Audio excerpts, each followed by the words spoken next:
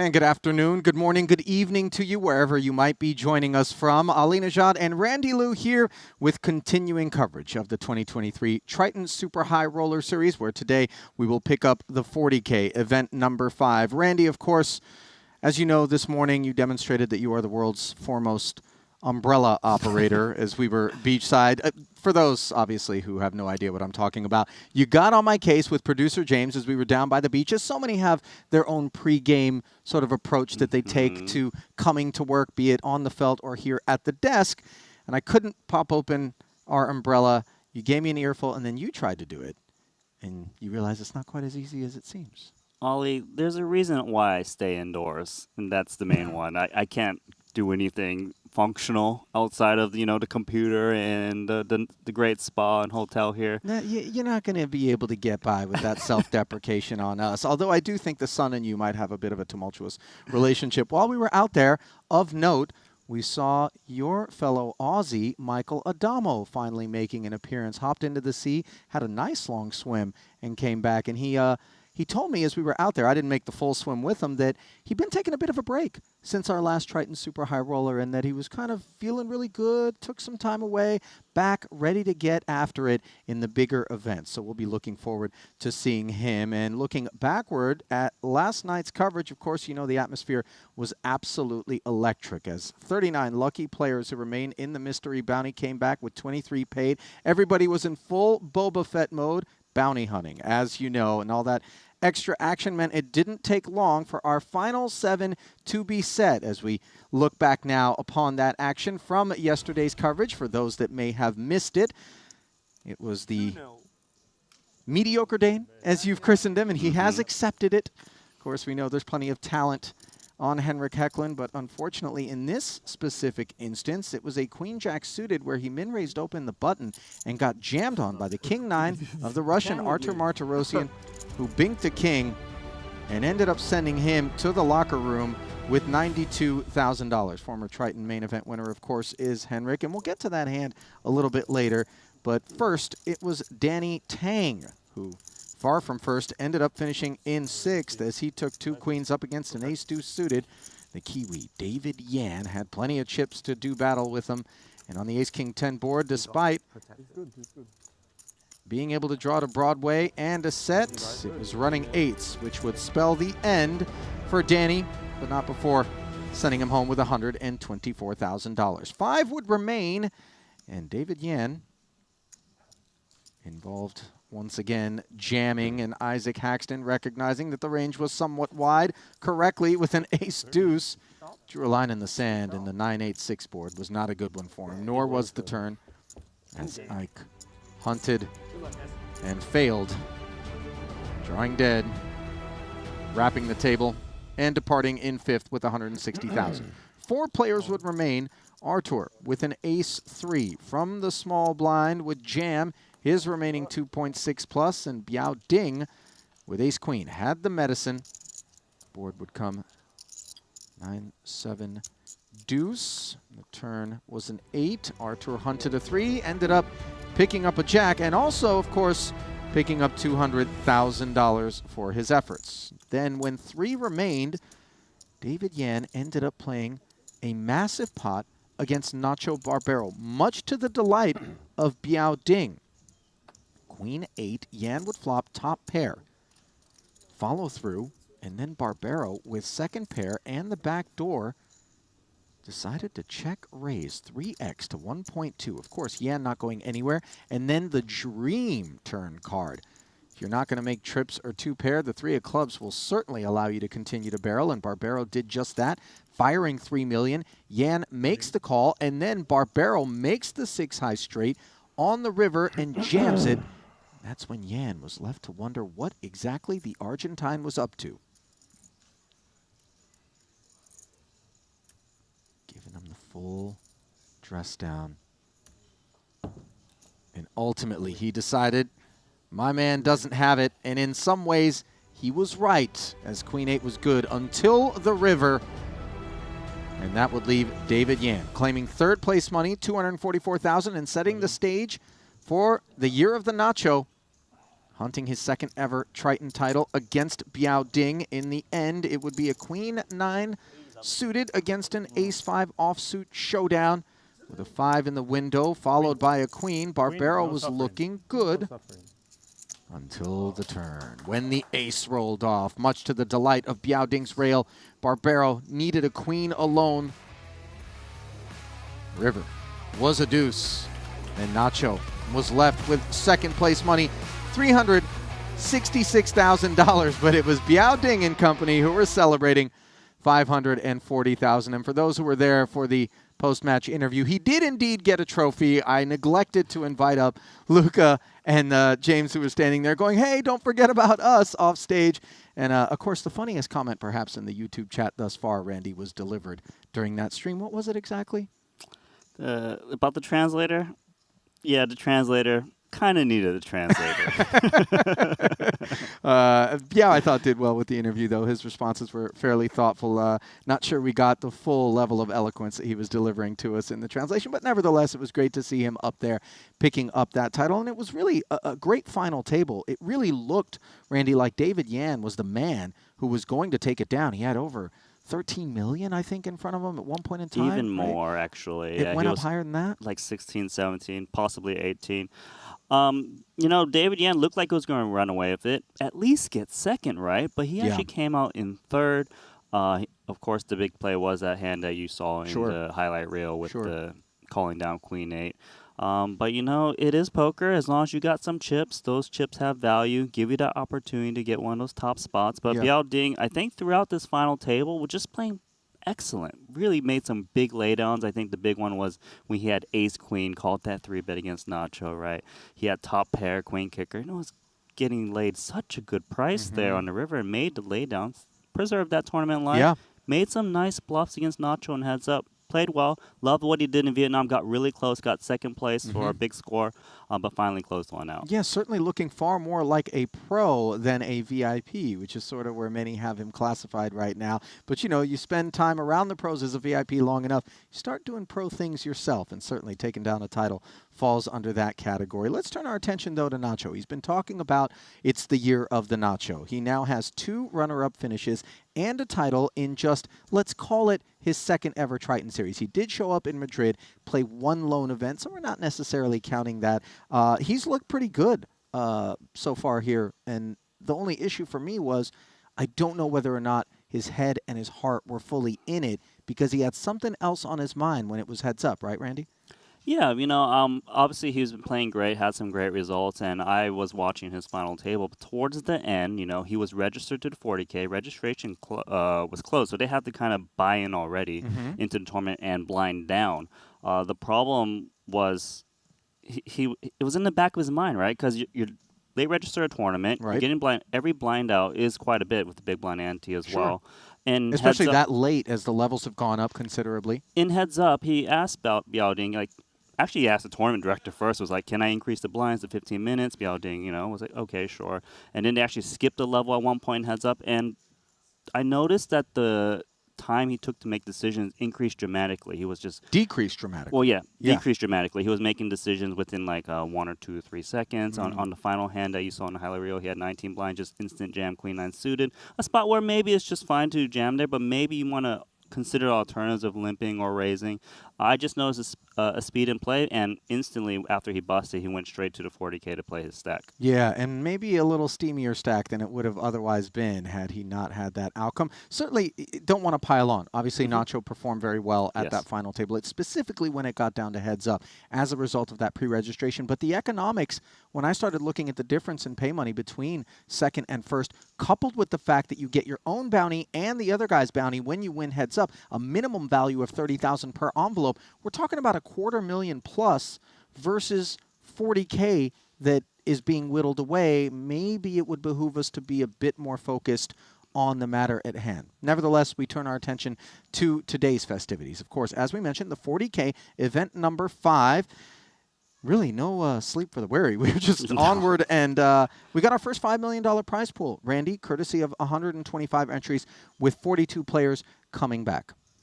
Well, I mean, you're going to expect star-studded class playing over and over again, and these guys are are just playing nonstop every single day. They're not missing a beat, right? Sure, they got that couple hours to go for a swim, but once that's over, it's business time. And Let's look at the yeah, leaderboard then. take a look at who's up top. If we will, we've got the Dutchman, Kevin Paquet, reigning at the top of that leaderboard, taking the Triton Poker Plus app here.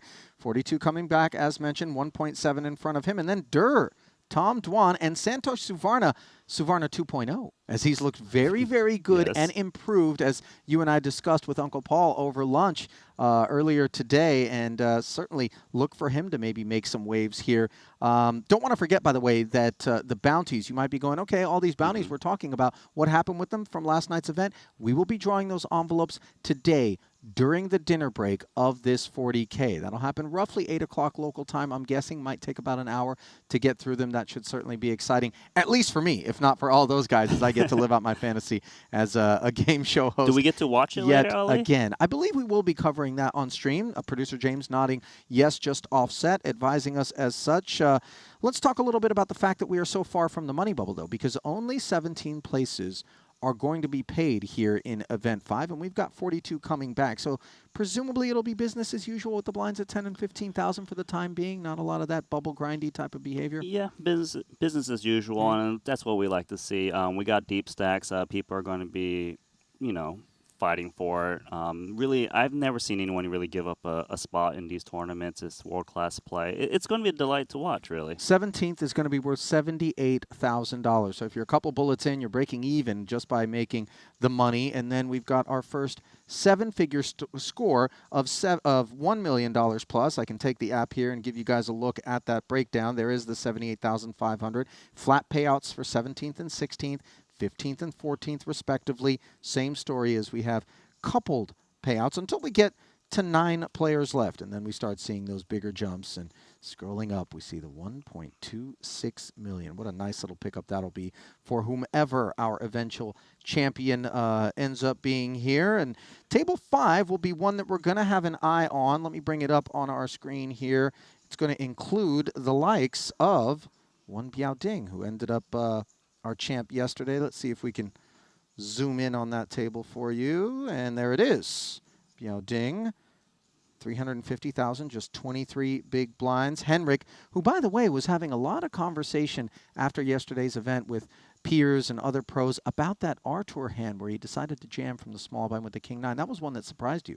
Yeah, it surprised me for sure, and he called off with Queen Jack suited. I guess he understood that Arthur is going to be aggressively jamming, because of the bounty aspect. He had his opponent cover. Henrik Hecklin felt like it'd be folding too much of a hand with Queen Jack suited, especially if all the little pocket pairs are going in there. So made the call. Unfortunately, did lose. Other players to take note of here at table 5, and I can understand why producer James zeroed in on it. You've got David Yan, who was at that FT yesterday, alongside Biao Ding. We'll see what those interactions end up being like. Then you got Noeda, who is a local hero here at Merit, and making an appearance, 30 big blinds. Dao Min Fu, of course. That's my favorite at this table. He's going to give him he made some big bluffs earlier we saw this week on the stream, and I think he's ready to do some more because he didn't get to the final table on that run. He's managed to actually be at the top of the leaderboard as well in events earlier today. So the man knows how to spin up a stack. We'll see how he fares in the early going here today. But that's just one of our 2 feature tables, Randy. The blue table of interest as well.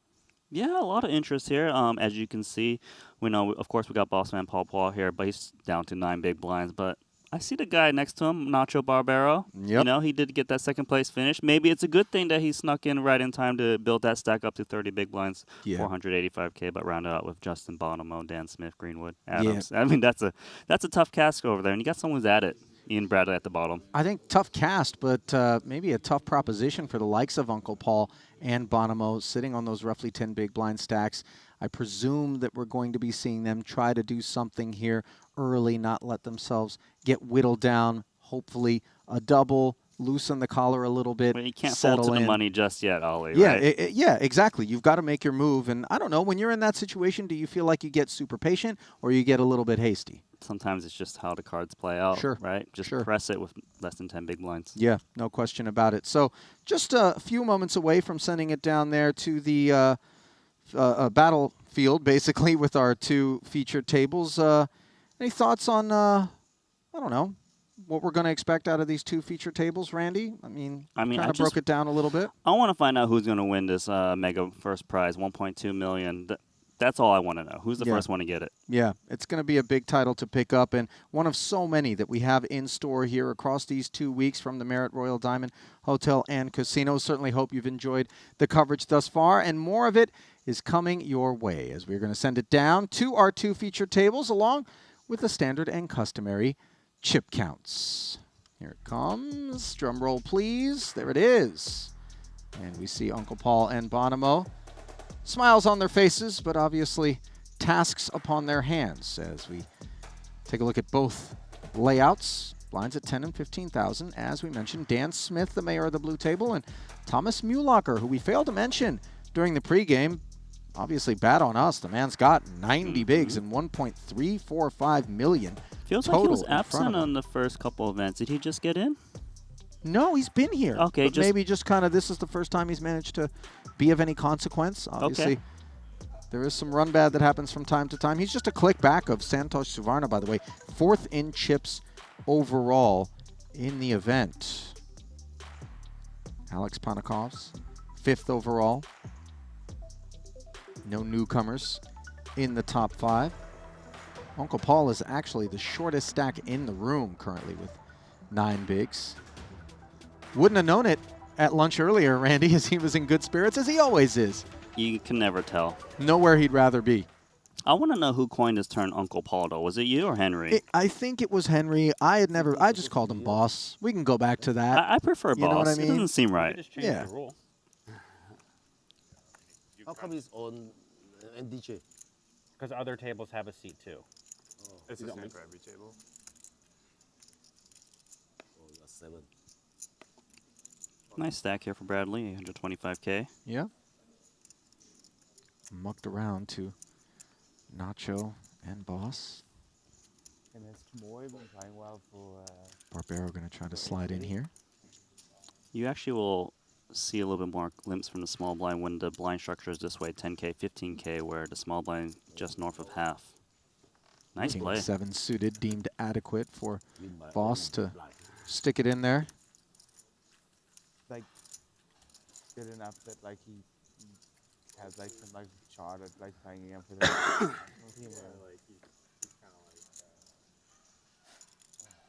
Can't sleep good in these beds. I don't know why. Is it? Too much coffee for me. Maybe too much coffee. Yeah. I had too much coffee. I couldn't sleep well. The bed, that's got- okay. I got a was targeted thinking ad exactly that it was because of like, the coffee. Boy, I woke up at 8 a.m. in the talked morning about and I his went back to Champions sleep at League 9. I just couldn't You know? get to sleep. Yeah, I was like, Like oh, what no. it's like. And I'm Oh, like, no. I thought he was. All night waking up every 1 hour. Ace King suited It's something for Dan Smith, and I do have a little report to sleep on the same bed. on Dan Smith. Now you may have noticed that that is a somewhat atypically sartorial satin top that he's wearing. Mm-hmm. Perhaps looking to compete with the likes of Victor Malinowski and Linus Lolliger, where we expect that type of kit. It's actually a pajama top, It is. and it comes with a pajama bottom. First day It's I always a matching set out here. He was wearing it yesterday without the bottoms, and he Other felt bottoms? compelled, no, just the matching bottoms, Okay, yeah. felt compelled to tell me Okay. that the reason behind the fact that he was just wearing the pajama top and not the pajama bottoms was because it was see-through in the nether regions. I said, what? Said, yeah. You could see my ding-ding through the pajama bottoms. I said, what? Yeah, it's quite watery, isn't it? I've never- Thankfully, yeah, he I've opted tried for it. different pants. Not that we can see what's going Also on. good that we Below the play rim. poker with the top halves of ourselves. Yeah. Yeah. 4-5 suited, by the way, the defense from Bonomo off of that You guys, right? small stack. Yeah, I'm Flops not the a huge fan of gut shot straight draw. I ate it, but Smith is going to follow through with ace king. See a little It's an puckered. all-in jam. I mean, he's putting I love bottom it, like, all in Right. there. really good when I was in Macau, like the 3 Michelin stars on those. Like, I just love dinner. Just I love Peking duck. That I love. throws I it had in a the muck. backdoor. I would have continued. Thank you very much. Appreciate it. Excuse me, can I have a shaken ice americano? There's Sam Greenwood in the hunt for the Ivan Liao Player of the Year award, where You guys play late? Stephen Chidwick No, still until sits 4 only. at the top of the points race. Yeah, day 2. I also don't want to play late. I think 4 is fine. Rock was wanted to extend, and Then you have to play Nagy all was day. winning. He said, "Oh no, I'm so tired." We just playing Hold'em. He can never sleep, so it's the It's same like a for him. home game, 7 VIB. Yeah, no, the game was the best you've ever seen in your life. Conversation centering around last night's cash game, which took place after a full day of tournament grinding, Randy. Somehow, Boss still has it in the tank to go out there and gamble it up in what allegedly was one of the most delightful lineups we've ever had. And those cash games do get recorded and ultimately commentated on by Randy. Push to Yeah, our it's always some good stuff out there. Triton Poker You'll YouTube get channel. it. You'll get the content. I've been shooting, and we used to just do like one series of stop, but now they're just non-stop. So you get a lot good stuff. Just subscribe. See this around? Is this coffee? Is it? Yeah, I got it, but I didn't like it. You can have it. No, I just. Other table action.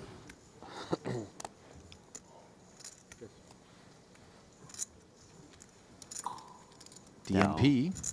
We're not going DMP. Why we can not? say Dao Min Fu. I have trouble with like Carl Chappé Gatien. Gatien. I have trouble with that one, so we can Yeah. go KCG. To be fair, you kept calling Yo Viral Gilbert. You had trouble with that one too. I learned something about him. I don't know if he's not here, but have you seen his watch? Yo Viral. I don't know that I He's have. got a special watch with King 9 of Diamonds Jacob & Co. because he donked off 100K on one of our Triton Cash Game streams. That's what he told me. And they made him a. Special, exclusive Special- 101. That's amazing. I'm not joking. I've seen it. To commemorate the donk off. King 9 of Diamonds.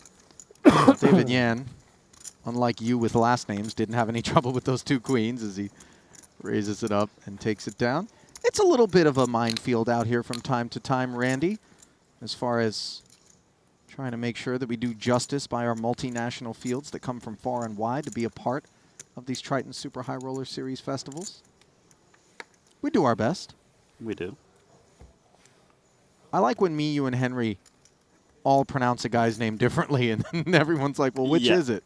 It's I'll take care of the Asian contingent, even though I'm probably not qualified, but Better than me and Henry. I think so.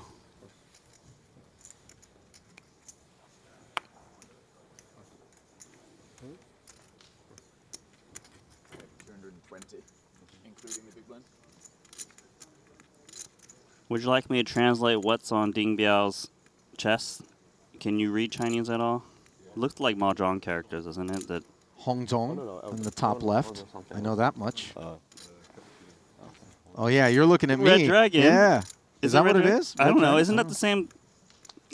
That top left character Maybe is a West. Mahjong tile indeed. Yes, the Red Fairly Dragon. sure it's called Hong Zhong. Ro Hong is red. Okay, so I'm, I don't know what the you other know, I'm word not is. making it up. I just assume it's right. I thought it was center, not Red Dragon. Look, I'm probably wrong. Ace 3 suited, Queen 10. Oh. PvP. Very much so. As these two guys are fairly lean, sub 20 big blind stacks. Ding Biao has Ben Heath covered. Heath ace high turning into Jackson threes. The turn is clean for him, just needs to fade a queen or a 10 here with one to come to double through last night's champ. And he's done exactly that, improving to aces and jacks as he will take down a 455K pot, and that is devastation for the man playing under the Hong Kong banner. Just 70K left, sub 5 bigs. Of course, unfortunate. But you know, during that winner's union, he couldn't help but smile a lot, I noticed, personally. Well, Dan Smith must be smiling as we slip it back over to our feature table where we find trip 9s on the flop up against a gutter, which is turned into 9s and 8s on the turn for Sam Greenwood. Blind versus blind confrontation, 235 in the middle. Looks like he's deciding what size to bet here. Thank you. Trip 9s. It's pretty connected, so safe to say your opponent has a reasonable piece.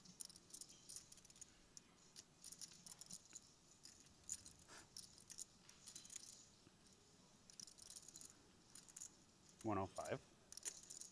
Just under half.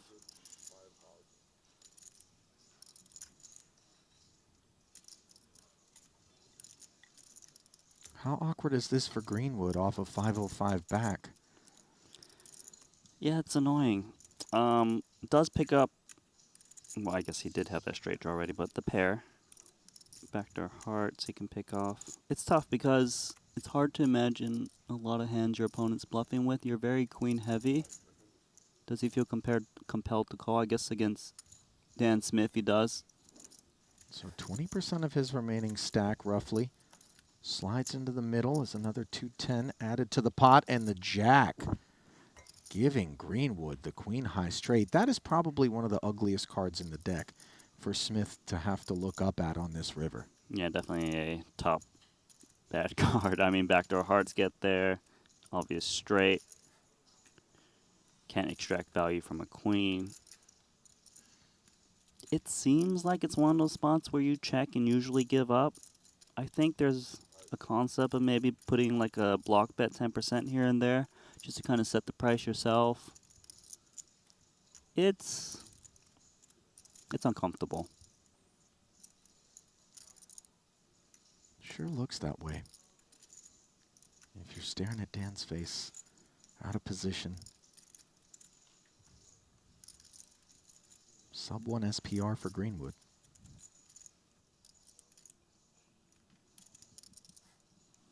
Looks like he's going to come in with the bet. We did go to about 10% pot bet. Super block bet. I'm doubting. 10-8 Is it- now. Pardon me. Is it so small, though, that Greenwood is going to feel compelled to raise it up? Pair on the board. Hearts out there as well. So I guess the question, if I'm Greenwood, whether to raise or not, is will Dan Smith, if he had a hand bigger than the straight, would he go for the sizing? Would he take a different line, possibly? Like, you know, a full house might miss a lot of value by going for this kind of a bet, or Sure. a flush. But the other question he needs to ask himself is, when I put this raise in, does it ever get called by worse? Otherwise, what's the point, right? So I don't think so, but I do think it's possible you can get the same hand to fold, like a 10x, if you make it all your chips. If there is some frequency your opponent will fold to that, then it's definitely worthy of consideration.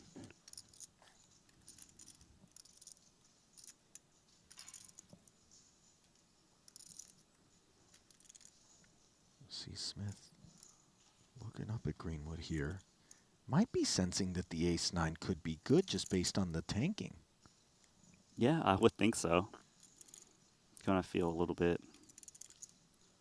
knit row possibly here. Looks like he's gonna just call. Grab calling chips. Ace 9. Yeah. You can sense some disappointment there on Smith, but I think he can take comfort in the fact that the 65K gets him to showdown, which I got to imagine is far less than would have been asked for by Greenwood had it been checked to him. A comfortable price, right? Like, it's annoying I lost, but only lost 65K. I don't know, you were looking at number. I say he's randomizing with the number he's showing or calling. Now I was looking to see how close we were to the money.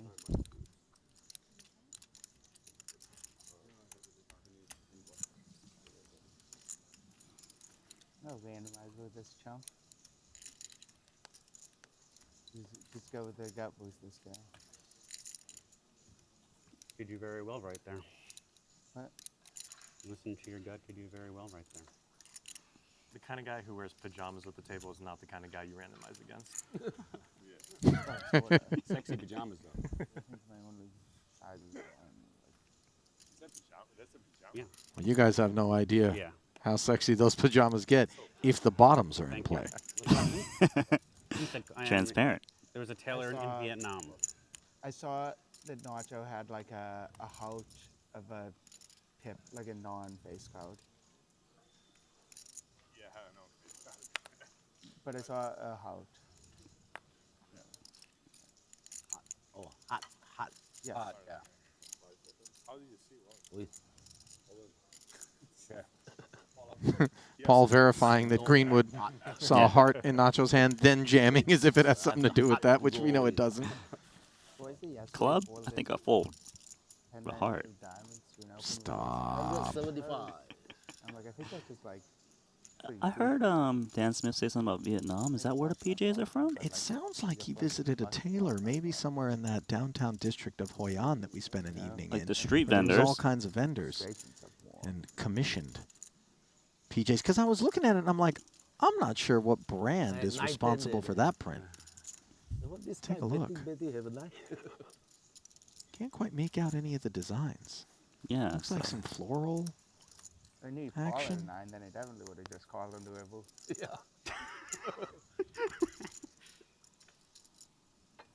You didn't see him when the flop came. No. We have no partnership yet.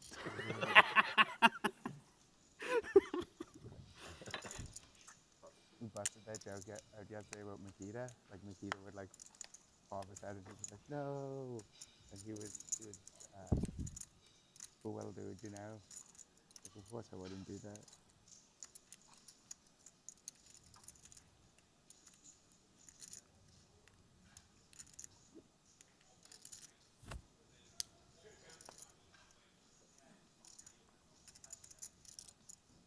I also made a silly joke, like with Makita, and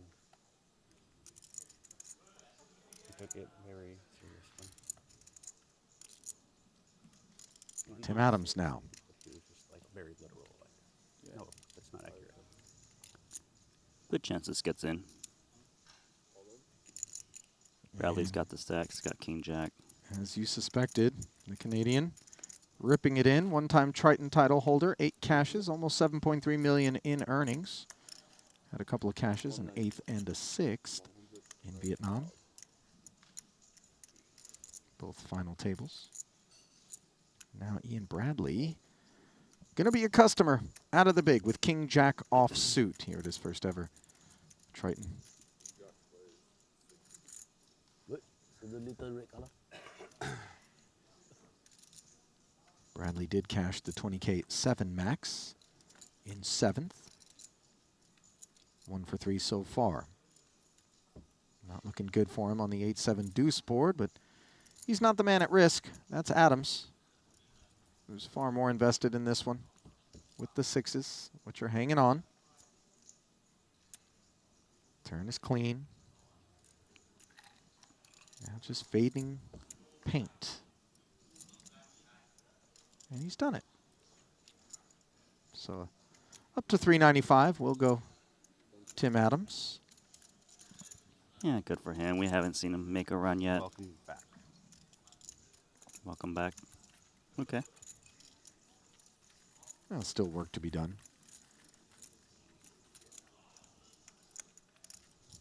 Adams 0 for 3 so far here in North Cyprus. stacks like this or whatever.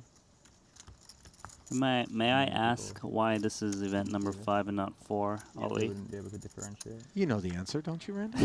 Of course. Just As our pondering. Superstitious Eastern 4. correspondent. Do you know the actual reason? Like, Get 100. like the, the, the word for the number 4, if I'm not mistaken, is the same word for death correct. in To have not Chinese, right? gotten a Yeah. 100K chip. Exactly. Yeah. So no Interestingly, 4s. interestingly enough, No 4 on the elevators in China too. No 4s. Yeah. yeah. There's, however, a dozen 8th floors. They really like the 8th floor. Yeah. There's 8A, 8B, 8C. I'm kidding.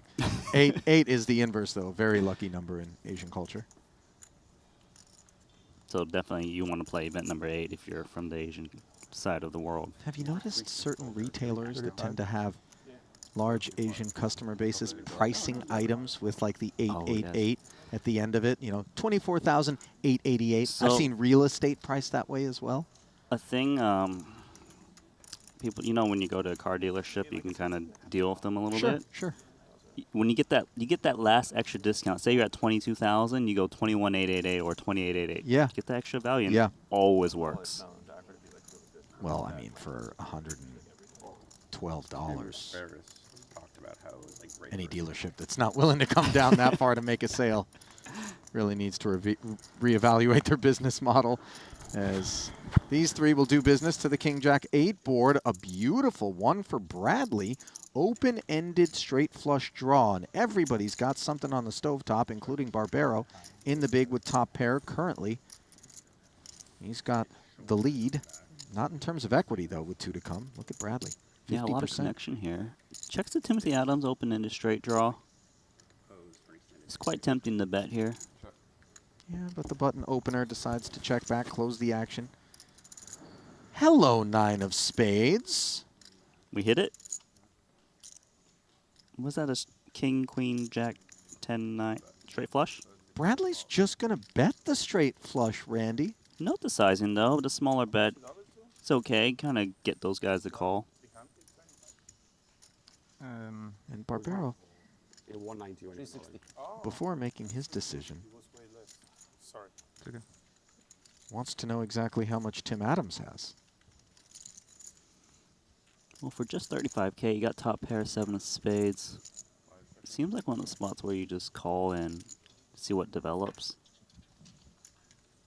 Yeah, I don't think you're going to want to Well, bloat. But kind of chip. The white chips are big ones, right? That's a raise. Barbero disagrees, and I tell you what, he has certainly skewed toward the higher variance side of the spectrum in terms of his decision making. Of course, during the pregame show, we showed you that check raise hand against David Yan with 3 players left. Played a massive one, much Yeah. to the delight of Ding Biao, the eventual champion. Nacho definitely hard to put him on a hand, as he's got these various lines that other people don't explore as much. Look at Bradley looking over at Nacho like, What'd you do? what do you have? Ace-high flush would certainly be where Bradley would love to see his man. But it's just the 7 of spades working in conjunction with top pair for the bad end of a gut shot and a middling flush draw. Yeah, I have to call here. By raising, you just look way too strong. Yeah, Barbero drawn dead after Bradley makes the flat. The pot grows to 300,000. Now an 8 of spades on the river, which pairs the board. Bradley would love to be up against a boat. 4th spade as well. Yeah, also good in case you're up against the ace of spades. Nacho contemplating turning his hand into a bluff. I mean, I wouldn't see why you would bet. How do I randomize this one? I check. That's with one card shown first. Like, what? Already straight flush on the third. Good raise. Have a flash. Yeah. Yeah. Boss not missing a moment to say good race. Now it is Ding Biao. Got himself up against Ben Heath. All in for that sub 70K that he was on moments ago. Heath took the bulk of it, and here he is with the ace-10 out-flopped on the jack-high board and in need of one of 3 outs. If he hopes to make the money here in event 5. Is an ace available? No. Board pairing 8 of spades. And that will draw the curtain on Hong Kong's Ding Biao. Efforting to update the graphics there with him. We were referring to him as Biao Ding all the way through this festival. Just got word that he actually would like to be referred to as Ding Biao. I apologize for getting the order wrong. As long as you don't call him Bing, which is what producer James had written in the rundown earlier today. Let's not.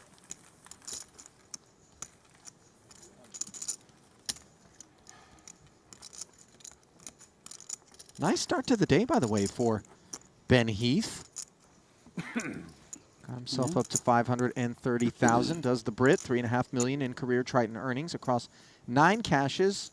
Hasn't cashed yet here in North Cyprus. Had a couple of caches in Vietnam. 24th in the 20K mystery bounty. The final table in the 50K 8 max, where he finished 7th. Yeah, I think when you think of some of the best British players out there, Ben Heath always comes to mind. But he's kind of like the quiet guy, but he just shows up, final tables, collects, and leaves. Ace King suited, looking to do some collecting of its own here under the gun. 40K open, and Maher Noida with an Ace Jack suited, trying to figure out what he wants to do. Bad news. Yeah, 335,000 works its way into the middle, and that's going to get called rather quickly once it gets back around to Dao Min Fu. And when it gets called that quick, Randy, generally speaking, you don't love the Ace Jack suited. And Noida will be all in and at risk here. The Tunisian didn't cash the 2 events he played. Good luck, both of you. At last year's North Cyprus event, he's 0 for 2 thus far at this one, and in danger until the flop. Jack, Jack 3. Nastiness.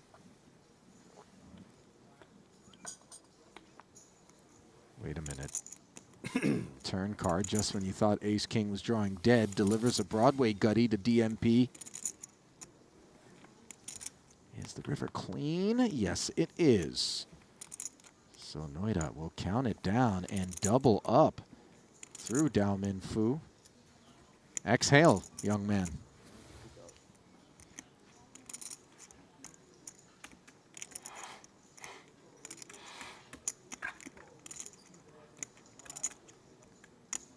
These high stakes guys take the beats so well, Randy. I mean, listen, it's a room full of people who know each other and are going to see each other plenty and travel around and whatever, so you probably don't want to make any enemies, but it's pretty tough emotionally when you have spots like that to just kind of end up on the wrong end of it. Yeah. You wouldn't know it, though, from the looks of them. No, I mean, of course, you got to remain your composure, but I mean, it's tough. Thank you so much. Especially for Dao, right? Dao's not a professional poker player, but hanging in there, and it hurts. But you still got some chips. Let's try to Loves the spin it up. game, by the way, does Dao Min He Fu. loves it. I mean, he was here on day one, just like looking for some games. No one's arrived yet. Yeah. I was like, oh. It's nice to see that kind of enthusiasm because it's so easy after years, decades of playing poker to end up a little jaded, a little apathetic from time to time, and then it's kind of rejuvenating to be in the presence of someone who is maybe shorter in the tooth earlier on in their career, just excited to be in and around it, excited to get into conversations about the game and learn, soak things up. Yeah, I agree. I like to see it. Nice energy to be around, isn't it? Yeah, easy to root for the guy, you know. Yeah. Here's David Yan, fresh off of that 3rd place finish in yesterday's Mystery Bounty, where he's going to have a number of envelopes, at least 4 by my count, to pull He later just got to on. pull the big one. And then he'll feel redemption. Looks like he's got a big one right now. Ace King, 35K. Folded all the way around to the button of Anatoly Zlotnikov, who is 3-betting him at the wrong time. Ace Deuce makes it an easy muck for Ben's pocket sixes. Now 595 back for David. Yeah, my first time commenting on Anatoly Zlotnikov, and this is aggressive. Ace Deuce on the button. Against early position, mind you. Zlotnikov's first ever Triton Super High Roller Series, playing under the Russian banner, 0 for 3 thus far. As 3 bets become 4. Ace Deuce concedes rather promptly. Nice pickup there for David. It's got that. Is that a shogun bun? Like a samurai? Like what? Is that the samurai that did their hair like that? You know what I'm talking about? You assume I would know, Ali. Oh, that's right. Remember, I live under a rock. You're Phasian. Asian. What's that? Fake Asian. Correct. I take no offense to it. No, you own it. I own it. You have an American passport, and the only other one you could have is an Australian one. They don't want me. Ace queen. Have they communicated that to you, Randy? I hope Be a not. little alarmed. Are I've they got, gonna- I've got a family there. Like, you out. You're going to get asked to leave by the government? David Yan has decided to go easier on the guys this time. Ace queen.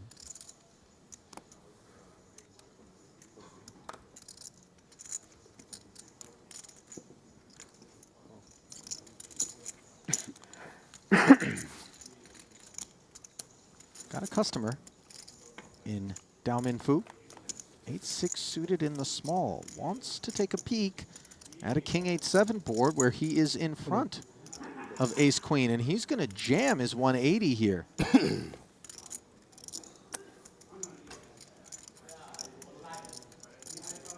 Overbet into the 100K. Just felt like trying to find some ways to kind of pick back up his chips. You know, he did just get bad beated. Ace Jack, Ace King. Might get looked up by David Yan. You can see Time Right. extension being Yeah. deployed. this would be a big call for Ace Queen.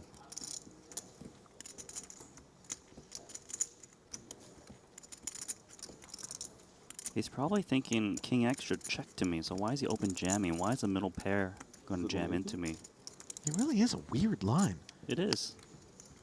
Unorthodox plays can get looked up in spots, just being confusing.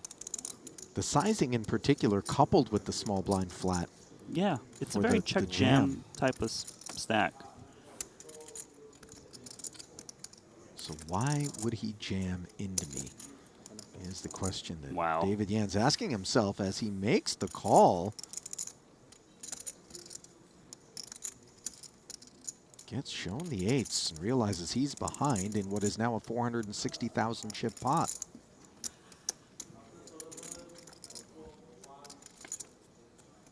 Turn. Pairs the board with a diamond, and that's good news for Yan, who now can hit any diamond, any ace, any queen, but instead it is the 9 of clubs as Dao Min Fu fades. Takes a bite of the kiwi. I see what you did there. Well done, Ollie. Golden kiwi? Golden kiwi. Apparently you've never seen one. I have seen, in Tokyo I saw the golden kiwi. Yeah, I had before the then. golden kiwi. Before then. Yeah, no, I hadn't seen it before that.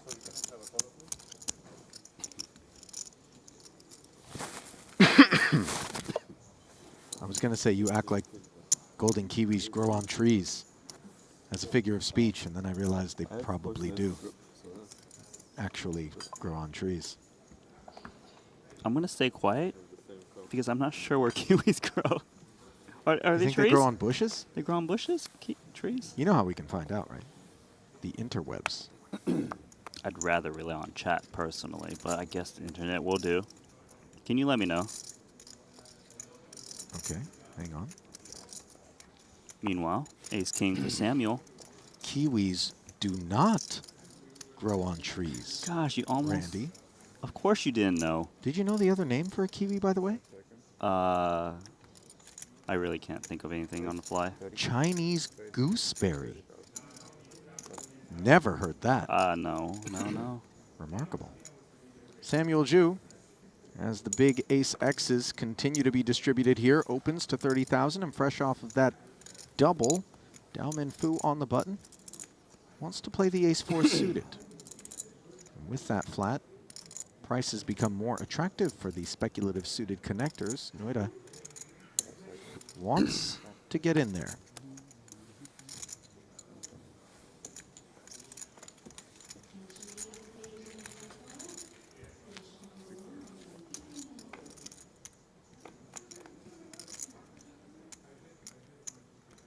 Yan out of the way, and it comes 5-5-8. Noida open-ended with the 8 of diamonds working. Zhu on his feet just to make sure he's seeing everything right. Sometimes there's a bit of a glare from the studio lights depending on what angle at which you're looking at the flop. Dao Min Fu is going at it. Ace 4 clubs, backdoor clubs. Also seeing some weakness on this board. You're expecting no one to usually have a piece. you kind of don't expect him to have a piece of it either, right, Randy? I agree, but if he does have a piece, I mean, if he's flatting like 8-6 suited and stuff, it's very reasonable for him to have holding the 5 or the 8. Noida going to hang around. And with a position bet and then a flat in front of you on a paired board. Yeah, ace-king doesn't start to look any good anymore Yeah. with the bet and the call. Of course, the thing that you hate to do is take a turn, Wow. get there with an ace or a king, and be dead. Nevertheless, 3-way still. German hangs in. And the turn is brilliant for Dao Minfu. The deuce of clubs giving him a wheel draw and the nut club draw.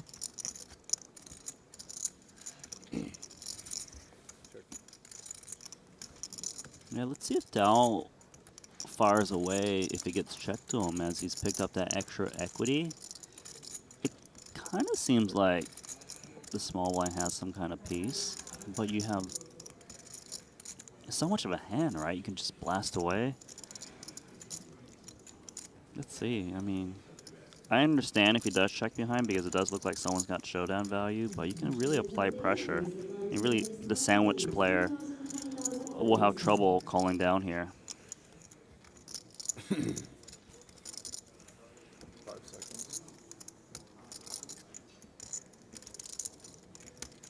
Fu's going to use a time extension as he mulls over. He probably didn't expect Samuel to also come along here with Agreed. some ace highs. But as played, how strong does Samuel's hand look? If at all. Ace King's good right now. Check back from Dao as nobody hits their draws.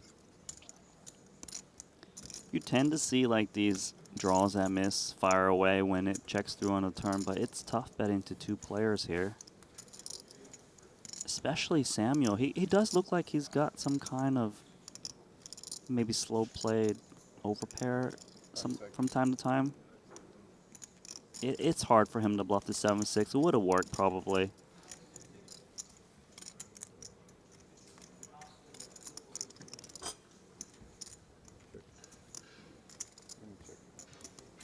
Nice spot for Samuel, 3 ways. 6-7.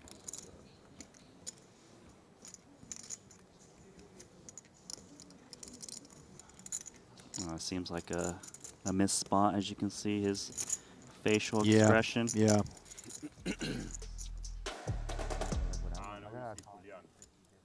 And now it looks like Stephen Chidwick has joined the party. One of those guys that once you answer the door, you realize we didn't really want you to show up.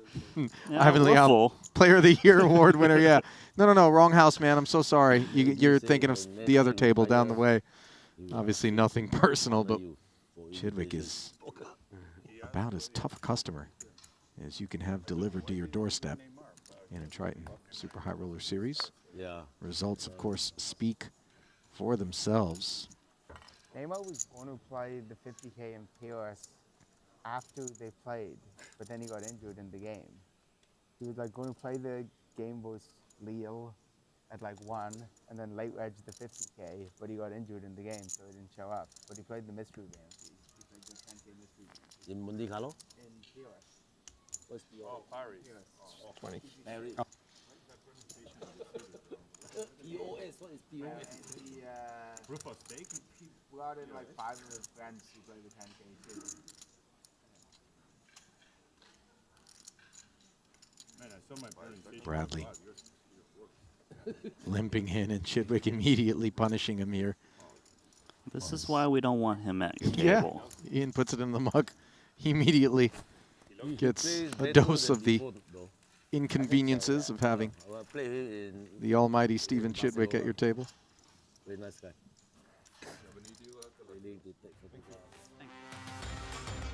Almost 15.7 million in career tournament earnings for Chidwick, who currently sits 4th. And when I say career earnings, I mean on the Triton Trail. 1 title, 21 cashes, 375K in front of him. Bonomo and Pua still down there toward the bottom. They've got company in Tim Adams. Nacho Barbero trending in the wrong direction himself. There's the Stage is fairly well set for Greenwood with 46 blinds, 920K. Those chip counts brought to you by bookmaker.eu.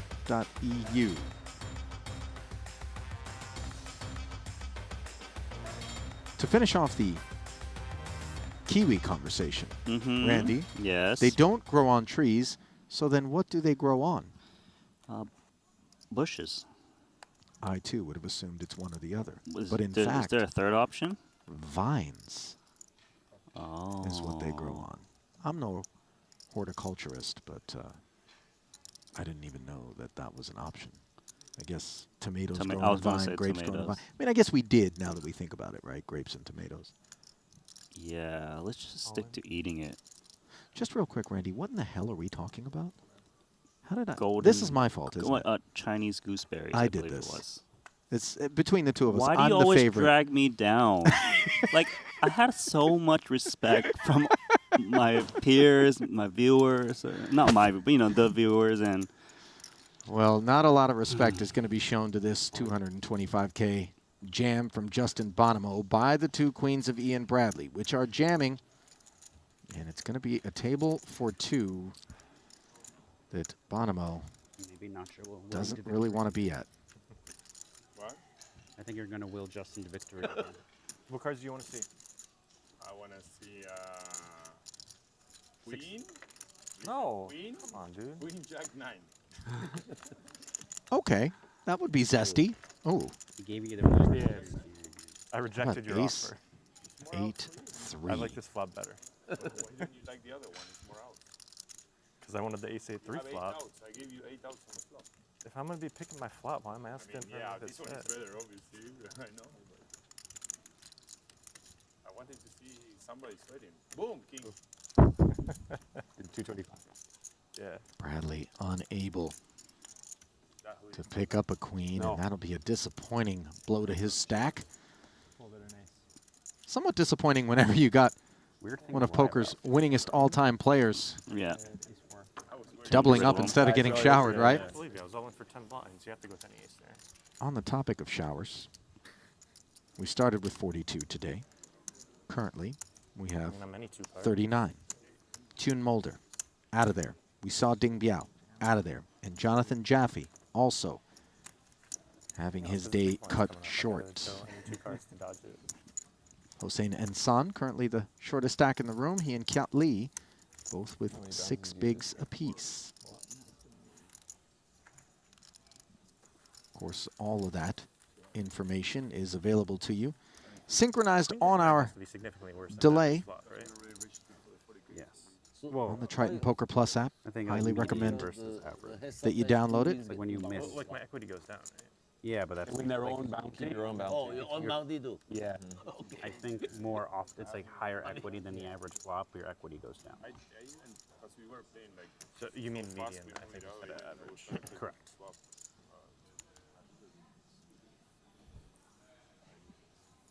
One semester of college. I don't know that was fancy terms. Count on my fingers. I was also So how many bounties basically is not decided until end of day one? You were Right? UMD. How many players left? Yes. Why'd you go to UMD if you're from New Jersey? Didn't really care for New Jersey. I was like not particularly happy at the time, and I'm like, oh, if I just switch my physical place. Man, Maryland seemed like a good combination of things. I said I didn't like New Jersey when I was 18. Obviously, New Jersey is the greatest place in the world now. Like everybody. Debatable. Did he say New Jersey is his favorite place? Yeah, you don't agree with this, right? No, I I don't mean- think he said his. I think he says the. So for everyone. 11th, I think. 11th? I don't think New so. Jersey. Yeah. Ugh. Okay, some people around the world are from there. We don't have to go ew. We can go. Yeah, I mean, there's not, other options. not on purpose. They're not from there. It just happened. Jackie. But then you can leave there and go somewhere else. Anywhere else. It's not on my top list either, Ollie. I'll agree with you on that. Jokes, not with New Jersey. Yeah, I grew up in the Jersey Shore. going to a GTO shore is You need a All shower or right, I'm something? being, no, look, Gosh. obviously I'm laying it on thick, Yeah. but not my favorite place. And like a different Did you see the compared to, like, Jersey the other Shore things, on MTV? They do have that. Ages as to how to, like, gym It's culture not really an exaggeration. Whoa. or, like, Those How dare you? types. No, no, You just. I'm not saying Are it's there cozy, in droves. I'm just saying You it just is believe also you're- its own like specific thing. There's and more it's than one exactly what schnooky. you expected.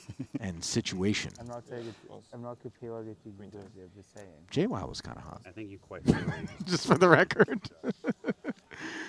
Dan Smith looking kind of hot in those PJs. Custom tailored, mind you. It would be like if you said the sushi in Japan is like exactly like as good as you'd expect it to be, and I would be like, what I would like.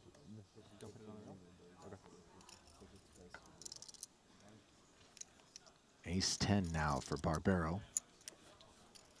I've never been impressed by fish and chips. I just heard sushi and fish and chips. I don't know. It just seems like the wrong connection, doesn't it? God, Dan Smith. 270K. Bonomo in the big with an ace 5. Potential. Yeah, and he's going to make the call here. Bad news coming. Nacho seems pleased.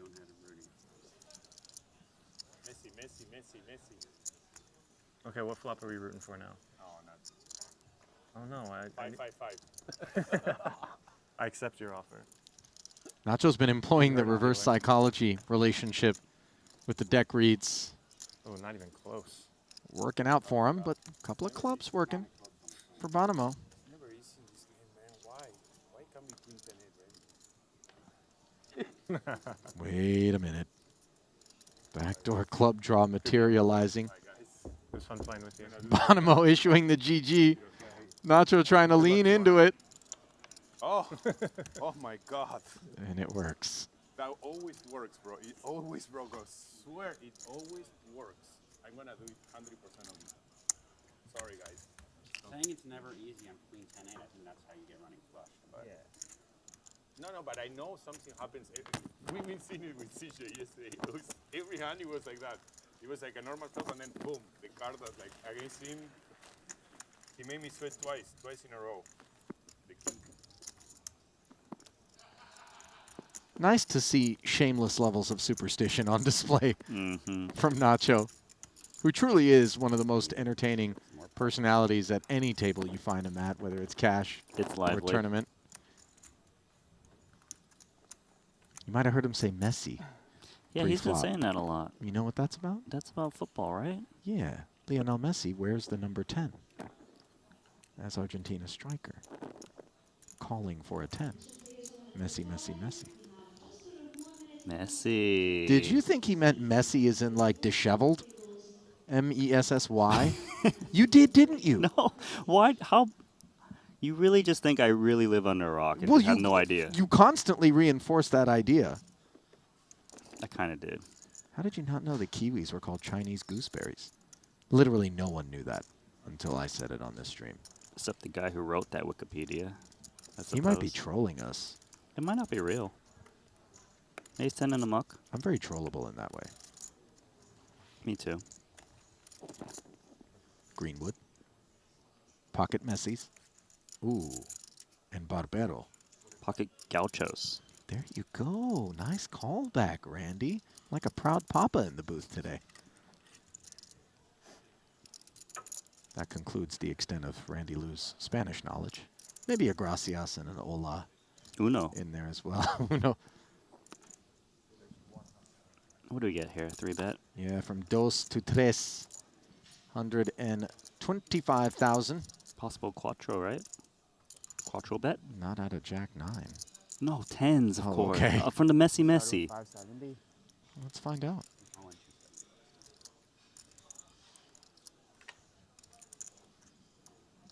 125. He did raise him under the gun, which is a strong position. Greenwood, that is. Yes, so On. he, Yeah. well, looks like he's going to go for it anyways. Jam City gets snapped by Barbero, who's going to love this spot. 81%. A 4-1 favorite. No Messi, no Messi, no Messi. No Messi Same now. board as last time. No Messi now. No Messi now. The last board at the 10. Let's sit back and observe how Nacho's going to try to get these kings to hold. So far, simply with a no Messi plea. And far from Messi. The flop is clean. Never easy. Let's see. Take This a time? king now, dealer. Do the 6 before the 8. Greenwood stride for stride. Look at Nacho on his feet, just assuming This time I feel it is coming, by the way. That's why I'm that the 6-10 jack is on its way. Is it? Yeah. Wow, it is. I feel stuff. Payne, specifically, as Greenwood. Binks the set, wearing a big smile. As the year of the Nacho has been eliminated. I was just rooting for the board pair to give him a little scale. You don't get to stand up when you're ahead. Let's see the fix. Everyone knows this. You agree, right, Paul? Also, You stand up when you're behind. Yeah. also for a guy who's He's able to do what the two after Yeah, he's an check his back, ready to live, and then he for the guy who's having the year of Nacho, like have a little more confidence that your big players will hold. You know? Well, I mean, whatever he's doing, it's working. That's so. true. Like, Maybe who are we to say Yeah, anything? Fair point. hasn't been the year of hasn't been my it hasn't been the year of then you know. I don't know. What Yeah, happened? just say it's kind of been like a Slow and steady. Yeah. Consistent it's slime. been like a 5th place here, you know. I won $3.2 million in the Bahamas. He's calling it a 5th place here.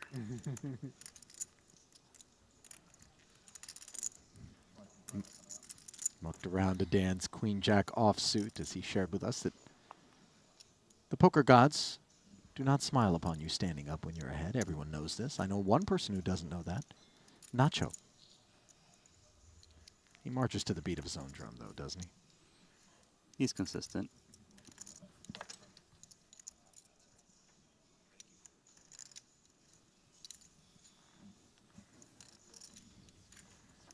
Got a free one incoming. Newly minted $1.5 million in front of Greenwood, who comes up empty on the King-Queen 8 board. Smith, second pair. You often see second pairs kind of play a bit pot control-y here, especially the higher it is, as there's less bad cards, but maybe he tries to extract value from 8x now.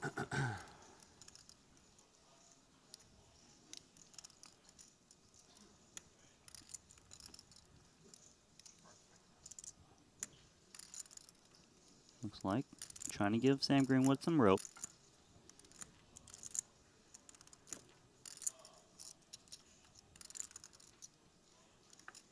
Not a taker. 5 of clubs. Still air for Greenwood. Sam currently 3rd overall in chips.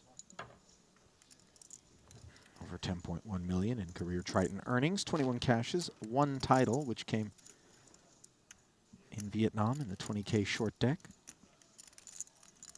Man plays both sides of the fence. 20. And the little min bet from Dan will I think finish there that are pot marks off. on this card. That's the one.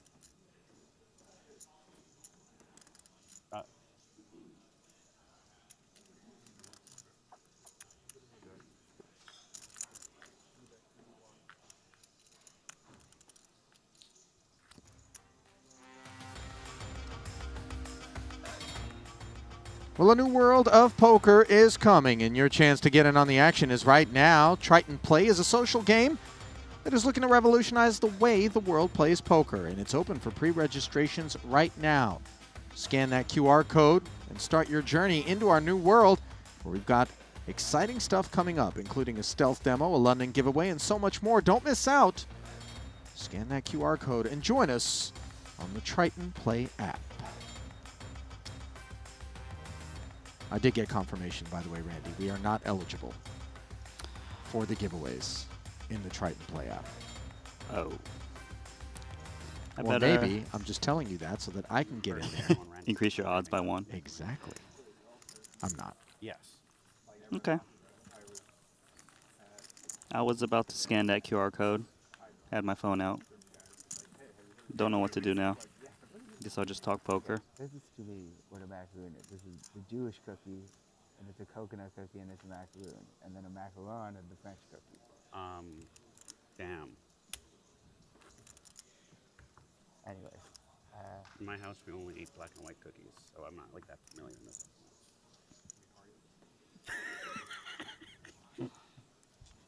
Do you know what the black and white cookie is, Tim? No, you see, it only asked if it was in a sign on that.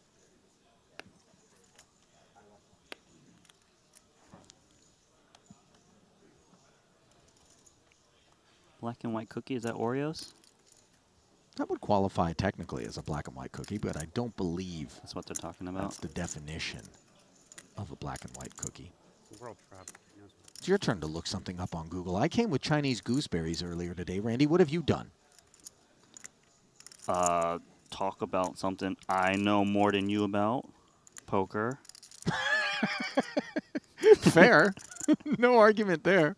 Red deuces for Dan. I'm just getting photos of black and white cookies. Never mind. 3x open here, Dan Smith on the dealer button. I think that's because Timothy Adams is playing that shallow stack. Yeah. Deuce is hard to play post flop, so try to incentivize your Sure. big blind from defending.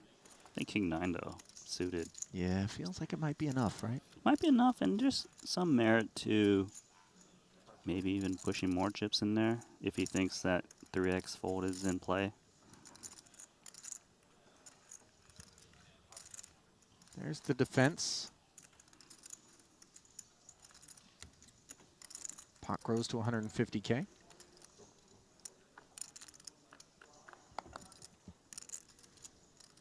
King in the window and 2 other overcards to the deuces alongside it. Smith does have the deuce of hearts. Action check to him. Let's see if he's going to look to rep this part of the deck. But given the fact that he 3x'd, and in spite of that, Adams, off of a relatively lean stack, was still willing to defend.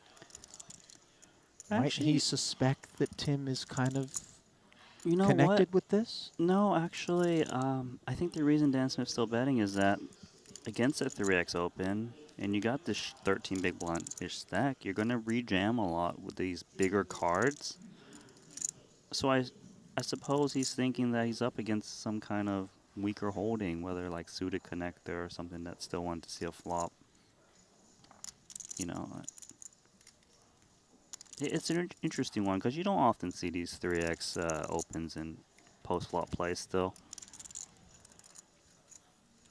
I do think that Dan Smith will strongly consider some kind of multi-barrel targeting these 10x, king x type hands. I just don't think an ace x is a strong part of Timothy Adams' range right now.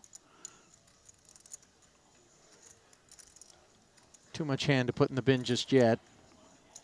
As the third pot c-bet gets called. Now the ace pairs on the turn.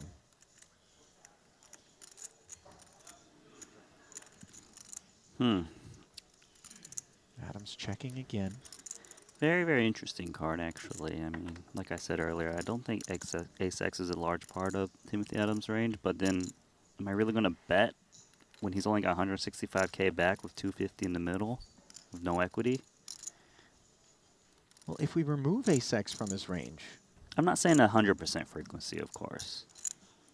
But, you know, I mean, often enough, do we not suspect that we can put some of this king x stuff into the bin if we jam, or do we expect that the king x's of the world are still going to hang tough?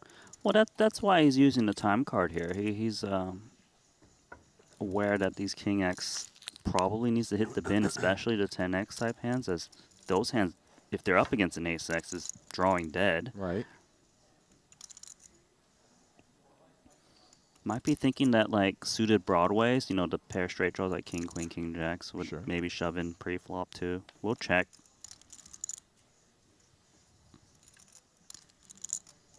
I mean, Timothy Adams gotta be pretty happy about that check through on the turn. Shouldn't be any value to be had of King 9.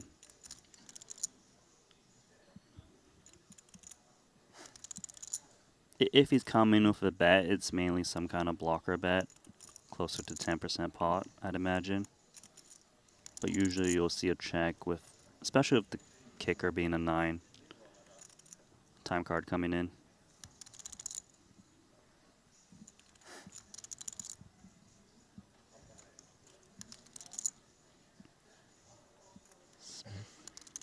Declined to barrel.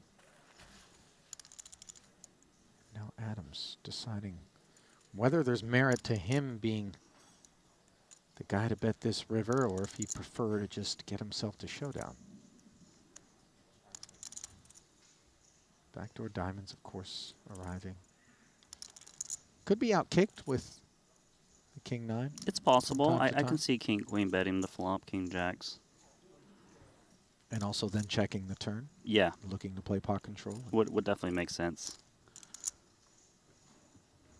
I do think Dan Smith really thinks his opponent's holding King X or 10X. Unlikely trapped here by an ace.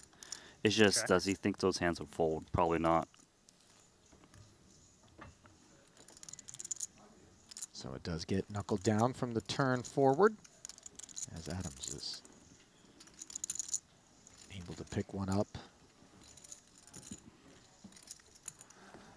That's the black in his hand.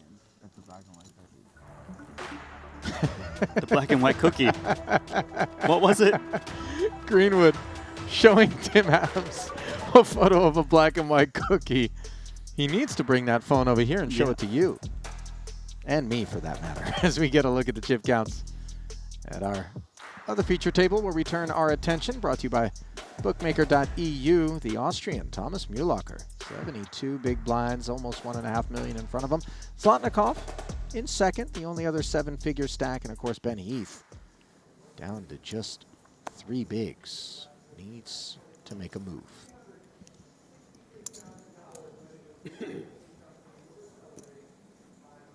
Call. Fold.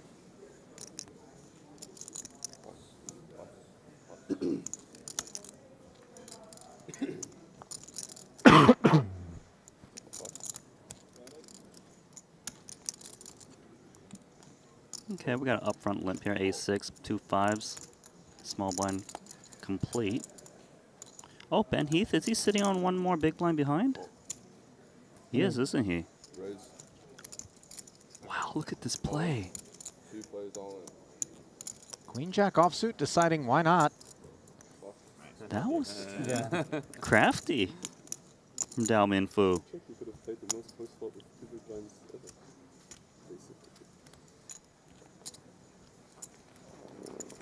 Basically. DMP's got some moves. A6 plays Queen Jack. Ben, what's Yeah. yours?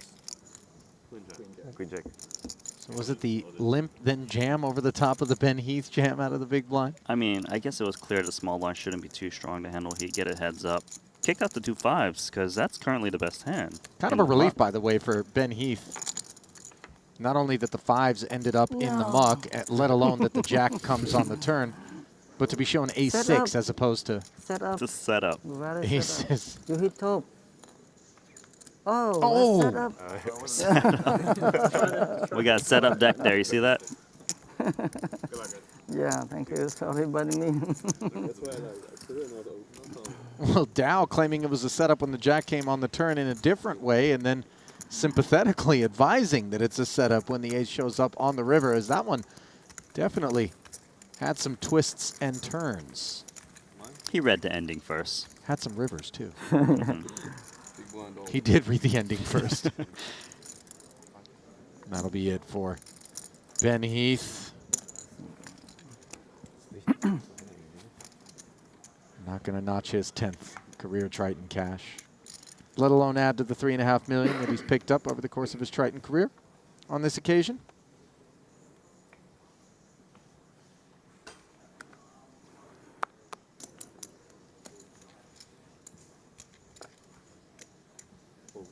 Off.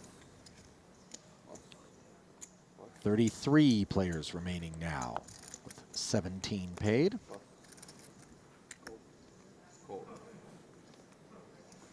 And Zlotnikov limping 2 sevens on the button, perhaps thinking Dao Min Fu might do something out of line that he could catch him with, but instead it is a check back and bottom pair on an ace-jack 4 board for Fu.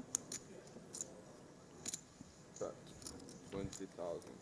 Zlotnikov goes to work. Oh, Min bet and call. Yeah, got some value out of bottom pair so far. 100K in the middle. Ace pairs on the turn. check. Check. Playing fast. Yeah, no betting. Should have good run out for Dao Min Fu. Actually going to put a block bet in there 20,000. and get the bad news. Oh, Of course, 20K. Not enough to put the sevens into the muck as Zlotnikov shows down the winner. Kind of spot everybody kind of looks up, pays a little attention to. All right, we've got some button limps with the sevens. Yeah. Lack of a course. small blind, obviously. There's Oh, we got the blankets to being delivered, it looks like. dissuasive. Are they out here? I saw Zlotnikov just get some kind of black thing out of a bag.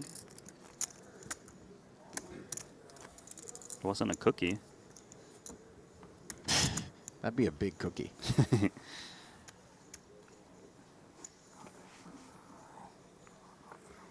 There is Thomas Mühlacker.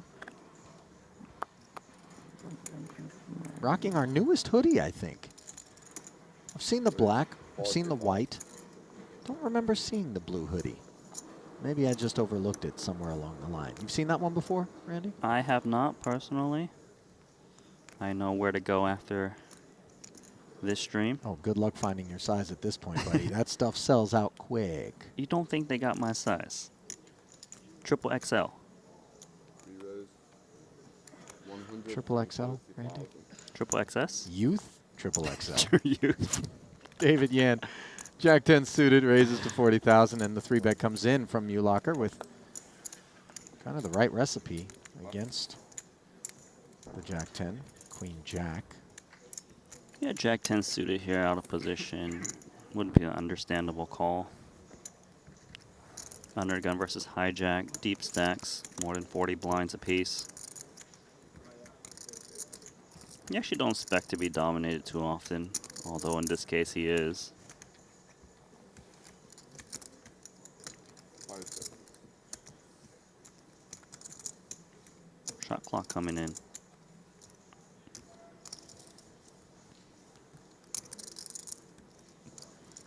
I feel like he shuffles very aggressively. I'm not sure if you've noticed. Oh my God, have I? I've talked about the fact that he'll have no cartilage left in his hand by the end of this festival at this clip. Carpal tunnel in his future if he doesn't ease up. 5 seconds. Well, is he going to ease up with Jack 10 suited? Interesting question. Might be contemplating. Okay, so he used 2 time cards here, and you know what? I'm trying to think. I think that all options are in play with when he's using 2 time cards, whether it's call. Yeah, I Oh. thought this was an opportunity for him to do so. The jam, obviously, withering up the Queen Jack suited promptly. So nice timing there. from Yeah, really nice timing. David Yan. Something just didn't smell right to him. And that's what makes you so dangerous to play. You can't be like, well, when I 3-bet this guy, he's either going to call or fold these type of hands. Well, now that he's Right. putting in a 4-bet, you know, you might be adjusting in a way where maybe you just flat call now if he's Queen Jack suited. Right. Yeah, definitely has heart. Not afraid, as we saw yesterday at the final table, Yes. to kind of just go with his read. Fortunately for him against Nacho, didn't work out. But to be fair, he was right insofar as the Queen 8 was good right up until the point at which the 6 Mm-hmm. rolled off on the end, and Nacho just happened to have the 4, but it was just a pair of 5s up until that point on a Queen high board, where Barbero check-raised, barreled, and then jammed on the end, covering Yan. And those two were so deep at that time with Ding Biao. Bing only had about 8 blinds at that time too, so it was such a Delightful development Yeah, for him. great as he one. ultimately was able to go on to win. And let's not forget that it was up against Nacho Barbero, where he folded an ace-queen. And if you haven't, go back and take David a Yan watch. going for it again. Look at these positions, these stacks. Ace-3 offsuit, 3-bet. Big blind versus cutoff. How much is it? Slotnikov, freshly cloaked by that blanket. This is a 11 big blind 3-bet, quite large. Just over Playing 50 big blinds. I'm getting real Drew from Despicable Me vibes there as he leaned in, for the record. It's the all black. Okay, back to the hand. Where are Two the minions? The minions, they just start coming in and putting the chips in for him. That'd be so great. I would love to have minions that put my chips in for me.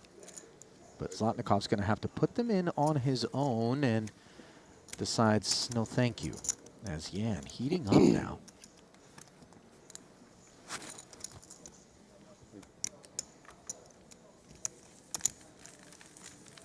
Want to acknowledge those of you who are streaming us live, whether it be on the Triton Poker Plus app, Twitch, or of course our Triton YouTube channel. Appreciate you being with us here for the home stretch of Event 5.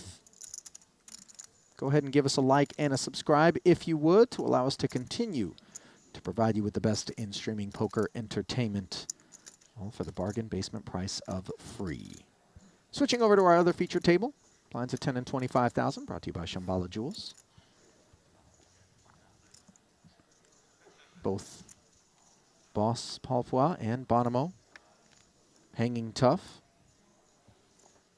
Yeah, Paul is really hanging in there. He started the day with about 8 or 9 blinds, is down to 5. Yeah, they are the shortest stacks remaining in the field of 33.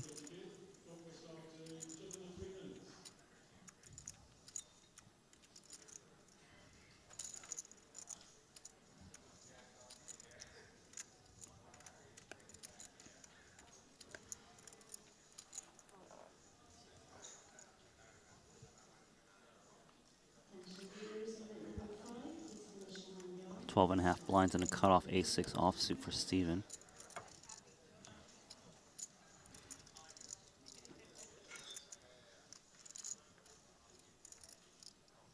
Feels like we know where this one might be headed. Was that it? Slide all but one? Oh, actually all of them. Yeah, 315,000. Ooh, I feel like Paul might be committed here, just given how many chips he's got. How many chips he doesn't got. You kind of get the overlay from the small blind, big blind, and big blind to ante, given he's on the dealer button. If you commit, those players really have to wake up. And he looked like he's out, though. Yeah, Thought about it. definitely did. And Well, he's going to get looked up here. ace-9 suited for Dan Smith is a customer. And Ooh, I'll be in good shape.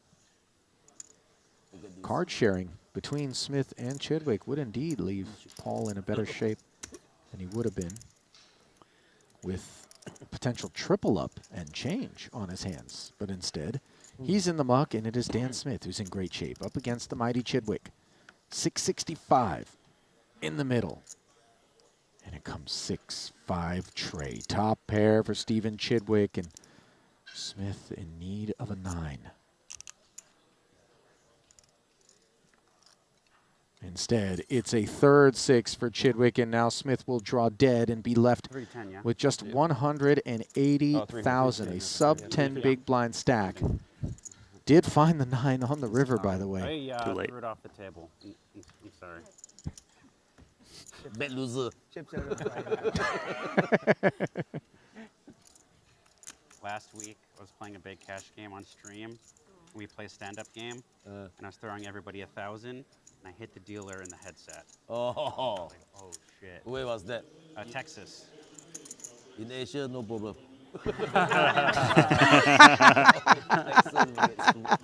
Texas. Did you get to keep the 1,000 though? I gave a 200 tip.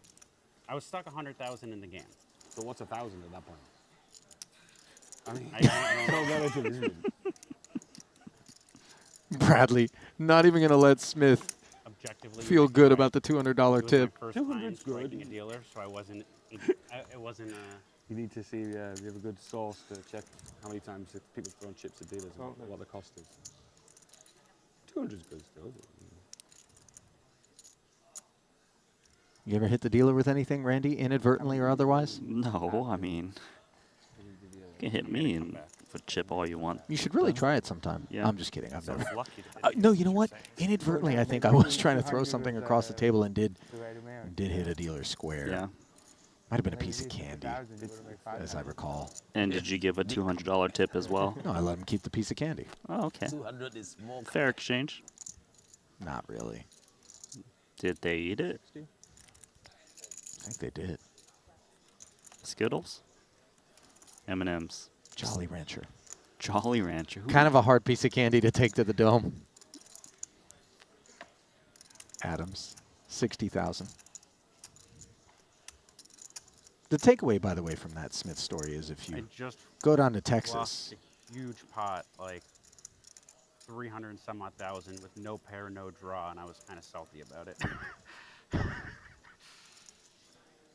you can take My pot guy shots at the dealers for Yeah. $200 each. Not, they're just like, No, not even a sweat. Not actually the takeaway, of course.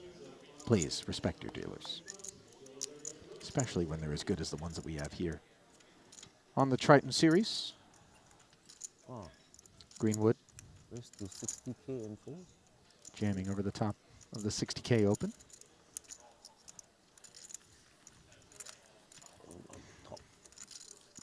Caught the attention of Boss, I think. I heard him pay attention. Raise to 60K and fold. Okay, noted. Bigger doesn't mean better. Well,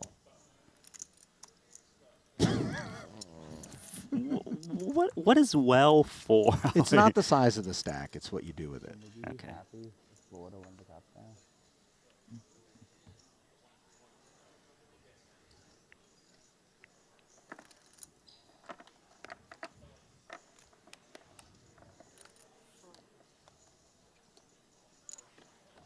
Ace 10 for Chidwick, whose stack is considerably bigger than it was moments ago, courtesy of Ace 6 against Ace 9, where he got a little lucky against Dan Smith, who, of course, enraged, proceeded to hit the dealer with something. No, we kid. And raise open. Sometimes they change the lighting like above. Or like on like that on the table or something like that. In London, we're not going to have this stock clock anymore. You'll be here. Yeah, that's what Lucas said. Don't know whether it will work or not.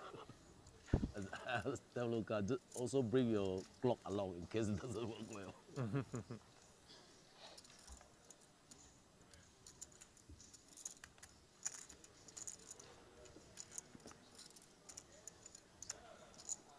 The button is there. no, yeah, I'm just trying to see if you could see through it or not. Mm. And you can't, I don't understand why. Because No it's round. takers for Stevie. Imagine hitting the dealer with the dealer button. Ooh.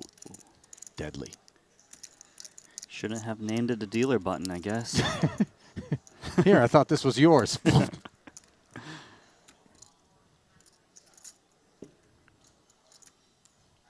What's the worst story you've ever heard in terms of dealer abuse. Let's face it, I it happens. I Not feel here. Like, I feel like you would know more since you're the live player. Don't and turn it back on Come me. come Although obviously I'm asking because I got a good one. But No, I don't have one for you. So you tell me, it's please. because you click mice and stare I at the click computer yes, screens mice. too much. Cage the mice. I'm just No, touching. I'm talking about the mouse, computer mouse. It's a mice plural. Touchpad? You know. Oh, touchpad. Nice. Okay. Yeah. Apple Man? Yeah, of course. Wait, story time. We're waiting. I think I've talked about it on a stream at one point. Maybe not here at Triton, but You Dan will Smith. divulge, right? yeah, Okay. we'll divulge. Not going to pull a Henry. 170,000. Queen 9 suited. It is cutoff versus big blind. Bradley's been on downswing a bit. It's not much more, is it? Big blind ante in there.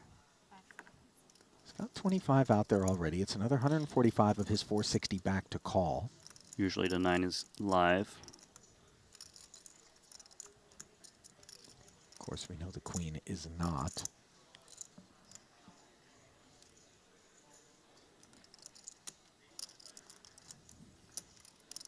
It is a little bit detrimental to his stack, though, right? He's starting with 460k. If he calls and loses, down to less than 300.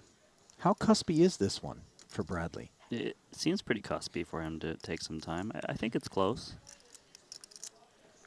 Ultimately decides against it as I return to the conversation about the most heinous thing I've ever observed. Yes. In terms of, well, to be fair, I didn't observe this, but at the infamous Commerce Casino in Los Angeles, LA's friendliest, by the way, is their claim.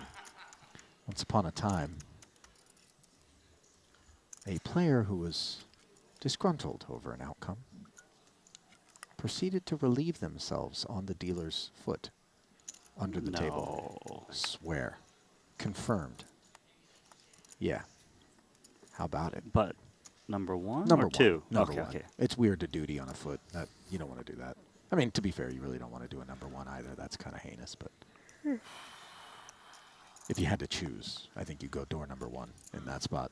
Two other people with more powerful hair than you. Are you allowed to switch the door? You know, the third one? The hell is the third door? I don't even want to know what the third door is. That blood? Like what? Jesus, Randy. You maniac. I want to go back to the poker. Force. Sounds like a safe place to go.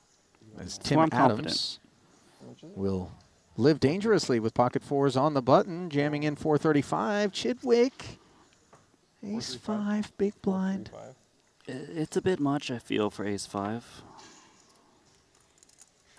So how many blinds are we playing here?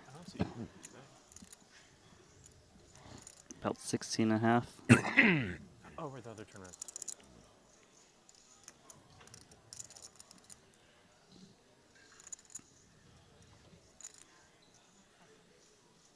Yeah, it's been out. Yeah, Chidwick agrees with you. As he mucks it. More importantly, it's down today. How many? 25 now. How many glasses did you catch? Let me do it. 1 or 2. Did you catch two? Yeah. Do you have any strategies? And then Yeah, the one there. that's one. Yeah. Neither also. Also, matching pants. Oh, never studied this. Also, I sold 10% to Sean Winter. I'm going to peel one. I'm going to cut it down the middle. And then you got to get 2 squeezes at it. And then he's just going to draw the other one. I mean, I pulled the 100 and yeah, no.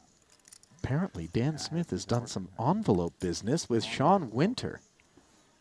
You're excited. I saw you perk up. Love that, by the way. Also, Over there, Paul. would like to point out that 65 Dan and just her. alluded to the fact that while we haven't seen it, the PJ bottoms are in full effect. Danger.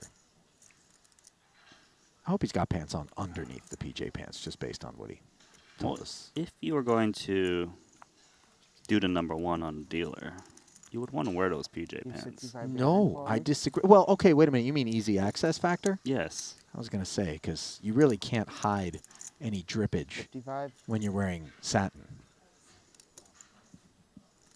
Wouldn't know, but okay. Cool. Do you not own any satin, No. Randy? No. Do you? Don't think I do. But I do know. Why do you know if you don't? It doesn't make sense. No, it does. At various points, I feel like I've been. What the hell are we talking about? This is all my fault again, isn't it? Yeah. Greenwood with ace-2 suited hijack makes it 55,000 to go. Boss in the big blind. Queen 7 offsuit. Enthusiastic muck there, but obviously less than enthusiastic developments for his stack as it continues to dwindle.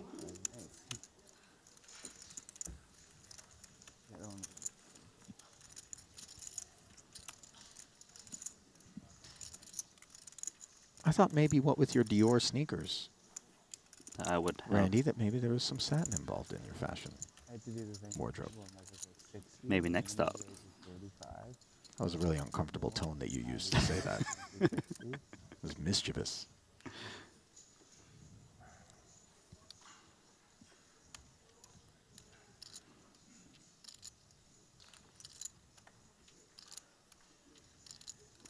Queen 10 offsuit up front for Dan.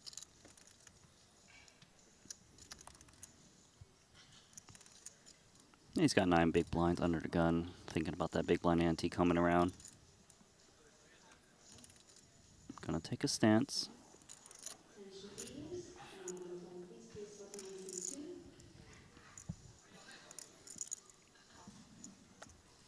So far, so good.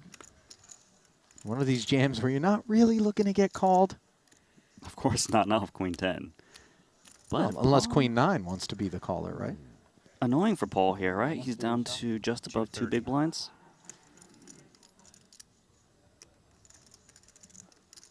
It's kind of like take this spot or get a free round of hands. Yeah, that's kind of the Good. decision to be made as he spews time Yeah. extensions out there. It's 2 good propositions, actually. I suppose it depends on how loose the undergun jammer is with 9 blinds.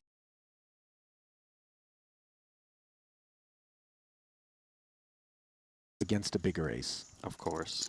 You And there's know pocket that pairs. in all likelihood, you're going to be bookending with an ace and a 5, whatever the range is, if it's paired or if it's a combo that doesn't contain an ace. So he's going to trade the ace-5 in for a shot at a better spot between now and the next big blind. As Smith hauls it in. A little professional. Yeah, we almost have a full table, so he'll get a lot of free hands here. There's Looking for a a higher equity spot. there's a like a jack. Back over to our other feature, where the shortest of stacks at present Hello? belongs to Maher Noira, sitting on 440,000, 18 big blinds, obviously. Can play that depth. And Santosh Savarna has joined the party. Santosh, of course, took one down earlier already in this series. Was it event 1 or 2? Event number 1. 1. The GG Super Millions. That's what it was.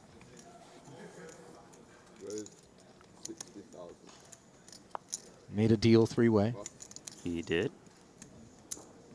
Got that trophy. Got that Shambhala jewels. He's got that smile, is what he's got, no matter what. Got that PTSD, of course, from the Leon Sukernick debacle He will never forget that last one. time we were here. I can't stop talking about it. It was so from outer space. I've heard you mention about 5 times I'm this trip telling already. you, it was just so incomprehensible. It was Tony G's fault, as he was pouring whiskey, I think, or scotch. Yeah, he was egging him on. Got everybody Yeah. loaded. Meanwhile, Ace Queen 8 monotone board here is Mulacher. The opener, pre. Picked up Zlotnikov's 3s. Follows through for 50K with second pair. And Zlotnikov didn't lay down yet. Okay. I would have been surprised if 2 3s put in more chips. You and me both. I like the blue hoodie.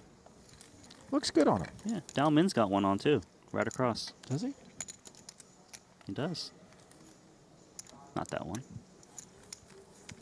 Looks like, Is that Rashid? yeah, believe it is another new arrival here. Part of the Dutch contingent that I hadn't really seen hanging out with the boys prior to this stop. Lone Rashid Wolf. Ben Sharif did play a single event back in 2019 in London. That, the 100K pound no limit main, didn't cash. And played the 30K mystery bounty here, didn't cash. And this is third ever Triton event. Yeah, if I recall correctly, he's like some big online crusher. Usually when they show up, we don't know who they are. A certain age and they've group, got yeah. game. It's Usually. safe to assume that they've been doing their work in cyberspace. As the German, Samuel Jew, asks for a count. Jew currently with 680,000. This is first ever Triton series, finished 12th in the 20K 7 max. 6-3 of clubs. Clubs would be trouble, of course. Good price. Close to action. Connected, suited. Got 135 in the middle. Key pot for Sharif. Club. Flush draws, definitely the kind of stuff you don't mind seeing when you defend with 6-3 suited. That is, of course, unless you're up against a bigger flush draw, as Sharif is on this occasion, where Jew will be delighted to follow through into 135. 55,000. It does kind of feel like a spot with this stack size. You could see Sharif just check raise all in, trying to just fold out some 2 high card type hands. Usually got equity. Would be really bad news for him with just 15% equity.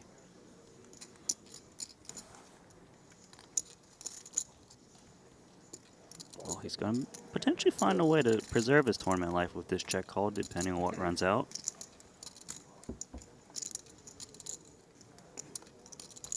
Uh-oh. GG? 7 of clubs on the turn, and There's GG no way out. indeed. Doubtful that there will be escape for Sharif.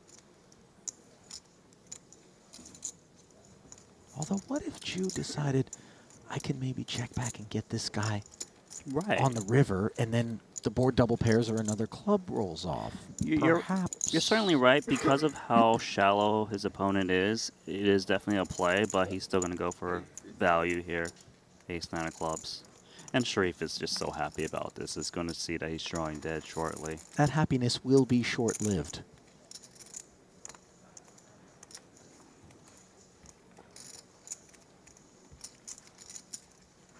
Not many chips behind. I just don't really see anything but pushing all the chips in there. Extract value against the lone club. Right. King X.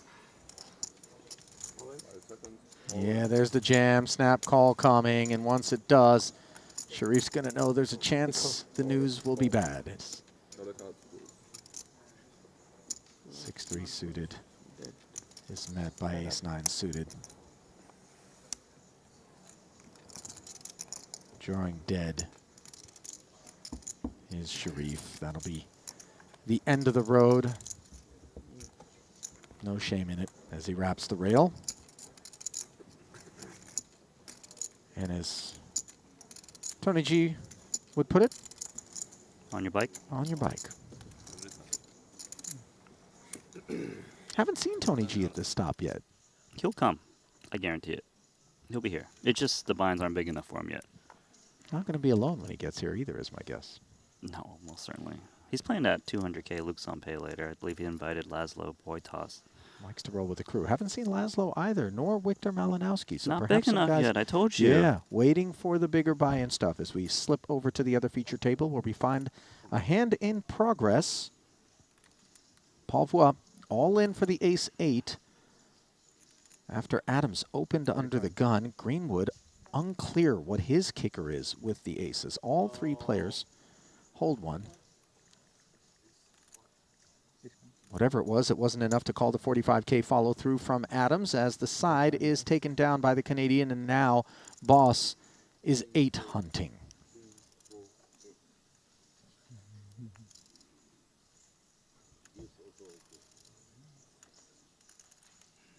Deuce also okay was mentioned, although it comes in diamond form, which is a bit inconvenient given that Adams has the flush draw.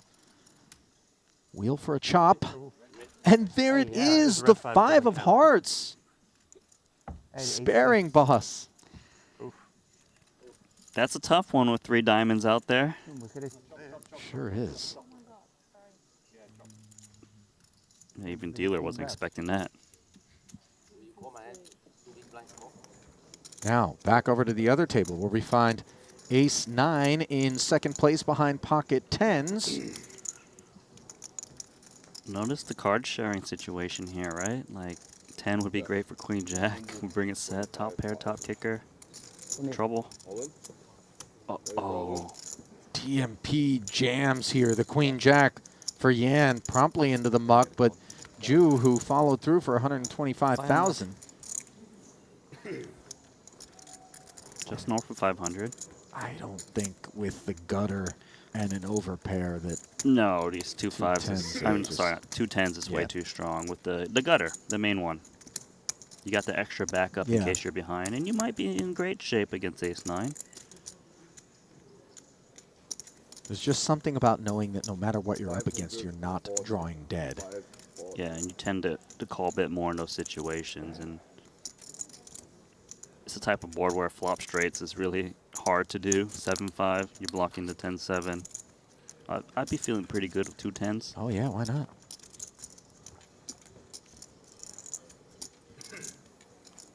Problem is Dow thinks he's got the best hand, I believe. Gonna see the bad news. Time card coming in. Can Samuel outlevel himself here? Find a fold? No rainbow, no filter. Did he just hit Ju with a no gamble, no future? Yeah, Kind of you wouldn't- reverse though, you like wouldn't do it. goading him into it a little bit. Now you're wondering, why does this guy want me to call? Sounds like he wants him to call. He thinks he's got the best hand here of yeah. Ace-9. I think he thinks he wants him to call, but doesn't realize that he's beaten. Sorry, what was the exact amount? 500? For him not to get snapped off, you would assume Ace-9 is usually the best.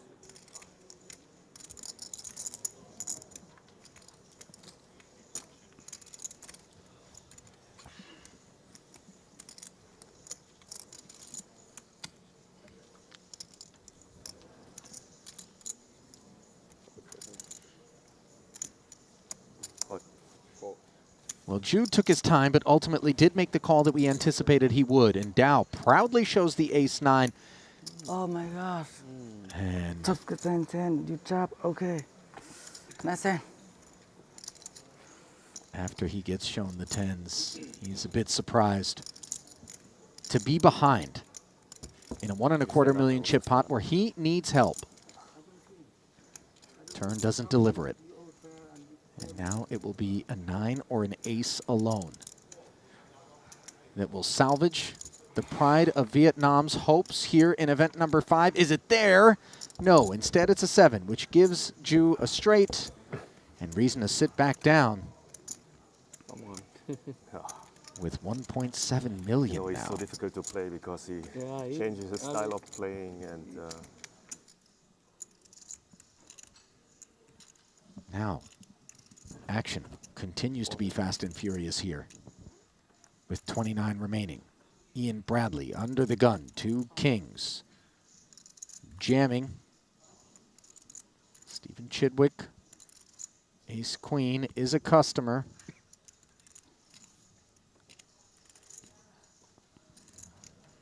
Has been downhill for Bradley, but time to regain those chips. I feel like maybe it was a raise 3-bet jam. Yes, it was.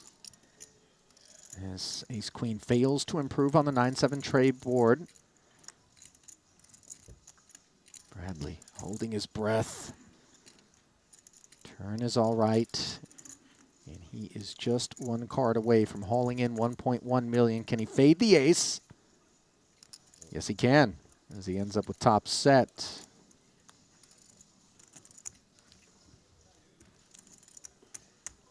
thank you.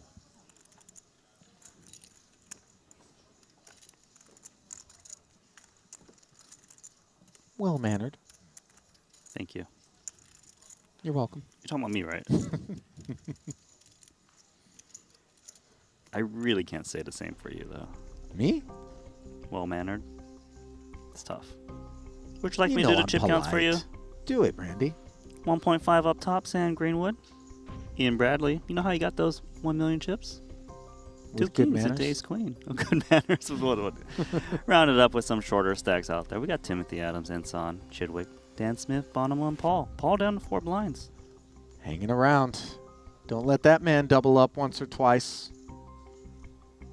He's actually historically, Randy, been very resilient, really patient, like knows Yes. how to keep himself disciplined.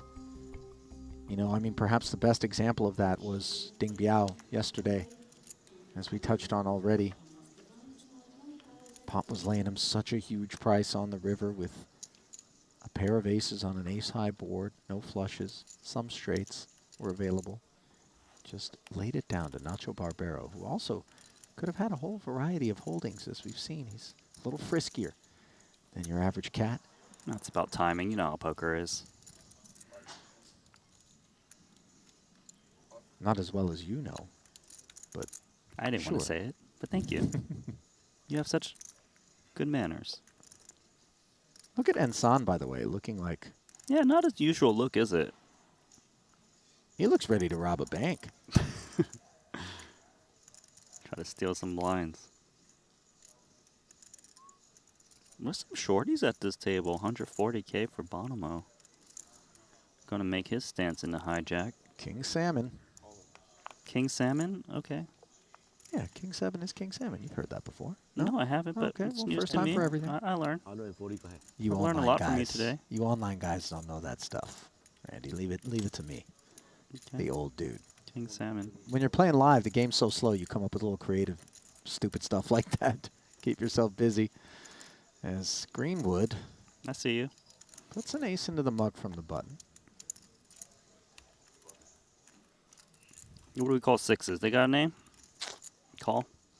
Well, 3 of them is the mark of the beast. 666. That's downright satanic. But 2 of them, I don't think they have a name. Boxcars, actually. Boxcars. Boxcars. Dice. The 6s. Boxcars. I'm lost. Okay. No, but That's not all my right. first time. We'll find you at some point. King. As top pair is found by Bonomo here. Out flopping. Bradley. 7 of diamonds, yeah. Turns a blank. And a very important 315K hangs in the balance for Justin Bonomo's purposes. Can he hold? Yes, he can. Yes. No, at this shop with King 9. 6 big blind.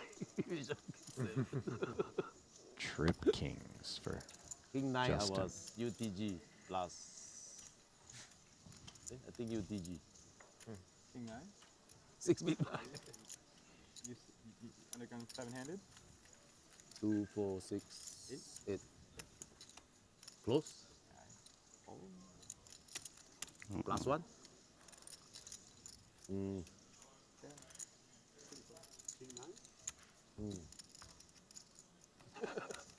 We got 2 different answers going Yeah. on.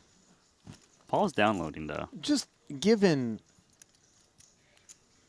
the visuals, I'm inclined to believe Tim Adams more than the guy in Ensan's getup. That guy looks like he Hey, doesn't have my best interest at heart. Ensign is a world champion. Timothy Adams is not. So shouldn't we trust the guy who's got the championship title? No? No. Do you know how much you have to bluff to win the World Series of Poker Maine? You've lied a lot. So you're saying he doesn't lie, Timothy Adams? Honest Tim? No shot. What about this? King 3 of clubs. It's not really a strong hand. Perhaps strong enough to open the button off of 460? Yeah, it is suited king, right? 19 blinds, 18. 80K. That's a large sizing here, just north of 3x. But then again, note the big blind is quite shallow and will be committing these 2 4s. Great spot for him. Yeah, Chidwick. After losing to the 2 kings, decides pocket 4s are time to get it in. As he'll play for 415 against Tim Adams. It's hard to be such a big favorite with 2 4s. Found it.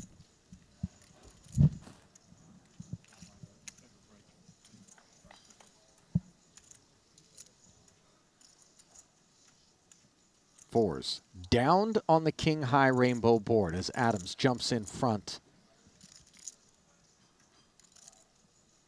Can Chidwick find a straight draw or a set on the turn?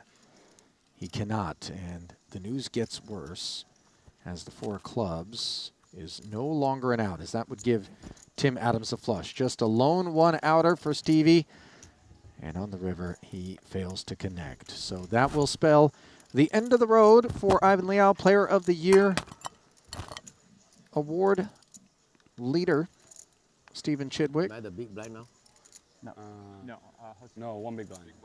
Will not be collecting added points. They get those time Opening the clocks. I door want something to shuffle. to the rest of the field to try to narrow the gap, including Sam Greenwood, who is very much in the hunt in 2nd place. Is that crazy? Adams up to 24 bigs after that one.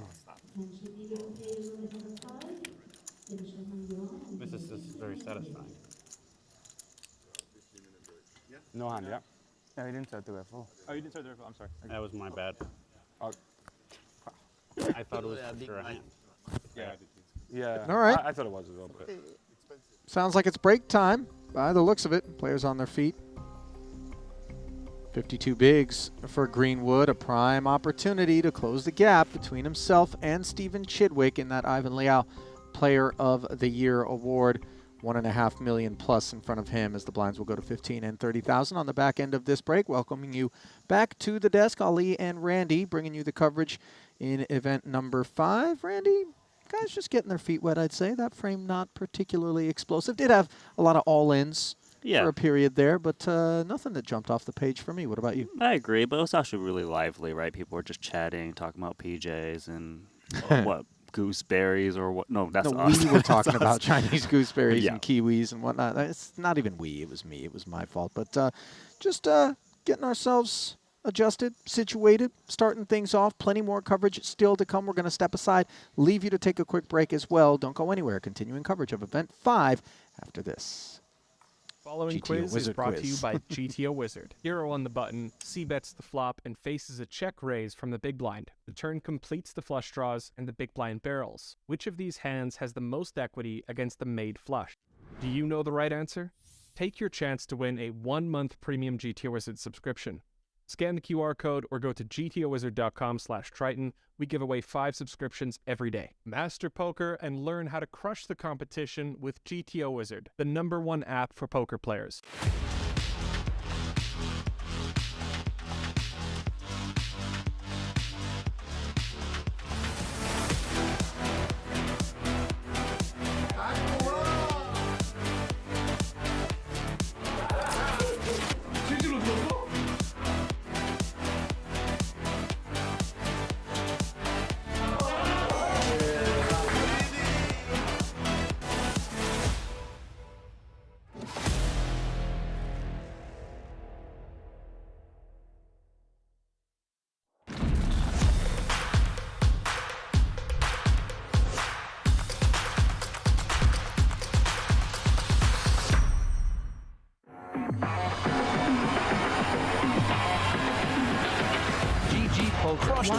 So many players. This is a crazy thing to do.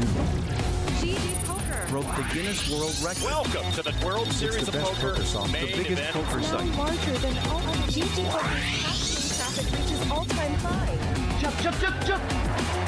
No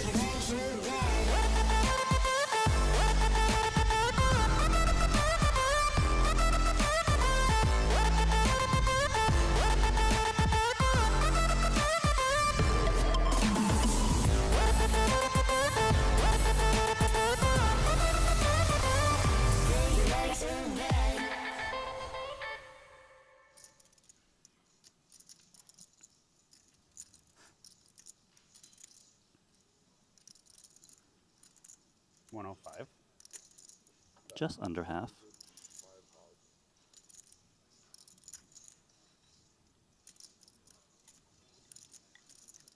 How awkward is this for Greenwood off of 505 back? Yeah, it's annoying. Does pick up. Well, I guess he did have that straight draw already, but the pair. Backdoor hearts he can pick off. It's tough because it's hard to imagine a lot of hands your opponent's bluffing with. You're very queen heavy. Does he feel compelled to call? I guess against Dan Smith he does. So 20% of his remaining stack, roughly. Slides into the middle is another 210 added to the pot, and the jack giving Greenwood the queen high straight. That is probably one of the ugliest cards in the deck for Smith to have to look up at on this river. Yeah, definitely a top bad card. I mean, backdoor hearts get there. Obvious straight. Can't extract value from a queen. It seems like it's one of those spots where you check and usually give up. I think there's a concept of maybe putting like a block bet 10% here and there just to kind of set the price yourself. It's uncomfortable. Sure looks that way. If you're staring at Dan's face, out of position. Sub 1 SPR for Greenwood.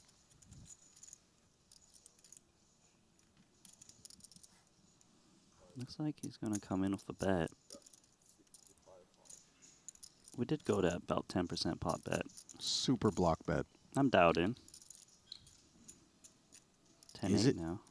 Pardon me. Is it so small, though, that Greenwood is going to feel compelled to raise it up? Pair on the board. Hearts out there as well.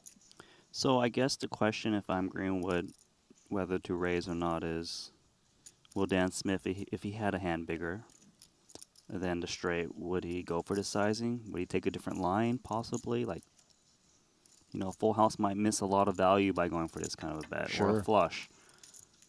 But the other question he needs to ask himself is, when I put this raise in, does it ever get called by worse? Otherwise, what's the point, right? So I don't think so, but I do think it's possible you can get the same hand to fold, like a 10x, if you make it all your chips. If there is some frequency your opponent will fold to that, then it's definitely worthy of consideration.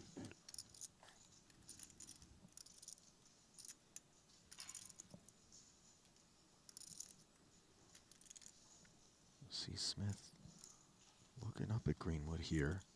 Might be sensing that the ace-9 could be good just based on the tanking. Yeah, I would think so. Gonna feel a little bit knit row possibly here. Looks like he's gonna just call. Grab calling chips.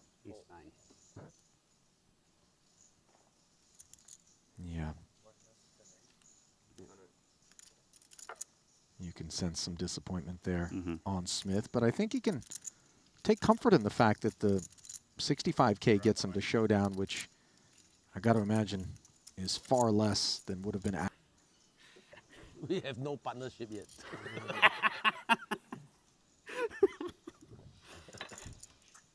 We busted that joke yesterday about Makita. Like Makita would like fall beside and he'd be like, no, and he was well dude, you know. Like, of course I wouldn't do that.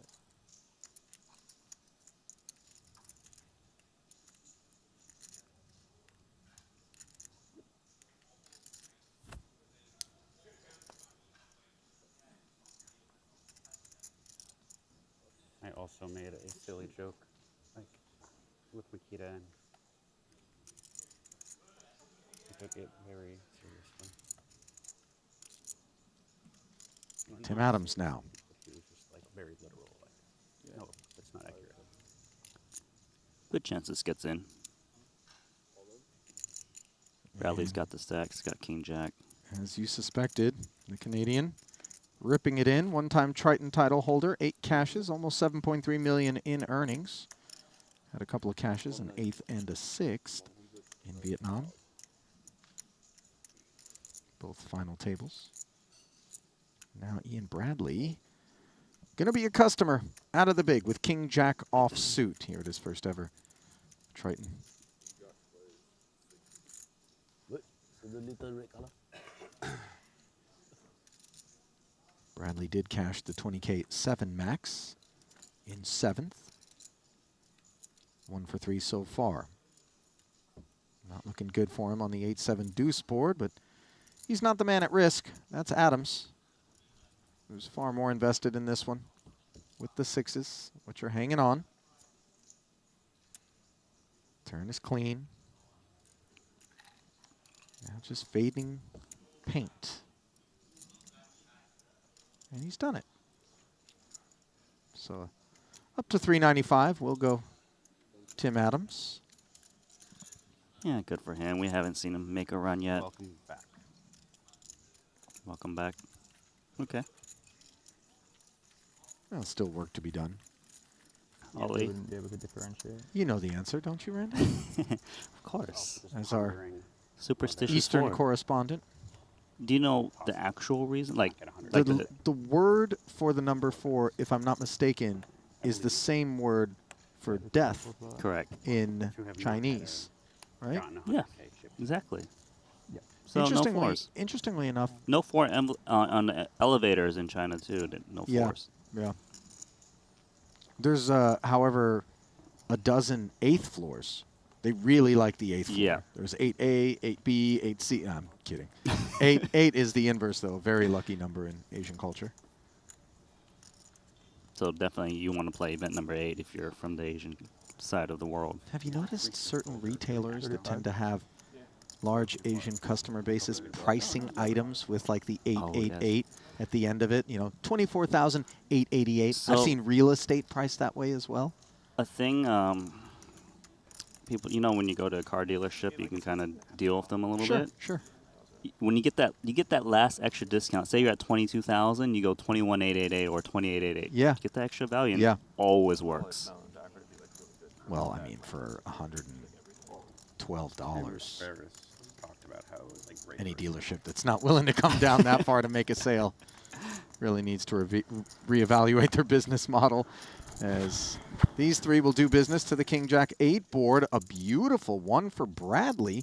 Open-ended straight flush draw. And everybody's got something on the stovetop, including Barbero in the big with top pair currently. He's got the lead. Not in terms of equity, though, with 2 to come. Look at Bradley. 50%. Yeah, a lot of connection here.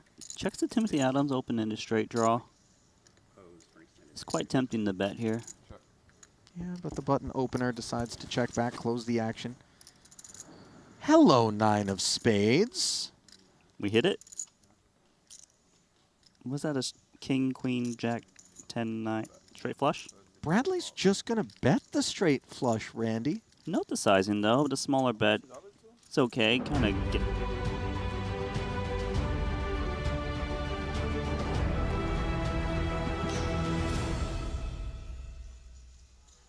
And welcome back to continuing coverage from the Triton Super High Roller Series here in North Cyprus at the Marriott Royal Diamond Hotel, Resort and Casino. Ali Najad alongside Henry Kilbane, swapping in the one-armed bandit, ready to go, soaking up some of the stream from earlier today. First thing he said when he came in was Nacho Barbero got done a little bit dirty, despite all of the juju that he tried to employ with the 2 kings.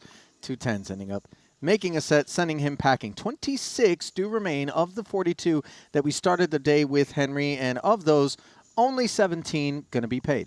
Yeah, I mean, looking around, there seems to be quite a few short stacks over on the Triton Poker Plus app, so I've got a funny feeling that we may see quite a bit of caginess here as we close in on the bubble due to their presence, because these middling stacks, you know, to go from middle of the field with, say, average to then busting out before the money would be a bit of an ICM disaster. Yeah, no question about it. 78,500 will be the min cash at 17th place.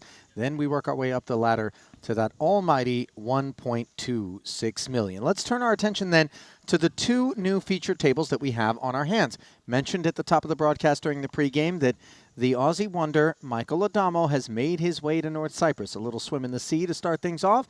And there he is at table number 2, sitting on 635,000. Good for about 21 big blinds, but it is Kevin Pake, the overall chip leader in the event, directly to his right, that's got the attention. Yeah, I mean, Kevin has had multiple runs so far this series already, but just always coming up short in a couple of key moments. There was a triple barrel bluff that I'm sure if he looked back at wouldn't change a thing. Just so happened to run into a guy that decided to make the hero call of the series. But now, obviously, a very playable 77 big blind, so I'm really looking forward to see what he can do as we close in on the bubble. Yeah, the other feature table, we're going to find a number of Triton first-timers as well. Things tend to get interesting when we sprinkle those ingredients into the soup, as we are just moments away from sending it back down into the arena. And as is customary, once we do, you'll get a look, as you do just now, at their chip counts. Platinov going to be the mayor of the red table, and Pake, as mentioned, presiding over the blue with 2.3 million. Blinds at 15 and 30,000. And those counts brought to you by Poker Stake. 7-handed action on the blue table, just 6-handed on the red, which will put some added pressure on that grouping. You see Danny Tang dripping in Triton swag here. Kevin, the overwhelming tournament chip leader. And this really is his groove, Ali. 6, 7-handed. You think of people that have literally played millions of hands of 6 max cash.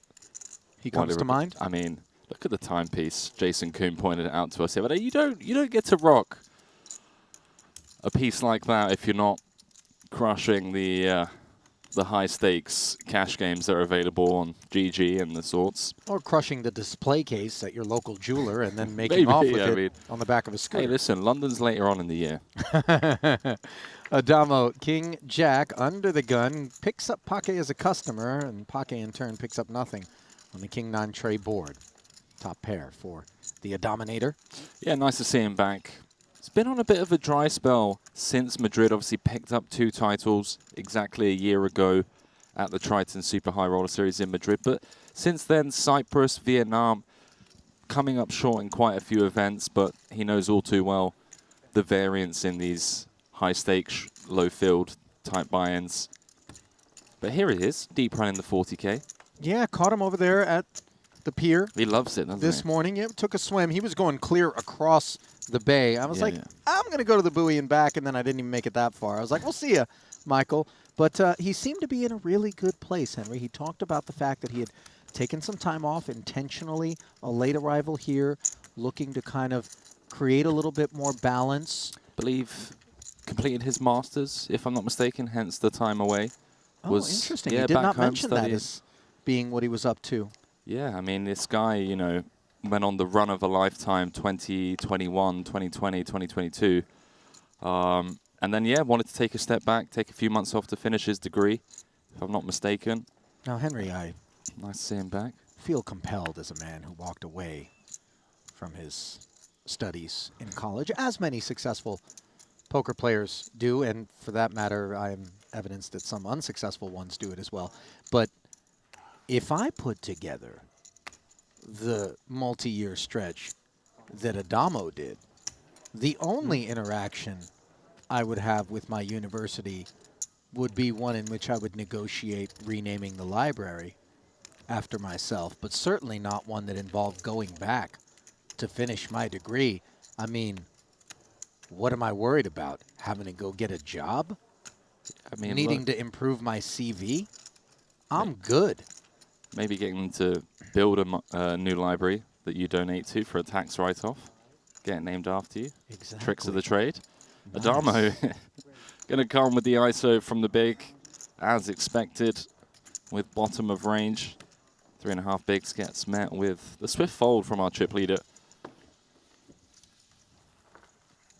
26 remain, biggest prize pool of this series so far. First 7-figure payout of the trip. Swinging it back over to our other featured table, where first-timers locked up there. The King-9 managing to outflop the King-Queen of Canadian Andrew Chen, who was a known commodity to Randy Liu. He's 0 for 3 thus far in his first ever Triton series, but far from his first ever high roller. Bullshit.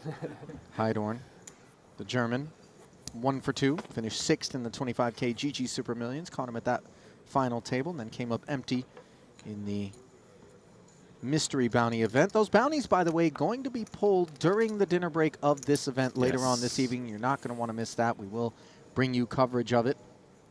Hang on, what we got going on here? It is a strange sort of... That's the kind of thing I expect to see like Floyd Mayweather in, walking out to the ring. It's giving me some like Star Wars / maybe I'm going to take my quad bike out for a ride. Star Wars Light. Meanwhile, we have Dune here for Heidorn with the gauze scarf as Artem Vezhenkov opens to 60K up front. Very legitimate 2 black queens associated with that choice. And ooh, Soon wanted to get in the mix with a bit of a light peel here. perhaps not quite as legitimate. The ace-8 offsuit. 6-handed, wants to see a flop. Needs to be careful though. At 9 off the money, very easily be dominated. Or reverse implied odds against an under the gun range with ace-8-0. Difficult to obviously make flushes.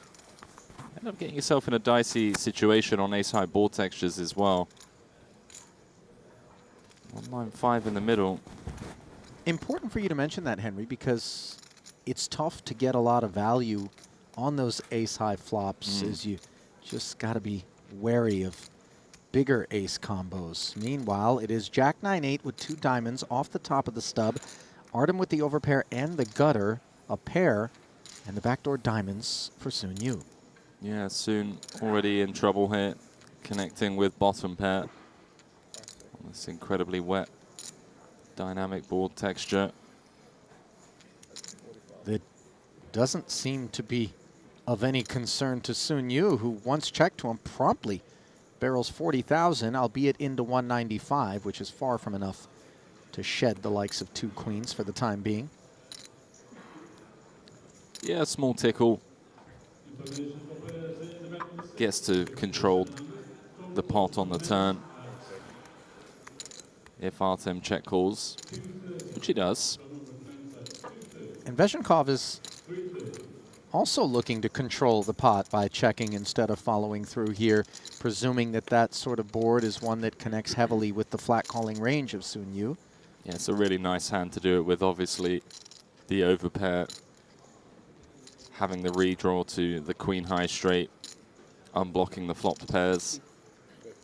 More deference from the Russian on this dry turn, which does bring 2-tone texture. And now Soon again with kind of the shy sizing. Yeah, small, small. Expect to see him check back on most rivers. Artem against a small flop and turn barrel. Likely going to take this upstairs. Now has to be pretty confident that he has the best hand. Really wants to extract value from some of those draws, one pair type holdings.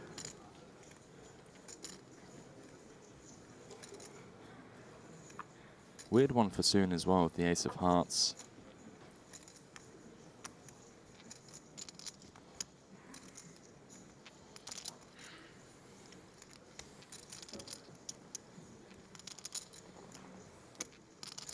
Here it comes. Ammunition. Or at least the threat of it. Looks like 225. Sorry, 205 if I'm not mistaken. There we go, 180. Sure. Saw a blue chip in there. Surprised to see this sudden pivot?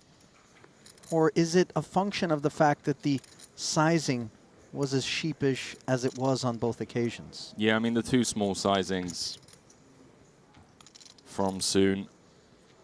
Artem confident that he has the best hand, wants to extract value. Unfortunately, Soon was just bottom pair on the flop. But nice little pickup. And again, Soon needs to be careful. You know, that 100 odd K on flop and turn plus the money pre. All of a sudden, he finds himself down to, what, 18 bigs. With a hand that, you know, didn't necessarily have to get involved. And as we close in on the money bubble, those few big blinds could be the difference between making it into the money and bowing out before. Implications down the line associated with every one of our choices from this point forward.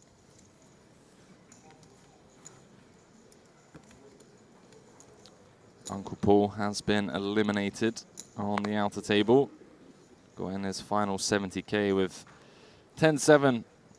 Came up short against Sam Greenwood's ace-3 of spades. So now find ourselves 8 players off the money.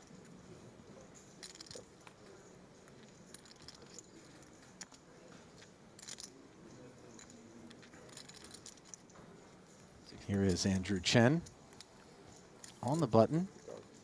King 10 off.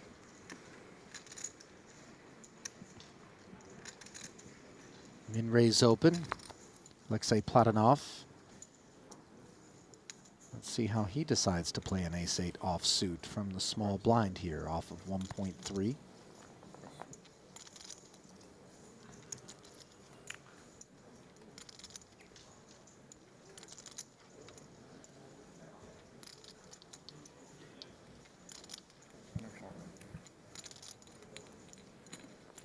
Zhenkov going to defend. Does cover.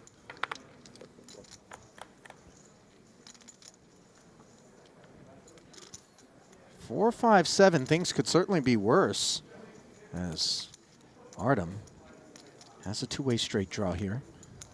A lot of options on the table for Artem. 23 bigs effective going to this flop. See a lot of leads. 165 in the middle. Unlikely to get raised on this board texture. There we go. Tag me in, coach. I'm ready. 40K. Right into the opener. Presumed range advantage, although obviously Chen is going to be somewhat broad from the button.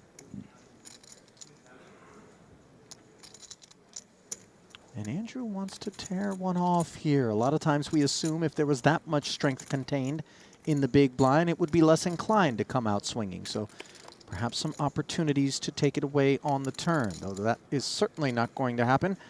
As Veshenkov, no waiting. Binks the 3 for the 7 high straight. Yeah, Chen with the 2 overs. There's a lot of good things that can happen when you float. See turn top pair. Maybe Artem slows down and there's an opportunity to take it away on future streets. On this board texture, especially on the turn, Chen just unable to do anything about it. Even blocking hands like 10-8, 10-9, King-8. Though I'm stretching here, obviously. 65,000. The turn sizing, and King 10 finds its proper place in this spot. Tidy pickup for Artem, who, by the way, looks like he may have picked up some new jewelry between last stop and this one. What is that? A couple of rings. Ah, the looks rings. like the okay. watch. Wasn't sure what the watch is. I mean, it looks somewhat digital. And expensive.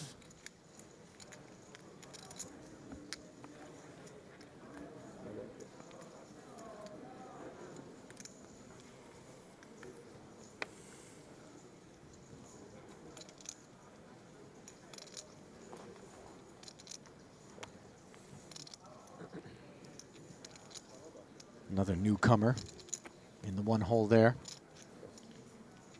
Florencio Campomanes. 0 for 3 thus far.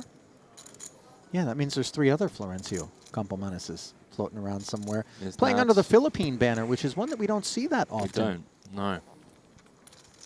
Oddly enough, given Boss's ties to the Philippines, does spend some time out there playing cash games at a number of casinos. Actually visited Manila myself with Boss recently, and you would have thought the man was a head of state. It was a very cool experience. Meanwhile, ace-6 suited for Vezhenkov. Limping from the small. Mindful of the fact that Hydorn has him covered? Don't think that's exactly the reason for concern, just in terms of balancing your small blind limping range. Nice to have some suited ace-x in there that can limp call against the 3x. So he allows him to have nut flushes and top pairs when they should roll off. The Queen Jack 8, Hydorn flopping best, the form of top pair. See how Artem elects to proceed. Have seen a trend where hands that were raisable pre-flop in these balance spots where they limp will take a little stab on a whole multitude of flops, just putting to work the chips that they could have min-raised with post-flop. Not on this occasion, of course. Yeah, I think with ace-6 of spades, don't really achieve much by betting, and you can continue against certain sizes. Half pot from Hydorn, 1 over, backdoor spades can also have the best hand.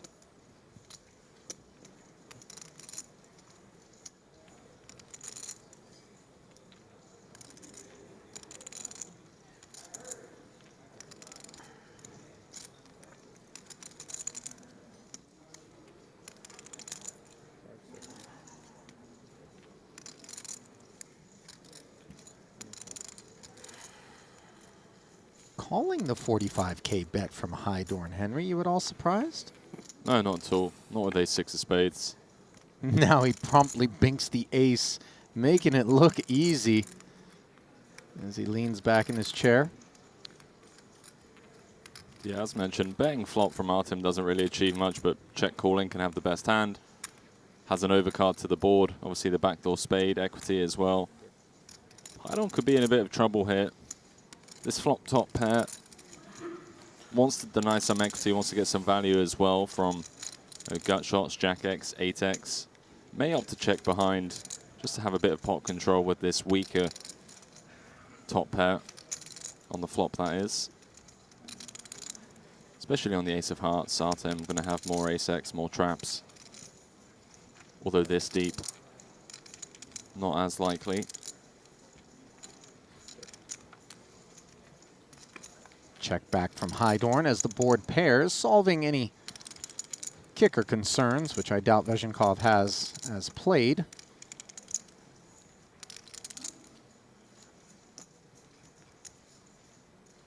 Could be a little bit of 8x in Hydorn's range as played.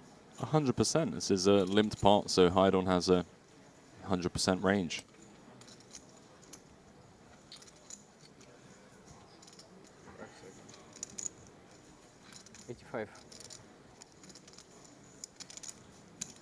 Note that kicker problems for Queen 5 are also solved, courtesy of the board pairing, as Hydorn now faces an 85K bet. into 180. Sub half pot. Feels like an impossible one to get away from.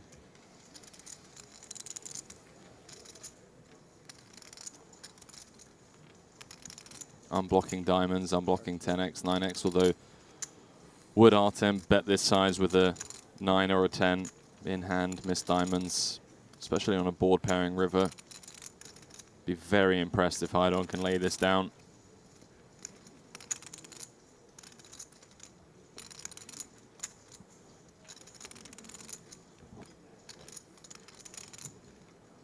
To be fair, we also wouldn't be unimpressed if he made the call.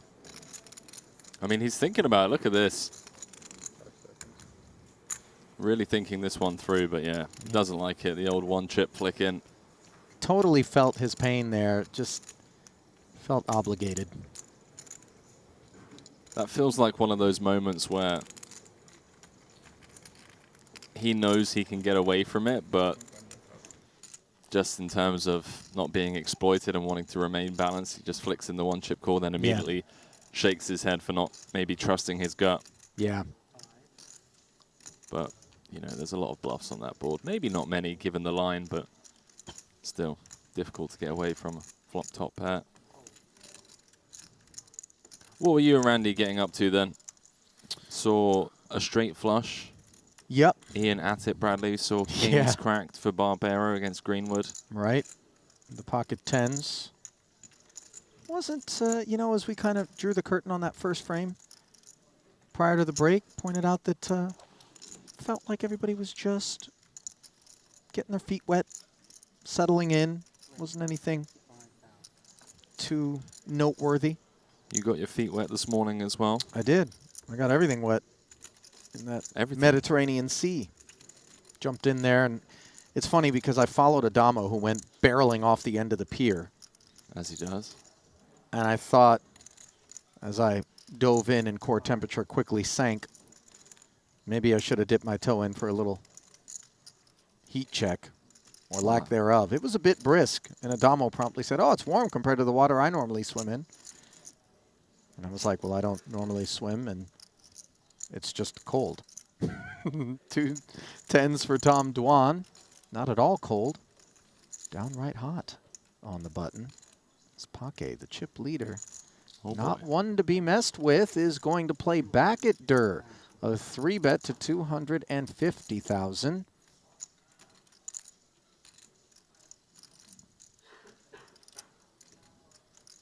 Mystery card being the all-important key card here. What's it feel like to you? Ace, Queen of Hearts, King? Could be like King 5, King 6. In it goes. Well, it feels like there we go. Yeah, it would have to be Ace, King, King, King maybe is played there to continue. A snap fold from Kevin. Suggests that it's more the kind of kit that you alluded to. What'd you get up to this morning then, Henry? We missed you at the pier. Didn't even chime in on our little group chat. Yeah. Woke up around midday. A little bit later.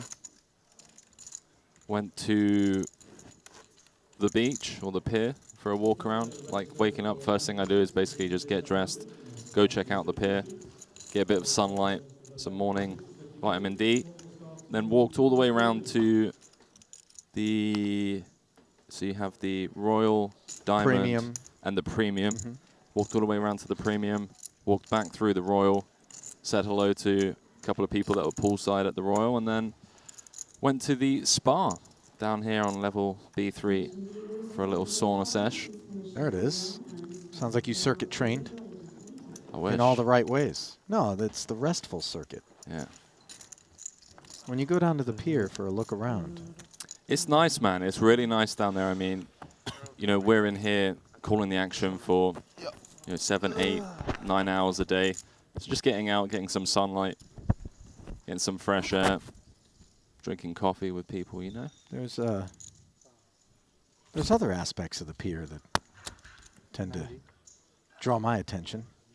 The coffee and the orange juice, I assume. The attendees. The attendees. At times scantily clad. Sunbathing. Won't find me sunbathing, but no, I doubt you want to. I would protect that supple milky dermis. Hey, Where hang are on, you? pal. SPF 130 ought to do it. I live in Thailand. Don't worry about my SPF. But I will worry about your melanoma. Jack 10 and King 6.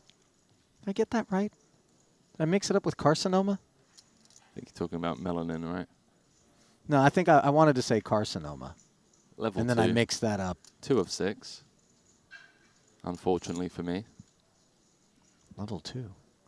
Yeah, there's 6 different melanin levels. You know so much. No, I don't. It's just something my dermatologist told me. Well, Pake does not know that he's up against Trip 10s here in a blind versus blind battle, where his King 6 is cooked. Leads out for 50K into Adamo. He knows a thing or two about sun down there. Does indeed. Lives in the ozone-free zone.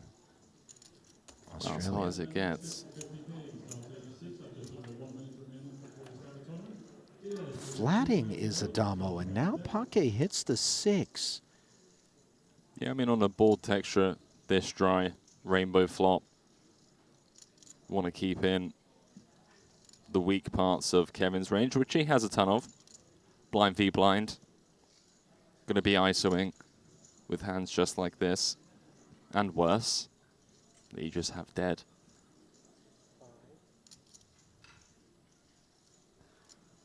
Pake with an interesting one, King of Spades. Some value as well as protection. Obviously, we can see actually drawing dead. 6 is a troublesome development for him because targeting the 5 exactly feels so tempting. Yeah, he's now ahead of hands like King Jack, King Queen, some Broadway hands, some ace highs with backdoors.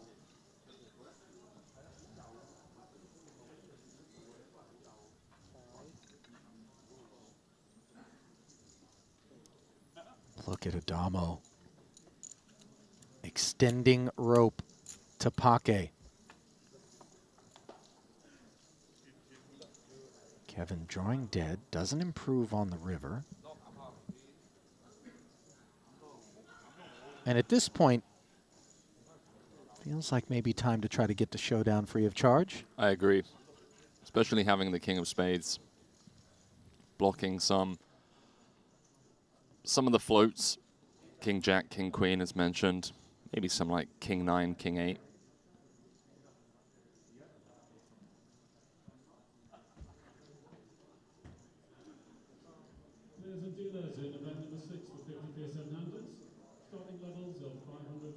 Really mulling this one over. Yeah. SPR of around, what, 0.8?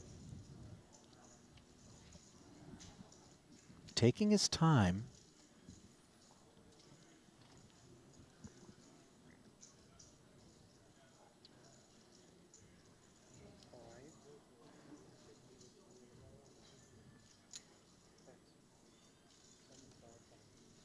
Bet folding. 75K into 615 very much feels like an opportunity to dictate the price of this showdown more so than allowing Adamo to do so.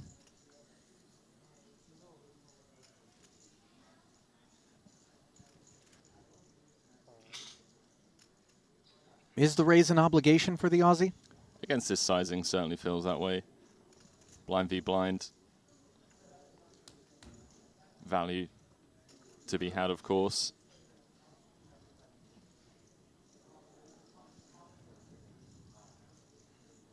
Trying to think of bluffs.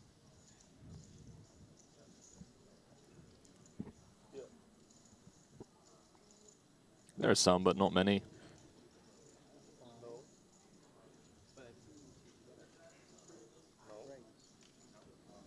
Leaves himself just a chip back. He puts in 490, and Pake's asking for a count here. Well, this is what happens when two of the most aggressive players collide and lock horns. Paquet genuinely thinking of bet calling off here against Adamo. Knows that if there's anyone capable of calling flop, calling turn, and Right. then bluffing river, it'd be him. And this is a reputational sort of advantage when you are wielding the sort of reputation that Adamo does. Yeah, precisely. It's just fantastic to watch because us mere mortals sit here and we're like, come on, dude, you know, have a pair of sixes. But as you mentioned, the reputation of Adamo.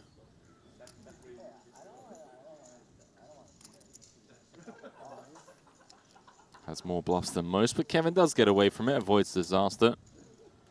Adamo up to 1.2 million now, good for 40 big blinds. Hasn't wasted much time, has he? Since arriving here in North Cyprus, up to the sort of stuff that we're so accustomed to seeing him do, which is work his way up a leaderboard, currently sitting in third at that featured table, just shy of 1.2 million, as a redraw is upon us. There we go. Final 3 tables, Ali. 24 players remaining, 17 going to be paid, Henry, and that was a pretty interesting exchange there between Paquet and Adamo. Paquet also cut from a similar cloth in terms of he's got a lot of get up and go, a man that doesn't like to concede, doesn't like to just sit back, fights for every pot. Yeah, he really does. Arguably one of the best, if not most aggressive players in the world. So, yeah, I mean, he has chips here. Let's see what he can do. Yeah, we'll see just after this break exactly what everybody who's left can do. Perhaps even get into the money among the things that they'll be able to accomplish. So Henry and I will step aside just a few minutes away. On the back end, we'll have a redraw. 3 tables remain in Event 5. Keep it close.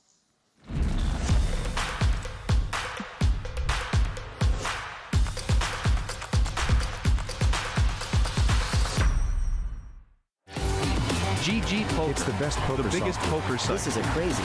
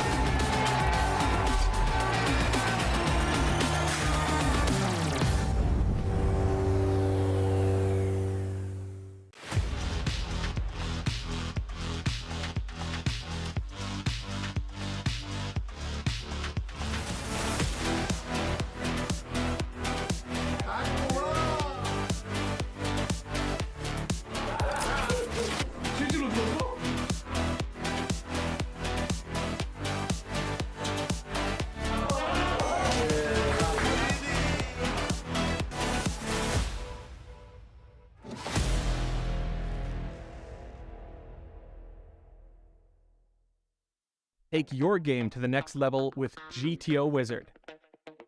Practice against GTO on all your devices.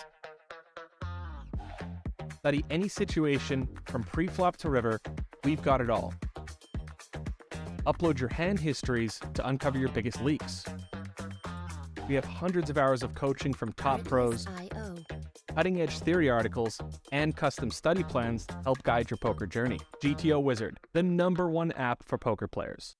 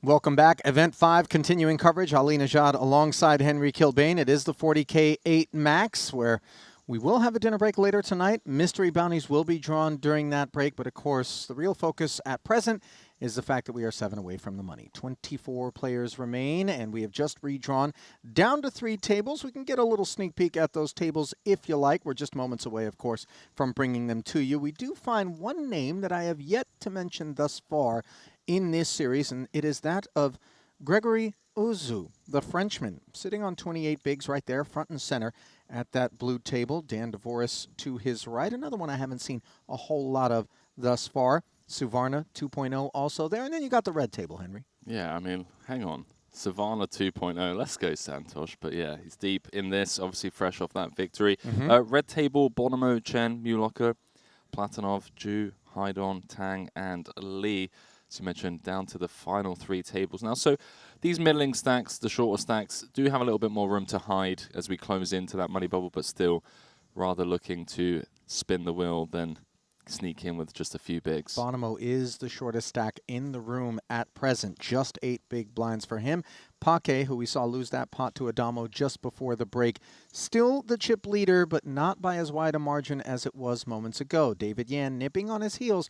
They are 1.685 and 1.6 respectively. That is the entire field.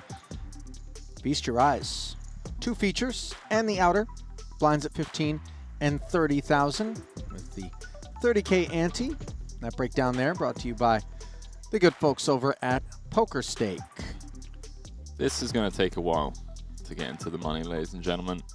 Shortest stack, Bonomo, by quite some margin. And then really, other than Cat Lee, everyone else playing very healthy stacks. Even Dan Smith, currently 22nd, has 17 bigs, 8-handed, more than enough room and time to make something happen. More than enough hand to open. King, Queen offsuit for the overall chip leader. There is Santosh Suvarna. Won the GG Super Millions, event 1 here just a few short days ago.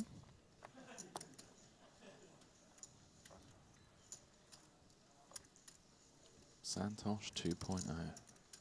I mean, we say this because there is such a marked improvement in the quality of his play as observed thus far relative to the prior occasions on which we've seen him on tour. Henry, would you agree? No, 100%. He just seems so composed, as mentioned, in the 25K, taking some incredible rejam spots, unfazed. He's been studying, man. Efforts paying off immediately here in North Cyprus with plenty of opportunity to mine further profit.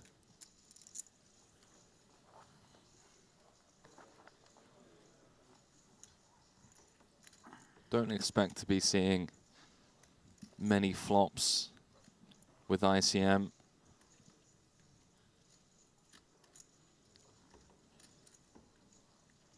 The hands that we do expect to see, a lot of single raise pots.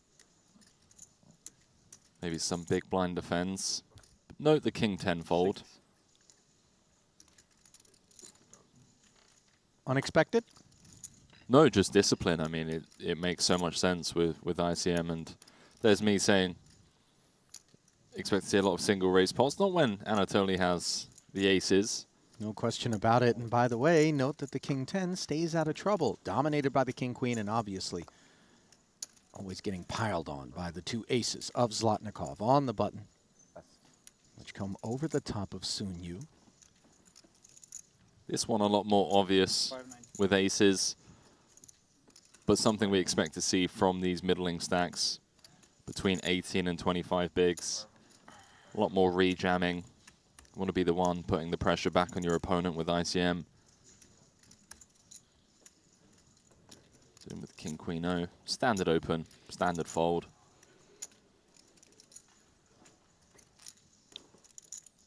A little frustrating there for Soon. Would have enjoyed taking a flop there.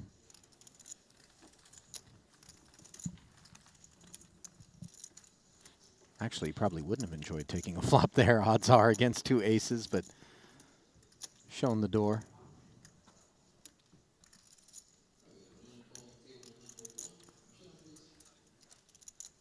Welcome to the gun show, Henry.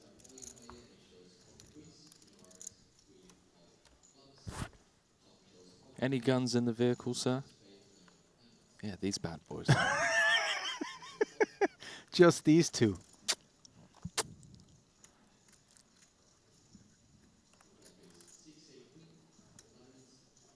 Arms and dangerous. I feel like Artem may have been out at that party last night. The shades. You think he tied one on? Yeah, you know. I did hear the music as caught a late bite over at Mandarin, the Chinese restaurant at Royal. Shout out to Boss's chef. Top chef, by the way. Yeah, we were out there for lunch today. Delicious. You were missed. Red 9's here for Canada's Dan DeVoris. Dan Smith. GG's by the looks of things on the outer table. Oh, no. How has it happened? It looks like it's against none other than Tom Dwan. Ace 5 of spades against King 8-0 on an 8-5 deuce board. Smith happy to stack off with his nut flopped middle pair. And obviously running into the top pair of Dwan. And I believe that means Tom Dwan is now the overall tournament chip leader with 23 players left. As we dive back into this button v small blind v big blind confrontation. Pake is looking down at 2 red 8s here in the face of the button open and the 3-bet from Uzu, who we do not know what his second card is. Does rate to be Ace of Clubs 10 a decent amount of the time. Maybe there's a few other combos. Yeah, some offsuit King 10s, offsuit Ace 10s. How do you feel with 2 red 8s off of 1.7 in this spot? I mean, with ICM, it's tough, man. I mean, you're 30 effective plus against Voris. You still have to worry about, although obviously Daniel with the perceived wide range as he does come over the top. Now that makes it really difficult for Voris with the 2 9s. I mean, You really don't know what's going on with Uzu, the 3-better from the small, and that presents a big problem. If you knew it was a table for 2, it would be a bit of a different proposition, and even then, Pake is screaming strength. 9s hit the mark. See if it was a King 10-0, Ace 10-0. That's what it seems like. So Pake picking that one up with the cold 4-bet jam. Getting the better hand to fold on the button. Byproduct of the light 3-bet. I say light 3-bet, you know, King 10, Ace 10. Seems fine.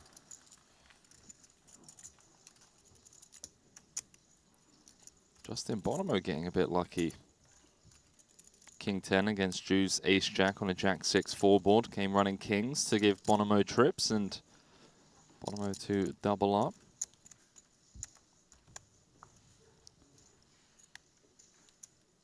Doubles up to 13 big, still the shortest stack.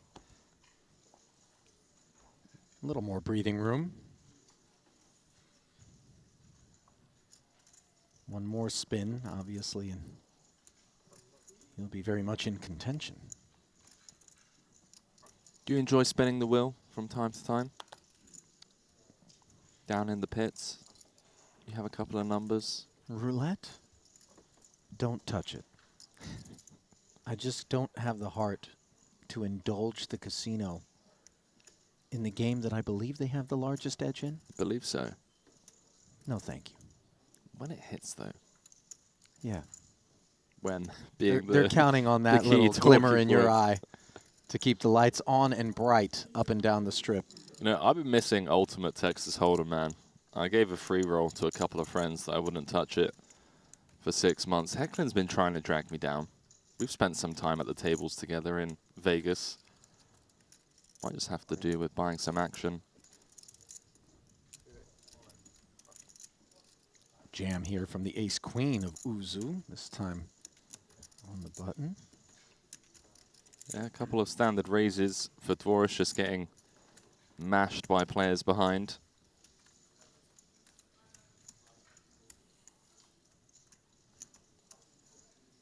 Uzu looking preppy today.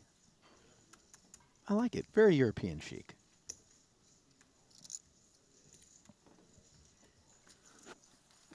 Very French. Very French. Like if he rode a bike with a basket in front of it that had like a baguette and a bottle of wine, maybe some cheese. I'm thinking to more the of table. a nude sculpturing class. Maybe like college art teacher kind of vibe. See it. Maybe all owns a works. vineyard, some wine tasting experiences that can be had with this man after the 40K. Maybe in the wardrobe department at a local production of Les Miserables. See that as well. Artsy. Very artsy. As the French are known for. Tell you what, the French are known for more than art. We've seen quite a bit of poker talent come out of that corner of the world. And on that note, another notable absence. Didn't see him in Vietnam. Yet to see him here. Rui Cao. Was Rui not in Vietnam? No.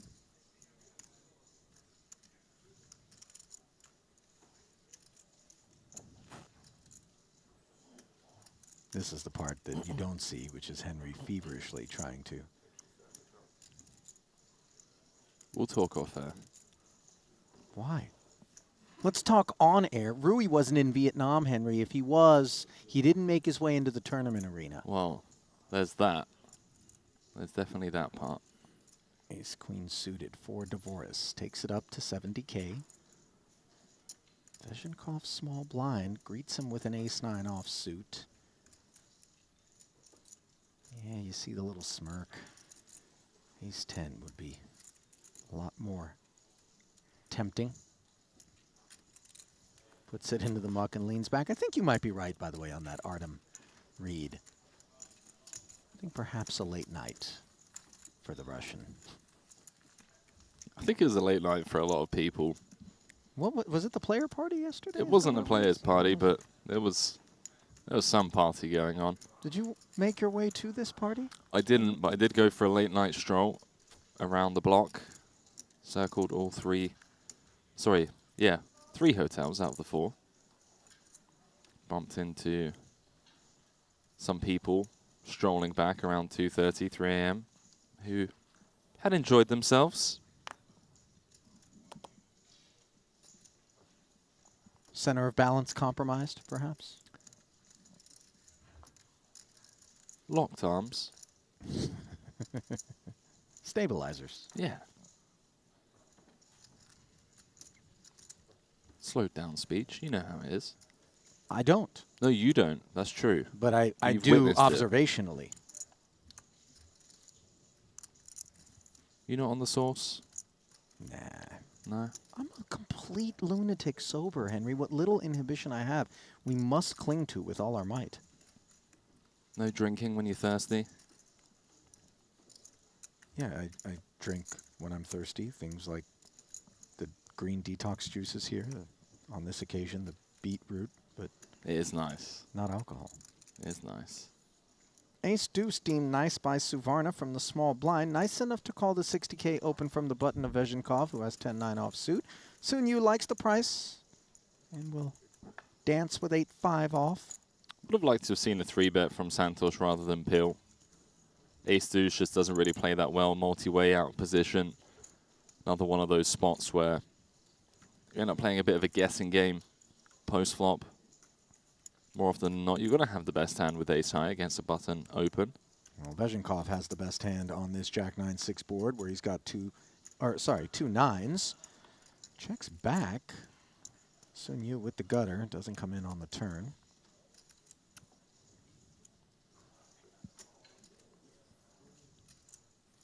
Santosh also may have had a bit of a late night, as I know he and Boss and some other VIPs were battling it out in the cash game streets. Had a chat with Nagy earlier on today. He was a part of that crew. Seemed to have done well. Yeah, I strolled in around 3 a.m. as expected. A lot of laughter, drinks flowing, money being thrown around. So we see some money being thrown around here. Soon with the 8-5. I'll take a stab. Bezhenkov, of course, not going anywhere. With second pair and now with 2 pair, courtesy of the 10 of diamonds on the river and 320K in the middle.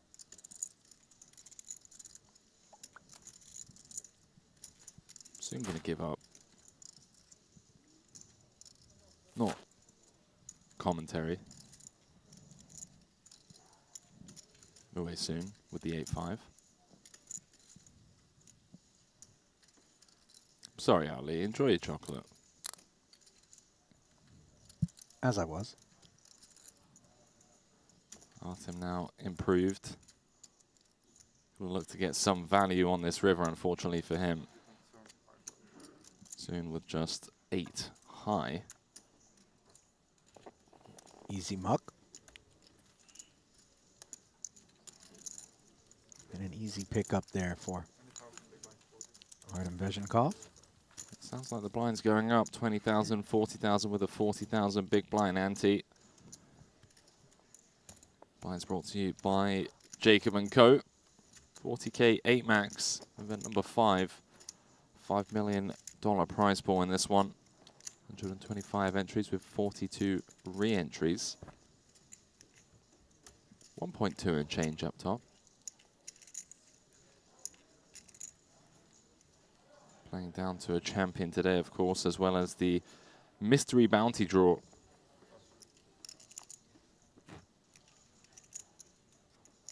Once we get to dinner break.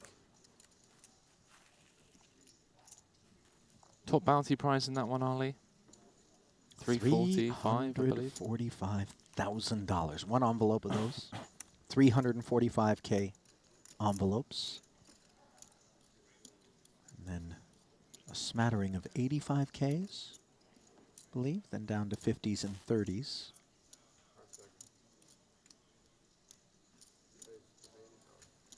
Ace-4 off. Bezhenkov raises it up. Appears we have lost another player. Of course, we saw the exit. It was Dan Smith. Ace-5 coming up short against Tom Dwan's King-8. Well, Ace-5 suited. Comes with a call from the big blind here for Florencio Campomanes, the 4th. First opportunity to observe his procedures. Got himself bottom pair and a queen, 7-5 board. Speedy check. I really love this table posture from Artem. I don't know why. It just looks like I'm chilling. You know, check back. I think eyes are closed behind the shades, just kind of getting some 10-second meditations in between hands. Not sure if the eyes are closed or not. If they are, I suspect it isn't meditations so much as desperate attempts to make up for lack of sleep. Maybe narcoleptic moments. Florencio comes out swinging, by the way. Lack of a spade. Not bothering him. 50 into 220. Yeah, ball texture once it goes check, check, but he shouldn't be getting raised on too much. Although Artem's going to have some spade draws that check back on the flop. Picks up a gutty on the turn. No spade in hand, though. Feels a bit dicey. Ace high could be good as well. I'm blocking hands like 9-8, 8-6, 9-6. I'm blocking spades. The one spade stabs.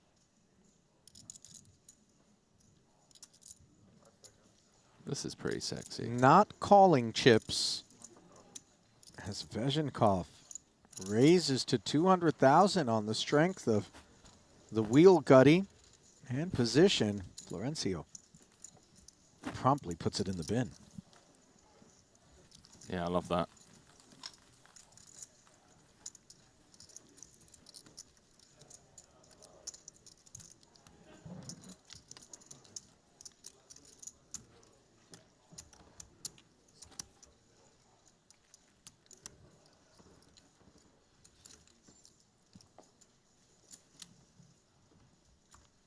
Oh, there it is.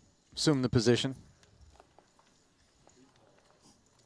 Looks like he's ready to do tableside crunches.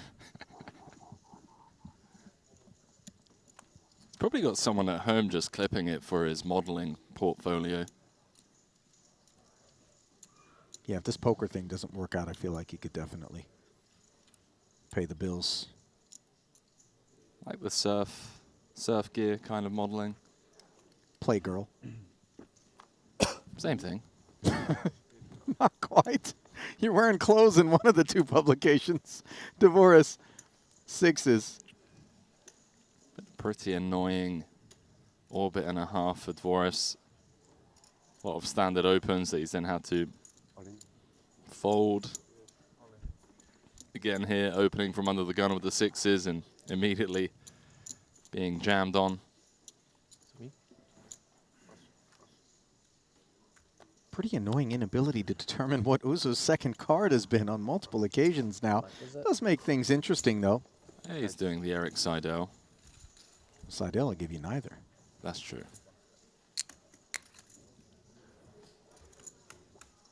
Worlds in which Divoris is going to feel like playing a big one with two sixes here seems doubtful.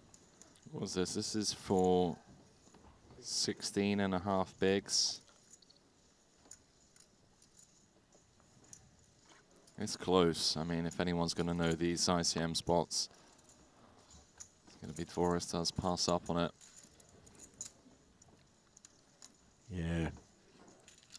Divoris didn't land on 6.7 million plus in career Triton earnings across 16 caches by making bad decisions. Yet to win a title, though. It's been close on more than one occasion. There we go. Poker Stake. Saw the stories come out of Vietnam with Michael Soizer and Michael Zhang both finishing second in the two mains, the short deck and the main. Little 20x return on Soizer. It's a nice 11x return on Zhang. You can head on over to Poker Stake. Get on the journey of your favorite player in all poker tournaments worldwide. All purchases are free, no rake or transaction fees. All winnings are guaranteed by Poker Stake. And I believe action still available from the likes of Soizer. The Luxon Pay Invitational, the main event round the corner, does make the viewing experience with a little bit of a financial interest, Ali, all the more sweaty. I, for one, love it.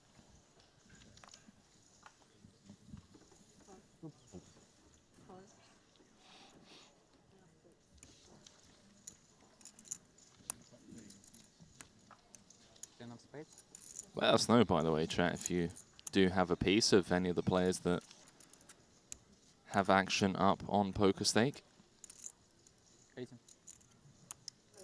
Ace Queen suited. As Vezhenkov raises to 80 and resumes the position.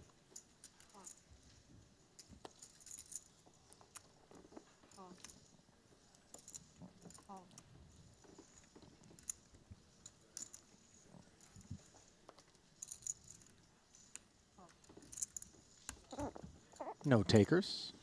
On the beetroot juice. Ali's left me hanging. No, I've got my own. I mean, I did ask you. This should come with a warning, by the way. You know what the warning is, right? Yeah, I do. Yeah. Otherwise, you'll think you're dying. As it exits, you'll just yeah. think that you have ruptured an intestine. Did take me a moment to put 2 and 2 together. Imagine how I felt.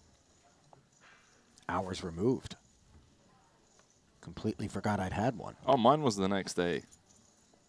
Oh, you holding on to it? Soaking up all the nutrients, you know. It's like Cat Lee has been eliminated on the outer table. We're down to 22. 10-9 of diamonds coming up short against Bonomo's King Jack. Running kings again for Bonomo seems to be the theme for him. By the way, he's up to 11th in chips, 985,000, 25 bigs with 22 left.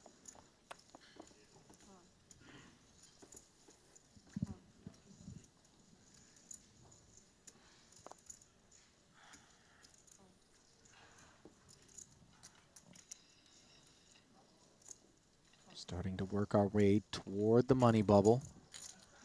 Thank you. Soon you raise and take it there. Playing under the Malaysian banner. Has yet to notch his first cash. He joined us in Vietnam for the first time, played 6 events. Struck out here in North Cyprus, 0 for 3 thus far, but sticking with it. No shame, by the way, in a big dry spell in Triton, and just ask the likes of Nick Petrangelo and Seth Davies, Henry. Yeah, I mean, spoken to both of them. They've been very open about the variance. And it really can get to you, you know. Variance aside, doubts can creep in. I mean, doubts can wash over you. They really can. When it gets that extreme. Start questioning every decision, every spot. Yeah. And it's brutal in that way because it becomes this sort of self-proliferating phenomenon. You make things worse and worse the deeper you get into it. And the cloudier and murkier every single spot that seems so clear when you're running good and all is as it should be in the universe. Yeah, we've all been there. The dry spells, the downswings. Spots that seem so obvious to you when the mind is clear to then become incredibly murky. Start questioning whether you're good enough. Often leads to bad decisions as Kevin just piles as we head to the outer table. So it looks like Adamo has all his chips in front of him against Tom Dwan. I see paint. Some on the flop and some in front of Dwan. Queen Jack turns into top pair against an ace-10, which is unimproved thus far, and the ace of spades on the end for Michael Adamo. Was it ever in doubt? He didn't even, you know, none of this standing up, putting your backpack over the shoulder, tucking your chair in before the river. Just waiting for the river to be dealt. I don't know, man. Double. I thought it was in doubt if I had ace-10. Was a small jam. 10 big blinds. Adamo now up to 20. And the annoyance is twofold for Tom Dwan. You get doubled through, and Adamo's got more chips than he did a moment ago. A force to be reckoned with as we return to the feature. Sun Yu. Min-raise open has run into 2 queens on the button for Uzu. 225.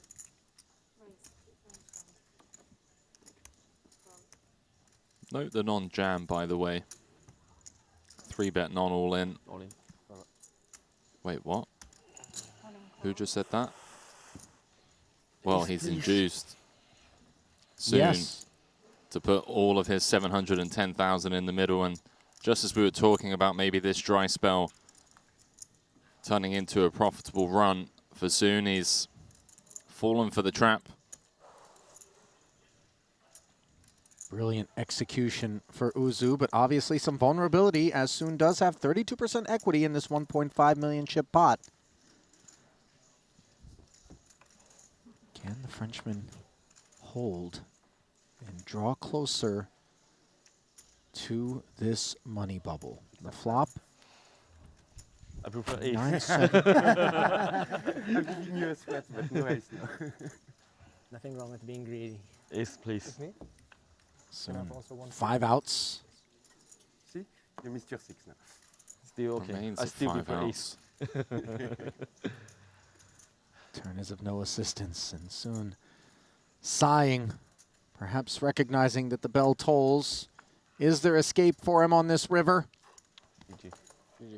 It would appear not. Good luck. As GGs are issued, and Uzu absorbs I hope I'm still alive. the remains of Sun Yu's stack.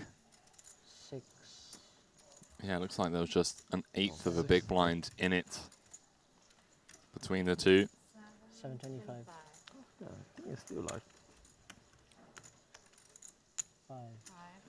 No. Covered by 15. Yeah, okay, GG. Makes Good the luck. maximum. And leaves us with 21 players. Does Gregory Uzu. Sun Yu's first cash will not come in this event. And we send it back over to the other feature where we find Austria's Thomas Mühlacker, currently 4th in chips overall. Folded around to him in the small blind. He's going to limp.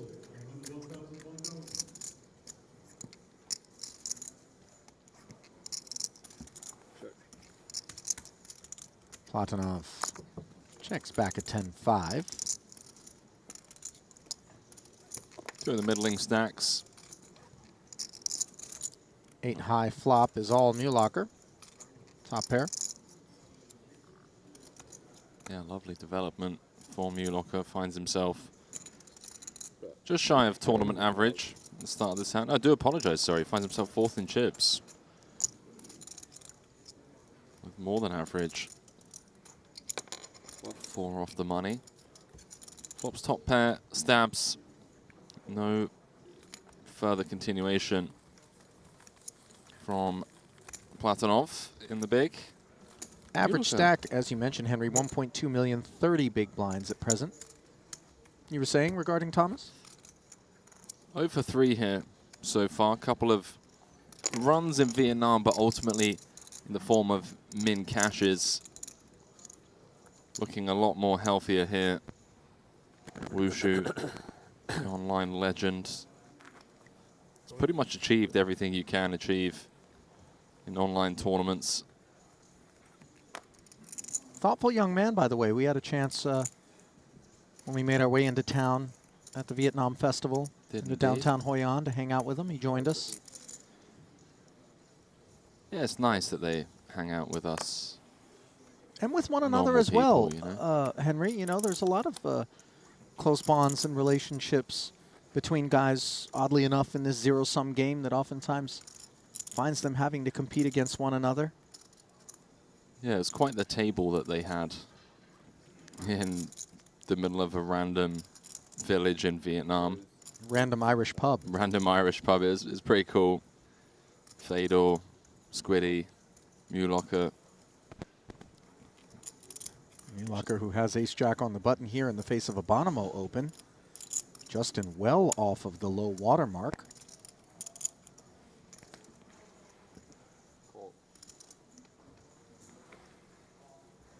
Choosing to flat.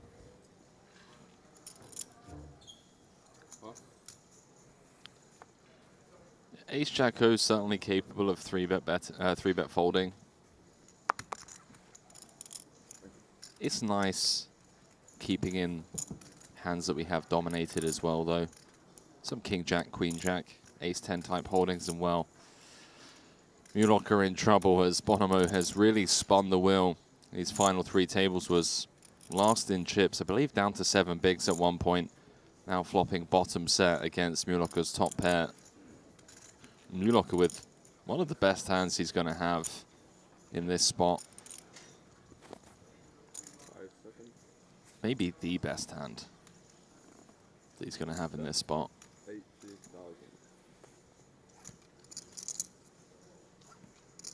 80K, the follow-through sizing from Justin.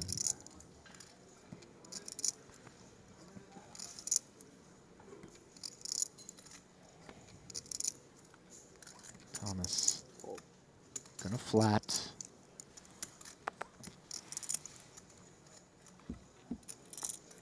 To the turn we go. Dry enough is the 3. I expect to see Mulaka call at least one more street.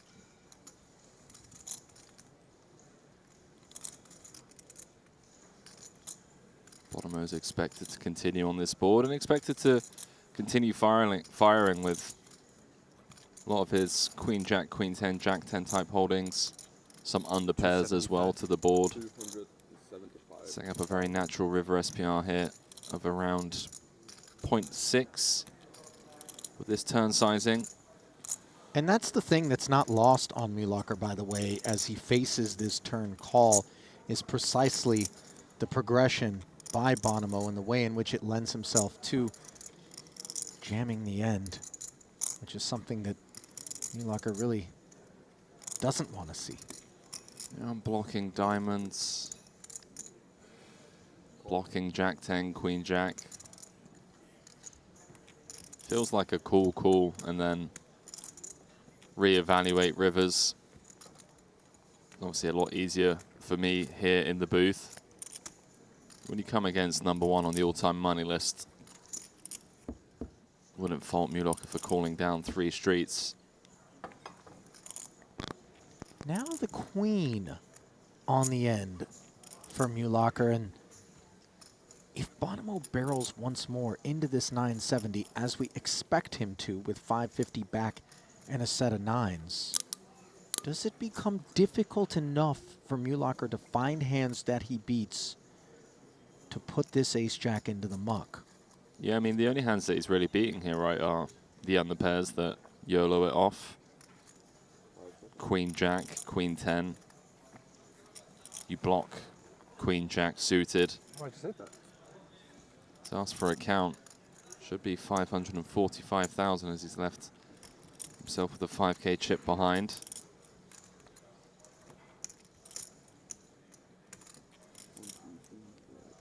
Having the Jack of Spades in hand. No. Oh, yeah. 545,000. Not great.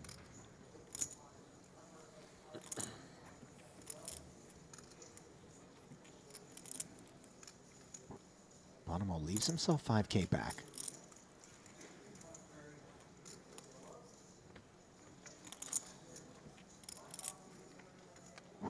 Mulaka started this hand 3rd in chips. If he can find the fold here, still going to have a very playable 30 big blinds, tournament average.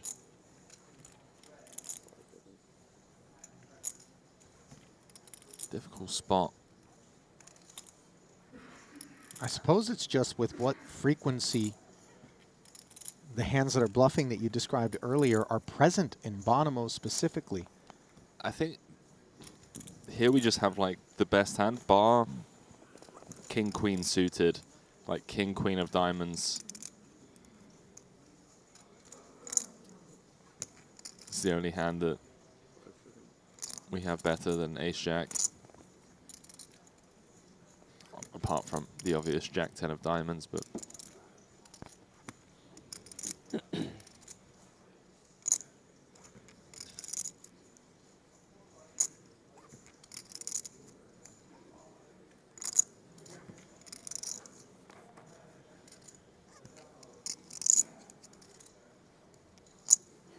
can certainly relate to Thomas Mulaka's discomfort as he comes with the call, and that is going to leave him in a bit of a free fall in terms of the leaderboard. What is it? 545. 635,000. He's going to be a bottom 4 stack.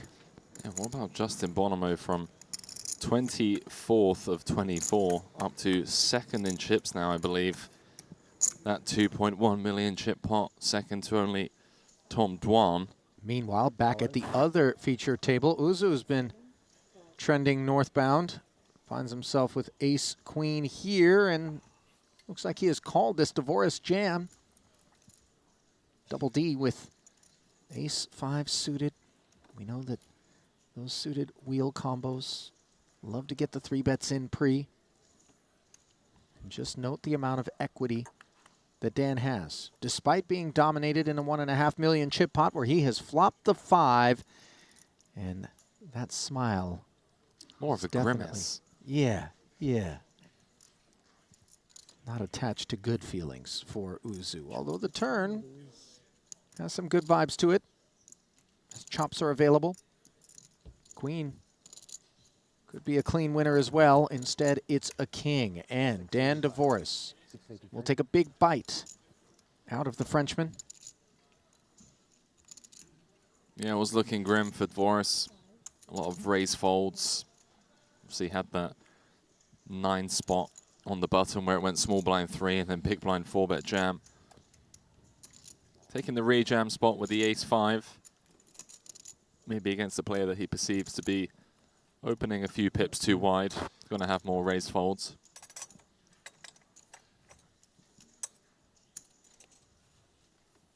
So deflating when you take the best of it like that. Granted, not lost on Uzu is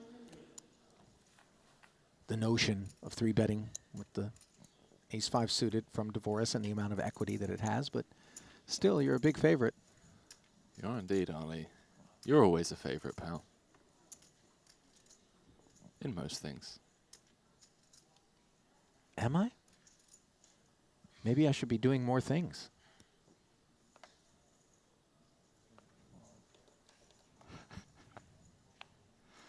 Well, there's that, Producer James. What have we missed? Listen. Don't nibble to the nonsense. We all know. It wouldn't be the same. I'd quit. I would, what's the, not abstain, what's the word I'm looking for, Ali? Help me out here. There'd be an uprise. A revolt? There we go. From me and Randy. Pocket Maybe sixes. let you ponder for a couple of weeks. Suvarna rising up. Oh, hello.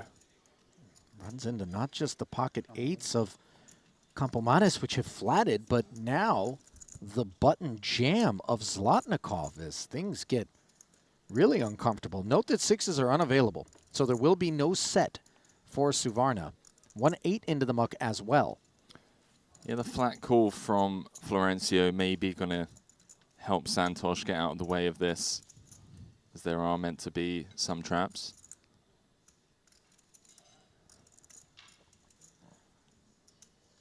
Wouldn't fault Savannah for taking the spot. It's a 13.25 big blind rejam. Savannah 2.0 though. There's a lot more that goes into this decision as well as, you know, how did the cash game go last night? Are we up 6 figures? If we're not, maybe we gamble and spin the wheel a little bit. Try and get it back in this tournament. Perhaps more relevant, but not of tremendous concern, the fact we do have a player between us in Campomanes. Oh, this one's 500. You see Suvarna asking Back at for 9 Florencio's count. Could he be thinking about a rejam? I think rejam is the play. Disaster to flat and then have to call off against Florencio. Nice fold, Savannah. Very much so. Rejam was the play if we're going to continue. Yeah. Apologies for not clarifying. Florencio the 4th. Looking up at the clock, maybe realizing that, hey, look, I'm 4 off the money. If I fold here. Maybe take a closer spot like this once I've locked up the near 2x min cash. If I call and lose, all of a sudden, I'm in the danger zone. Couple of red 8s, though. I think 9s we snap call. It's that close. Yeah, 8s feels like the line. I say snap call. 10s is obviously a fist bump. 9s is, you know, you think about it.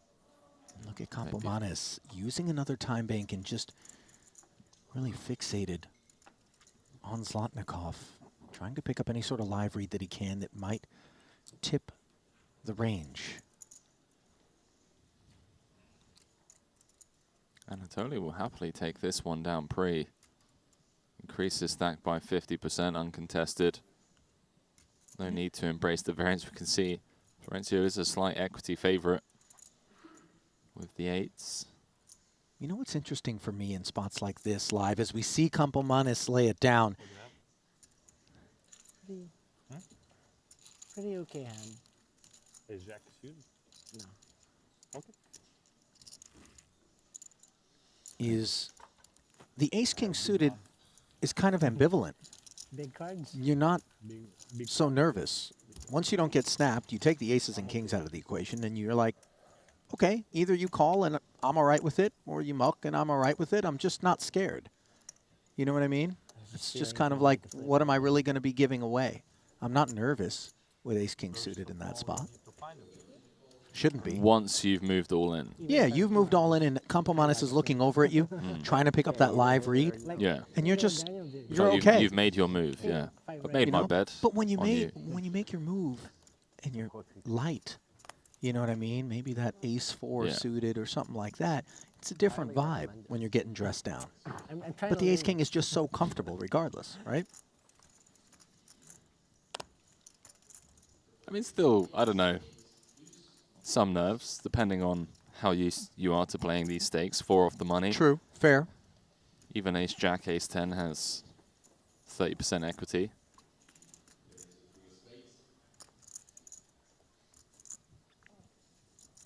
You never nervous getting dressed down, Ollie?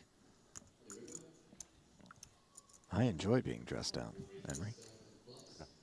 No, that's mine.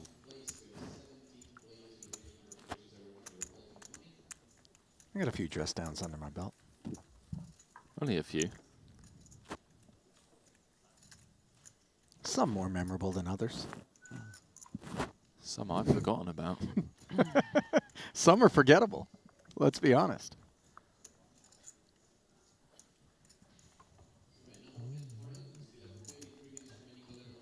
The 7 players at this feature.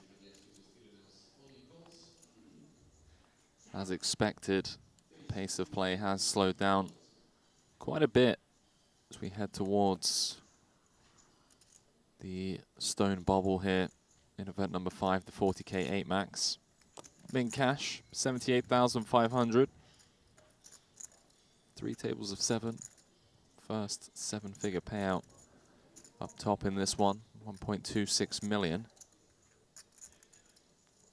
Shout out Stone Island. Shout out, of course, those of you who are streaming us live through the multitude of platforms that you have the ability to do so.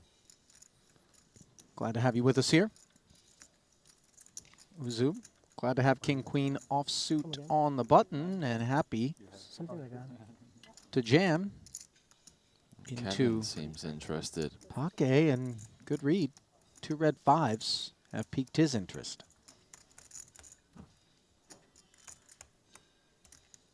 Yeah, Pake just not the type to stall or inquire for a count for no reason. How much?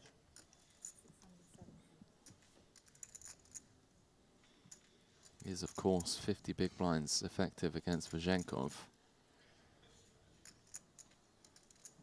Now 2nd and 4th in chips. 21 players left. Duan absolutely mashing on the outer table. Huge chip lead for Dur over Bezhenkov. Will be uninterested in this one, independent of Paque's decision.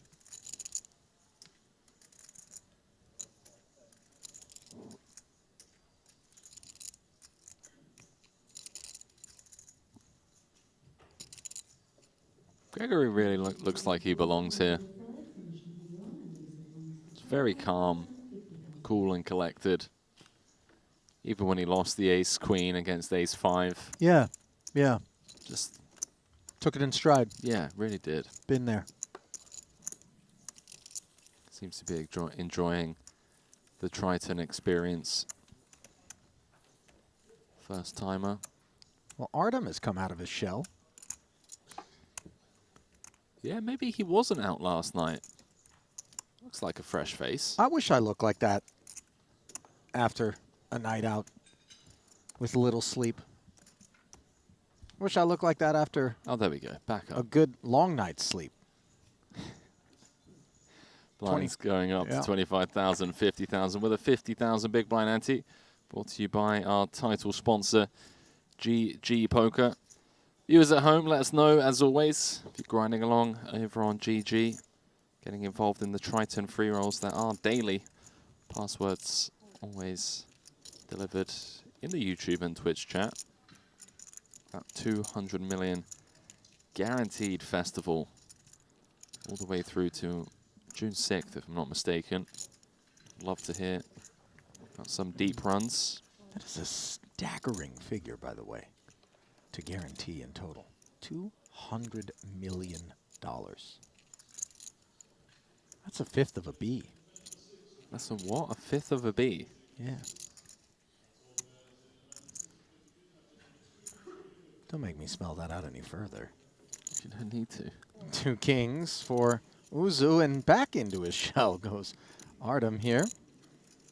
What's he got? King Jack. Shade free.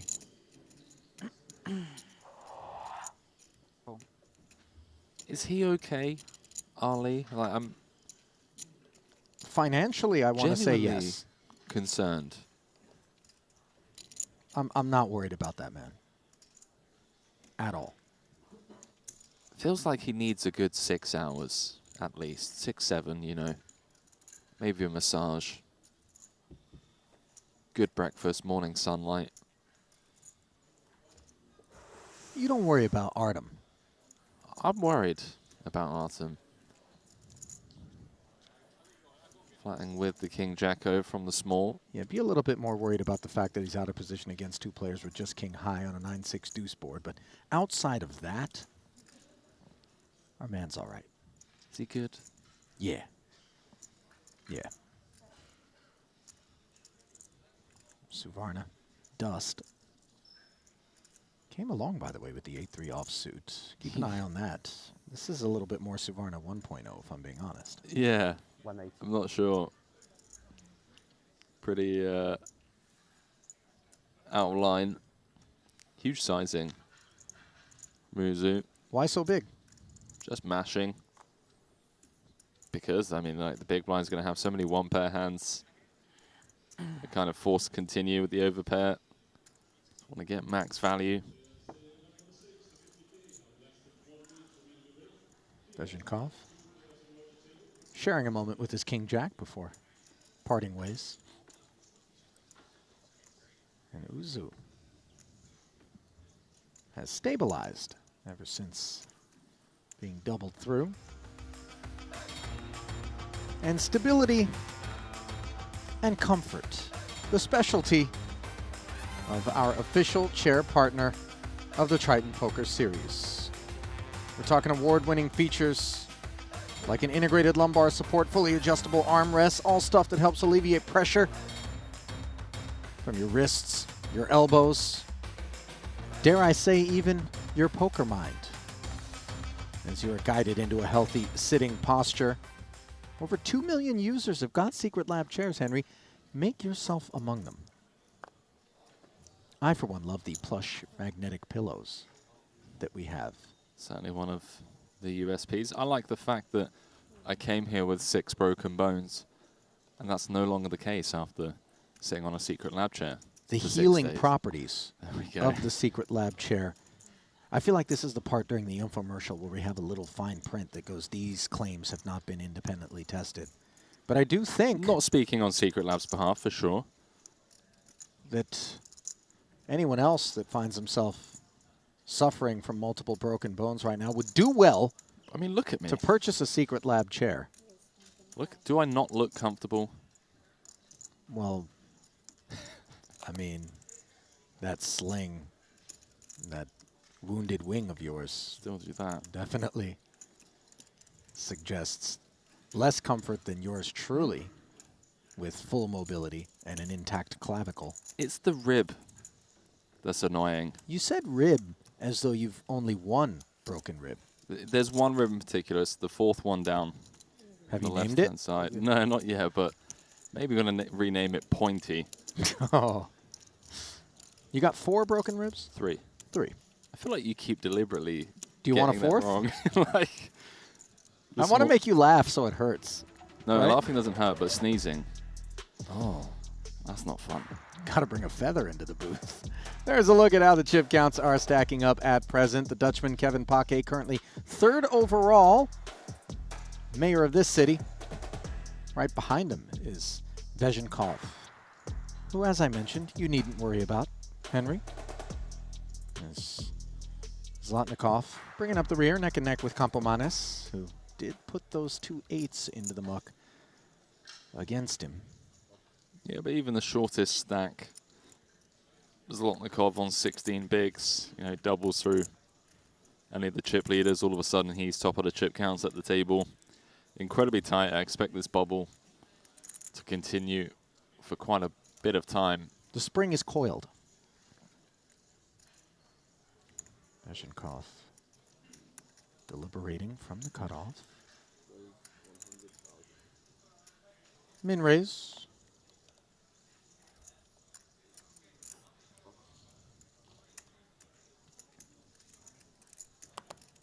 Suited kit in the blinds. Note the Jack of Clubs, I believe, tattoo on Florencio. It's a man who is committed to a life of card play. Amongst other things.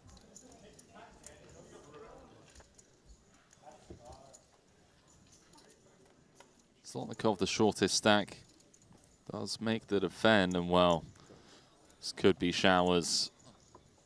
Problems for afoot. Anatoly. Mm-hmm. This SPR aboard this disconnected. Obviously, some concerns about the flush draw, but middle pair, backdoor diamonds, 275 in the middle against one of the table captains who's expected to leverage the ICM pressure. Part of the consideration without question as we chart a course forward for at least one street. Something like a board pairing turn would be a disaster. Or a card like that, undercard to the 5. Does give Vegenkov a wheel draw to go with top pair. Yeah, and maybe expect some ace-x to continue barreling with the picked up equity on the turn. 385 in the middle. Zlotnikov with 585 behind.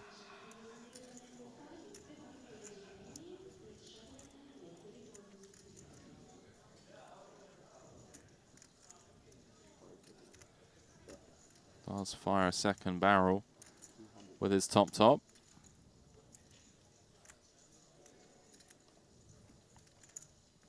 Conceded discomfort on Zlotnikov.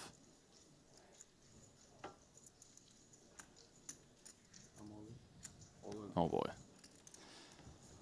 Uh-oh. Uh-oh, indeed.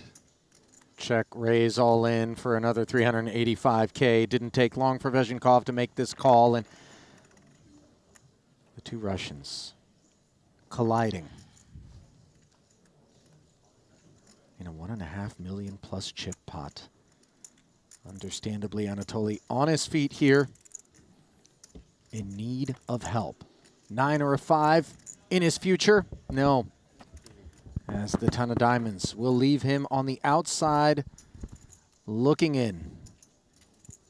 One step closer to the money bubble. Don't hate the jam. Don't love it. Bit of sweat, huh? Four-sider. But diamonds. This is not a break. Please stay at the tables, but that table behind us is behind, so you're just catching up on the hand.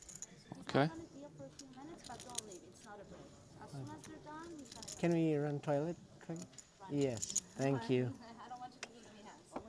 That bust out, by the way, Henry, for Anatoly, marking his 4th fruitless effort thus far here at his first Triton Festival.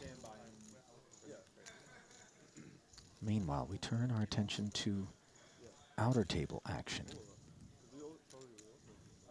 Things are still pre-flop. Greenwood on the button. Opening here, Nuita and Adamo in the blinds. Don't have any hole cards. Still pre-flop. Waiting for Adamo to decide. Ah, no, apologies. We're waiting for Nura to decide out of the small. Over to the Dominator.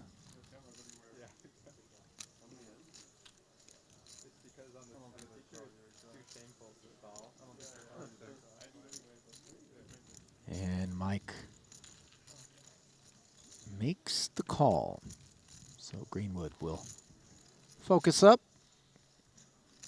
Soak in the King 10-6-2 heart flop.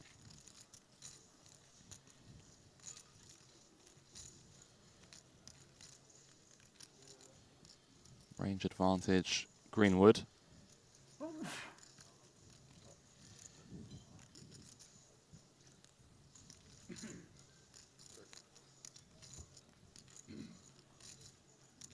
Try picking up something off of that man. Tomo just a blank canvas. He really is. And it's so different compared to who he is in person. A bubbly character. But here it's all business. Yeah, it's very crafted.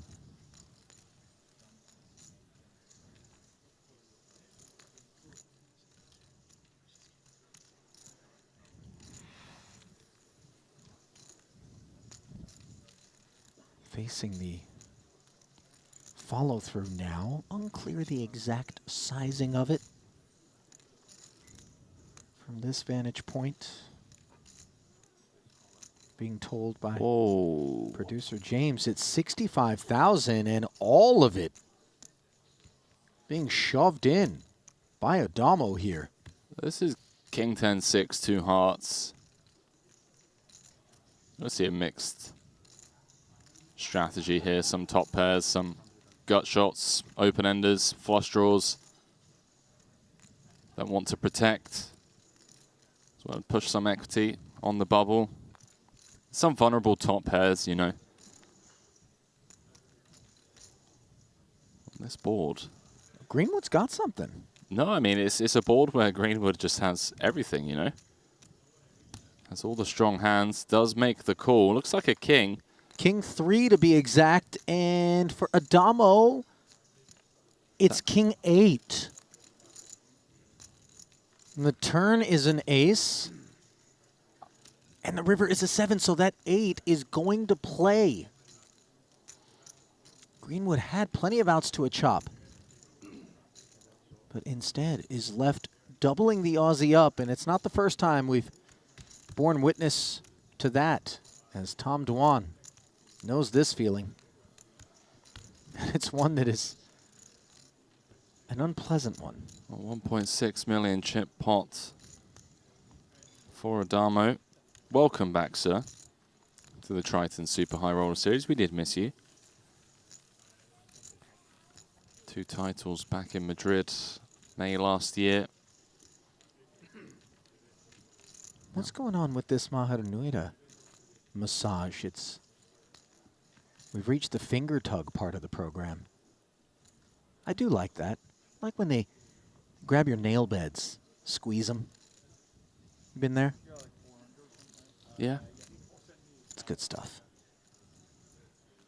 I miss Vietnam for that reason, by the way. There was a phenomenal massage therapist on property at their spa that Laura Nisi also got a chance to use. Forget her name. I almost want to shout her out. She had me pretzeled up. Fresh and good to go. Tom Dwan, who, truth be told, seldom looks fresh. Always feel like he's been up all night, a nocturne. That's most likely because he has for the last 20 years. There are insomniatic vibes on Dur, if we're being honest. There's always a game running somewhere. Sometimes in his mind, on repeat. Shout out Dur. Love seeing him on tour. Goes all the way back with Triton, by the way. Deep history with the likes of Bossman Paul Fua and company. Spent so much time out in Macau. And it looks like we've got another one brewing as we keep it here at this outer table. Greenwood, headphones on. The rest of his chips into the middle, and yeah. Thinking of going for the old 1-2 KO. The ISOs from the small. Yeah, the rejam using Greenwood's tokens. Ace, what is it now? Ace Jack for Greenwood. Small pair by the looks of things. 4s or 5s. Nickels. There we go. For Adamo. Oh my word, 5 in the window. On the flop. Turn hello. is a heart. And you saw Greenwood fishing for the runner flush. And instead, Sam Greenwood. The old 1-2 KO, my man. Blink and you'll miss it. And while certainly Greenwood's departure is a story, insofar as he, too, along with Stephen Chidwick, will not be picking up points toward the Ivan Liao Player of the Year award by not cashing. Good news for the Seth Davies and Jason Kuhn fans out there. But how about Michael Adamo? Now, 4th in chips with over 2 million. It happens fast with him, the spin-ups. Doesn't feel like one of these chiselly guys. Not in one singular tournament, that's for sure. Does it over a large sample. I mean, some of the spins, you look at his Hand and Mob from, what was it, 2021? I would say like 5, 6, 7-figure cashes in the span of 6 months or so. That was... There's only a few people that come to mind that have had those sorts of runs. Fedor Holz, Michael Adamo, Justin Bonomo. Who am I missing? Dan Coleman. Okay, yeah. Won the one drop. No, he just won everything. But that was the crowning accomplishment during that stretch. There was that period where Coleman just won it all and then rode off into the sunset, never to be seen again. Hopefully enjoying retirement. Well, on the topic of enjoyment, Henry, we've reached that period where the elbows are working their way deep into the trapezius muscles of Maher Nuida. Needs to be done. Particularly satisfying stroke, that one. I can take max pressure, by the way. You sure? You got me. Come Thailand. Test that theory. I've been out there. Okay. Got a good Thailand massage story. As do we all, pal. No. This one's rated G. So, I'm out there with my girlfriend. She says, we should go to this place to get massages. I believe we're in Chiang Mai. Well, I'll let you hold up on the massage story, as it looks like Yan, who's currently sat 6th in chips, is stacked off against Tom Dwan, who's 1st in chips. 10s against queens. Bit of a cooler spot here. Yan could be out before the money, and with that, Ali, Tom Dwan is now an overwhelming chip leader, up to over 4 million in chips. Second place in chips. Artem Vazenkov just 2.6 million. So Greenwood and Yan out before the money. Pretty surprising. Yeah, they were both looking likely to work their way in. And with that, I believe we're on the stone bubble. Down to 18. Ian Bradley, the shortest as things stand. 18th with 7 bigs, 17 places paid with a min cash of 78,000. Because we're 6. Oh.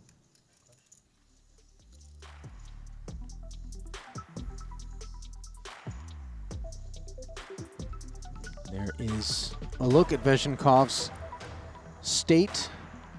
53 bigs, 2.6 million.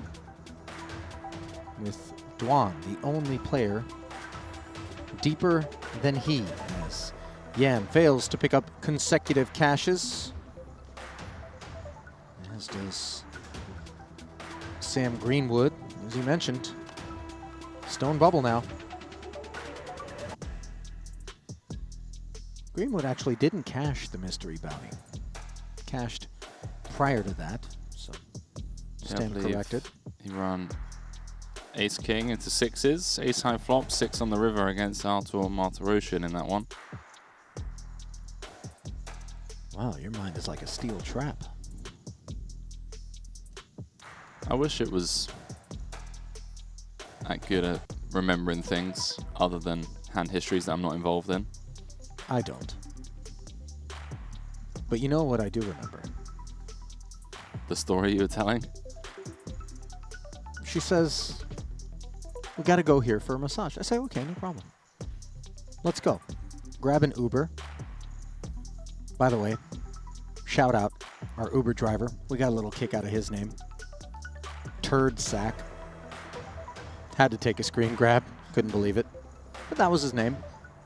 I muttered it several times on the drive over, just for maximum comedic value. You either get it or you don't. We arrive at this particular massage hall, which is the time at which she tells me that this is a bit of a reformatory for women who've been incarcerated, ex-felons, looking to make their way back into society. And I thought to myself, all right, let's do this. It was a little rough and tumble, Henry, I'll tell you. You've been on the inside. You're a little less delicate on your way out than you were prior. And I got mangled. Worst $5 I've ever spent. Worst $5 you've ever spent? No, that's not true. But, you know.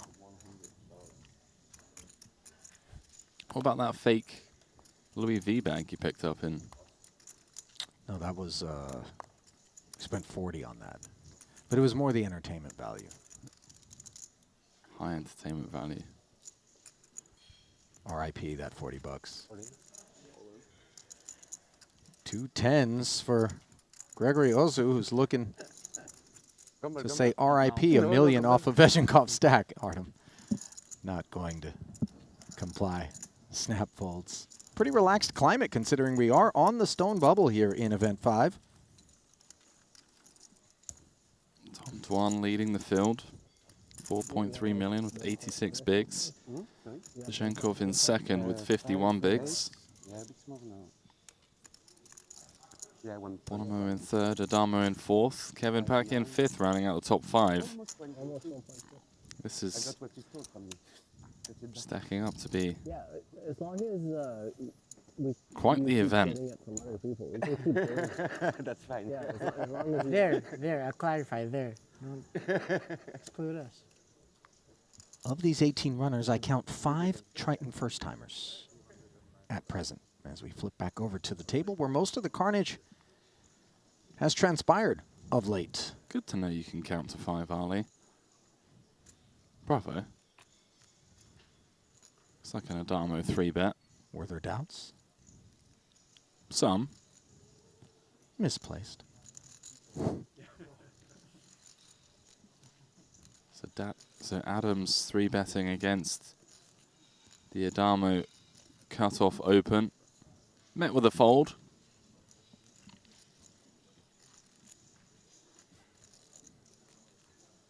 That perhaps the most docile exchange we've seen in recent memory at that table.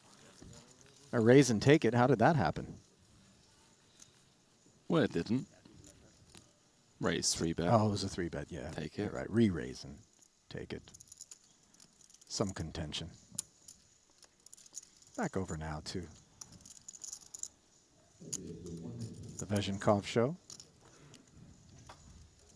Bit of the Uzo show as well. I've liked Uzo at the table. Just get this feeling that he belongs.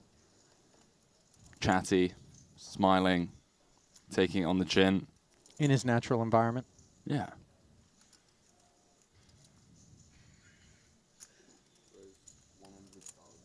What is that in front of Artem? Is that like a silk handkerchief? They're called chips, Henry. Maybe if you played better, you'd find some as well. Listen, I've heard stories from Resorts World, okay? Oh, I'm a complete maniac. Paquet's got a king-jack in the big here. Obviously not ideal to be presented with the prospects of having to play out of position against one of the few stacks that have you covered on the stone bubble. But king-jack offsuit is enough to proceed as Kevin does.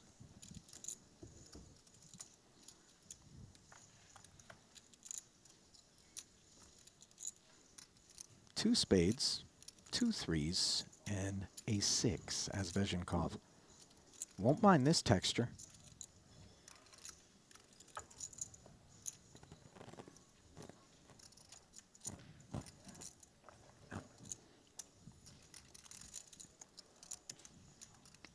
Certainly expected to continue with close to range. Under the gun v big blind. Especially on the bubble. Given that he is the chip leader. Just so happens to have top. Yeah, Paquet check folding swiftly. Is that like a bandana? No, those are chips, Ali, Scarf as you just or pointed something? out. No, come on. I'm going back to what you're asking. It is peculiar. Perhaps we'll have our answer at some point in time. As yet again, we flip it back over to the outer, and we find the black octagon in front of Robert Heidorn. The Triton first-timer under the German banner rolls over. Are those queens I spy? Yes, it looks like Dwan on the receiving end this time round after just having queens against tens. Yeah, he's this got time, nines, huh? Nines for Dwan. Top set, but hold the phone. All diamonds, and you see Heidorn's reaction, well aware that with 2 cards to come, Tom's got good equity with the flush draw. Oh, wow. Add some. 3 additional outs. Offsuit 10 would also do the job. And instead, it's the 9. Not enough for Durr. You see him thinking that's normally a 2-outer, but not when you're already up against the set.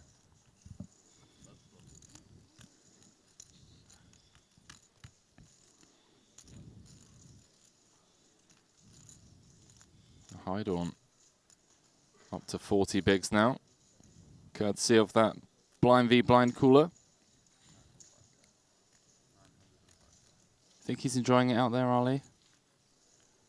It would certainly seem so, much more so in this very moment than a few moments ago. As that double will leave him poised to make the money. Currently 5th in chips overall. It's so tight out there. I mean, average stack is 28 bigs compared to the mystery bounty where for most of the day the average stack was north of 40 big blinds. ICM galore. These final 18. 2 sub-10 big blind stacks. Andrew Chen with 9, Ian Bradley with 7.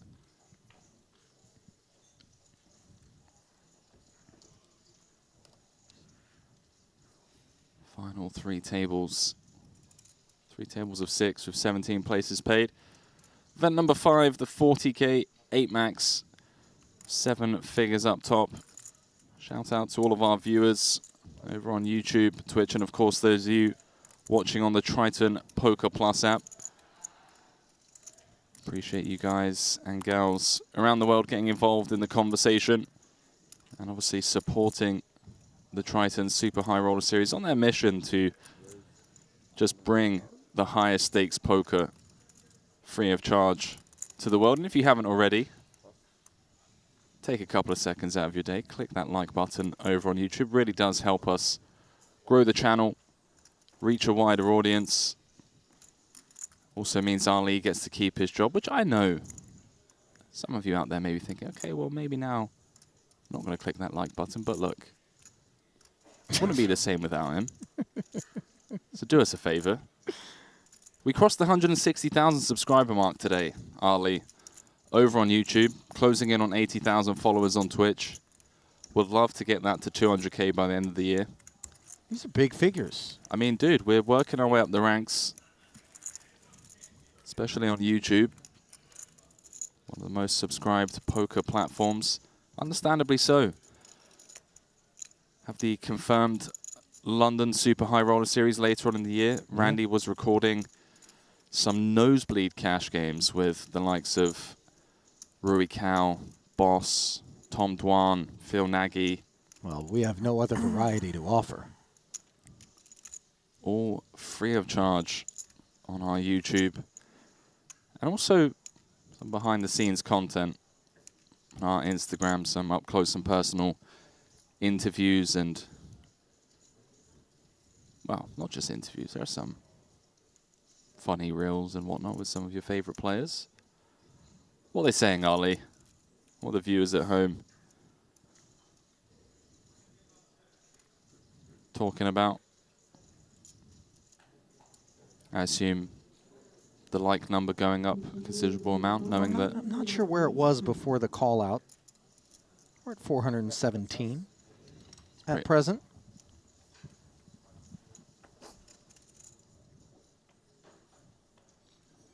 Matt Verville stepping in to advise that if indeed my employment is tethered to the number of likes that we get, that he is lobbying against additional likes. He would like to bear witness to my demise. Well, I guess you can hit the unlike. Don't do that.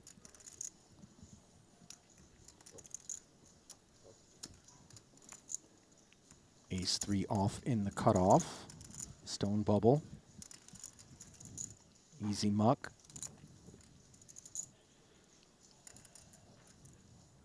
Over to the blinds. Did you see the movie E.T., Henry? I can't say I have.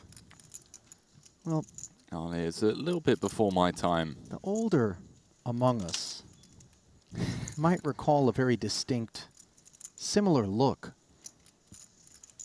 as the extraterrestrial sat in the front basket of a bicycle. Quick Google image search and you'll know what I'm talking about. Referring, of course, to Vezhenkov's current attire.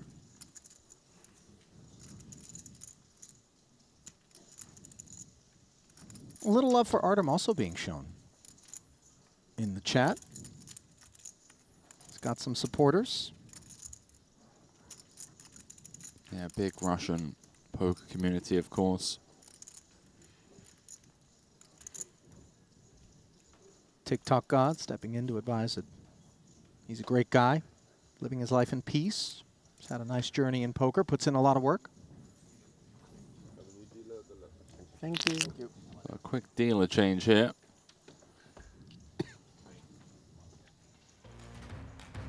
Well, that'll give us an opportunity to pay the bills a bit and do so with pleasure. Our official timekeeper, Jacob & Co., responsible for this incredibly ornate kit that you see on your screen there.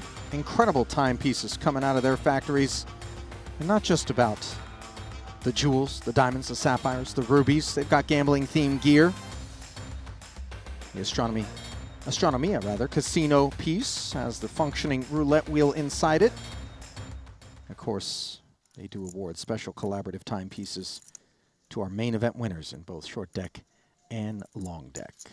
Often worn by those fortunate enough to scale the summit in our main events. Seen Stephen Chidwick and Henrik Hecklund rocking theirs, as Veshenkov is rocking King 5 suited into the middle from the button. Florencio Campomanes. Good squeeze. King Queen off, says good squeeze. That's some professionalism out of that seat there. Now we find Justin Bonomo in the cutoff with Jack Deuce. Consummate professional, poker's winningest player with over 60 million.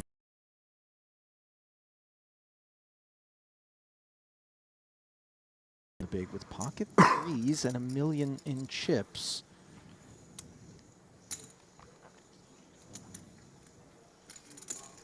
Opting to just defend north of 20 bigs.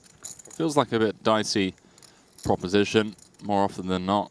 I see a few overcards to the threes, as we can see 3 overcards, and not playing a bit of a guessing game out position with the small pair.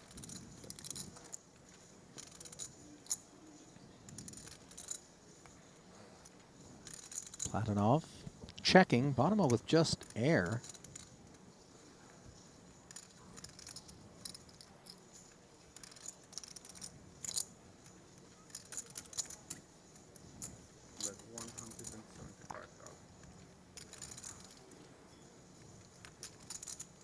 Platonov just making sure he didn't flop a set.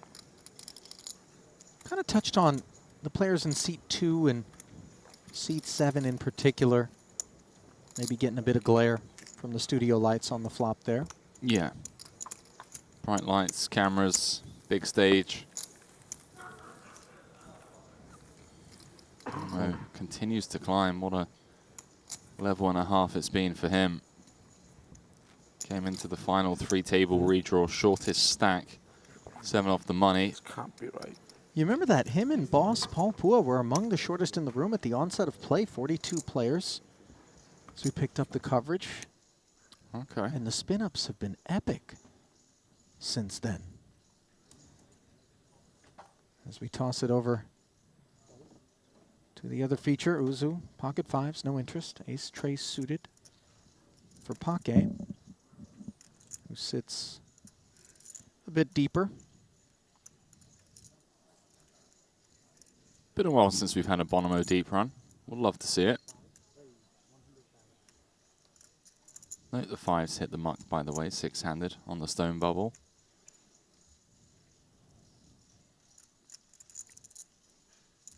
Really so much to take away from even spots such as that.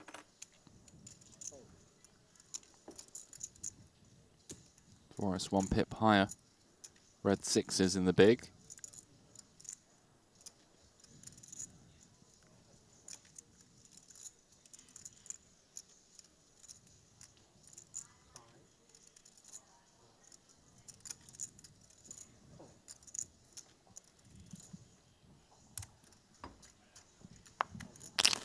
Defending. 275 in the middle. And much like Platonov, DeVoris looks up at 3 overs, while Pake looks down at split aces.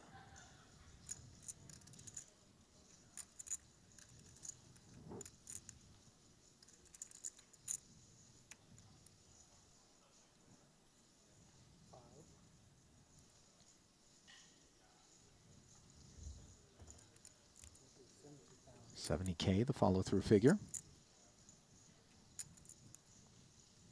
Presume this one should be done.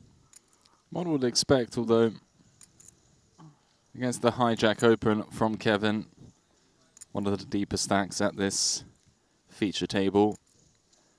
Sizing aside, stone bubble, out of position. Where do we go from here? DeVoris can always turn a set, aren't we? Yeah, this is true.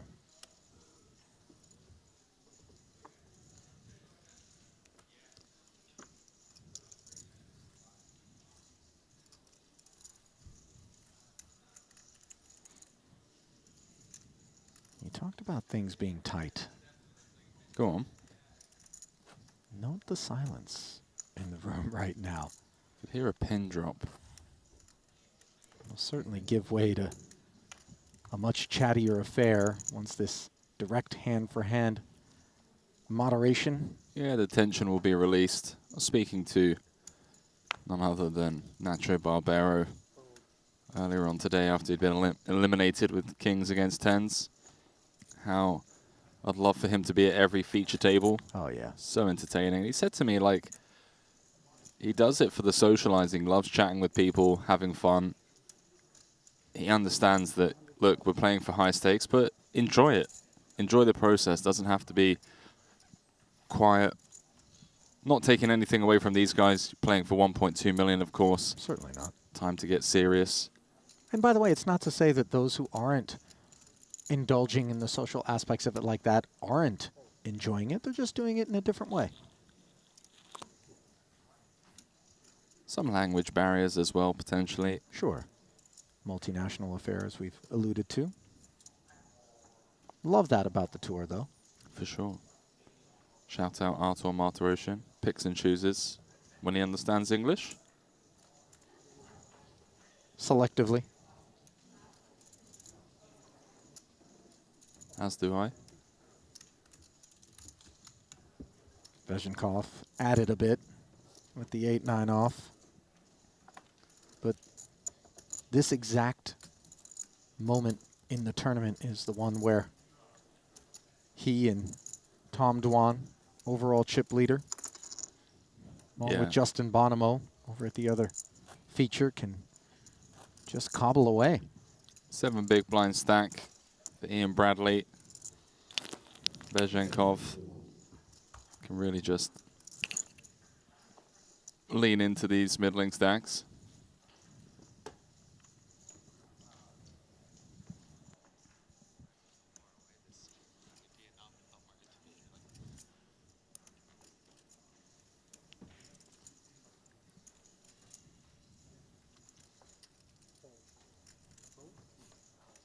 Artem going to sit this one out with the 9-5.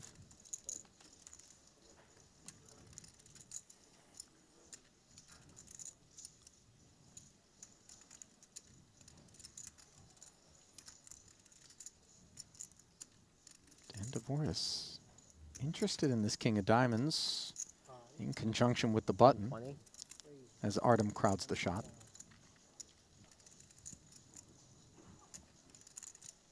Upstairs we go, a little north of min. Yeah, quite a decent amount north of min. 2.4 bigs against the player that covers, just really trying to de-incentivize big blind defense with the wider range that Kevin should be defending with. As he does cover, and you see the 8-7 fold. Maybe defendable against the min open.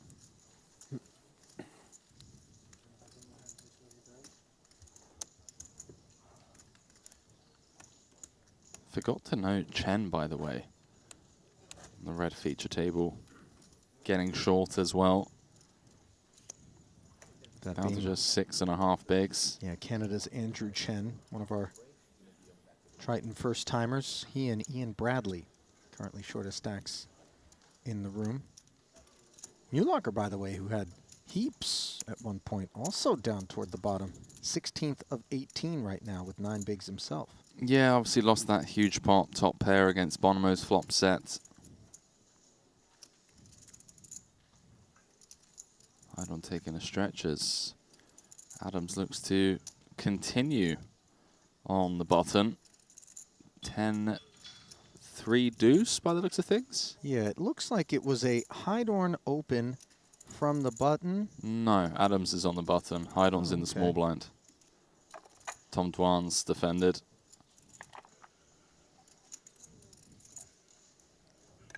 And it looks like a 85k continue. As Tom has piled over the top of Adams' C-bet on the 10-3 deuce. Adams with 15 bigs back around 750k.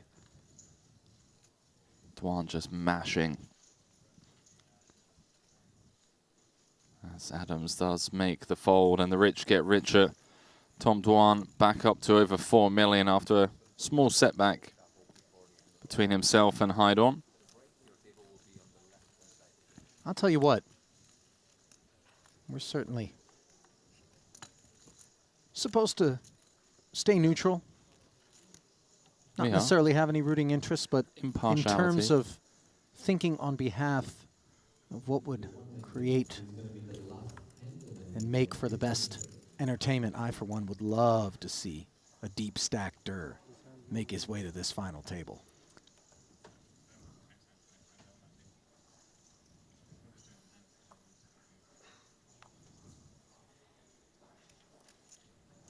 Yeah, I couldn't agree more. I think for the fans as well, from an entertainment point of view, two-time champion, if I'm not mistaken, Tom Dwan, looking for title 3 in pole position here. Indeed, 10 cashes and over 3 million in Triton earnings for Dur. 2 titles in Madrid, I want to say. Took down the PLO and then a turbo late in the series. Correct.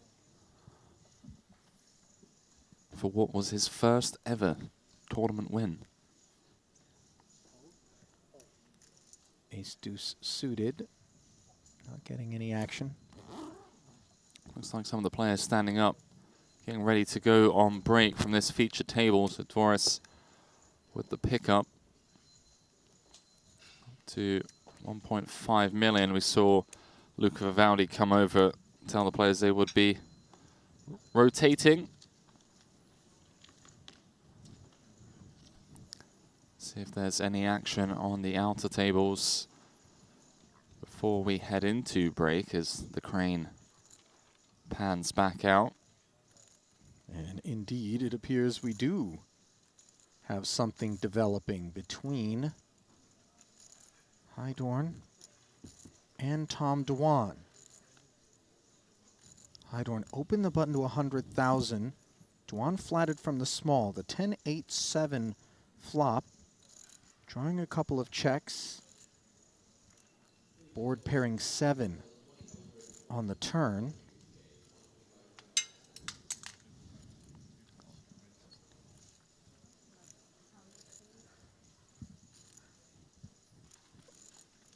Dwan with the turn probe after flop went check, check. 130K.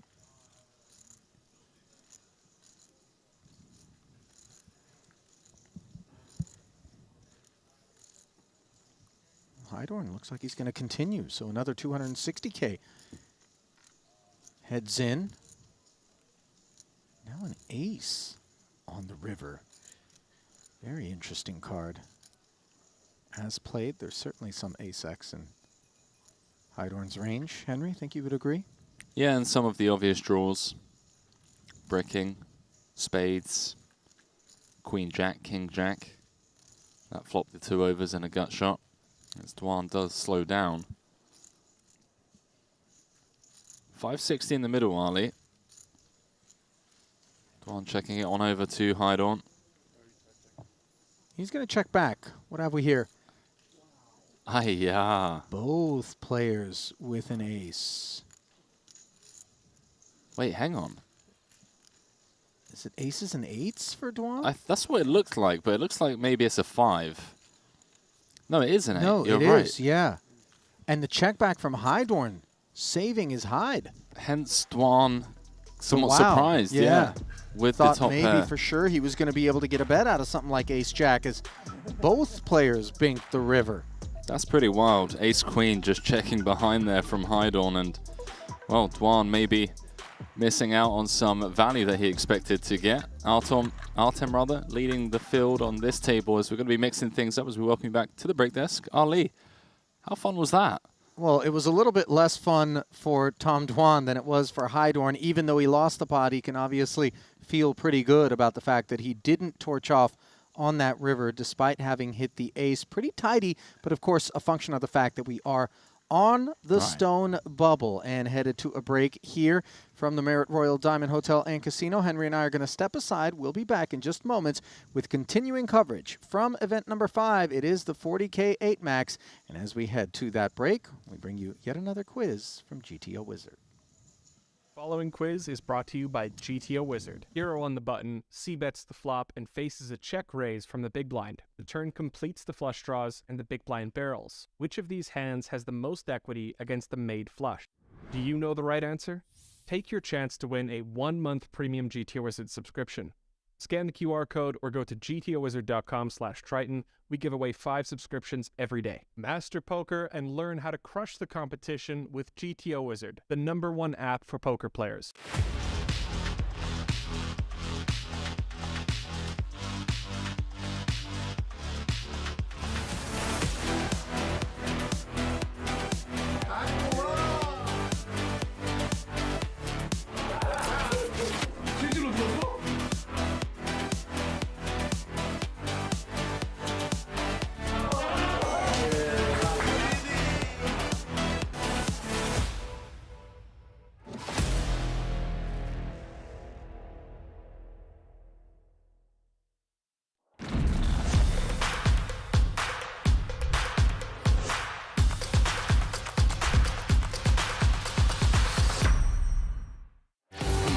GG Poker. It's the best poker The biggest poker site. This is a crazy.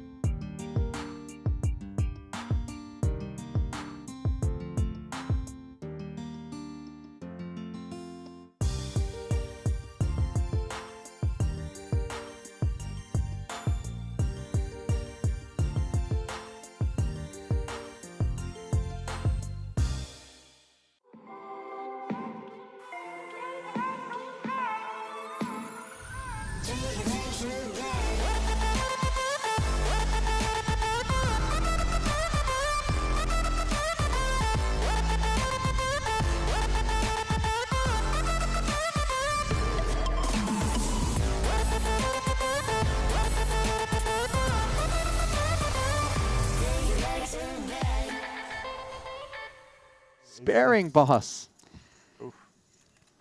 That's a tough one with 3 diamonds out there. Sure is. Even dealer wasn't expecting that. Now, back over to the other table where we find Ace-9 in second place behind pocket 10s. Notice the card sharing situation here, right? Like 10 would be great for Queen Jack. We bring a set, top pair, top kicker. Trouble. Uh-oh. TMP jams here. The Queen Jack for Yan promptly into the muck, but Ju, who followed through for 125,000. Just north of 500. I don't think with the gutter and an overpair that... No, these 2 5s. tens I'm just- sorry, 2 10s is way Yeah. too strong with the gutter, the main one. You got the extra backup in Yeah. case you're behind, and you might be in great shape against Ace-9. There's just something about knowing that no matter what you're up against, you're not drawing dead. Yeah, and you tend to call a bit more in those situations, and it's the type of board where flop straights is really hard to do. 7-5, you're blocking the 10-7. I'd be feeling pretty good with 2 10s. Oh yeah, why not?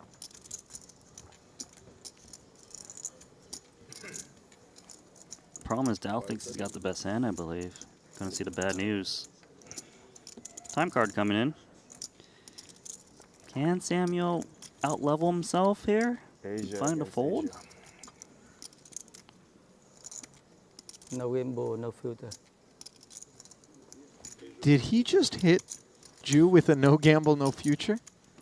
Yeah, Kind of you wouldn't- reverse, though, you like wouldn't do it. goading him into it a little bit? Now you're wondering, why does this guy want me to call? Sounds like he wants him to call. He thinks he's got the best hand here of Yeah. Ace-9. I think he thinks he wants him to call, but doesn't realize that he's beaten. Sorry, what was the exact amount? 500? For him not to get snapped off, you would assume Ace-9 is usually the best.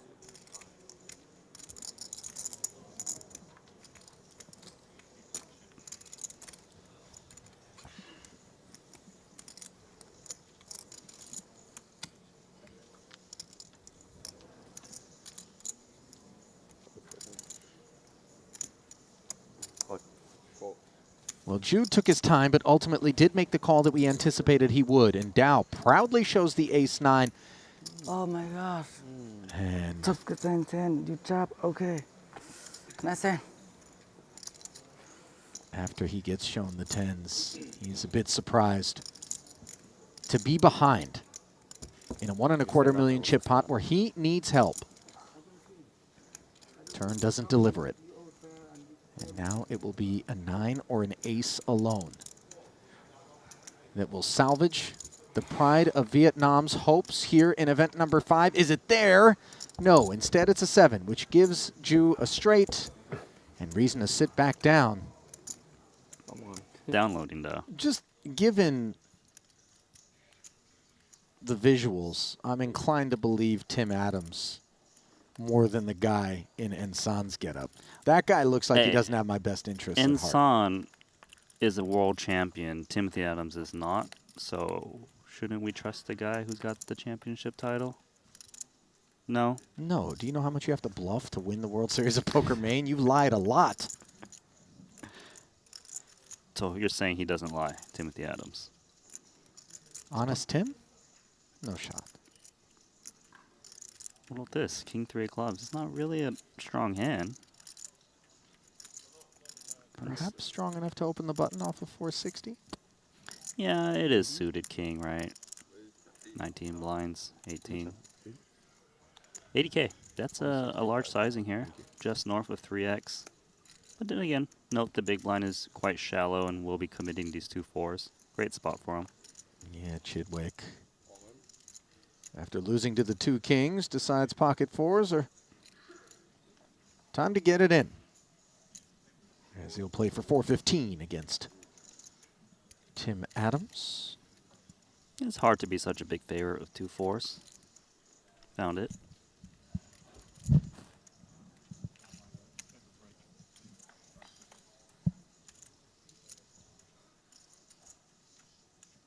Fours. Downed on the king high rainbow board as Adams jumps in front.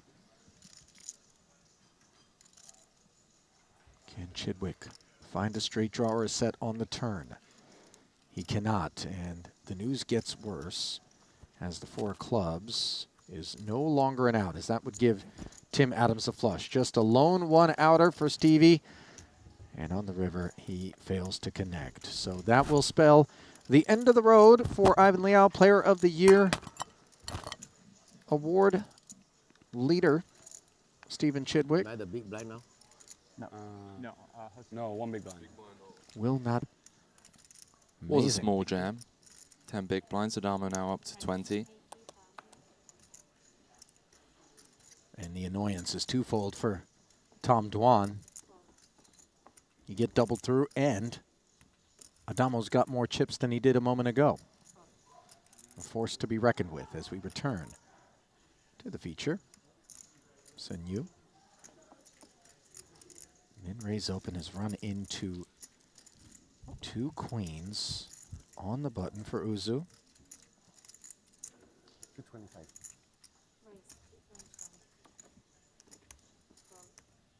Note the non-jam, by the way.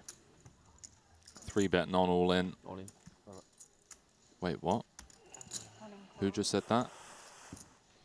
Well, he's induced soon Yes. to put all of his 710,000 in the middle, and just as we were talking about maybe this dry spell turning into a profitable run for Soon, he's fallen for the trap. Brilliant execution for Uzu, but obviously some vulnerability, as Soon does have 32% equity in this 1.5 million chip pot. Can the Frenchman hold and draw closer to this money bubble? The flop. I prefer ace. 9-7. I'm giving you a sweat, but no ace, no. Nothing wrong with being greedy. Ace, please. Soon 5 outs. See? You missed your 6 now. Still okay. Remains I at still 5 prefer outs. ace. Turn is of no assistance, and Soon sighing, perhaps recognizing that the bell tolls. Is there escape for him on this river? GG.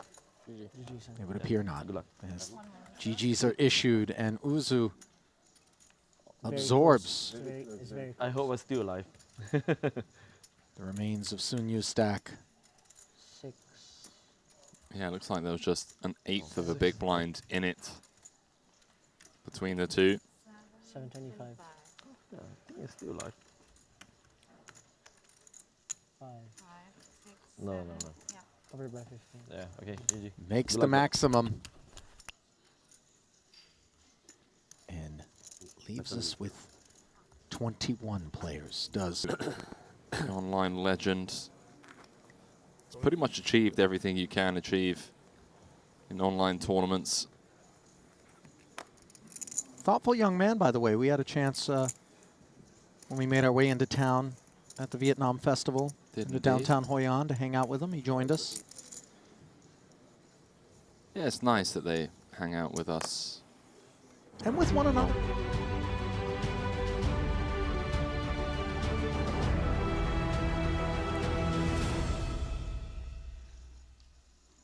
A warm welcome back to the break. There's continuing coverage of event number 5, our biggest buy-in of the Triton Super High Roller Series here in Northern Cyprus thus far is the 40K with $5 million in the prize pool, Randy. Our first 7-figure payout. Today, we're going to be playing down to a champion who's going to be going home with 1.26 million. And Randy, we find ourselves on one of the most exciting parts of any tournament, the Stone Bubble. 18 left with 17 pay. Now, Randy, I know obviously you were here at the start of the day. There's been a lot of changes. Tom Dwan out in front, involved in a couple of big pots on the bubble. He's really been leading into, you know, just being able to leverage his position as the chip leader into those middling stacks, and understandably seeing a bit of snug play from the middling stacks. Well, of course, you've got to, right? You got to respect that someone's going to get 0. You don't want to be that person. You know, we have a lot of short stacks out there that you mentioned that are just trying to hang in there, but you can see the race is quite tight with Ian Bradley, Andrew Chen with 6 big blinds, and there's some 8 and 13 big blind stacks as well. Tom Dwan with that big stack is going to leverage and put the pressure on your opponent. He's a very tough one to play against. He is indeed. He's in the hunt for title number 3, of course. And talking of these short stacks, we take a look at the tables that we have coming up. On the red feature table, we do have Mulocker, who's down to 8 bigs, and Chen sat on 6, joined by Bonomo, Platonov, Ju, and Tang. And then on the blue feature table, our chip leader, Tom Dwan. Also on the short end of the spectrum is Ian Bradley on just 6 big blinds. And just quickly looking at the min cash, 78,500. So one unlucky person out of these final 18 going to be going home empty-handed as we look to throw it down to the main stage. Look, we're meant to remain impartial here, but I am rooting for a Tom Dwan chip lead on the final table as we throw it down to the main stage to see who is going to be going home empty-handed and who out of these short stacks, Ian Bradley, Andrew Chen, Thomas Mulocker, can sneak their way into the money. Blinds are 30,000, 60,000 with a 60,000 big blind ante. Chip counts brought to you by Poker Stake. So, Uzhenkov, chip leader on the outer table. Justin Bonomo, who was one of the shortest stacks for most of the day, has been on quite the spin, now finds himself chip leader at the red feature table. Then Tom Dwan, the overwhelming tournament chip leader with 18 left, 74 big blinds, going to be looking to lean into those Timothy Adam, Robert Hydorn, middling stacks as we kick things off on table 1. So 3 tables of 6. Adams, Rags, and a short stack. So round to our chip leader. And he has a legit holding as well. Ace-Jack suited on the button. Going to be opening into Noira and Adamo.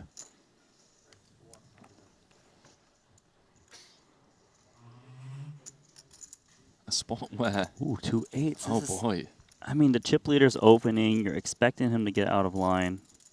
Quite a large raise, too. 4x as well. North of 4x. Mahanora does jam over the top. And, well, Randy, this could be it. Dwan will not be folding. 350,000 to call. Oh, it is 900k. Okay, it's saying 600k. I do apologize. Apologies for the slight graphical error. As I believe big all-in, right? Yeah, Dwan has made the call. So call has been announced. I'm a very nice guy. Why you call that? They're obviously keeping their cards down, waiting for the action on the outer tables to conclude. But as things stand, Mata Neuer, who was 12th in chips at the start of this hand, is the all-in player at risk. With 5 cards to come, slight equity favor, going to need to win a flip in order to stay alive and lock up this min cash of at least 78,500. Tom Dwan looking to extend his lead here. Again, just waiting for hands on the outer 2 tables to finish. 1.5 million when you ask how much. I don't know. I'm not sure how it's Seeing Luca Vivaldi come over. Ian Bradley loving this, of course, as he's sat on just 6 big blinds. So 5 cards to come for Dwan to get up to over 5 million in chips. Oh, just looking to hold on for dear life. As it comes, ace, 8, deuce. Middle set for Maha. Yeah. Top pair nut flush draw for Dwan with 2 cards to come. Well, that for a TV flop. Clean turn. Club needed to get us in the money. I don't want to see this one. Nura can't watch. As the 7 of clubs rolls off on the river. And Noira is going to be eliminated on the stone bubble. going home empty-handed. We see short stack Ian Bradley offer some condolences to Maha. What a grim run out. Getting it in as a flip, flopping middle set, but up against top pair nut flush draw, and the flush completing on the river. Means we are in the money, Randy, of event number 5. Everyone guaranteed $78,500 now for their efforts. And now, you know, maybe we can expect to see some of these short, middling stacks get the chips in a little bit easier. Not maybe. Of course they're going to be getting in, right? Like, they've got the big payout. Pay jumps are quite a little bit much smaller now, but they got the big 178.5.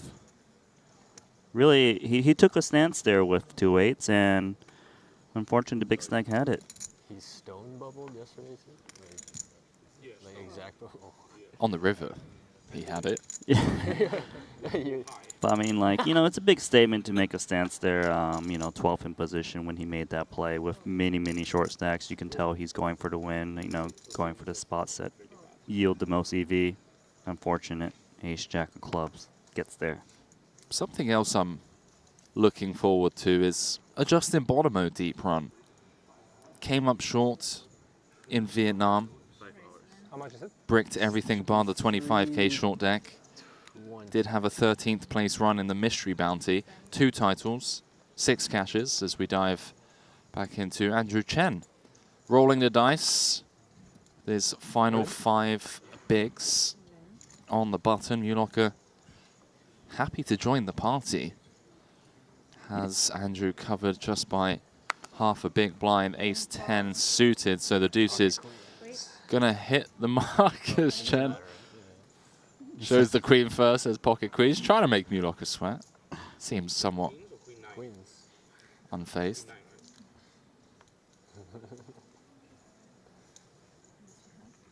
Not sure how Thomas feels about it, but likes to see Queen 9 instead.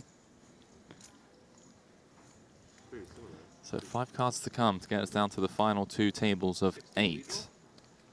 And there will be a redraw at 16, Mr. Tang, as it comes a 7-4. And with that, as Chen correctly points out, is a tough one to win now. Gotta be a pair, right?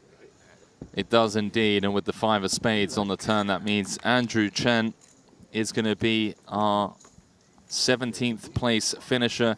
But the good news is, Randy, he does cash for 78,500.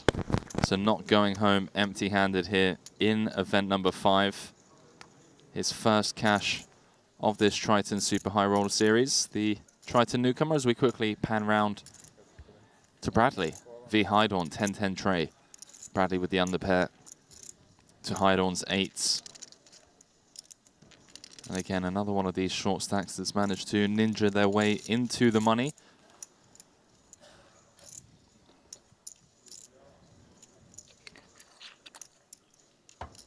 So there will be a final 2-table redraw, and with that turn card, Bradley drawing dead. GG. Good game. Some GGs announced, fist bump between Adamo and Bradley, and with that, Hydorn up to 1.9 million now, closing in on north of average stack. Actually moves up to 4th in chips overall with 15 players left. So a couple of shorties bowing out post-bubble, Randy, as you correctly mentioned, to be expected, given that they had locked up the main cash of 78,000. Yeah, and immediately, though, you know, those 2 short stacks just went for it and did bust out back-to-back right after. Important timing, though, after the player did make his stance of 2/8. Well, already our first ladder. Now everyone guaranteed 82,500 as we are going to be heading to a very quick break. Final 2-table redraw. Some big names left in the field, obviously, Randy. This is a Triton Super High Roller Series, but maybe 2 of the names that we're most excited for, Justin Bonomo and Tom Dwan, working their way up the chip counts, holding it down at the top of the leaderboard. And, I mean, I don't know about you, but from an entertainment point of view, maybe a Dwan v Bonomo heads-up match. Would love to see it. It's possible, of course. Tom Dwan is in prime position. He's got a very big lead, so we'll see. Well, stick around, don't go too far. When we come back, we'll be playing down to the final table of event number 5, the 40K 8-Max. From us here in the booth, we'll see you in 5 minutes.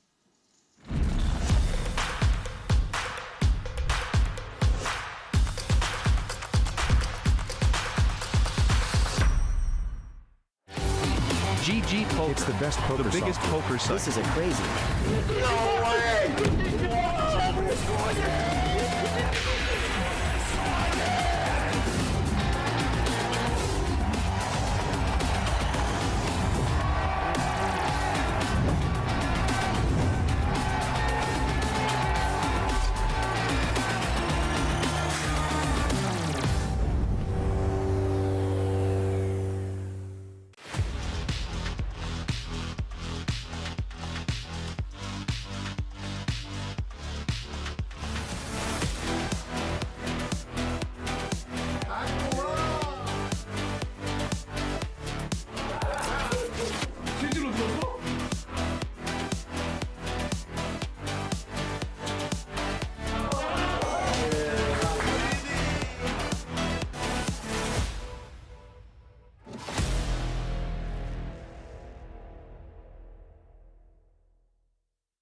Take your game to the next level with GTO Wizard.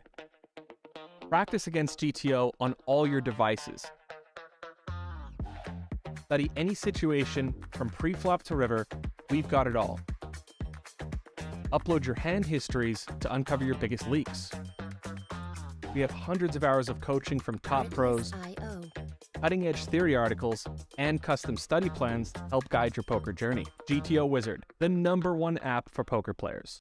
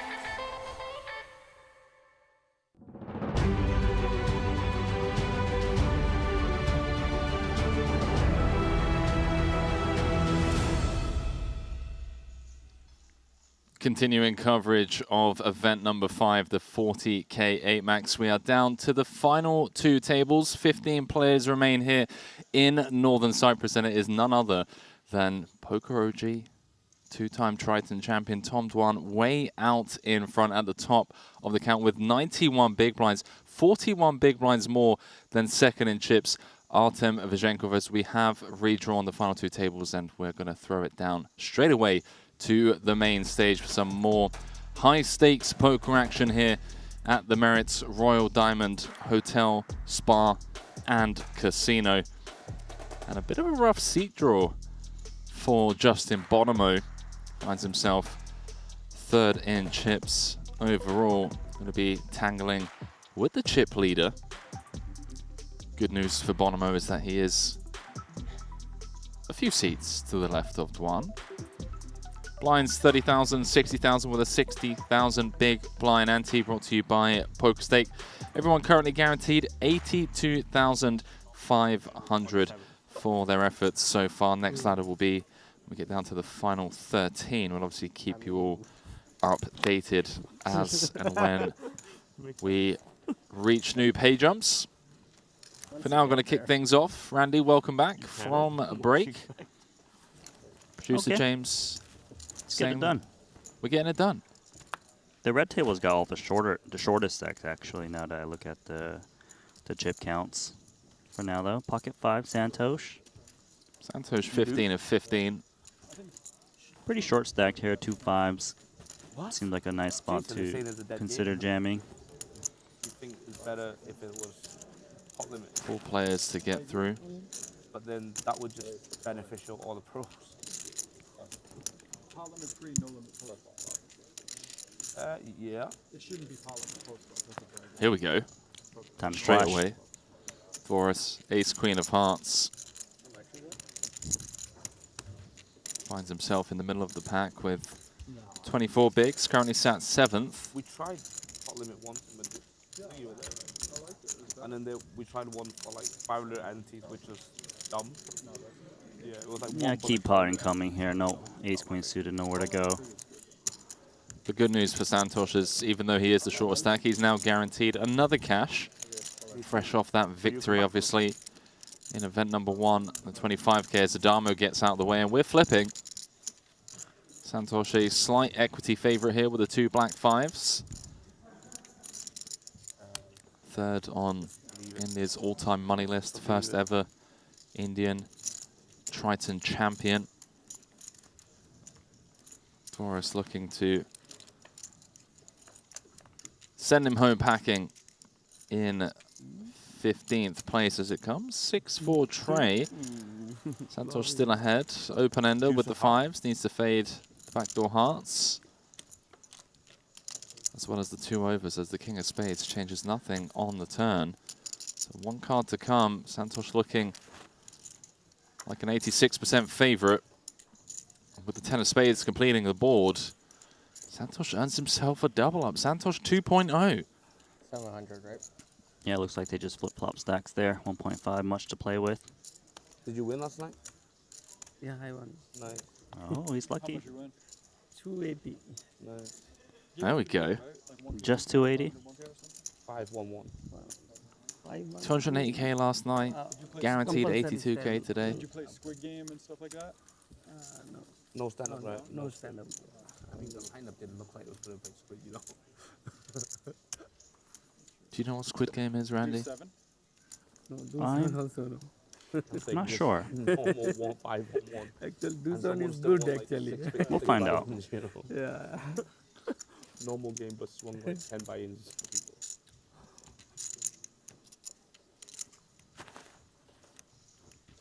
You have any idea? Do you just like lose a hand, you just lose an arm or something? Like, that's very Squid Gamey.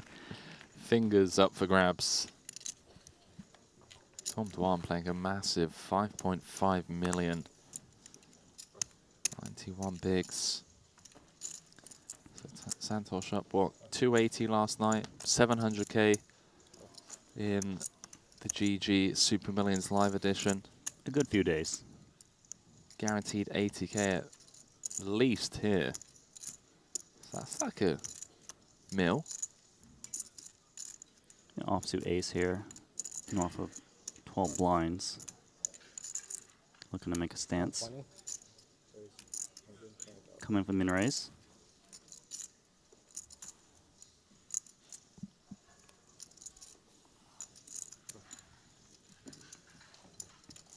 High Dorn, Queen 6 offsuit.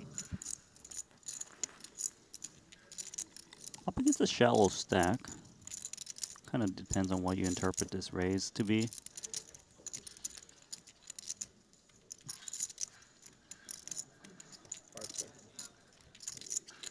Cool. He's going to defend. Big flop incoming for Dvoris. 330 in the middle with 635 behind. He still holds best on the 10-9 tray. Facing a check from Hydorn. Yeah, the tricky thing with ace deuce offsuit is if you have to take it post flop, it's quite hard to play when you don't hit that ace. Looks like he's still gonna fire something out there. Little min bet. Good stuff. Gets the job done. Forrest back up to north of 15 bigs, but still some work to do as he hunts for his first Triton title. 16 cashes, 6.7 million in Triton earnings, 0 for 3 so far here. Had a couple of cashes, a couple of final tables at the start of the series in Vietnam, but then Brick City for the final 8 events that he fired. Guaranteed at least 82k here. One of the most decorated players in the game without a Triton title. Looking to change that here in Northern Cyprus.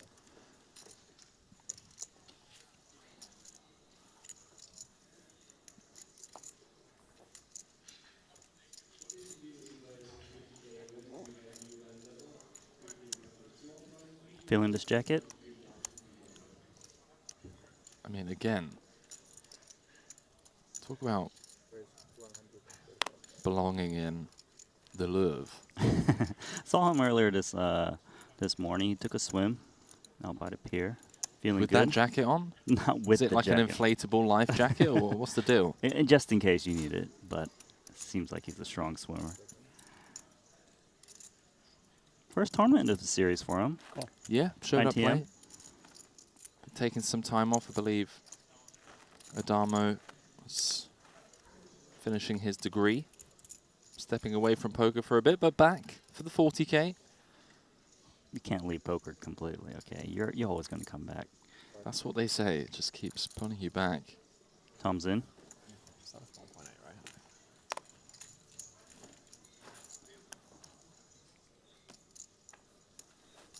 Adamo joined us for the first time in Jeju back in 2019. A couple of titles in Madrid as we head to the Ace 9 board, and Hydorn has flopped a full house. Unfortunately for him, swing and a miss for everyone else, although Adamo on the button with the aggression. Crazier things have happened. He does have a lot of ace-X in his range, but also might consider checking back some ace-X and some frequency. So maybe bet flop, maybe delayed. See what happens. Looks like he's going to start for bet. Just actually a min bet. Deny some equity as well. I mean, I've never seen a better flop for ace-9. I have. 3 9s on board. How about 3 aces? No, because Oh, 3 they, can't, 9s they don't have as much pieces. Yeah, opponents can have overpairs still. Smooth call here. I hope so. Give Might this as well guy some rope. telegraph to your opponent that, hey, listen, pal, I got a boat. No, this is Adamo. And Dwan's behind as well, thinking that that 10-7 is wrapped around those 9s. He's thinking about repping the 9, isn't he? You can see that. Wow. Tom. That's aggressive. Really just trying to pounce on this here. Hey, I have more 9x from the big blind. He does, for sure. Feels like Adamo is going to be stabbing too wide on this board on the button. And Hydor going to have some floats that have to fold to aggression. Gives one a little stare down. 99.7% of the equity going to the turn with $1 million in the middle already.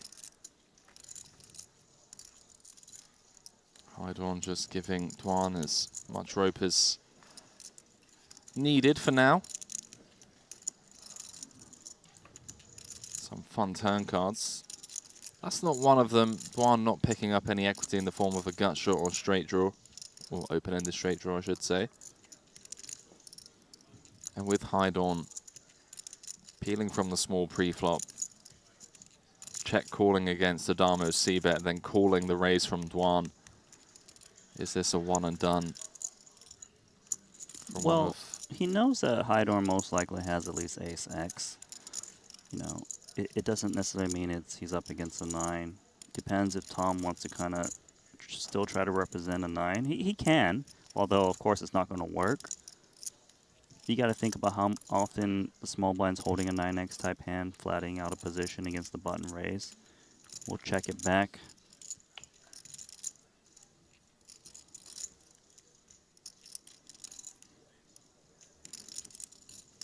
Obviously, Hydorn with the 100% lock on the turn. It's going to be pretty hard for Hydorn to extract value. He probably doesn't expect Tom Dwan to raise the flop with an ace. I suppose this is one of those spots where you just bet something and hope maybe your opponent makes some crazy play. That looks like a block. I like the small bet here. It gives the big blind the most chance to just try to make some YOLO bluff, you know? 15% from Hydorn. Dwan just with 10 high. So let's go. A little nice hand there from Dwan. He seems a little bit annoyed. I don't know. He's just kind of shooting his eyeballs around. Well, shooting up the chip counts is Hydorn with that pickup. Now sat 4th in chips. Just behind Justin Bonomo. Playing 2.3 million now. Does obviously still have the tournament chip leader on his left.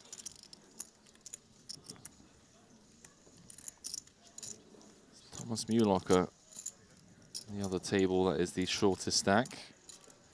10 bigs.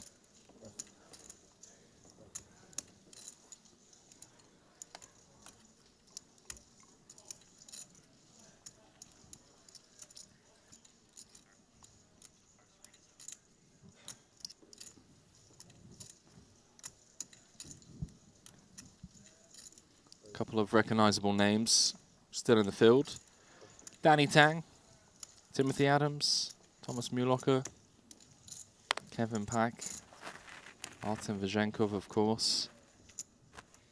All 15 guaranteed 82,500 for their efforts.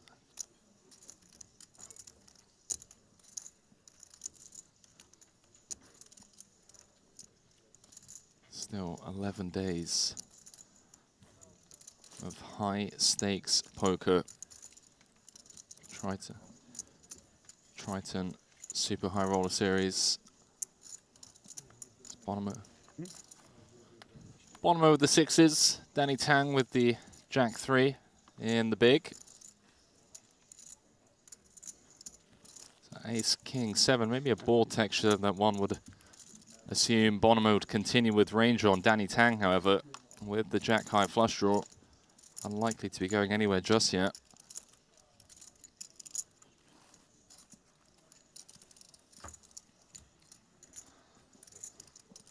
Bonomo with the C-bet, as expected. Min bet, 60 into 330,000, just looking to fold out of the rags from the big. May also be setting up something in the form of a triple barrel, given that this ball texture does obviously smash his opening range. See what Danny comes with. He's going to call here with the flush draw. And how about that for a turn? So a set on the turn for Bonomo. Good things can happen. You bet the underpair, one of them being you turn a set. Danny's still drawing live, of course, to the flush, but will he be able to realize his equity here? 775 back, 450 in the middle. The 225 bet from Bonomo. Going to get rid of that 16% equity of Tang. Thank you. Bonomo. And Bonomo continuing to climb the ranks. And if you're looking to climb the ranks wherever you may be playing, take your game to the next level with GTO Wizard, the #1 app for poker players. You can start crushing at gtowizard.com/Triton. Analyze your played hands. Something I've been recommending is maybe analyzing some of the hands we are showcasing here from top pros such as Bonomo, Adamo. You can study any spot in the game with GTO Wizard, and wizards, or should I say upcoming wizards, can join our giveaway for 5 premium GTO Wizard 1-month subscriptions at gtowizard.com/Triton. Take your game to the next level. And good luck. Get involved. Get to enjoy GTO Wizard entirely for free for 24 hours, as well as a 10% discount on your first purchase. And you know, Randy, I've been saying it, you know, download it, get the stream up, study spots in real time with some of the best in the world. Note the differences between yourself and what they're doing, and there's, you know, the learning curve is huge.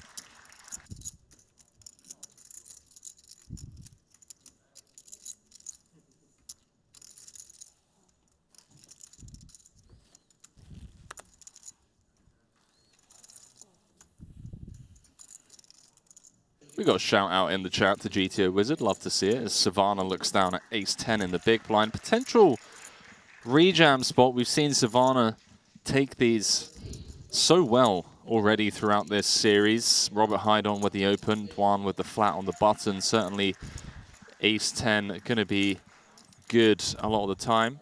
Also nice to flat here. Potentially keep in some hearts that he has dominated, some weaker ace-x and 10x.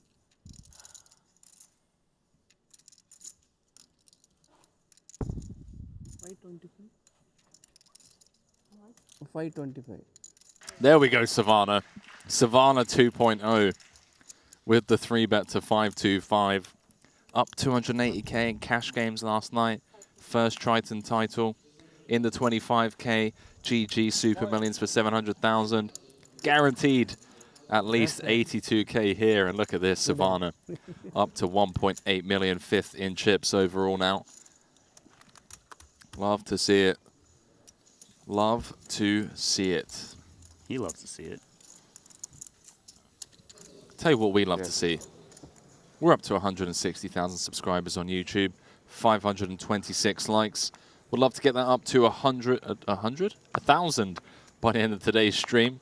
So you're going to be playing all the way down to a winner. Later on, we have the mystery bounty draw as well. So if you haven't already, take a couple of seconds out of your day to just click that like button. Helps us grow the channel, helps us reach a wider audience, and more importantly, means you guys are helping Triton on their mission to broadcast the highest stakes, the most entertaining tournaments in the world for free to the poker community. We do appreciate all of you for supporting us, whether it be watching, lurking, maybe have the stream on whilst at work. Box doesn't know. That's okay, one headphone in, pretending to be working. I've been there. That's what Ali's really good at. Ali's really good at giving off the illusion that he's actually working when he's not. He works hard. Give him a break. No. I think so. No. Is this the same person we're talking about? Yeah. New locker picking one up. It's okay, Randy. That's all right.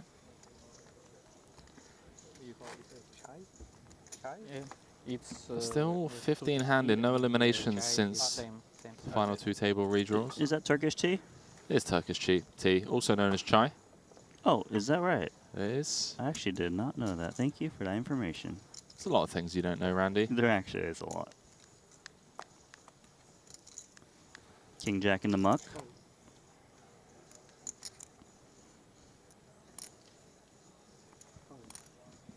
You're saying you can't ask for likes more than once an hour. Come on, mate. Hang on a minute. When did I last ask for likes? Ask for likes? You just asked. Just now, but before that. I don't know. I just got here. Exactly. Henry. What do you think? How do you Hour think I had know? passed. What's going on? So did he like it though? I mean, I don't know. He has got a point. 3s on 3s. BVB. I don't think I've ever seen this. Chai is tea in Russian I language. do agree, though. But I 10 was blind, 10 blinds. very surprised in Turkish language too. Oh, same? Okay. How much is it? You never want to call off of a pocket pair for your tournament life, but given the situation, it just seems mandatory. Yeah, 10 bigs. Just Повин. the small blind, just you know, is going to jam so much. New Coin locker flip is at 12th best. in chips. One of the shortest stacks. As is Platonov, of course. It's a funny one to reveal. Slow rolling. What is this? Who wants his cards back? Wow. You were squinting to make sure. We getting one of those free rolls? Nope. No, sir. No sweat. So I guess Mulocker loses on this transaction? Yeah, he does. Big blind ante chopped up.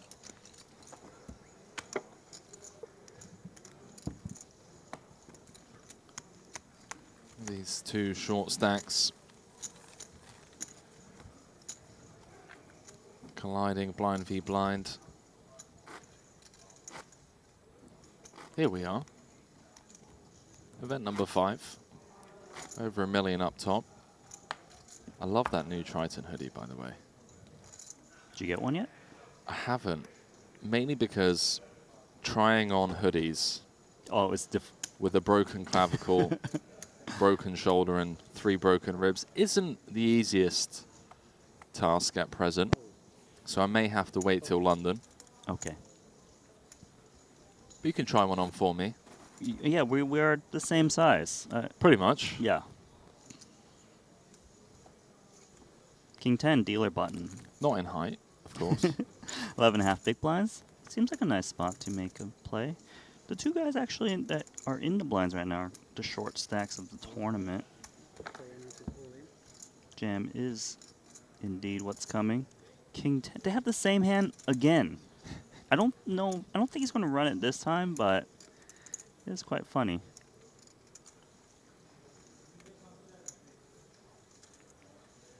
I don't think I've ever seen that before. I mean, Threes, same threes. pocket pair and then King 10-0, King 10-0. And like short stack, same stack. Can I get a conference? Drew asking for a count. No point. He's just pre-asking for a count. Save some time. Always good to know before you peek. But I agree with you. I'm one to look at my cards before asking for a count. Samuel, Triton Poker Plus app. You can try it.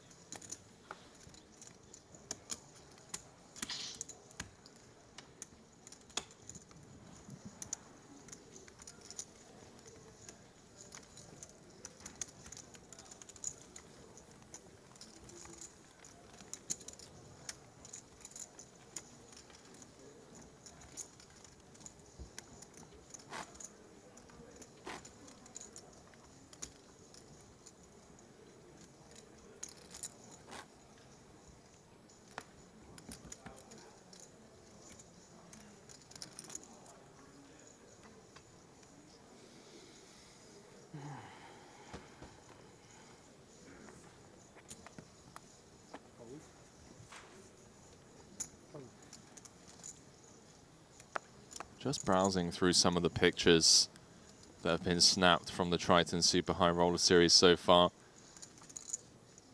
Shout out to our photographers and videographers working around the clock. Fantastic picture of Jason Kuhn and Timothy Adams.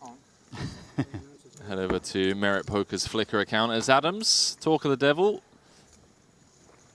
Gonna open jam. Face queen. I mean, we're at that stage of the tournament where the short stacks are just trying to find their spot. 2 9s for Flo. Most certainly gonna get snapped off here in the big blind. We are gonna be flipping. There we go. Florencio the 4th. Campomanes. What a fantastic name. Love it. Philippines. A couple of 9s looking to hold to eliminate one of Canada's all-time greats as it comes 10, 6, 5. Diamonds covered by Florencio. 2 cards to come. And, well, done. Adams dead on the turn as Florencio turns a set of 9s and a needle from the deck in the form of an inconsequential rivered top pair. Just down that Turkish tea after busting out. Straight into the 50K, I'd assume, Randy. Event number 6 is up and running. If you haven't already, download the Triton Poker Plus app. You can sweat along all of the tables, every single hand from every single player in that 50K, which we'll obviously be jumping into later on today at the conclusion of this 40K 8 max. Got a pre-flop racer from Tom Dwan. Flattened position, pocket fours for Santosh. Ace 8 5. Backdoor diamonds, backdoor wheel for Santosh, so not sure if he's going anywhere just yet.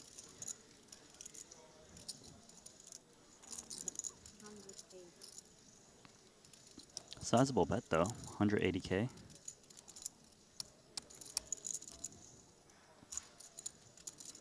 Santosh has been playing great so far this series.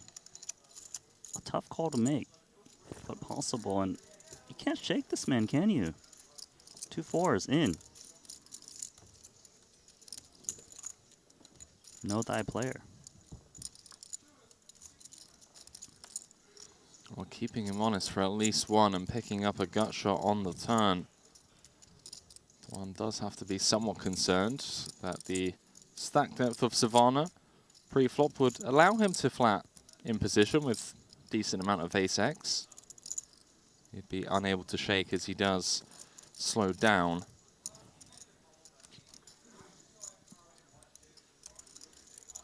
Yeah, let's see if Santosh decides to bet to protect his hand or check back.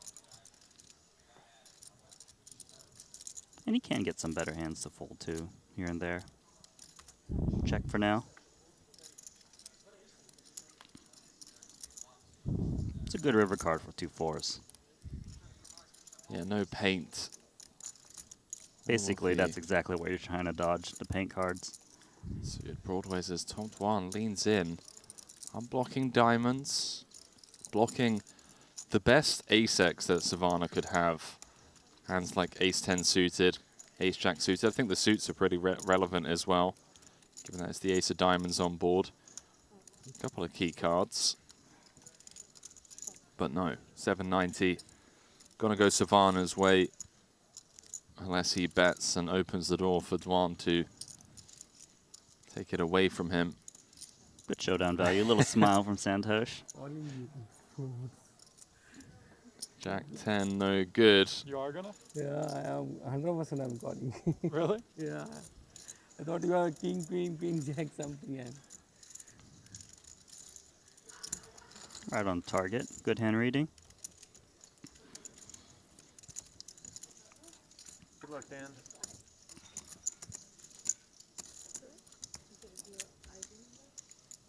So 2 tables of 7 now. I thought about a lot of things.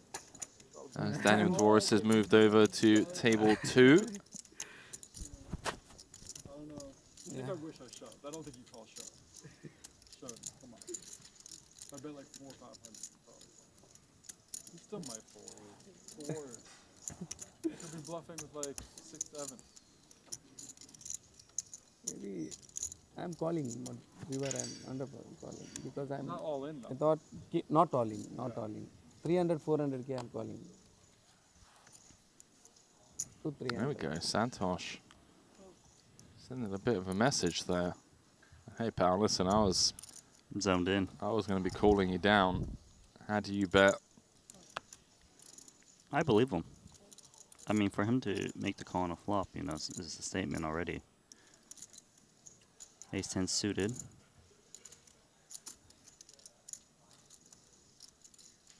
Just a different man, Santosh, this trip.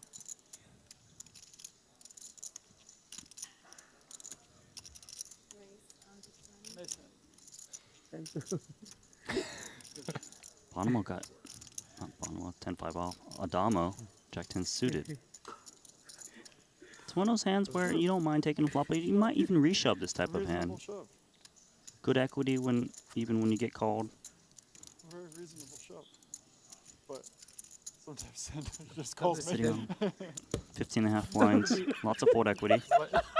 Could be just Slide like it in. Pair of nines. Call. Pair of fours. Fold. And for Pocket, it just seems that Ace-10 should be a call, especially against his opponent for this bet size. Dom will be in big trouble. 1 million? There we go. I saw far behind, by the way. Oh, a little bit chips behind, 5K. Don't open reveal yet. Oh, so So 5K left behind. Okay, we go with, just go with the flop. And let's see what they do. And how about Jack 10-6, top 2 for Adamo with the be 5K nice. behind. Now this, obviously, due to the fact that we are on a pay jump, there is an all-in on the other table, by the way. Maybe that little pay jump. 7,500 difference between 14th and 13th. Kevin out the best of it pre, looking for a diamond to give him a flush draw on the turn, or the immediate out being an ace. And there's that diamond. Goes from 3 to 12 outs. watching you down. No dice as it comes running 8. So Michael Adamo, the dominator. First time we've seen him pony up a buy-in at this series here in Northern Cyprus. On the spin, up to 2.1 million. 1 million. Fifth in chips now. That is a good first stop from him so far. First buy-in. It's a million. Unfortunate for Pake. Still got some breathing room with some chips, but needs to spin it up soon. Spin. Pake's had some pretty unfortunate Feels like situations. Well, he had another deep run earlier. I mean, yes, he made that big bluff and got called down by Yarashevsky when 4's against the King 10, but you know, you play your game. You play your cards. Sometimes it rolls in your favor, sometimes not. Sitting on, how many blinds he's got left? 410K for 7 BBs. With the energy. Mulocker doubled on the outer table, by the way. Nursing that short stack. Back up to 1.5 million. Is Ace Queen getting there against Florenzio the Fourth's pocket 8s? Is this hand 80 or next hand 80? 60. Next hand sounds like blinds are going up. So this is 60. 60 or 80, probably going amok. Right on the line. Probably not. Probably not. 2 jacks. Have to know where the line is first.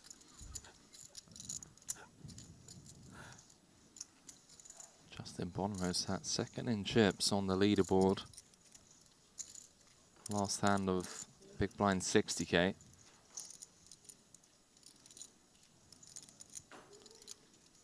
Oh my word, strap yourselves in, ladies and gentlemen. I think we're going to play a close to chip lead pot 35 big blinds effective. Here's Adamo against Bonomo. I mean, these two also have a lot of history, right? They played that super high rollerball heads up. Adamo getting the best of Bonomo. Not something many people can brag about, getting the best of Bonomo. #1 in the world for live tournament earnings. We started this hand with 35 big blinds, so easily with this kind of stacks, these positions, these players, I can see Jack's just send it in. There we go. Does mash. You never love it, but Adamo saying he's not folding. check another table, see if there's another all-in. Maybe get a pay jump.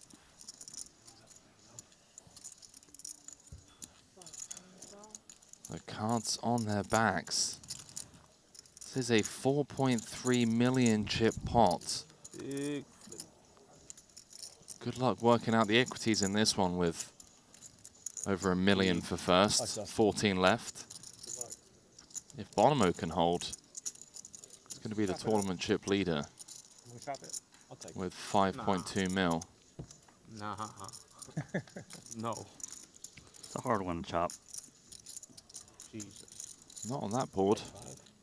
The old 8-5 run out. Club for a sweat. No club. Adamo. 6 outs once to stay alive in event number 5. 3 of spades on the river as Bonomo finds the hold with the red jacks and now finds himself atop of the chip counts with 13 left and 5.3 million. Yeah, no, he called and he rejams. Nice run there for Adamo. Always good to see him on our featured tables. More events to come. And do we get a new chip leader with this pot? Henry, do you know? We do indeed. Over 5 million? 3 million plus 2 million. 5.3. That's a tough guy to have up top.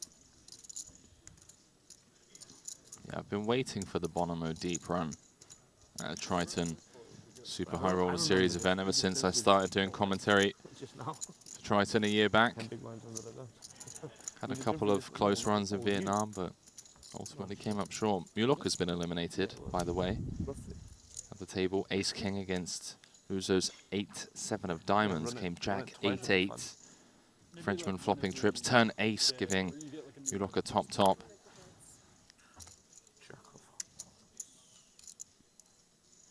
Mulok is down to just 1 big blind. I do apologize. So still 13 left. Everyone guaranteed 90,000 for effort so far. If you have the tournament will go on, the tournament will go on forever. Like imagine that, and then they just like run it twice. Yeah, like, sure. Fuck that It doesn't shit. make it would maybe add 1 or 2 levels to a tournament at most. Because late in the tournament, when you're all in, you're almost out of them. You know? Is Dwan paying our bills? Well, no, whenever Tom Dwan is at the table, he's always trying to think of new formats of poker to spice it up. And I believe he's talking about some run it twice potential in a tournament. What is wrong with just playing straight up no limit hold'em for ridiculous amounts of money? Is that not enough for him anymore? I mean, you should see this little side games they play in the cash games. I mean, they got stand-up game, they've got mushroom, Yeah. just so many different. What? Mushroom? I have 3 chances. How many? Yeah, mushroom. You don't know mushroom? No. I only have 1. Should watch the cash games. You'll find out. One? What, listen to I'm trying to get the people to subscribe and like so they can see it. You're not allowed to ask for subscriptions and likes inside the hour, as someone pointed out in the chat, Still be the same. Randy. But you're trying to get me Nothing changes. to listen to you talk More than what you already have to do. whilst I'm at home Sure. and not at a work gig. Not going to happen. You can give me US. Unless you call me on the phone. Jest, of course. That's if you win. Love Maybe working maybe I alongside do. you, mate. What do you mean? The real reason I don't want to swap is because I know I'm not going to. That's where you meant to say likewise, Henry. I'm going to bank the draw again. Then I'm going to bank the next I'm draw not. again. Then I'm going to bank the 345. Yeah, Tom Dwan here. Nut low. Can I have 10 to 1, you know?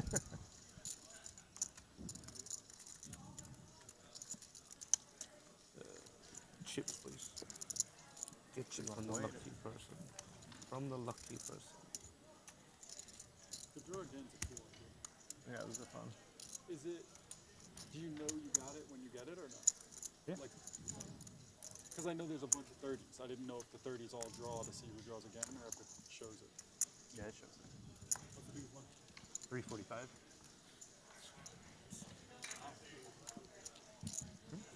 Tom Dwan is doing our job at telling him about the lotto coming. Oh, okay. Wow, so if you win that, you get...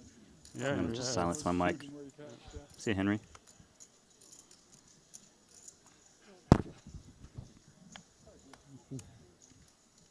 I think we should do at least one stop.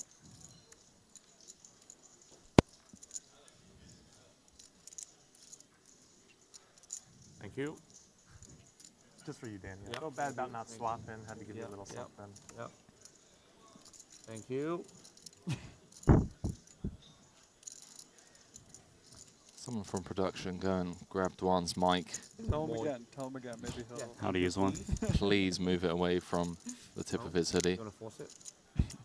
190. You're forcing maybe it. we talked him into it. Forcing it. Yeah. Well, Danny was trying to get a walk. Hydon has other plans. Randy and I always doing our best, of course, to not talk over the players, so none of this why aren't the commentators commentating. Tom Dwan's at the table, ladies and gentlemen. Danny's got queen 5 of clubs.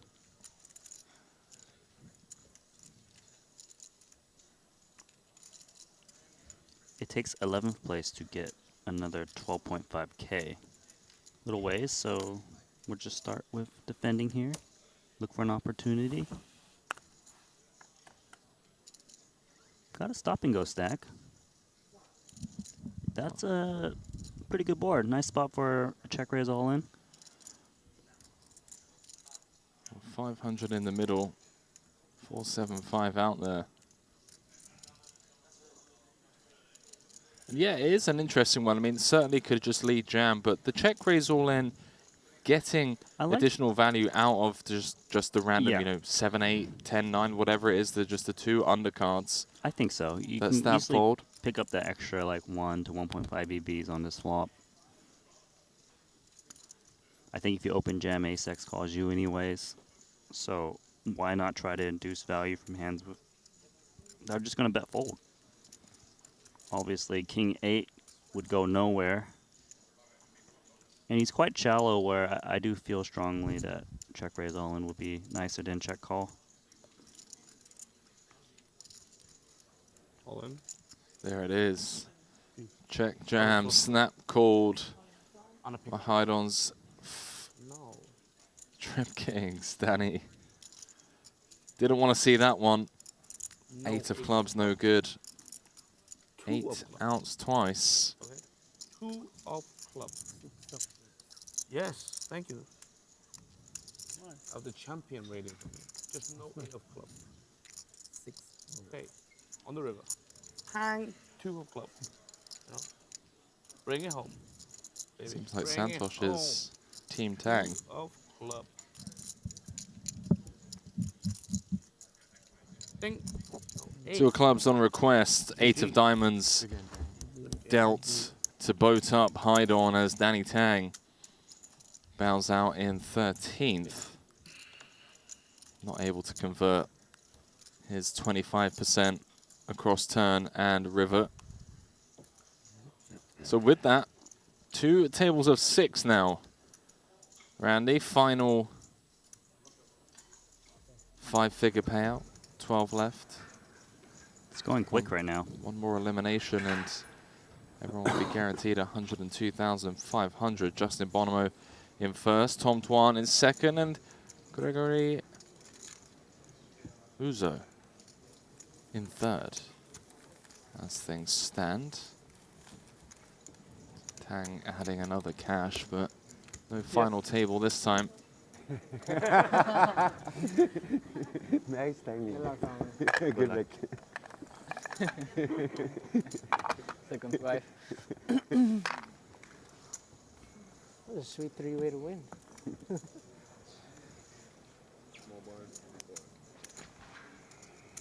Which table? That's it. Feels like In the we middle? just got a Moon Locker move. Yeah, given that we were 7-handed at On the this big blind? table, 5 at the other. 180. Florencio. Back at it.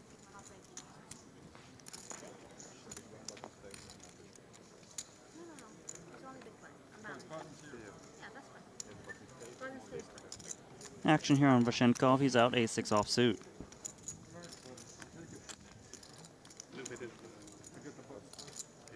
Got a couple of short stack blinds here. Samuel's getting very short. But a pay jump is very real with 12 remaining. Just one more.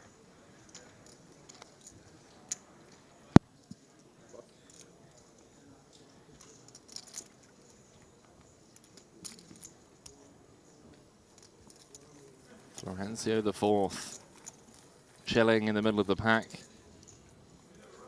20 big blinds. 12 remain with 1.2 million plus up top. That mystery pound. Who was in this? Okay, we need to get on top of these mics. Mystery bounty draw coming up, Randy. Once we get down to dinner break on this, everyone with bounties from event number 3, the 30k mystery bounty, will be called to the stage in order by our game show host, Arlene Najad. And the draws will be recorded, obviously. And then once we go on break, rather than throwing it to commercials, we'll be throwing it down to Arlene Najad. King 10 offsuit. Time for a push.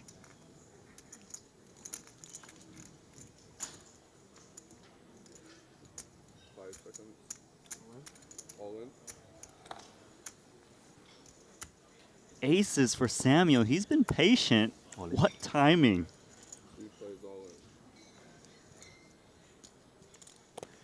No 9. He's probably out. There we go. So Samuel Ju spinning the wheel. His final 5 bigs. Couple of aces. Platonov in rough shape. We're going to be down to what, 260k, unless he can convert this 14% equity he finds himself with. Cross, flop, turn, and river. And it's going to be tough on that board. Drawing to running cards. Dead on the turn. Samuel Ju up to 950,000 now. A little bit of breathing room. 12 big blinds and a dream. Yeah, Alexei, just north of 3 blinds. Really just a cooler with these stack sizes. 395. You have to tell me later what you had in your head. Yeah, sure. You'll see it on stream anyway. 5k change. For those of you just joining us, Justin Bonomo, number 1. Call within 1 second, I'm sure you will. Tournament live earnings, all-time money list, leading the final 12, looking to add Talking about the ace high board. 1.2 million and change 7, 8, 9. to that record of his. Tom Dwan in second in the hunt for title number 3. Asian. From Germany. But my A parents few are from Korea. first-timers here. Asian descent, but live in Germany, right? Yeah.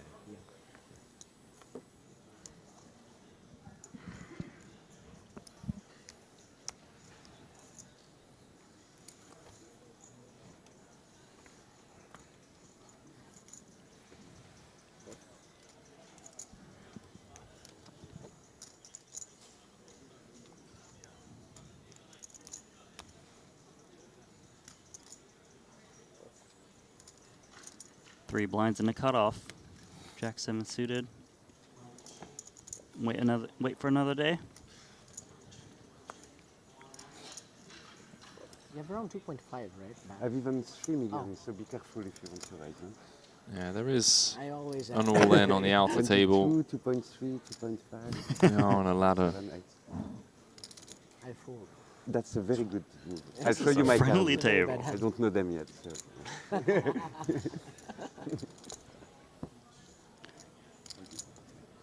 I just wanted to count the stack before I so I don't To put go back pressure, and yeah, forth. yeah. Nice try. I like this guy. Let's keep him. Pack Okay. all in against High Dawn. Business hands. 9-9 deuce. So far, so good for the Dutch crusher. Still ahead on the turn. Needs to fade the deuce or 8 for the chop.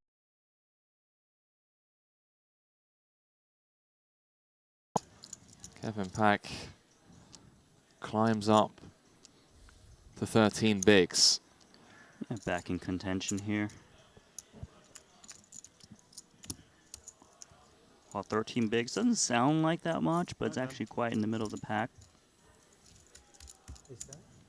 Obviously, because of the 2 big stacks out there. Yeah, it's pretty crazy. There are 5 sub 13 big blind stacks. Pack with 13, Samuel Drew with 12, Daniel Forrest with 11, Mulocker with 4, and Platonov with 3. So we could be down to the final table. Could be quick. Could be quick.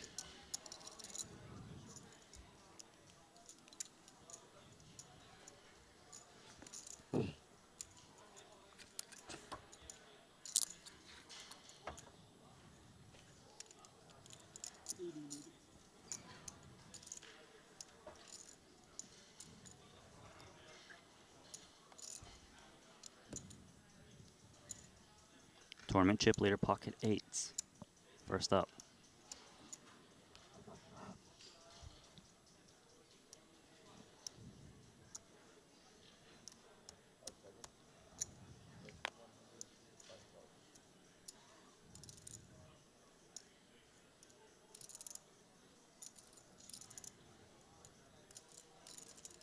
Very playable hand here. 10-9 suited.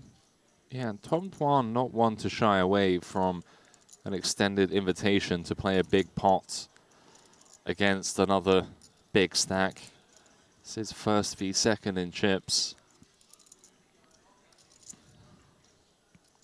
Yeah, it's the type of hand that speaks Tom, especially with deep stacks in the high tension spot. Pocket queens for Thomas. This guy was down to 1 big blind, maybe less. It was indeed. Got an ace-3 against king-jack against queen-3. A Managed brilliant to hold. spot for him. Count, please. Tom, you're like 4.5. Do we know if there's enough of a raise to put in another re-raise? So it's big blind 80k. Bonomo's open to 175, so 95k raise. Bulocker is playing 310. 310 minus 175, Randy, is 135, which means there is a step. Smallest amount would be 445. Let's see if the algebra checks out.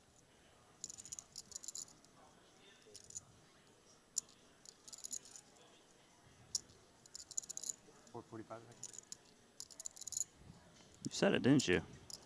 It's all right, mate. Maths isn't my strong suit. Did you say 435? I said 445. Oh, okay. Sorry. Hard of hearing as of late, Randy. Well, he did put in a raise, didn't he? 475. Has indeed, and still kind of a tricky spot here, huh? He's got a lot of stack to play with. 10-9 suited. And again, Dwan potentially looking to play a big pot. And a small re-raise doesn't necessarily price him out with the stacks they're playing for. 300k more.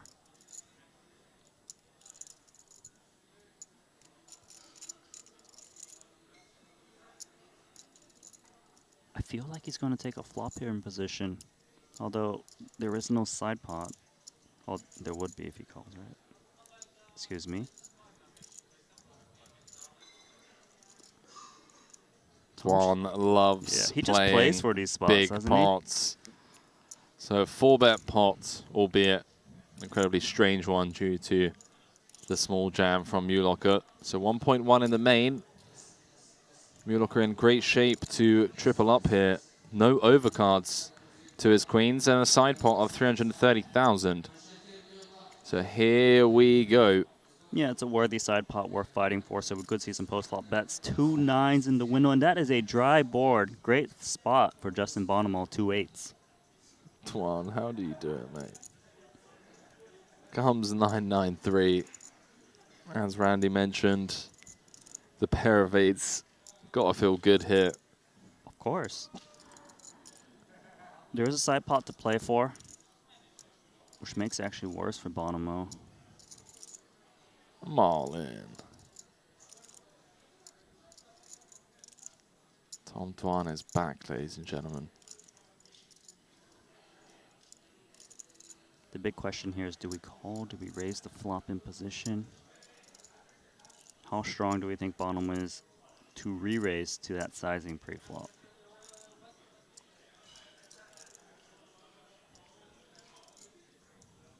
I suppose it depends. Yeah, makes the call here. If he's up against a big pair, get action on the turn and river anyways. Maybe his opponent catches up with an ace-x.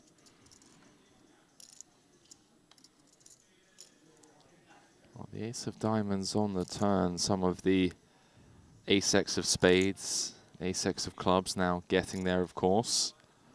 2.2 million in the middle. A good card for Bonomo in the sense that he's unlikely to lose much more with that ace.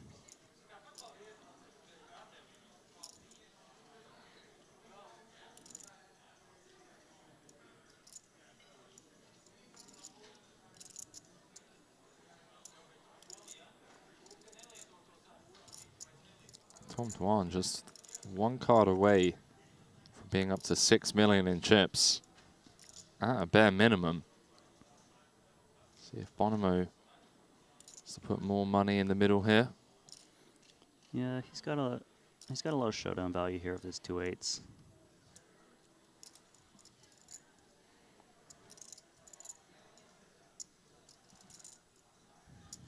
Just 1.1 on the side.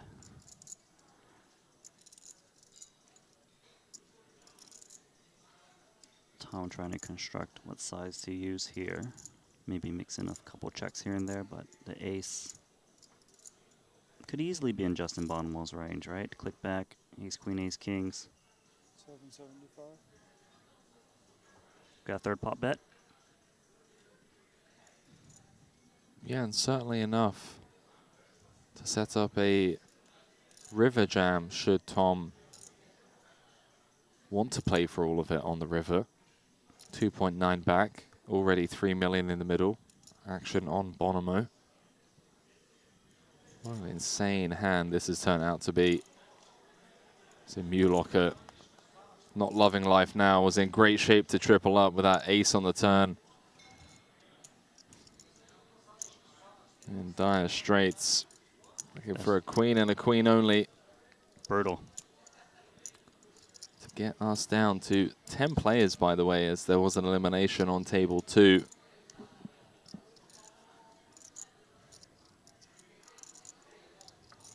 Two outs once for the Austrian as it comes. Ace, ace.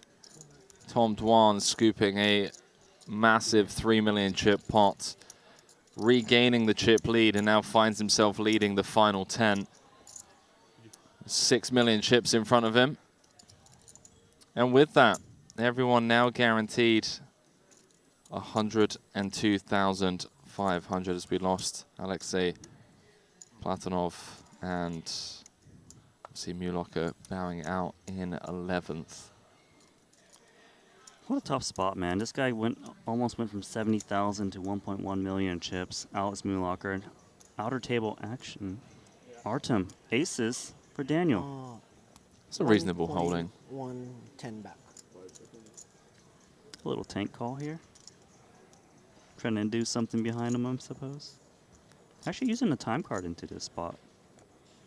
Obviously not folding 2 aces, but just in case he can get one of the 2 players behind him to put in more action.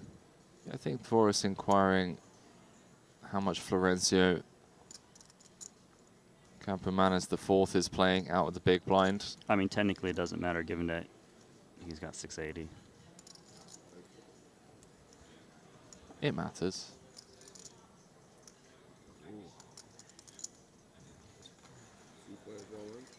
Wow. All right. 2 aces. Equities. Squeezing Not power. too close on this one. Nice question. Nice question. When you ask how much. Immediately knew you have something. Yeah. As a parent. Yeah.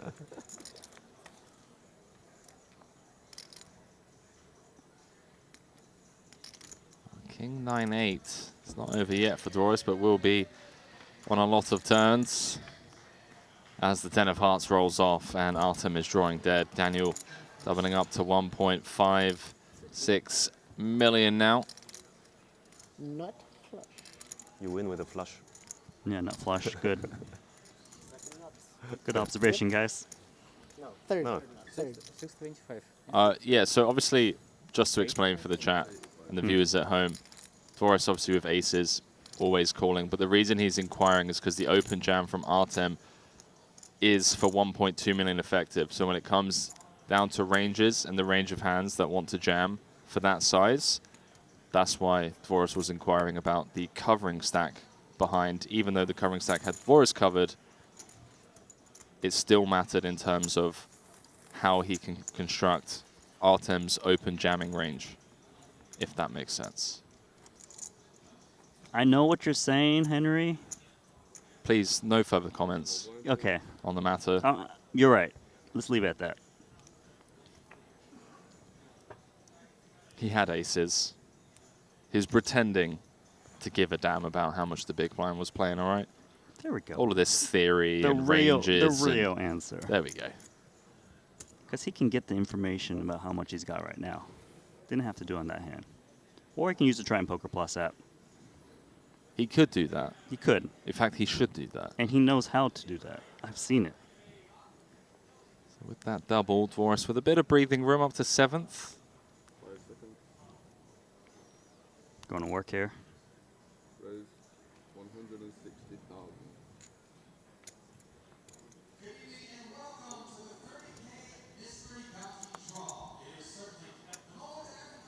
Ace-6 for Samuel Ju on the button, suited against the cutoff open. Playing just 9.5 bigs.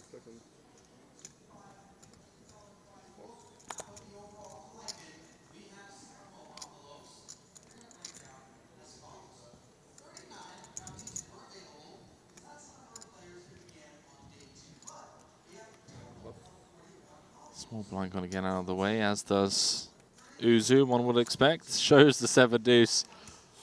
I just want to go and drink a glass of wine with this guy. Just seems like such a chill dude. We are on the final table bubble. We're on a $22,500 pay jump, 10th to 9th.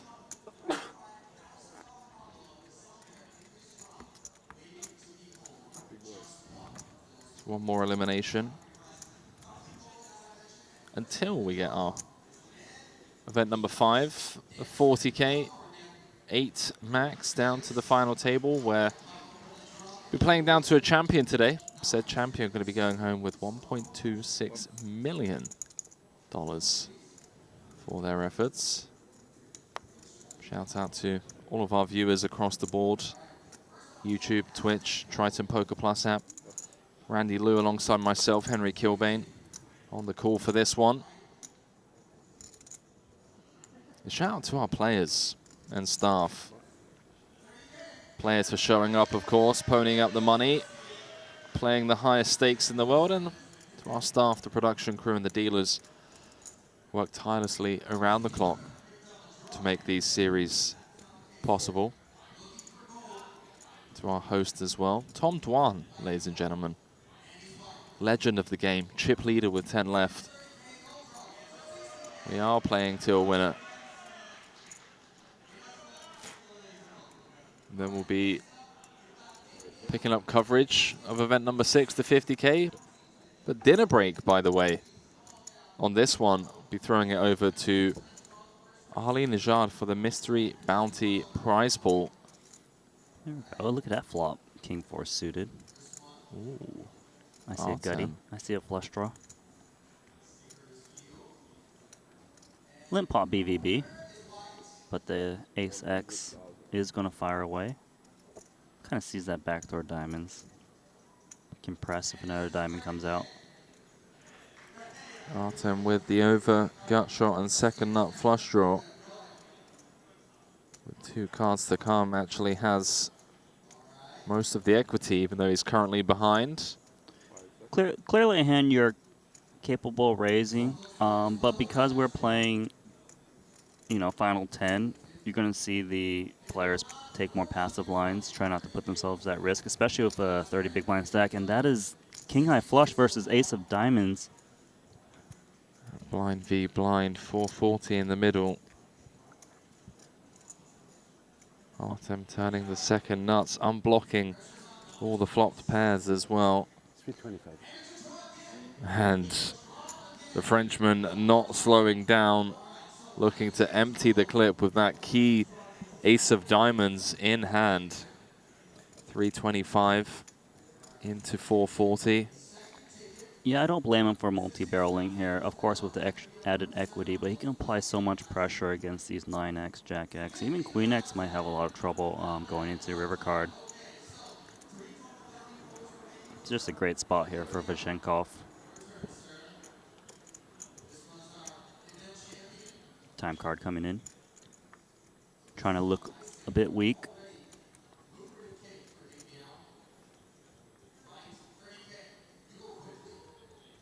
Well, certainly a reasonable hand to go for a raise, but you know, by calling, kind of maintain that weak image. Might be a nice play. Well, these two potentially going to play close to a chip lead pot. This is 3rd v 4th in chips.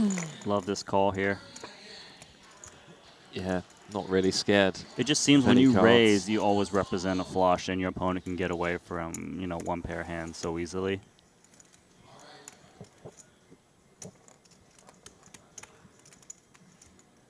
The river card, the key one. Well, expect to see the Frenchman continue barreling with his...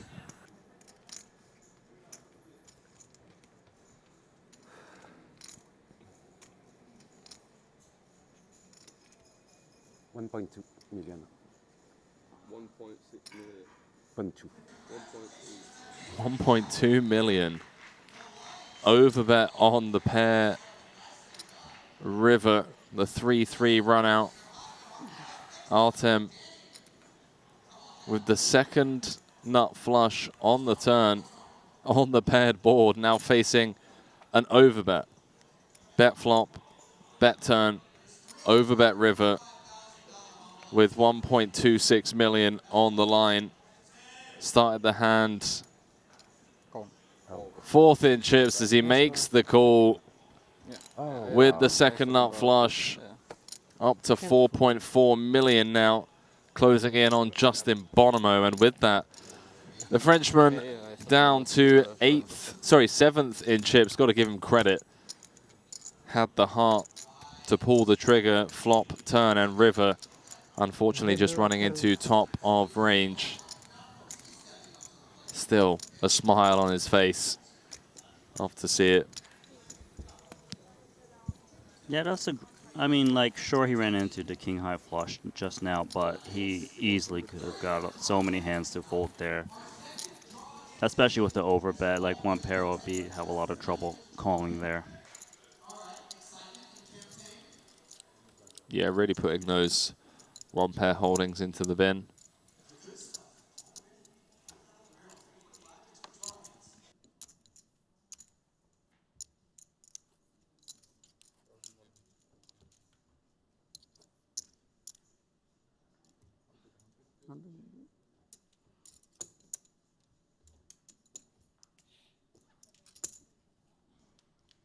So blinds going up to 50,000, 100,000. 100,000 big blind ante, bringing the average stack down to just 25 bigs. Currently 6 sub-average big blind stacks. Savannah just scooped a nice one. Small but nice against Tom Dwan.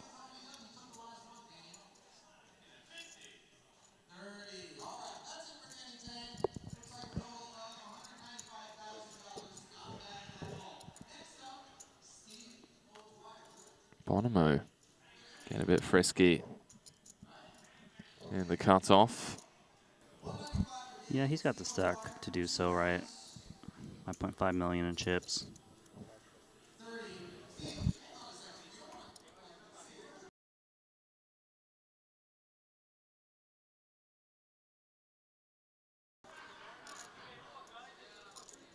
Santosh in the big blind, suited queen. 24 big blinds, 23 to start the hand.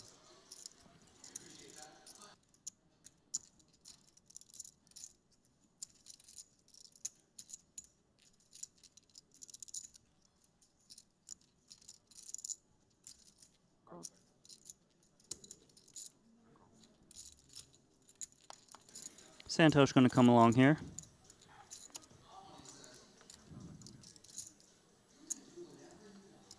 Jack 9 deuce rainbow. No connection, both players.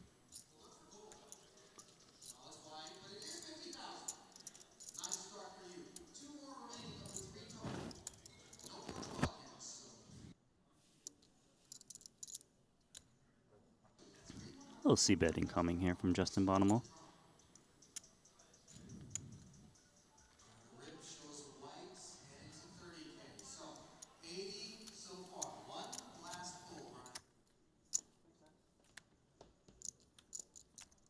Yeah, nice little pickup there for our chip leader. Climbing up to 54 bigs. 10 left in event number 5. The 40K 8 max. Been a while since we've had a Justin Bonomo deep run, and talking of deep runs, the deepest of runs in a Triton Super High Roller Series gets you Shambhala Jewels bracelet.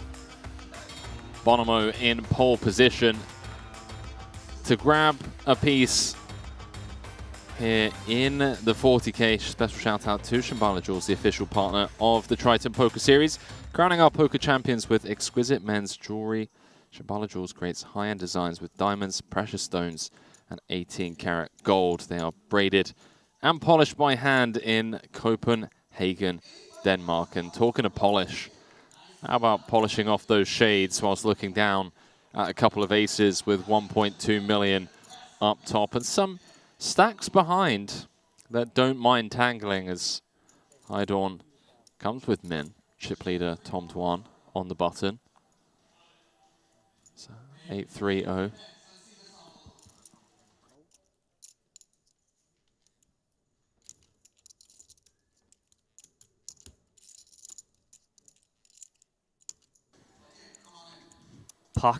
Pocket queens now in the big blind. What an unfortunate turn of events for him.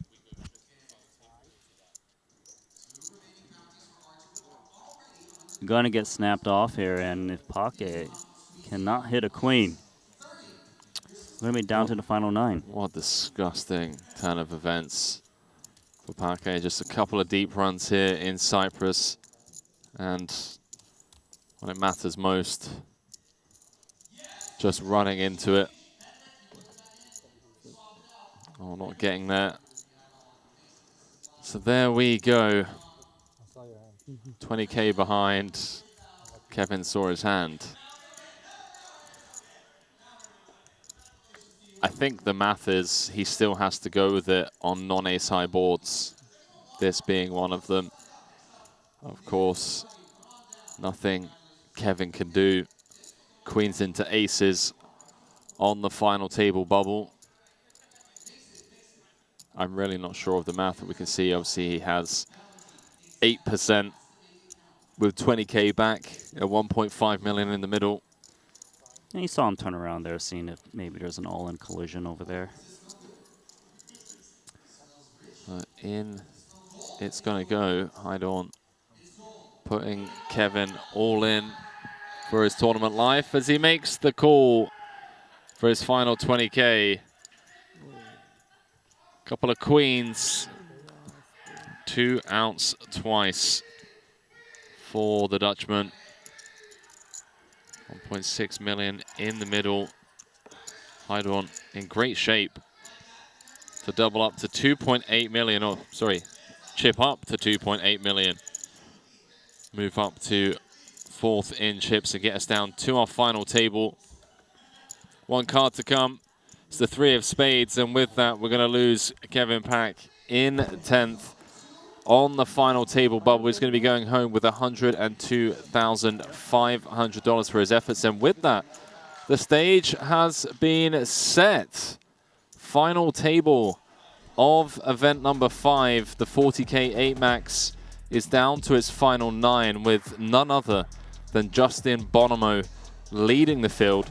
Everyone guaranteed $125,000 for their efforts with a massive 1.26 million up top. Just going on a very quick break with the power of TV. Managed to cut the commercials and break time just 2 minutes before we come back to this final table. We'll catch you in a couple of minutes. Peace. The following quiz is brought to you by GTO Wizard. Hero on the button, c-bets the flop, and faces a check raise from the big blind. The turn completes the flush draws and the big blind barrels. Which of these hands has the most equity against the made flush? Do you know the right answer? Take your chance to win a 1-month premium GTO Wizard subscription. Scan the QR code or go to gtowizard.com/Triton. We give away 5 subscriptions every day. Master poker and learn how to crush the competition with GTO Wizard, the #1 app for poker players.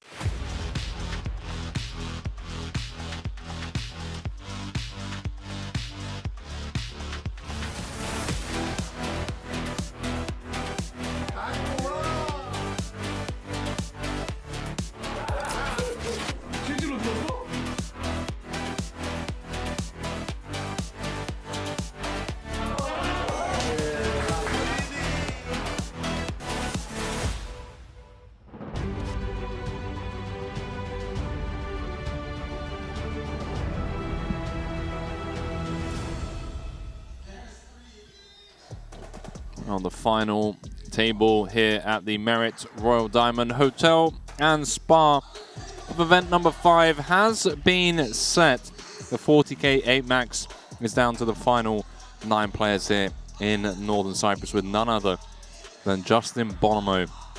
#1 on the all-time money list, leading the final 9 players from 55 big blinds. But Randy on his heels, poker legend, Triton OG, and 2-time champion Tom Dwan in second with 48 big blinds. All to play for here. 4 sub-20 big blind stacks. Everyone guaranteed $125,000 for their efforts. And now the pay jumps get spicy. 42,500 difference between 9th and 8th. 1.26 million up top. I called for the Justin Bonomo Tom Dwan heads-up match. On pace. Here we go. I want to see it.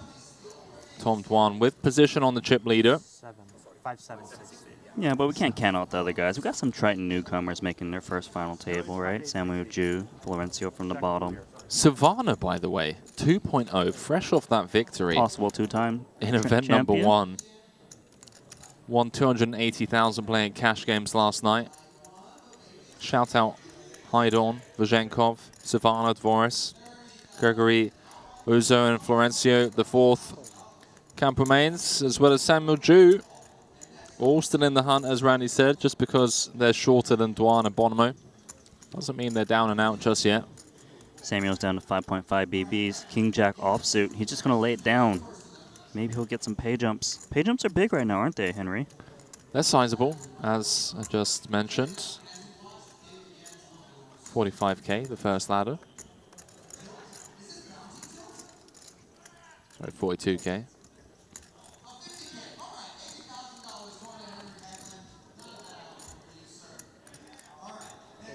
1.2. Tom's got 9-7 suited. Easily could jam this one into a 10 big blind stack.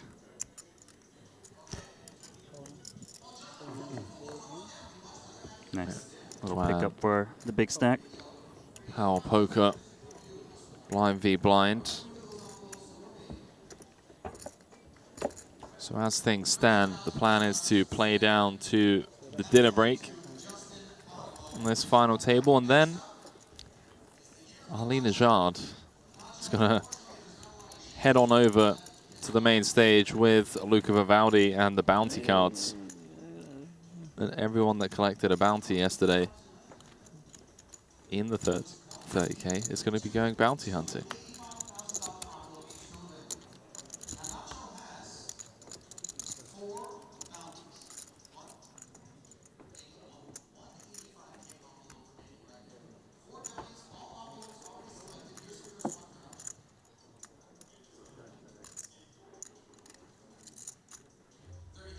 Action on Santosh, Ace Jack first up, 22 big blinds.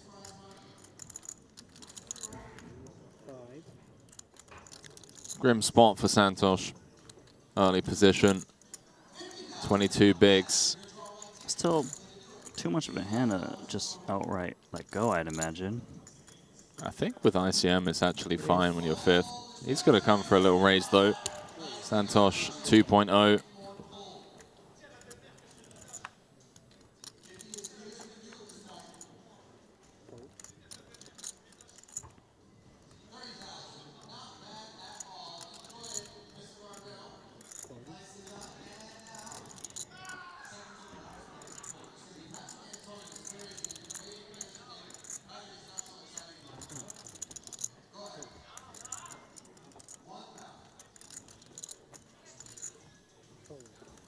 Folds all the way around to Tom Dwan on the button. Very playable King Jack suited. Tom has already showcased he doesn't mind playing big pots, especially when he's in position. Yeah, in position here, King Jack suited. Definitely going to be trying to take a flop here. You know, the opener, open off 22 big blinds, definitely has hands that are going to be raising that isn't the premiums. In bad shape pre-flop, but is in position. Well, 10-7 tray, this hand potentially over and done with as Savannah, the only player holding a heart. Dwan with the complete whiff and just king high. Yeah, you see a lot of checks on these monotone boards out of position. Not really perceived to hit a piece of it, and see Tom trying to pounce on the fact that the undergun opener should be check folding this board at a decent frequency. Obviously Ace Jack for this price, looking to come along. Drawing to the 4th nuts. Does come with check call. See some heavy ICM implications for the Indian Triton champion. Board pairing turn card.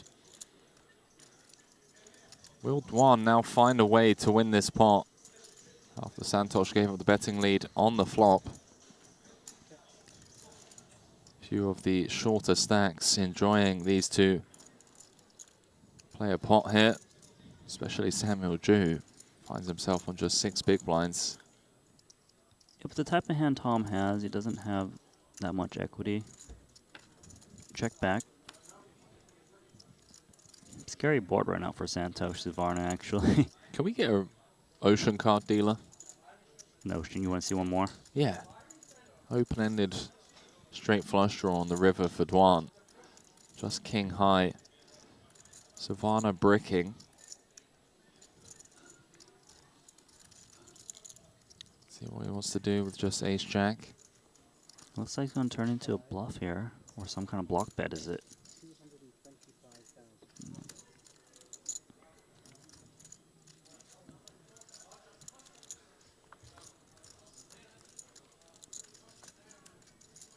Just going to bet ace jack here.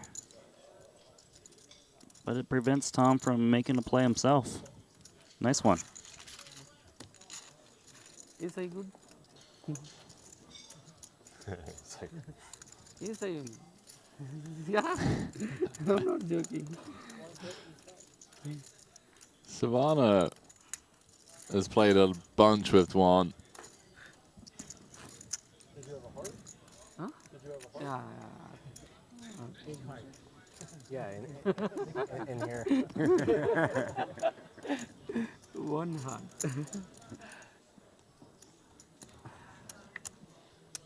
So with that pot, Savannah up to fourth. Okay. Second final table of the series for him.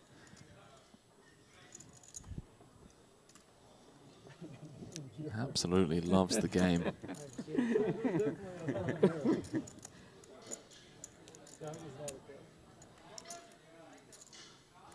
least in the PLO, I assume it's the same in the middle.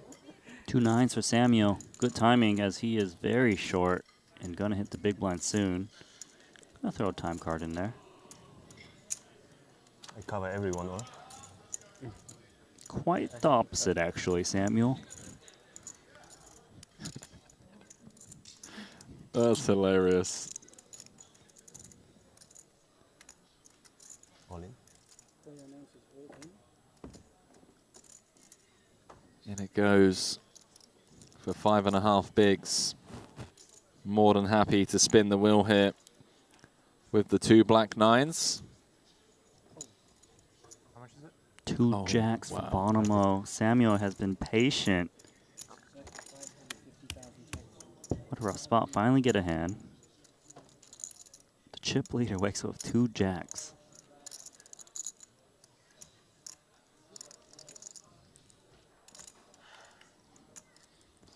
See what Bonomo wants to do here. Obviously, incredibly deep with Dwan, who is behind. Yeah, the 550 is large enough raise where people can't really just put in chips anyways. If it was smaller, say 300K, he probably would click it back. 2 4s here, obviously, has to get out of the way with someone at risk.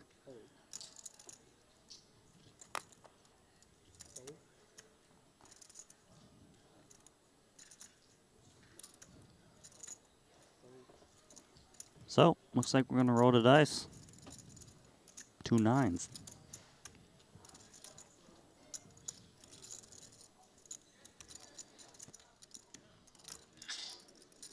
Well, Santosh didn't fold yet, but it would be a pretty heroic play of a6 offsuit. He's really thinking this one through about maybe the price that is being laid. Good price, but tough hand to play out of position here.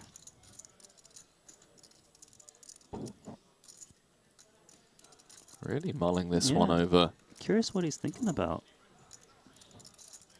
Offsuit as well. There's obviously the potential ladder.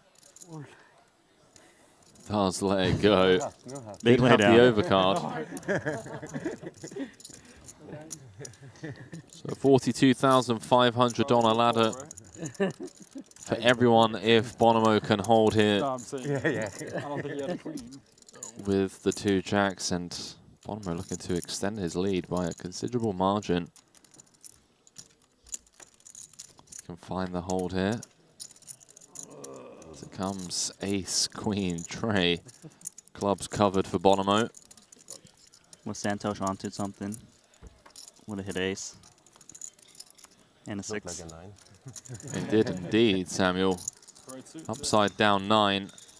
2 outs once for Samuel. We'll have our first elimination of the final table. First elimination it is as Bonomo improves to an unnecessary set on the river.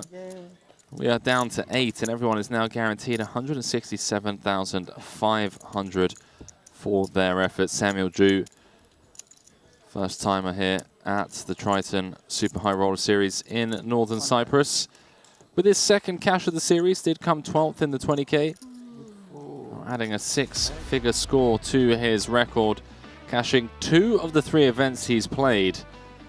Certainly someone that is showing early doors that he knows what he's doing Just coming up short in a couple of key moments, but nonetheless 125k heading his way. And with that, Bonomo kind of runaway chip leader at the moment.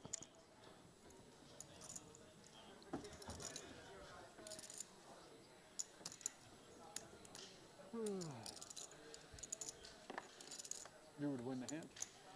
No, What? I lost. There was a jack on the river. Jack on the river. But he doesn't see the river, I don't think. Oh, I see what you mean. Yeah. It could definitely play out in a way that he wants. Nice save, Tom. I mean, it depends how he plays. If he shoves pre-flop, I just call. Too much tips, no. Cannot call. Flop goes check, check. Santosh probes turn. Yeah. Bonomo calls. Rivers are set. GG. GG's. Ace jack. All in? Probably no GG. Should be a chop. Unless someone wakes up with a hand.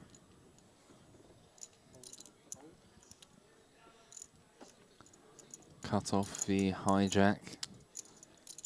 It's like 1-1 or something, right? Yeah, it's like 1 total. 7 and change. Less than 10 BBs. There's a go. Spin the wheel. Slight equity favorite is Tom Tuan with the 2 live flush draws, of course. As Randy said yesterday, 4 flushes never happen, Henry, so why even mention it? Yeah. No, diamond, half diamond and Kind of spade, true. I think. Watch. No, I have this one. Really? Yeah. Okay. Are you sure? I mean, I'm 98%, yeah. Okay, That's hilarious. Frenchman forgetting which suits were his. Chop it up, gentlemen. Chopping up the blinds in the big blind ante. That would be brutal. Wow. Frenchman still the shortest stack. Tied at the bottom with Florencio Campomanes, the 4th from the Philippines. What a diverse feature table we have here. Let's just do that every hand. A couple of Americans, Russian, German, Indian, Canadian, Philippines, and the Frenchman, of course, Samuel Ju from Germany, bowing out in 9th. 1675 guaranteed for these final 8. With the presence of those 211 big blind stacks, the likes of Dvoris and Suvana looking to tread carefully against the covering stacks. Of course, be a disaster to go from 5th to 8th. Savannah has shown some willingness to. Oh, okay. One time it's like, yeah, queens and ace jack, and it comes 2, 3, 4, 5, 6. Pretty friendly final table. Why are you shaking your head at me? You know exactly why I'm shaking your head at you, mate. Thanks for trying to dig a hole and bury us both in it.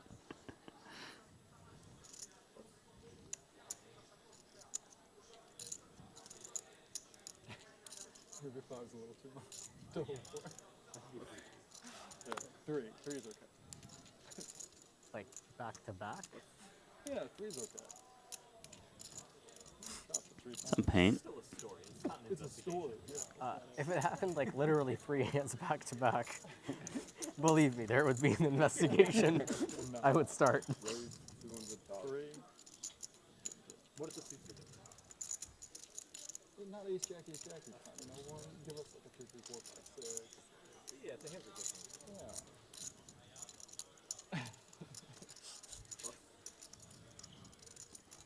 Savannah opening on the button. Artem with a suited 9 in the big does, of course, cover Savannah. Artem starting the hand with around 48 bigs effective. Versus free so early in the tournament. No, blind on blind. Oh, is it? Okay. Was thinking about it. Let's it go. Like poker all over different places, apps, whatever. You investigate when it like makes sense of like, you know, here it's like if someone got me for 2 vines, like, okay, you go ahead, you know. People are gonna get you, usually it's like for stacks. That would be a hilarious cheating scandal. They just chop the blind. 25-50 cash game. It's not very effective, you know? That's why you're too nervous.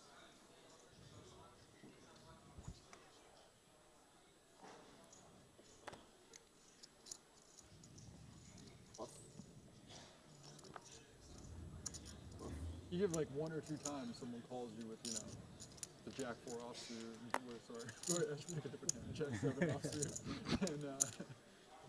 and wins the hand, you get a little suspicious, but.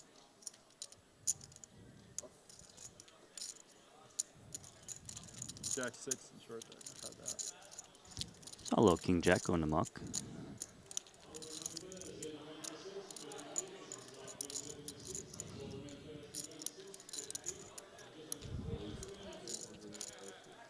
Apply some pressure here for Hydorn. King 7 of clubs. Ace 10. Maybe something to work with. Currently sitting in 6th place. There is 2 players below him with 10 big blind stacks. 2.6 million stack opening from the hijack. Shouldn't be too loose. A tricky spot here of Ace 10. Feels like going into the muck. Seems right. Yeah, Hydorn opening into 2 covering stacks in the blinds, including the tournament chip leader, Justin Bonomo, who is got to defend. Couple of 6s. 6-10 in the middle.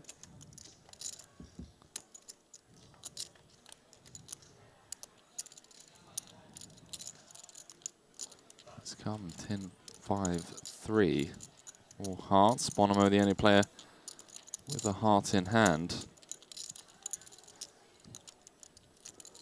Hydorn, by the way, first timer at a Triton Super High Roller Series. Is a regular at Merit. Calls Cyprus home. Already 1 final table under his belt in the 25k GG Super Millions. Came 6th for 211,000. That's the one that Santosh Savana ended up taking down, who's also at this final table. So a great start to the series for them both. See 2 6s here coming along.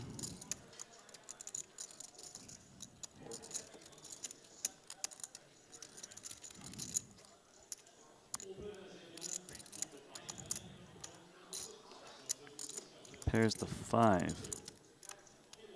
This is the type of card where Bonomo might consider putting in the lead.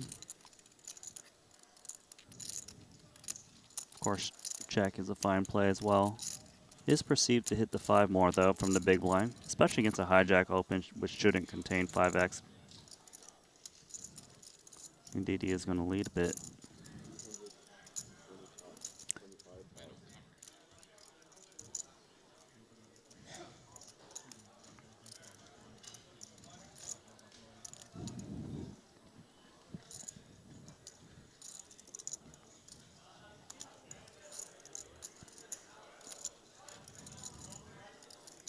You'd imagine this hand is done, but maybe Hydorn just taking a little time for formality's sake. Bit of a hand funeral, but yeah, I agree. Nicely Bonomo done. extending the lead over the field. Over 7 million in chips now.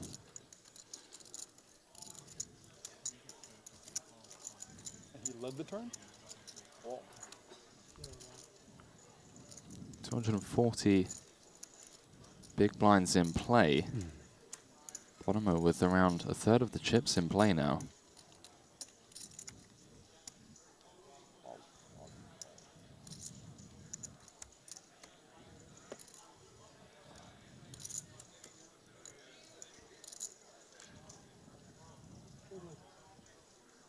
What's that? Like $1 million? 1.1 including blinds. Doesn't matter.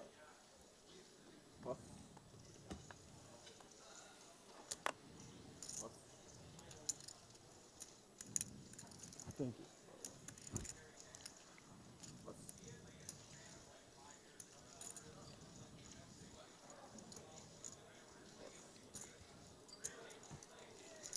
We are coming up to the scheduled dinner break. Can we just change the PLO? You don't mind, right? Tom Dwan asking if we can just play to change to I PLO. like it. Really? Sure, dude. Why I not? love PLO. Yeah, 8 left. 1.2 up top. Start dealing 4 cards. We are, of course, playing down to a champion today at this final table. Said champion will be going home with 1.26 million. But on dinner break, Randy, the mystery bounty draw. Arlene Najard will be joining Luca Vivaldi with the envelopes, and the players will be called up one at a time to draw their bounties. See, this time we mix things up in terms of not wanting to interrupt the players at this final table or the players in event number 6, the 50k 7 max, choosing a dinner break to do the bounty draw.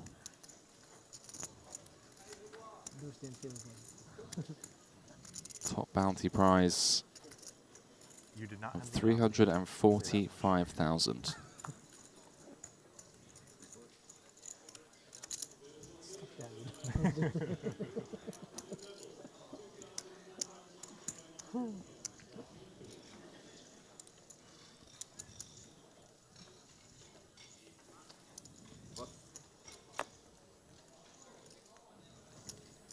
Bonomo etching closer to his 3rd Triton title, extending his lead over everyone else in the history of the game. At the top of the all-time money list. You can check him out, obviously, on Hendon Mob. 2 7s here for Divorce. 15 blinds. An interesting spot on whether he kind of opens, open jam, or just raise.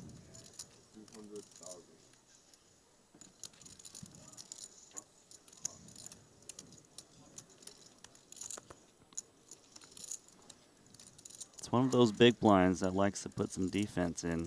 10-9 offsuit. Certainly a candidate for Tom Dwan.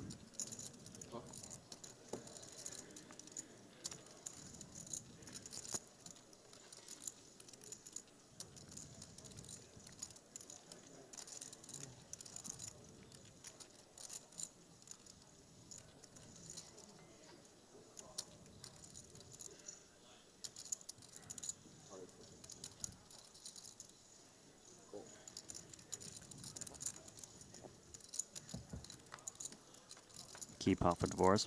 Got 13 big blinds back, going to his flop. It's an okay board for 2 7s, but inside straight for Tom. Definitely something for him to continue with. Yeah, 1.3 million behind with 550 in the middle. Could be difficult for Divorce to get this one to showdown. Oftentimes you'll see Divorce come in with a small bet here. Paired board, especially counterfeit outs to his 2 7s. Makes you lean towards betting a little bit more. Well, it does check through. King.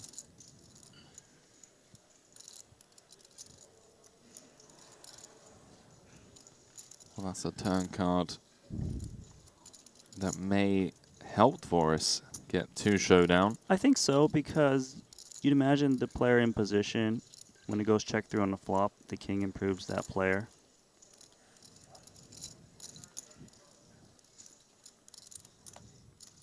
More cards to counterfeit Daniel Divorce, though.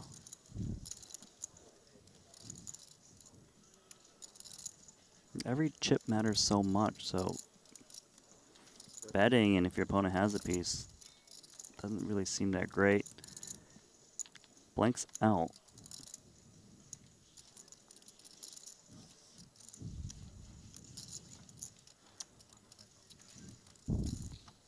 Let's see if Tom wants to consider firing away here.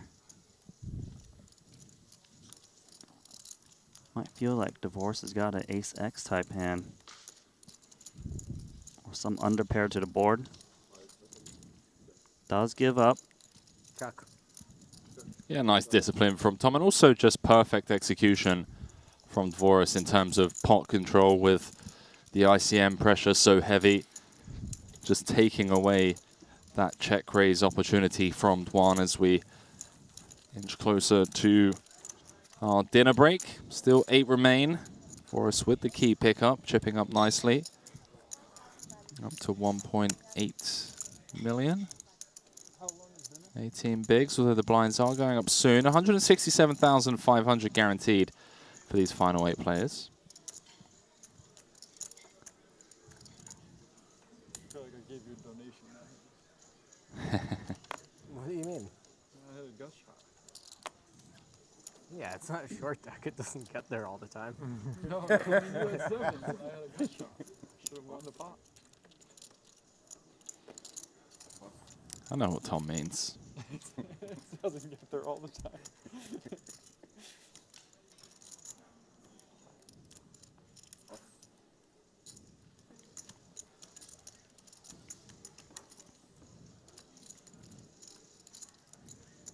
Raise 200,000.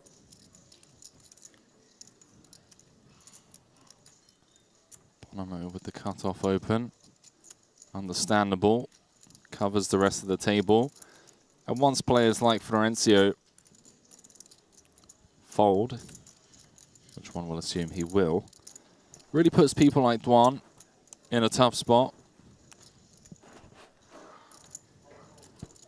I saw Florencio throw in a time card. Was this try to squeeze into the break?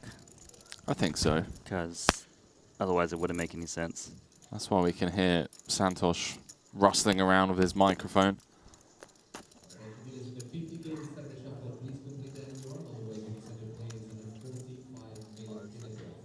So there you hear it, 45-minute dinner break incoming. You know what that means, chat. The conclusion of this hand. We're going to be going bounty hunting. Bounty hunting with Ali Najad and the bounty hunters from yesterday's 30k mystery bounty. The Bonomo with the raise and take up to 7.5 million, extending his lead over this final table of event number 5, the 40k 8 max with over 1.2 million up top for first. When we return from the dinner break, coming back to Big Blind 125k, these chip counts brought to you by GG Poker. 2-7 Big Blind stacks going to look to get busy sooner rather than later, especially with that Big Blind ante going to be putting in, what, around 25% of their stacks. But for now, Randy, you know, 1.2 million just in Bonomo Tom Dwan. Let's forget about that for a little bit, because the Mystery hype, bounty the time. talk of the series, of course, has been the 30k mystery bounty. We increased the buy-in by 10,000 from 20,000 up to 30k compared to Vietnam, which has, of course, meant that the top bounty prize of 250k that we had in Vietnam has been increased to 345k here. And there are a few people, dare I say, with more than 4 bounties, more than 5 bounties. What is the champion? Top amount of pull that someone has. Ding Biao, our champion, who took down the 30k mystery bounty, has 6 pulls. So guaranteed at least 180k in additional cashes. We've got Dan Smith with 2 bounties. Some of the big bounty winners, Artur Martirosyan with 4. David Yan with 5 attempts. Not too to bad. pull out a couple of top bounties. And Jose Nacho Barbero, who came second in the 30k with 4 pulls. Is there not like some pull again thing?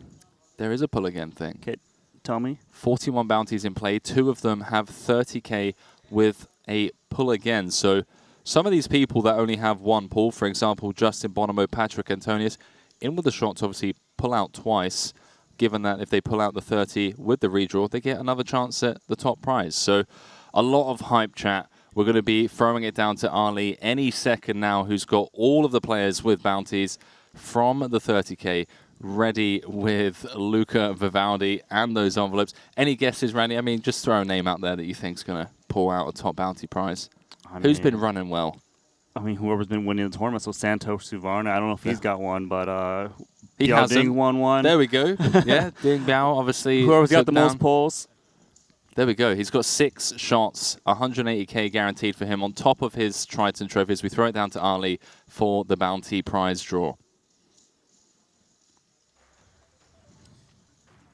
Good evening and welcome to the 30K Mystery Bounty Draw. It is certainly the moment that everyone has been waiting for, specifically the 14 players who obtain bounties, all of whom are standing behind me, some with some friends that are going to help them draw.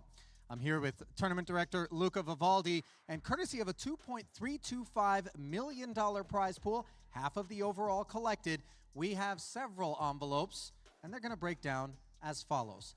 39 bounties were available, because that's the number of players that began on day 2. But we have total of 41 envelopes. 24 30K envelopes. 2 of them are going to come with the added bonus of a redraw, and then we break it up as follows. 50Ks, we're going to have 8 of those envelopes. The 30s and the 50s will come in the white color. Then we move to our bigger prizes. 85Ks, 5 of those will be available.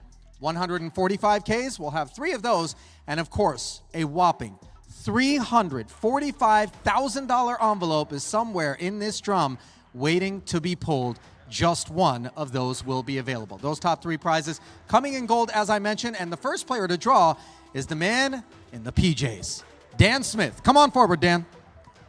There he is. All right, pop open the drum if you would. Now, I understand that you sold some envelope action. Sean Winter. He's got a little piece? He has a little piece. Do you have a strategy? Of course I have a strategy. All right. First envelope has been pulled. Squeezing. It's white. It's 30K. Yeah, everybody loves to see it. Nice to get anti-sweated, isn't it, Dan? I'm focusing here. Now, obviously, he could have picked up a draw again, but that was not the case here. Looking for gold. Well, what are the colors? I didn't even know. White and gold. And he's white. And it's 30K, no draw again. So 60K going to Dan Smith. He doesn't look particularly thrilled, Luca. All right, next up, we've got Ding Biao with a whopping 6 bounties that he collected. Please, come on down, Ding. Oh, looks like he's going to have one of his friends draw the first of the 6. Come on over, guys. Everybody, come on over. Come on over. All right. First one. Sticker is peeled. And the color is white.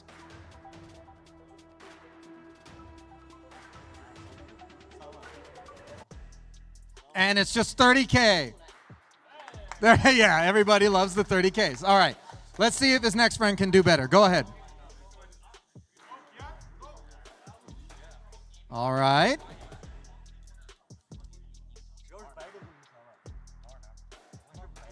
This one looks white as well, guys. Will it be a 50? It will not, nor will it be a draw again. 30K once more. One last friend gonna get a tug. 60K so far.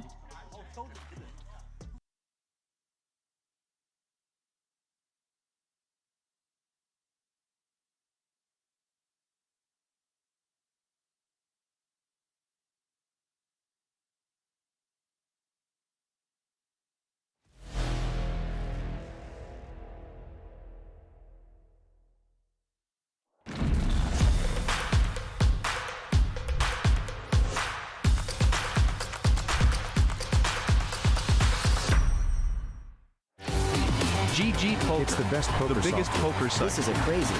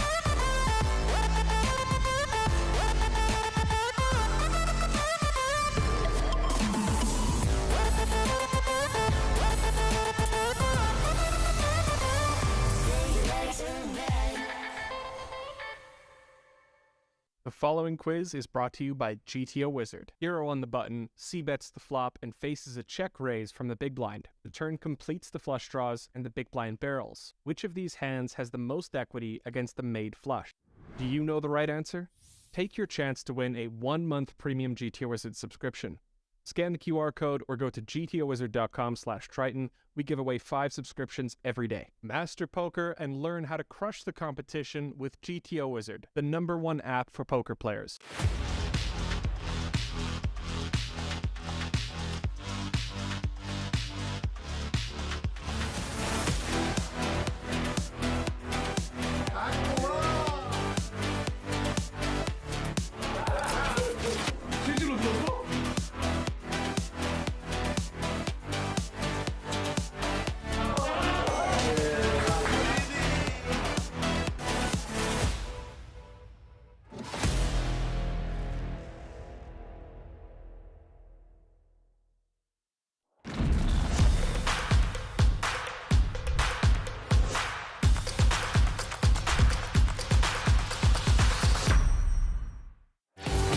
GG Poker. It's the best poker the biggest poker site. This is a crazy.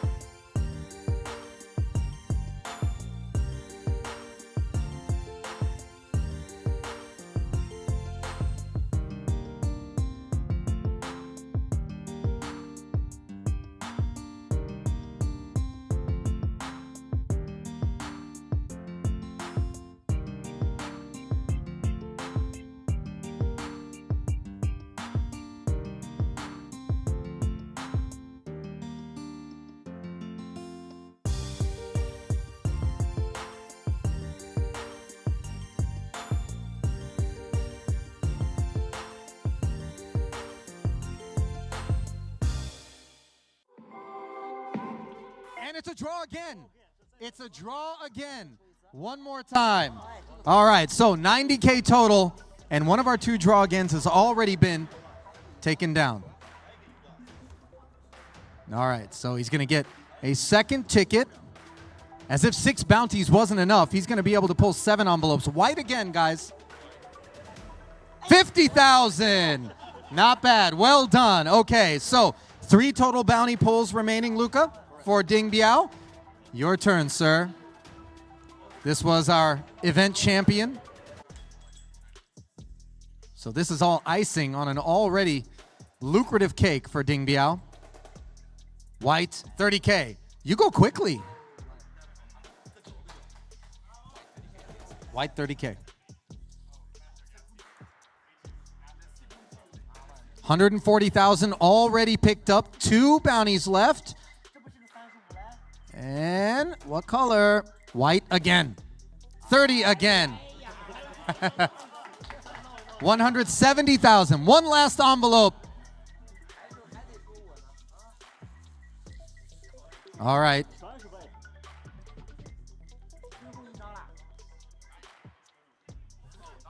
Gold. $345,000. Ding Biao has taken the top prize already. That let the air out of the room. Look at Danny Tang.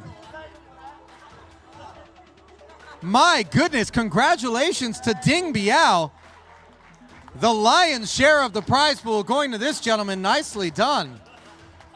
Impressive. When you're hot, you're hot. All right, next up, Danny. Come on down. What's wrong, Danny? What's wrong? I mean, what's second best now? 145. There's 3 $145,000 envelopes still remaining, Danny. That's a lot of money. Positive.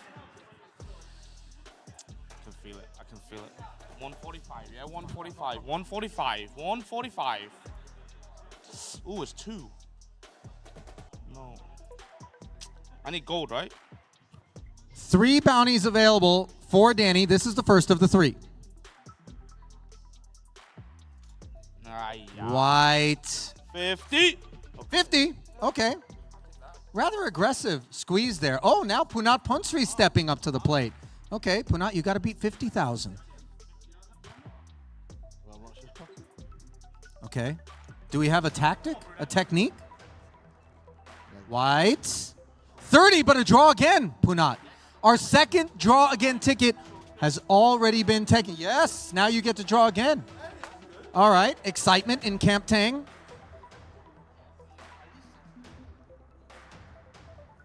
The good stuff already pulled out of the barrel. 345 and 2 draw agains.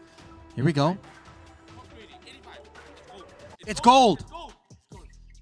85,000. Not greedy, says Danny. Now, you still have 1 more bounty. 3 total, but the draw again gives you 4. Reach on in. One last attempt here. Into the barrel. Goes Danny's hand, and is that the one? You sure that's the one? This is the one. The one.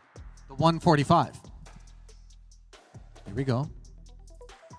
Gold, I can sweat it, please. Says just be gold. It's white. Means it could be a 50. Could be draw. Could be draw again. No, draw again's already done. You took the last one, Danny. Oh, okay. 50 then. 50. No. 30. All right, that's it for Danny Tang.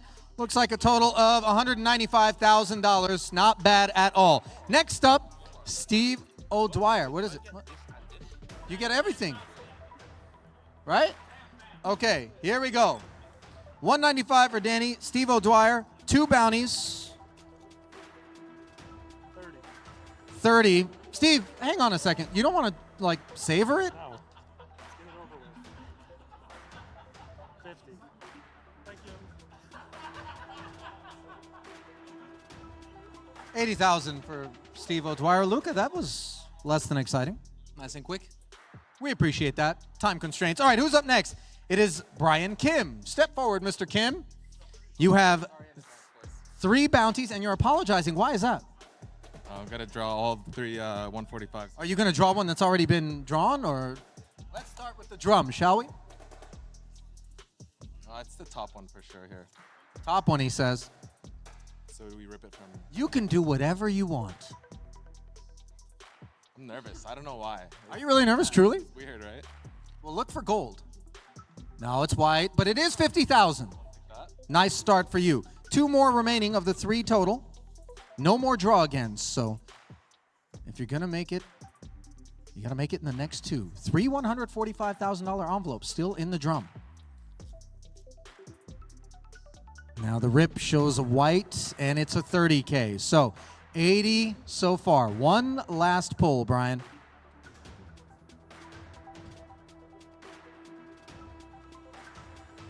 Are you sure that's the one? So. You don't want to trade it in? Lost some confidence, but yeah, I feel like this. You could always put it back in and take another one. I'll go. Okay, he's committed. I tried. 30,000. So Brian Kim with a total of 110,000. Congratulations to you. As we now welcome Artur Martirosyan. Artur. There he is. Come on up. Hang on a second. This looks like a lot of bounties. By my count, 4 in total being redeemed. And who is this, Artur? My sister. Your sister. Okay. How many is she going to pull? Depends how she does. Yeah, she'll take 1. Take 1 and then we'll revisit it. Okay. First one.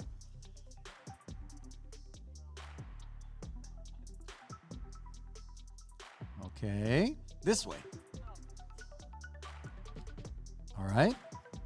$85,000 for a gold ticket. Nicely done by your sister. Does she get to pull again?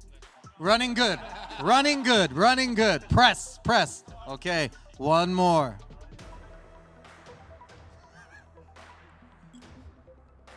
Does she have a free roll, Artur, or no? Maybe. Maybe. Depends. Let's see this envelope. Hang on. 50,000 for a white ticket. That's a good outcome. So 135,000 already from your sister. Maybe your turn for the last 2? Okay, come on in.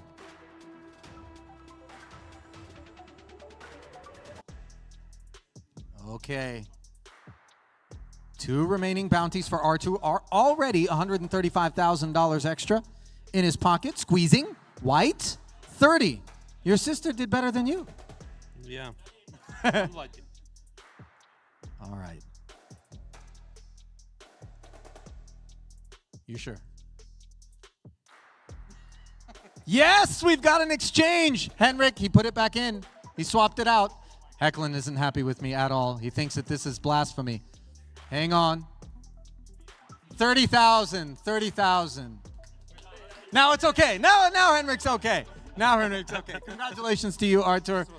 This was yours. Okay, we'll find out what it was. Does anyone want Artur's envelope? Let's find out. Next up, Mundir Zughari. Come on down. Congratulations to you guys. Okay, this was the one Artur was going to pull. Do you want Artur's envelope? No. No, put it back in. Yeah. Put it back in. Mix it. Mix it. Now, Mundir has 1 bounty. Exactly. He has to make it count.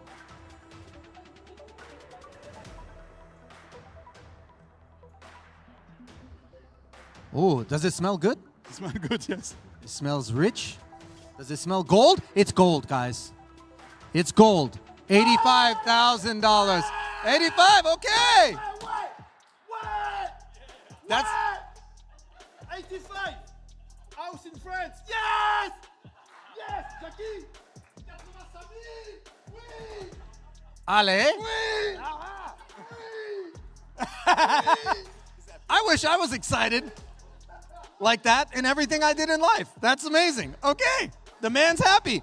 Let us bring up Alexander Sheluchin. Alexander, please come on down. Are you going to be this excited? Hope so. That's for the other reason. Okay, how many bounties do we have? 2 and Anatoly will play. Okay, so 2, and you're going to draw 1. I'll drop 2. And she's going to, or he's going to draw. Okay, Anatoly is going to draw the other one. Okay, here we go. Where's the best? If I knew where the best one was, believe me. Squeeze, white, 30,000. Okay, it's okay. Nice for a start, he says. One more envelope. Oh, not yet. Gold. Gold. 3 zeros. A 5.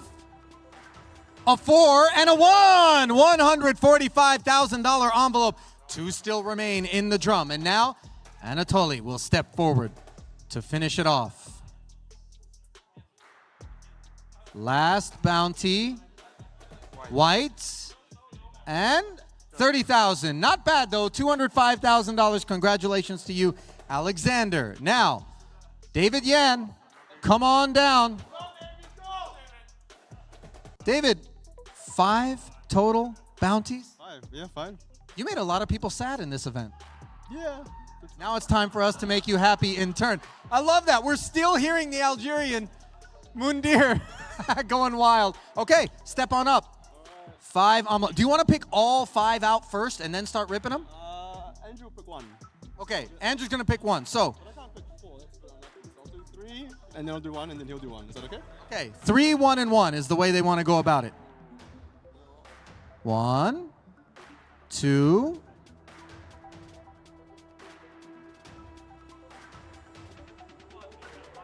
There's 3. Okay.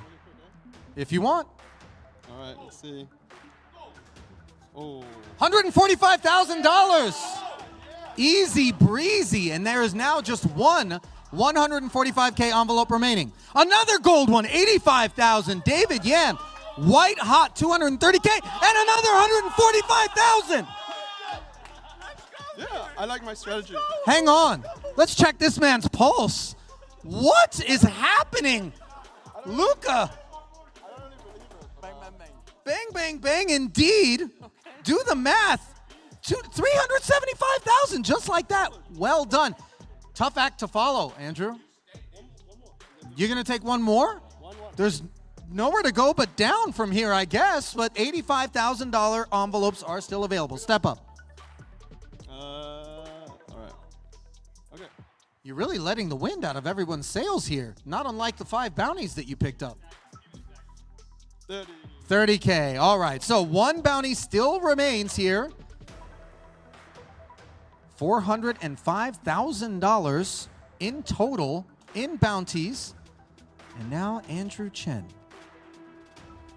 will be the final envelope puller for David Yan. It's a white one, but maybe it's 50. 30,000. All right. So a total of $435,000 for David Yan. Not bad at all. And next up, we bring to the table Henrik Hecklin. What are we going to do? Nothing. No. All right, Hecklin, you have 2 bounties. There's the first of them. Can't be worth much, can it? How sad were you, by the way? Yeah. 30,000. As you watched David Yan's envelopes. I'm pissed off, Ali. Leave me alone. Tilt? Is this bounty tilt? No, it's fine. Oh, A 50K. All right, $80,000 going to Henrik Hecklin. Not a bad outcome for you, sir. All right, next up was supposed to be Justin Bonomo. Justin isn't joining us, and he said, I don't care who pulls for me. Who's it going to be? Me or you, Luca? You. Okay. Oh, Justin told you to pull. Well, come on down. We'd much rather have you do it, Sam. There you go. 85 is as good as you can do at this point. There are a few of those envelopes still remaining. $30,000, Sam. That's going to Justin Bonomo for his 1 bounty. Next up, it is the...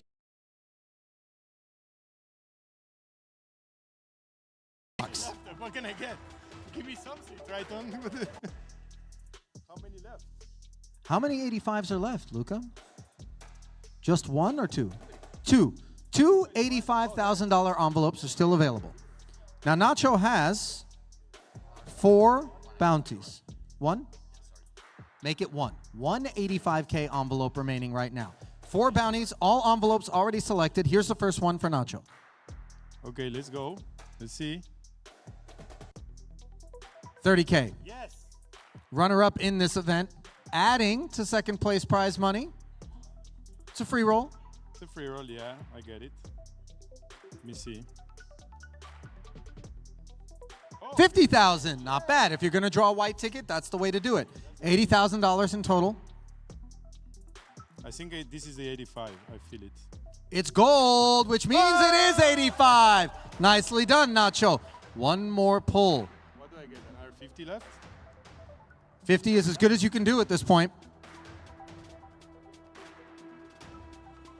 30,000, not bad at all. Enjoy it, Mr. Barbero.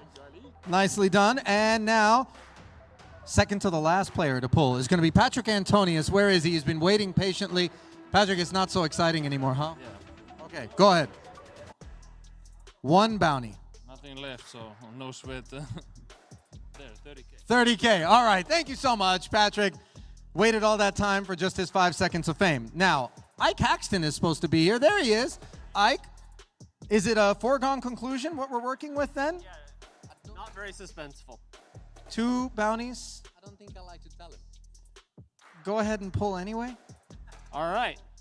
I'm sorry to do this. No, this is perfect. It's David Yan's fault, honestly. That makes sense. Also Ding Biao. Yep, Are you going to take it out on them in future events? probably. Nicely done. We like a good grudge. Always. 30K. Shocker. Next one. So this is going to be the 345? That's still in there? No? Maybe 145? No. 85? No. I know. But it's 50,000. Okay. Not bad, Ike. 2 bounties for you. 80,000 in total.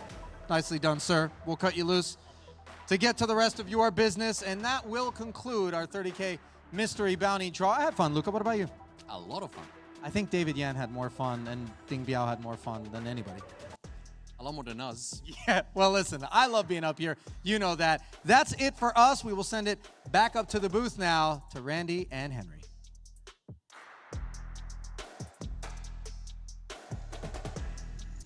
Well, there we go, Randy. How about that? Ding Biao not only taking down the 30K mystery bounty, but 1 in 6 chance of pulling. Well, I say 1 in 6 chance, not 1 in 6 chance, but he had 6 shots at pulling out the top bounty, which he did. But maybe let's talk about Yan, who, you know, 3-handed, got a bit unfortunate, but the run good with the bounties. Picked out 3. Bang, bang, bang, gold. Heading home with an additional, what, 435,000 for his bounty draw there? Yeah, definitely saved them with those bounty draws, right? The first 3 pulls of the 5 he had were all gold, and, you know, the rest of the room was like, congrats, sir. Well, Ding Biao with those mystery bounty draws, cashing for over $1 million, obviously taking home the title, the 540,500 for first place, and then over 500K in bounty pulls. But what about the man that pulled out the 85K? I mean, that's what I wanted to see. True emotions being shown. None of these, you know, wizards just pulling bang, bang, bang 30K. He really enjoyed that 85K bounty pool. Yeah, it felt like he won the tournament over and over again and just pulled the big prize. He just got a golden ticket, the 85K.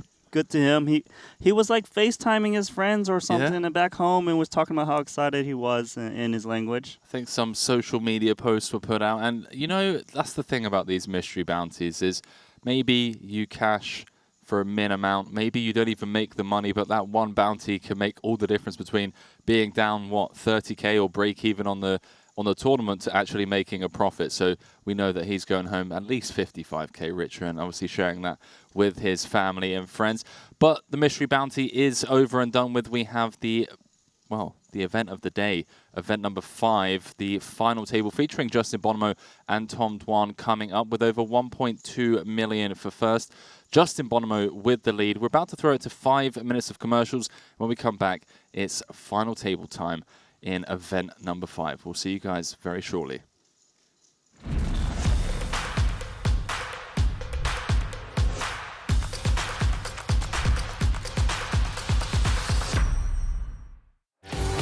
GG Poker. It's the best poker The biggest software. poker site. This is a crazy.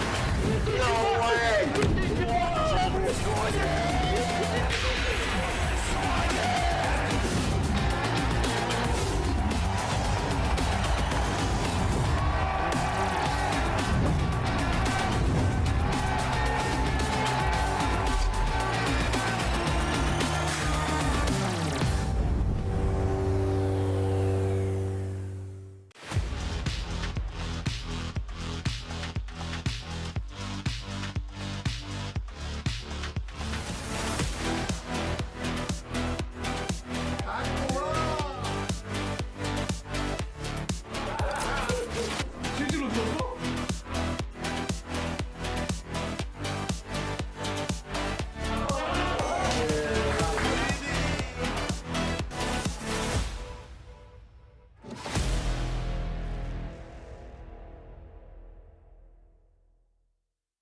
Take your game to the next level with GTO Wizard.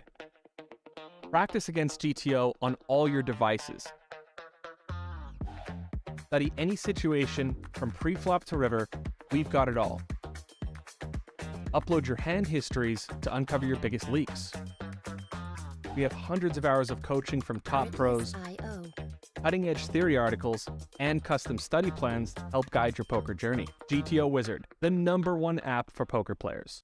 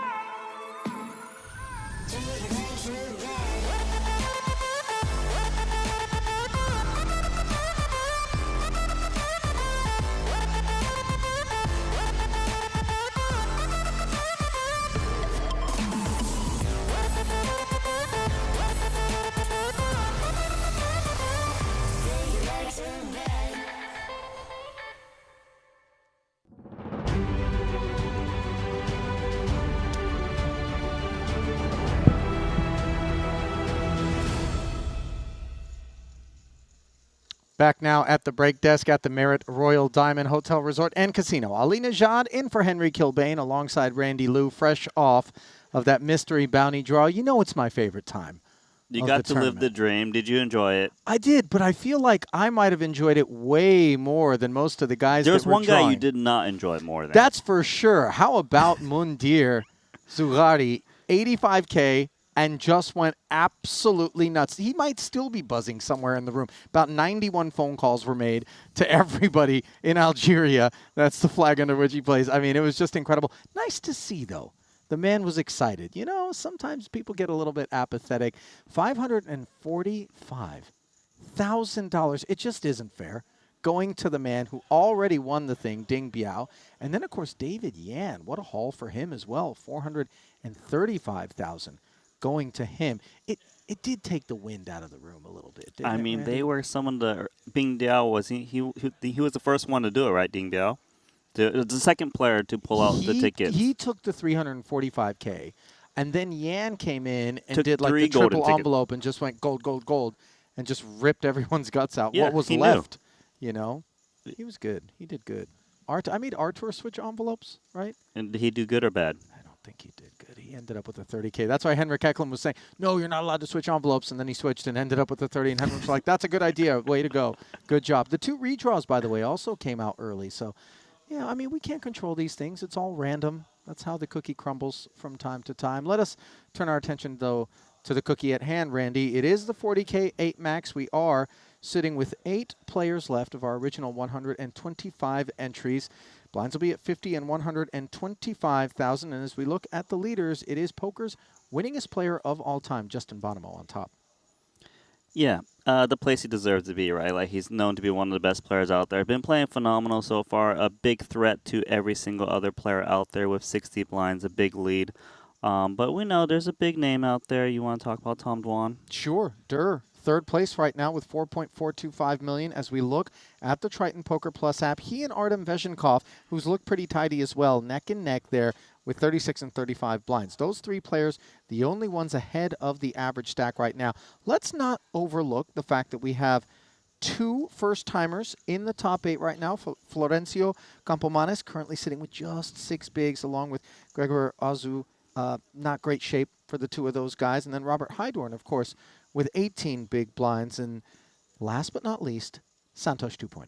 Yeah, Santos 2.0, maybe 2 titles. Yeah, already got one under his belt in event number 1 as we are just about 10 seconds away from getting back into the arena where the gladiators are assembled around our final table. Top prize is going to be, of the 5 million prize pool collected, 1.26 million.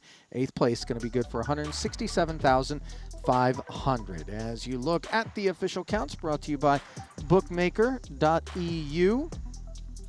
That's how it breaks down. Dan Dvoris, let's not overlook the fact that with all of his success on the Triton Tour, he has yet to win a title. Randy, might this be the moment? Obviously, some work to do off of 15 bigs. Yeah, obviously a lot to do, and this guy plays all the different types of games, including short deck. 16 cashes, 6.7 million in earnings, no title. Is not to be expected, but we know he's capable of doing so. And there are those payouts. Samuel Drew, of course, the German first-timer, was the only casualty that we bore witness to thus far at this FT. He did pick up $125,000. Those payouts brought to you by Merit Poker, the real poker experience. And how about the experience for the first-timers thus far here in North Cyprus with so much festival left to play? Feels like a theme that's not just exclusive to this stop, but in Vietnam. In Cyprus before that. Exactly. Dao Min Phu was the big story there. North Cyprus a stop ago. Here in particular, where you get so many guys that come out exclusively for all the tournaments that take place here at Merit Poker and then take their shots when we come into their backyard. It does feel like that storyline is very available to us as we get back to the action where we find Santosh under the gun. 5 tray off suit, certainly going to be of no interest to him. And then Dan Dvoris, who is wearing the Chidwick X Lululemon collection. It looks basically like a carbon copy, doesn't it? There's Veshenkov.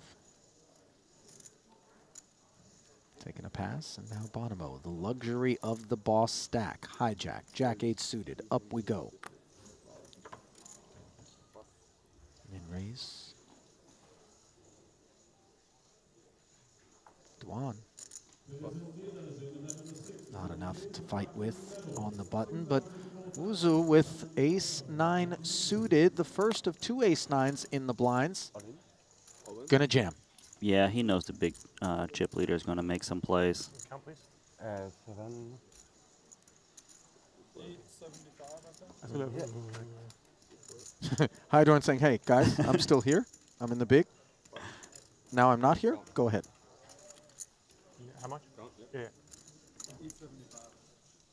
Should be priced in here. Just another 625,000 for a shot at 1.375.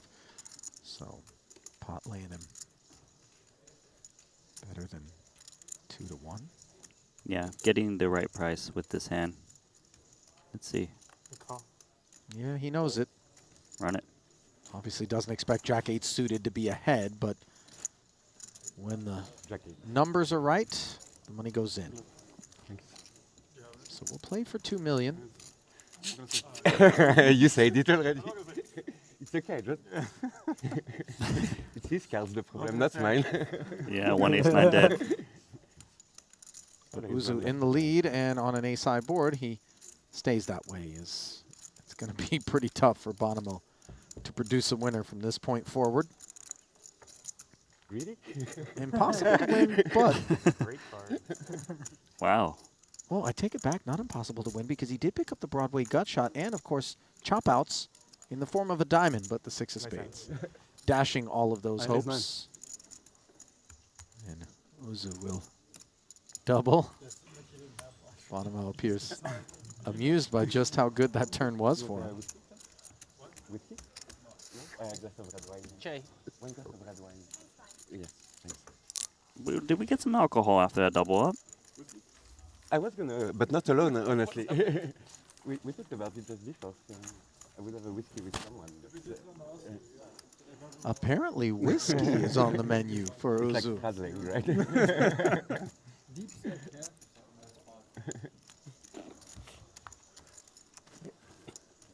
It's Juan the 40 suggesting big that- blinds where you avoid like 10's okay, 100 big blinds deep is okay, but for 10, I mean, sure.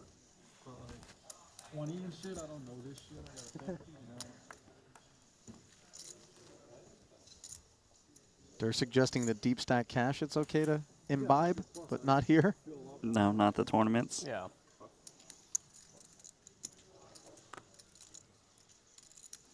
Now the short stack of Florencio Campomanes IV jams with the ace-deuce suited, somewhat predictable.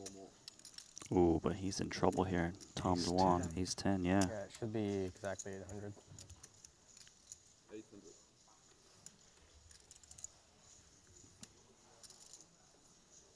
Not a big jam here. Tom does have 3 people to act behind him, but him making the call here would make a big statement. Couldn't push all in.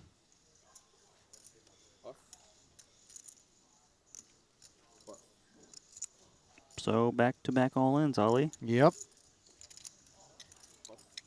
Makes it easy for Suvarna to get out of the way, and that's the idea, of course, for Dwan, who doesn't want any company if he's going to take a spin with Campomanes. Will the first-timer's day come to a close, or will he double and live to fight on in this 1.9 million chip pot? The flop will help answer that question. Ace, followed by a queen and a 10, so it's aces up for Tom Dwan. Queen would work for a chop for Florencio. Turn is a 6. And the river makes it official, as the GGs are issued. I'll tell you what, can't hang your head in shame. Strong performance there from Campomanes, who was 0 for 3 coming into this one, broke the seal, managing to pick up a cash. But we'll be leaving the boys 7-handed. Yeah, no shame in cashing in your biggest buy-in so far this trip, the Filipino Poker Pro. Good stuff. $167,500, and I suspect we'll be seeing some more of that, gentlemen, as this North Cyprus I'm surprised no one series said it by accident too early. rolls on. So many sharp gamblers at this table. Yep, we know our hand values. That was a tough one, though. Where's that guy with the shirt with the hand rankings on it? Did you see him yesterday? No, that's amazing. Are the hand rankings Shirt with the correct? hand rankings on it? Yeah. It's fantastic. As far as I know. It'd be so good if flush and straight went wrong with it. 300,000. No, then it will be a short deck Mhm. hand ranking where flushes beat full houses. Dwan, back at it. After everybody secures a pay jump, 222,500 guaranteed, 291, the jump to 6th. A small note here, he's opened at 2.5x, 300K. 9 offsuit for Dvoris, who expects that Dwan is going to be opening fairly wide. So Dvoris is the shortest stack right now, neck to neck with the other short stacks, 15, 16 blinds. Dwan really in a good spot, by the way, Randy, given that Bonomo's on his direct right. Yeah. So Justin declines to get involved. The path is clear. That's why he's opening his ace-8 offsuit. Of course, if Bono might open, he'd be mucking this hand.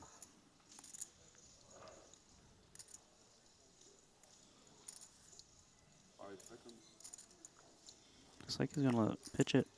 That's what I like to see. I had a hand I had to call, but sevens. Didn't want it. No. Sevens if you think that long, I want you to shove.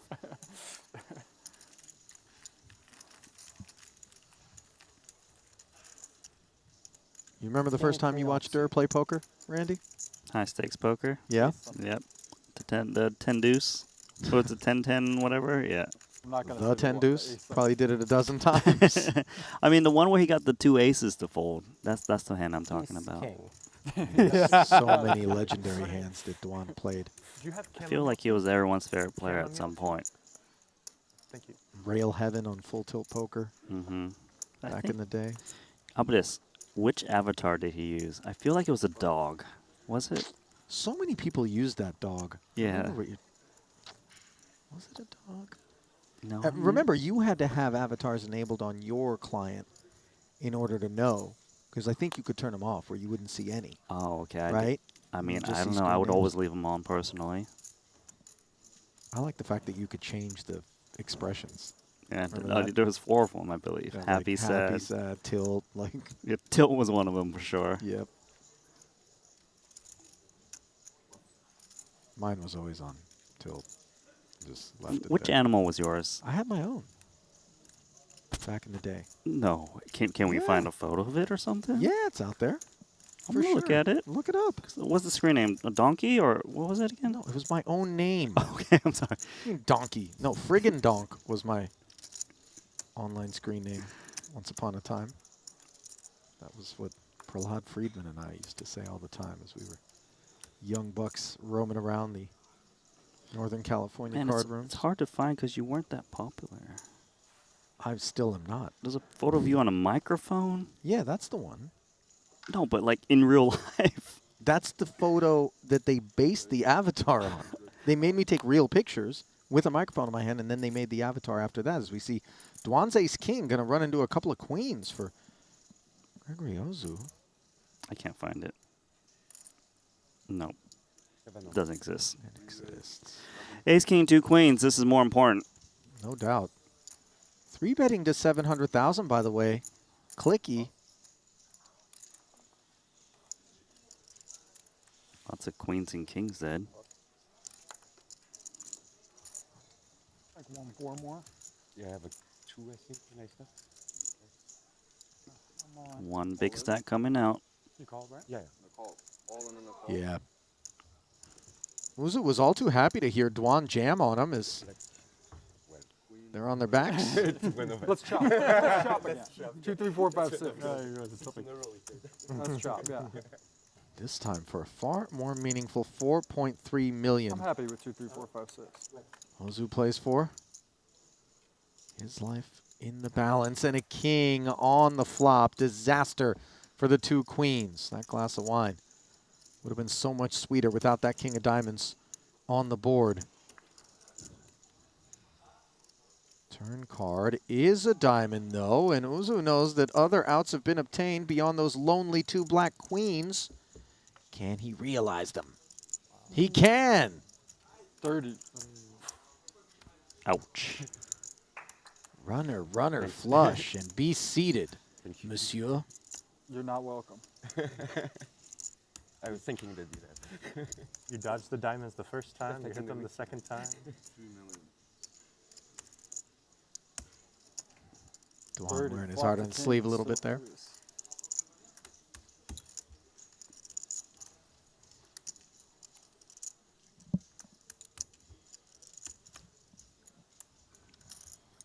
Button moved.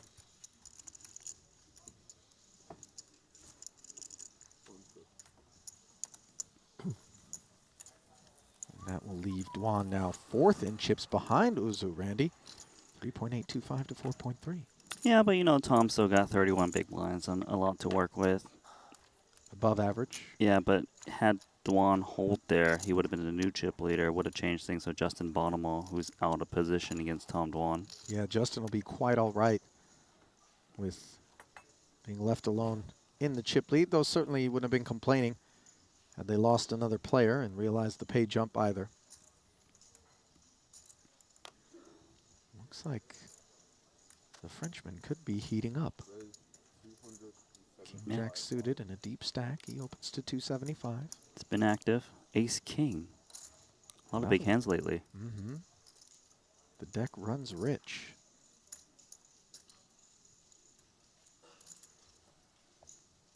Hydorn 6 to 7 in chips. 3 betting to 1.2 million, and off of sub 2 million. This certainly feels like a sizing that doesn't have any folds in its future. No, no. The main reason you do this is because if there's crazy action behind, you might be able to lay it down, trying to get some pay jumps. Ace Queen. It's a strong hand, but it is under the gun versus under gun +1. 800 behind, yeah? About. Yeah, but Shenkov's got to worry about the opener from Undergun, who's got quite a large stack as well. So his ace-queen hits the mug from the button. But Dwan has a big blind ante and big blind invested with an ace-10. Still disinterested. Hydorn dominated all 3 of those holdings. Ace-queen, ace-10, and king-jack. Got him. Small pairs, you know. That's not that nice. Are you at the small pair? No.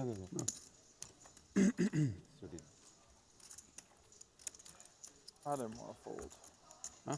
I didn't want to fold. I had ace 10. I have like 17 bigs. I didn't want to fold.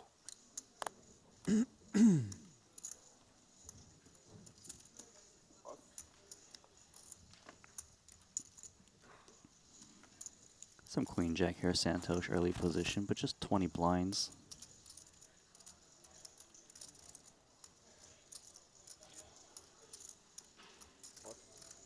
A smart lay down there.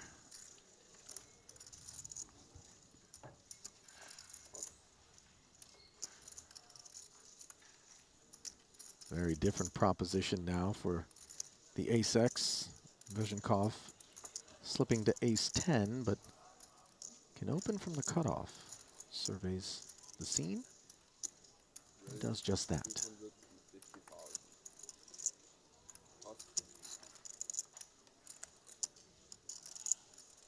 Pretty technical phase of the affair for the time being.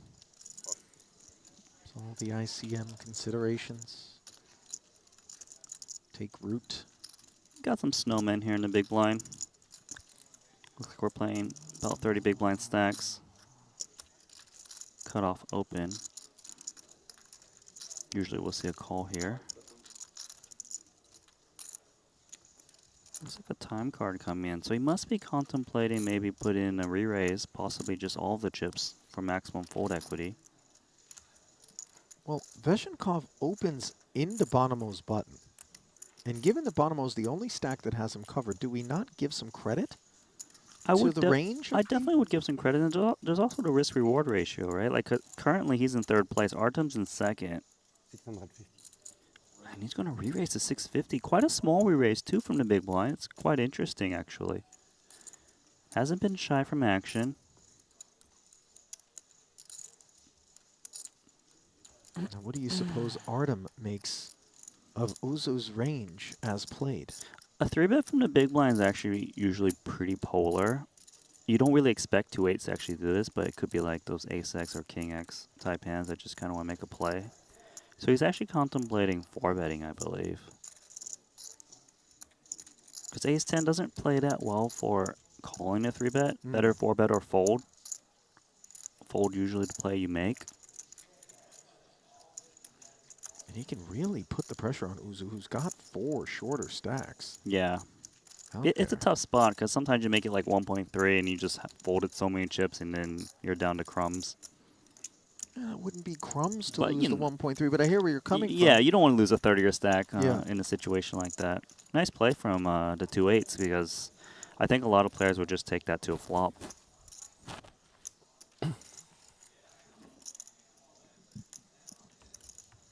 Artem choosing to lay down as Uzu swaps places with him. Sliding into second. He was near the bottom, you know, doing good. Fortunes change quickly at our FTs.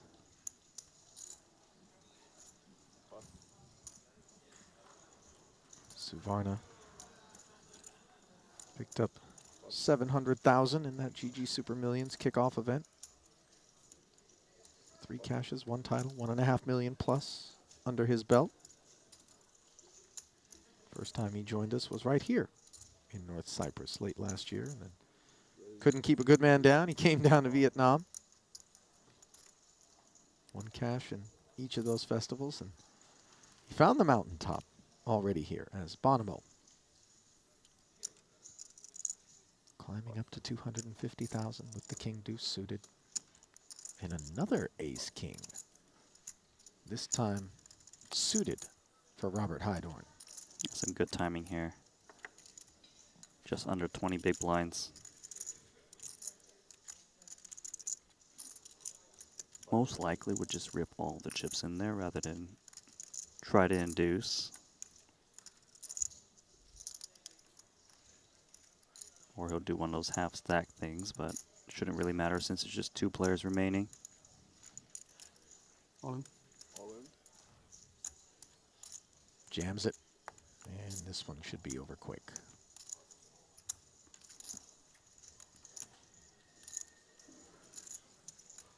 Bonomo doing what he's supposed to there, though, Randy. Yeah, they're just picking up some hands lately. It's always a bit annoying. It when is you feel annoying. like, really, guys, every single time you're just going to have it.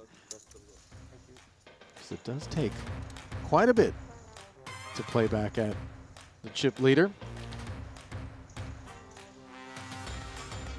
Well, situated on the beautiful shores of the Mediterranean, the Marriott Kyrenia hotels in North Cyprus deliver 5-star accommodations and entertainment year-round, from beachfront cabanas to nightlife and gaming to all-inclusive dining options.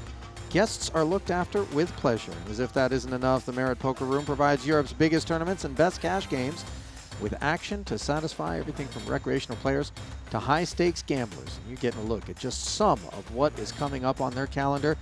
July 5th to the 11th, Cash Game Festival, Middle East tournaments. Prior to that, June 6th to the 13th.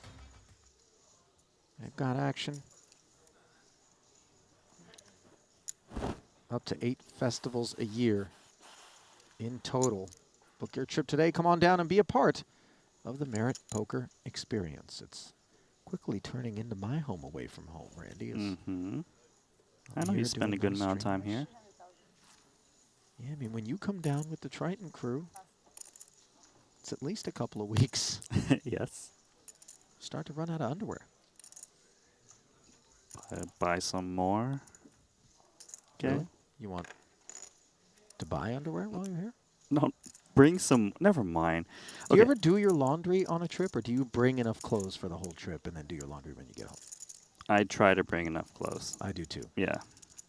But then I was gone for 38 days, and I realized I Wasn't don't possible. have enough socks and undies for that, so I did a load. Had to redo it. Yeah. Or you can go inside outs. Ace 9 Could, against Ace 7 here. Bad As thought for everyone. Duan's got the better of this Are we one. not at a final table We of a are, 40K? And we're it's talking about going inside out. Forward. You know, this one's not shaping up. As soon as I say that, I know this is going to be the pot of the final table. Yeah, look, Santosha's got the backdoor heart draw, right? And backdoor straight draws, and the big blind can definitely come with some continues. Let's check through, and look, backdoor hearts coming. Board pairing Jack after Duan checked back on the flop. Surprised to see that? You know, like, if you fire 100% frequency, right, like people can kind of pounce on you. You will see a lot of c-bets, though, from the bigger stack against those shorter stacks, so a little bit surprised, but it's not unreasonable, of course. Especially if you do see check backs is from the ace highs with middling cards like ace 9, ace 8. Check through again.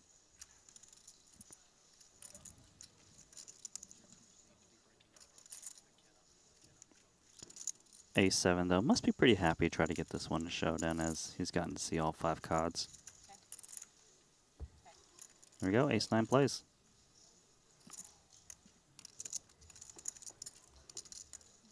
Was there a chance for Santosh to take that one? There was, I think, on the turn, but he might not expect Tom to not have some showdown value to check back that flop, so it's understandable. You want to try to minimize the amount of token weapons to use.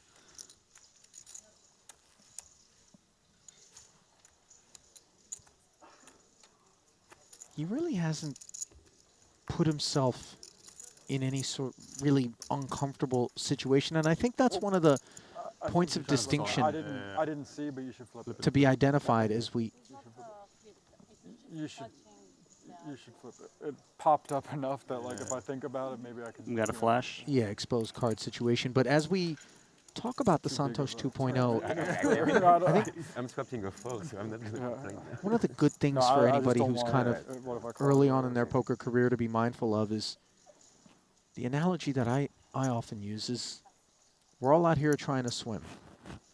And even the best swimmers in the world would rather do their swimming in crystal clear water than in murky water. And if you're not one of the best swimmers in the world, stay out of the murky water when you have the opportunity to prevent yourself from being in those sorts of situations. Just maybe taking a passive line like Santosh did right there, or choosing not to play a lot of pots out of position. Yeah, well said. You know, it's just a little bit of an aid.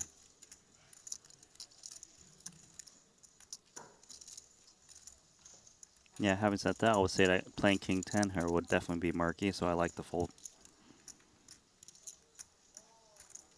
Almost on cue. Playable for sure against the button open. A playable hand, yeah. You know, Suvarna's got an eye on Dvoris, who's handful of blinds leaner than him in terms of stack depth. And just resisting the temptation. No, I mean, I've watched a lot of Santosh Suvarna, and, you know, I think other players have even said that he's playing really good this series. Yeah. I'm going to enjoy it. Play 7 bigs. PTG. That's the way to do I mean, yeah, no, 7 bigs, it makes sense. if Santosh from this festival was playing against Santosh from his very first festival here He's late got an last edge. year, he's got a big edge. Yeah. He knows it too. It's like in Mario Kart, where you race against the ghost of your own cart. That's right. That's The all ghost it is behind you. It's like golf. You're playing against yourself. And he is winning that battle, for sure.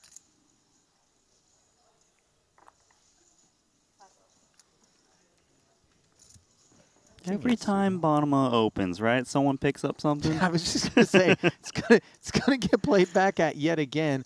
Uzu's been the man to do it on at least one occasion. But just a flat call here. What's on his mind? It is number 1 and number 2 in stacks, and he probably feels that, well, by 3-bet, I'm not really looking to get in against the big stack with this big amount of chips, but maybe someone else will jam with a smaller stack. I can get in with that guy. I actually understand this flat call of jacks. Like it a lot. Let's see how Suvarna feels, though, on the button with King-Queen offsuit. Always a little bit tempting when you've got what you think might be squeezable money up for grabs. He could make a play here. He really could. Especially because he presumes that Bonemo, as we see, is doing big stack things. Yep. The only problem is Uzu's got the jacks waiting for him. Jam from Santosh. Very understandable play. It has a lot of fold equity, and you blocking the hands that will want to call against you. But I just cannot imagine a world where these 2 jacks lay it down. There we go. Snap call. Run it. Disappointing, of course, to get snap called. As you know, the King-Queen's going to be no good, but the situation certainly could have been worse for Santosh, as he's got 2 overs to these 2 jacks. 4.5 million chip pot. Ace high, no paint. Suvarna needs help.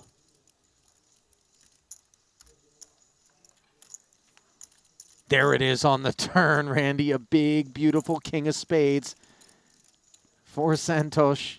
Uzu says beauty is in the eye of the beholder. I don't like that card. And a fist pump. Reserved fist pump, waiting until the board's complete. 1.975. It's the ace pairs. This is called a Santosh. The year of the Santosh, right? He's currently in second place now. One title down. It's the smallest unit of Bitcoin. The Santoshi. The Santoshi. Oh, man. That was a good one. Not if you're Uzu. Jack's getting downed. And he slips to 6th of 7 players. Guess where Santosh is? Right where Uzu was. 2nd, behind Bonomo. A flipperoo.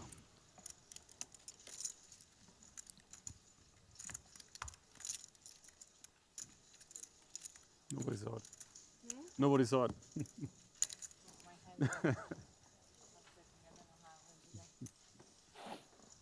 Big final table.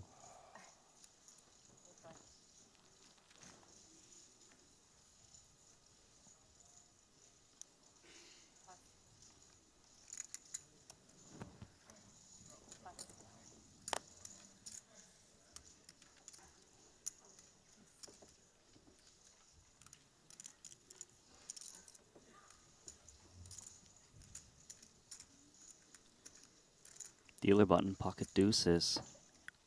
Everyone's got their eyes on him, so probably wants to look for a spot to chip up. Any pair on the button is usually good for 10 blinds. Dvoris has got to make something happen at some point. All in.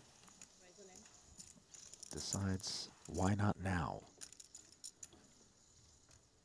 The Ducks take flight and run beak first into a couple of jacks.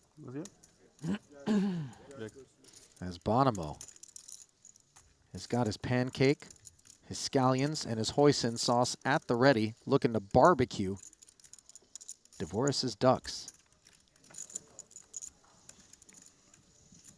Oh my goodness. Quack you very much on the 3-3 deuce board. Dvoris with the 2 outer. You wouldn't know it if you didn't see the whole cards and all you saw were those 2 gentlemen's faces. Grizzled veterans, no emotional response whatsoever to this development. Mm-hmm. Could hit a 3. Doesn't.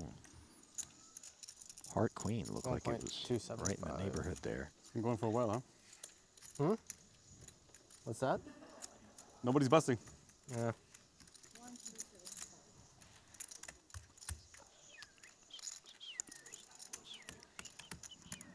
Next level, not a big jump either. 100, 200 is a big jump. Yeah. We have a very different situation on our hands now, right? Justin Bonomo losing that stack. There's no clear chip leader. We're going to have 2 4.5 million stacks. Still a lot of a 4 million, a 4 million, a 3, and a 2.7, 2.3. Yeah, Anyone's game. Technically, Randy, there's one guy who has at least 50,000 more than Bonomo. Who is it by chance? New chip leader, Santosh 2.0. You're damn right. That one definitely. The pride of India at the top of the leaderboard, hunting his That's okay. second title of the series. How about it? The favorite one.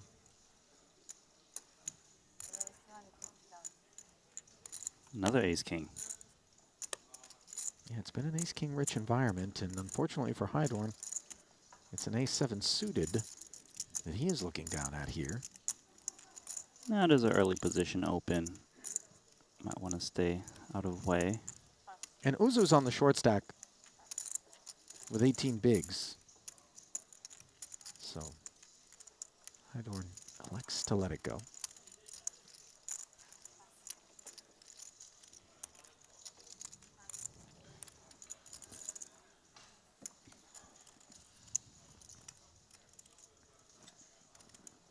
Look at Dawn. If there's anybody that can look at a 7 deuce suited and feel like maybe there's potential in this raw diamond. That brings me to think, remember when he made that play of Rui Cal, 7 deuce, the cash game hand. Jesus. Anyways, he does outflop his opponent. Queen 8-7, 2 spades. Advantage Duan with bottom pair.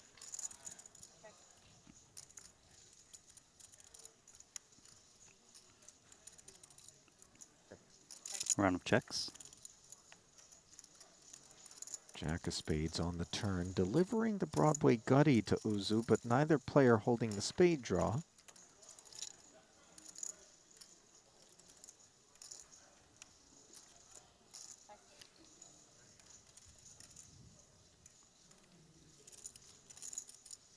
Second check from Duan. A little spade check here.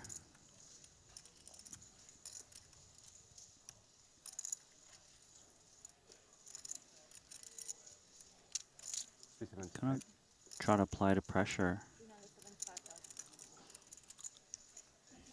A sizable bet. By no means easy spot for a bottom pair, no spade. You surprised to see him fire this 375, Randy? No, I don't want to say I'm surprised. I think it's... Wow. Is he coming for call with just a pair of 7s? I mean, Duan's kind of wondering why didn't you bet the flop if you had a queen and a jack would check back a lot on the turn. It's a bit suspicious for him. Does lay it down the best hand. Begrudgingly. Yeah, he was a bit suspicious, but you know at final tables, you tend to lean to the path that's least variant when possible. I'll tell you what. Duan's like, come see me in a cash game firing that turn, pal. Yeah, I'm in there. Sticky icky. A 7 deuce, collecting bounties too at the same time. Uzu happy to see Durr fold to him there. Yeah, Uzu's been pretty active at this final and also leading up to his final table. Pretty impressive how he's been playing. Hey, chip leader. What are you going to do with ace 8? TBD.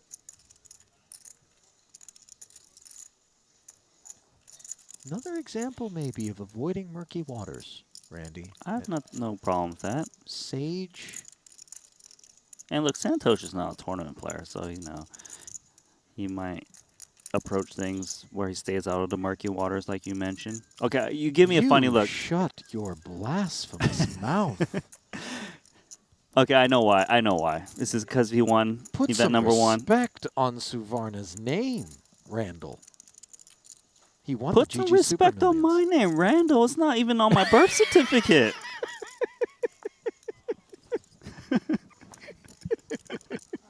Okay, fair enough.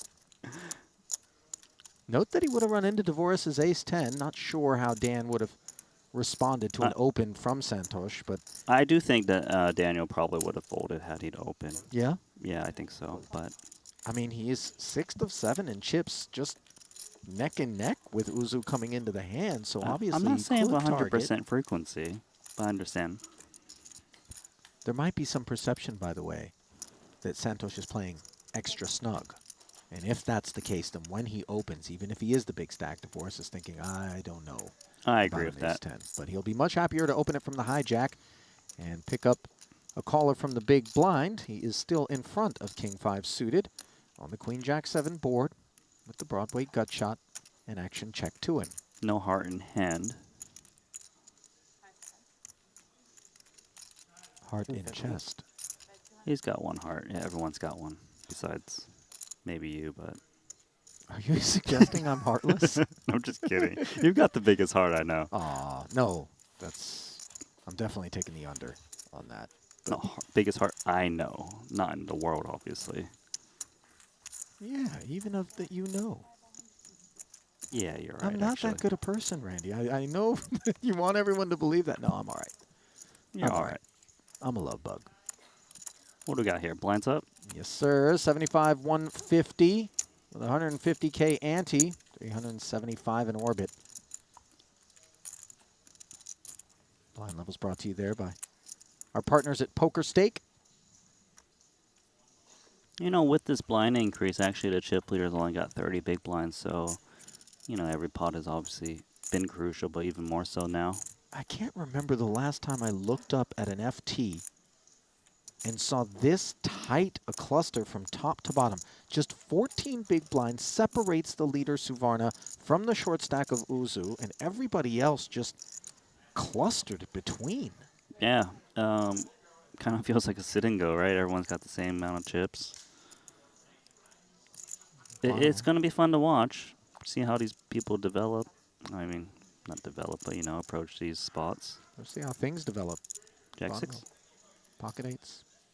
Up we go to 300,000.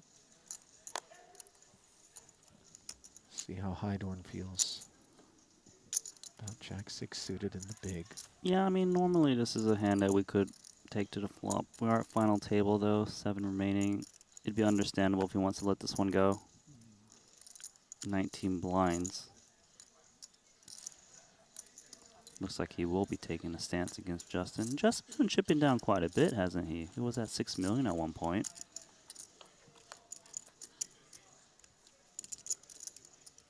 Jack in the window, and a second overcard to the pocket eights behind it in the form of the king, as Hydorn checks over to the preflop raiser Bonomo, who does have the 8 of hearts working.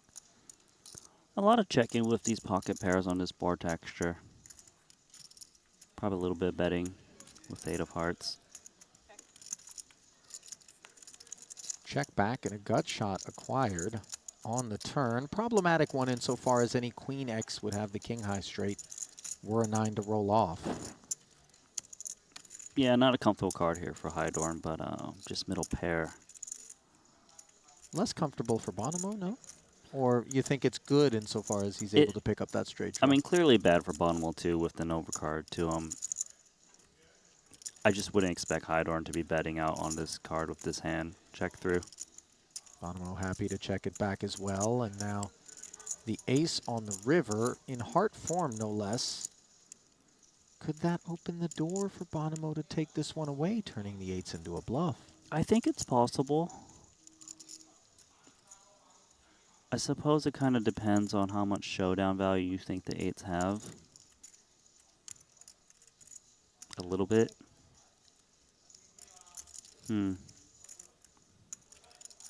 Also depends on, does he think Queen X would lead out on the river against him? Would it put some traps for some rope?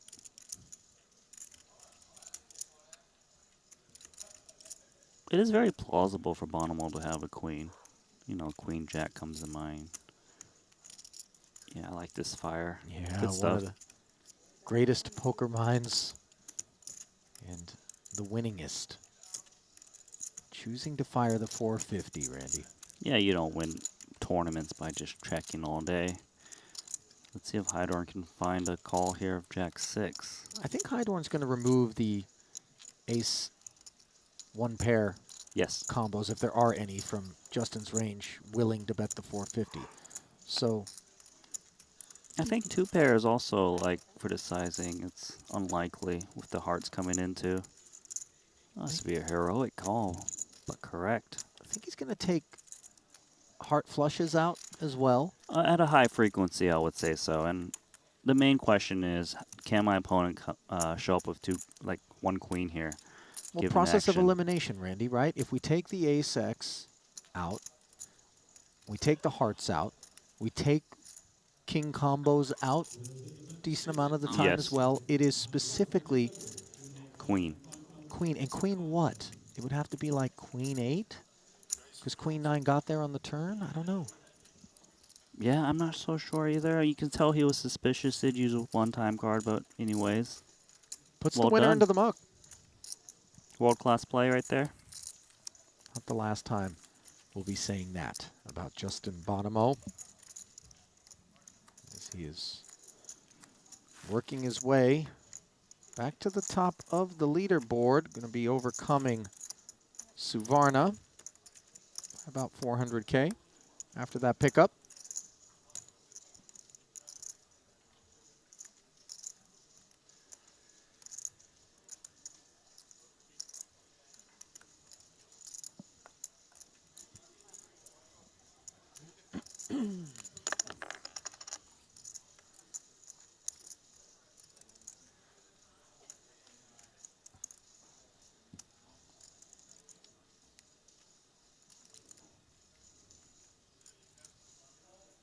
What's Dwan got? Less pass boss. I feel like that's French. I mean, just based on the first 3 letters, right? Right. Queen 10 offsuit, 350 to go, and solver bait in the small. I mean, not exactly. It's the ace 5 suited Ollie and ace 4 suited, but No, the ace 2 I'll allow suited it. doesn't qualify? No, no, I thought no, it was really. any one of those. You just all suited ace X. Well, anyways. Well, ace deuce through ace 5 specifically, but I stand corrected Yeah, if no, not. maybe I'm wrong. But regardless, he is going to go upstairs, so you're probably right. 1.6 in total, representing well over half of his remaining chips. Suvarna, ace 6 suited. I think it's pretty good awareness for Hydorn that Tom's going to be opening quite a bit from the cutoff. Good timing.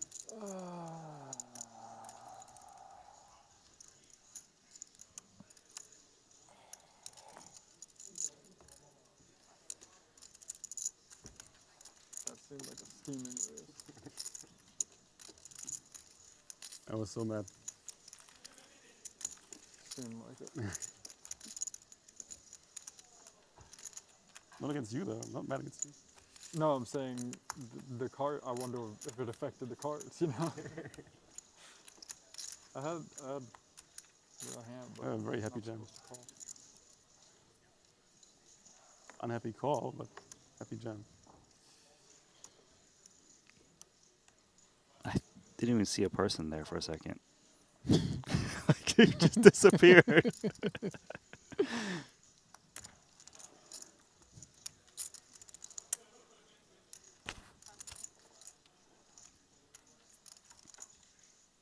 Ace 9 in the muck.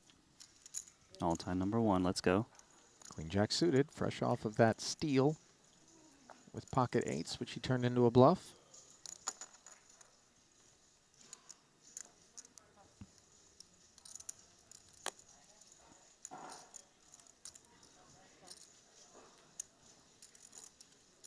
King 10 suited for Suvarna as it gets folded around to his small blind.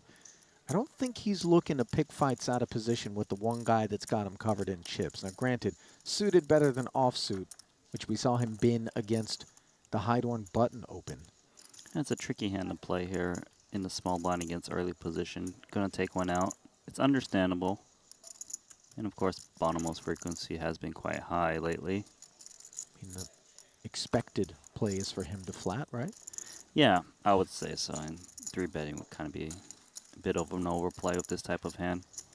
Table for 2. King high flop. Suvarna way out in front. Backdoor straight and flush prospects for the Queen Jack. A lot of continuation bets here of Queen Jack.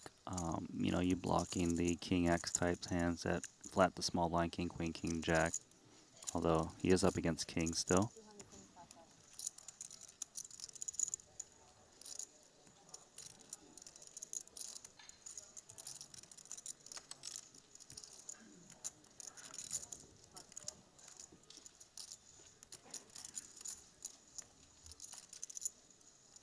Two and a quarter. Putting another 450 into the middle as Suvarna picks up a diamond draw. Bonomo drawing dead. Action check to him once more.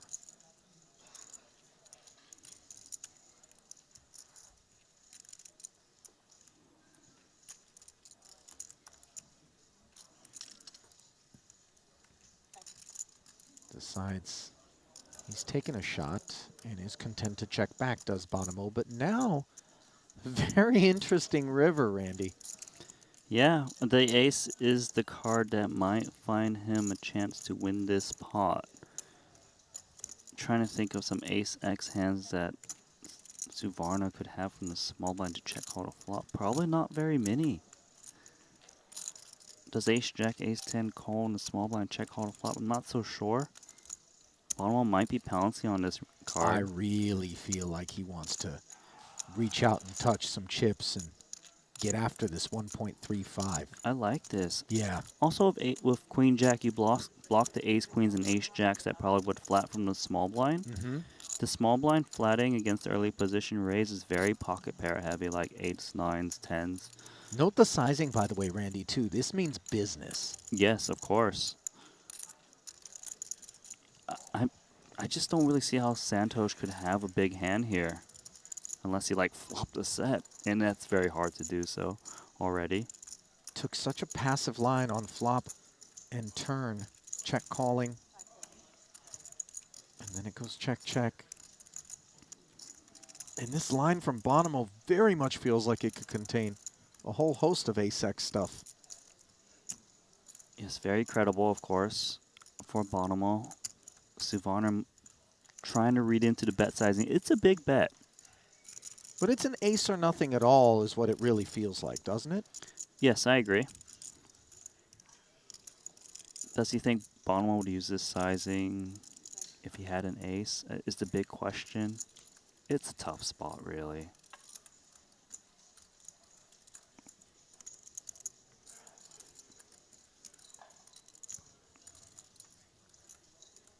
This would really drive home the idea that we are looking at a new and improved Santos Suvarna on another level. But it looks like he is going to muck it. One can't fault him.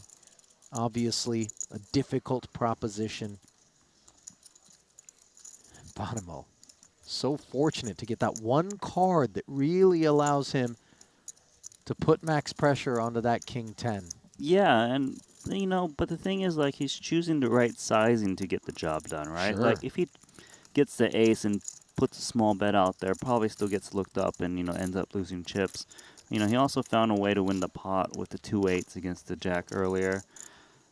It just really world-class play. It's just cool to see how someone like Bonomo has been able to become the all-time winners player, right? With shipping all these tournaments. It makes sense. 2 queens now. Starting to heat up is Bonomo. Back on top with some distance between himself and Vezhenkov, who is now in second as Suvarna slips to third. And Dwan waking up to a king-queen offsuit. He's been seeing Bonomo being very active lately. He might want to activate this king-queen. And a multitude of options available. Flat calling, 3-betting, even folding. Maybe even all in, who knows. Oh, wow, he's going to go for it. And Tom could be at risk with 7 remaining. Not could be, will be. As it's going to get back around to these 2 queens for Bonomo, which are going to go nowhere. Note that a queen, the case queen, into the muck. King and 2. King as well. We're going to play a big one, Randy. And Dwan, I suspect, is going to be rolling his eyes at some point. There it is. Mm-hmm. Caught it. Just thinking, really? Yeah, the one time he makes a stance against Bonomo, picks up queens. Is this an ICM mistake by Dwan? I don't want to question it, but I can see where it could be. It's understandable why he's jamming on the chip leader, though, especially if King Queen has good blockers and again, undergun open. It's tough. Queen of Diamonds is working on the 8-6-5 board, but the climb is uphill. Now suddenly chop outs are available. But it doesn't look like there's tremendous optimism on the face of one Tom Dwan, who is covered and at risk of being eliminated in 7th without help. An ace on the river, and that will seal Durr's fate as our 7th place finisher. Didn't expect that. No, we did not. Bonomo with a sigh of relief and a big infusion of chips as he will launch himself into a very clear-cut chip lead and launch Durr right out of the arena. 2-time Triton champion Dwan going to be adding $222,500 to his career Triton earnings of north of $3 million. 11th cash. Already a 14th under his belt in the 20K 7 max. But a third title will not be his. And that will come as a delight to the 2 stacks that were shorter than his going into that particular hand. But you mess with the bull, sometimes you get the horns. And that's what happened to King Queen offsuit there, as everyone is guaranteed $291,000 and a mighty pay jump of 78K rather, between 6th and 5th. So you get a look at the remaining payouts. Yeah, so once again, look at that chip distribution. Bonomo, clear chip leader, 9.3 million in chips, and second place only has 3.6 million. Ollie, I think someone might be able to run away with it. Press on these other 5 gentlemen. Well, listen, not if any of those gentlemen, a league of extraordinary gentlemen, if you will, have Okay, anything to do with it. extraordinary hand, Yeah. pocket queens. Pass them around.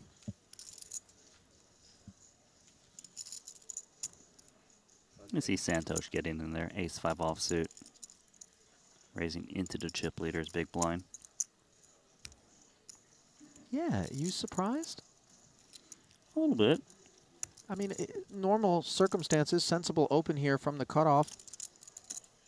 He is the man who's second in chips, but the gap now so wide between he and Bonomo that this is such risky business, as Bonomo can just abuse you when you get after him, and all of a sudden he puts the 3-bet in there, and you look out at 4 shorter stacks than your own with big pay jumps and think this is a mistake. But the gap between 6th and 2nd, 10 big blinds.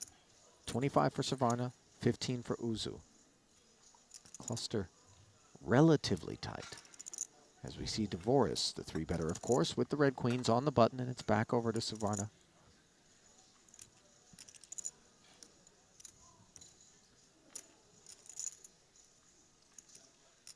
Mostly folds here of ace-5 offsuit. You'd have to be pretty darn suspicious to make a play here.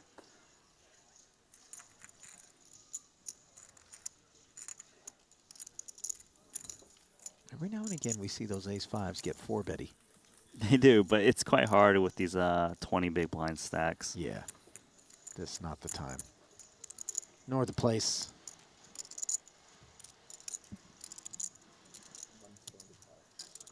Well, shout out to those of you that are joining us on the YouTube stream right now. Glad to have you with us from whatever time zone in the world you happen to be doing so. Give us a like, give us a subscribe. Broke the 160K sub barrier, did we, earlier in this festival? Obviously, appreciate all of you who are helping to build our channel and take us to great heights. Glad to have you along for the ride. Chat seems pretty upset with Dwan's decision there against Bonomo, mostly because they wanted to see him stay here at the final table. It's a fan favorite. So many fond memories of him. Melting faces. Not greedy. Literally melting faces, eh? Yeah, I know. Thanks. Oh. Little merci beaucoup from the big blind of Ozu that gets a walk. Oh, you know you're French too. No. I'm posing big time. You're a poser? Okay. I didn't say all that. Posing, not Posing. poser. Posing. Okay.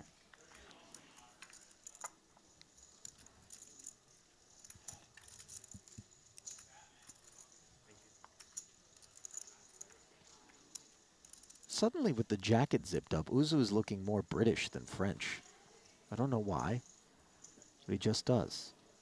Is this, It's like it's cold out, and he's just...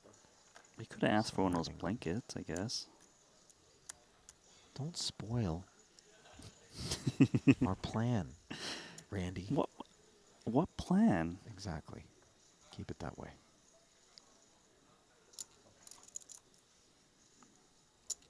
Now let's see what kind of plans Justin has on the button. Deuce 4 suited. Just that look, and then this Deuce 4 just pops up. Like, I got him, guys. He's like smiling, I feel. Wouldn't you smile too if you had 9 million plus in front of you with our first 7-figure payout?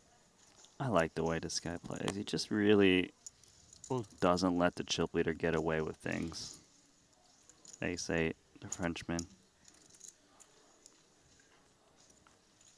That's great. I got 150.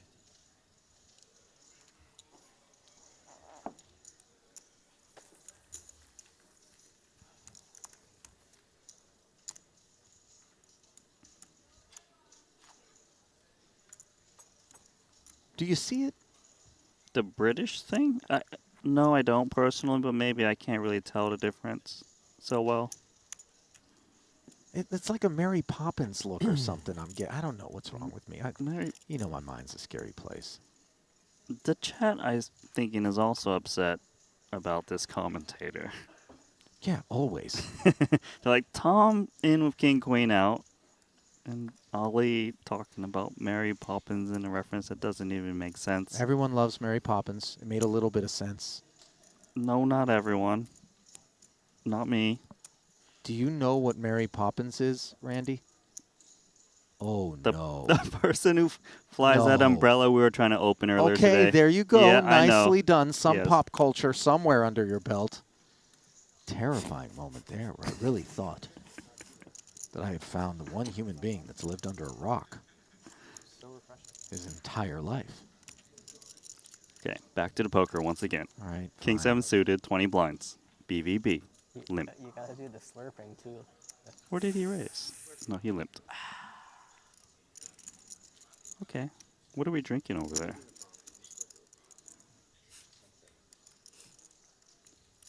I'm not sure what divorce is.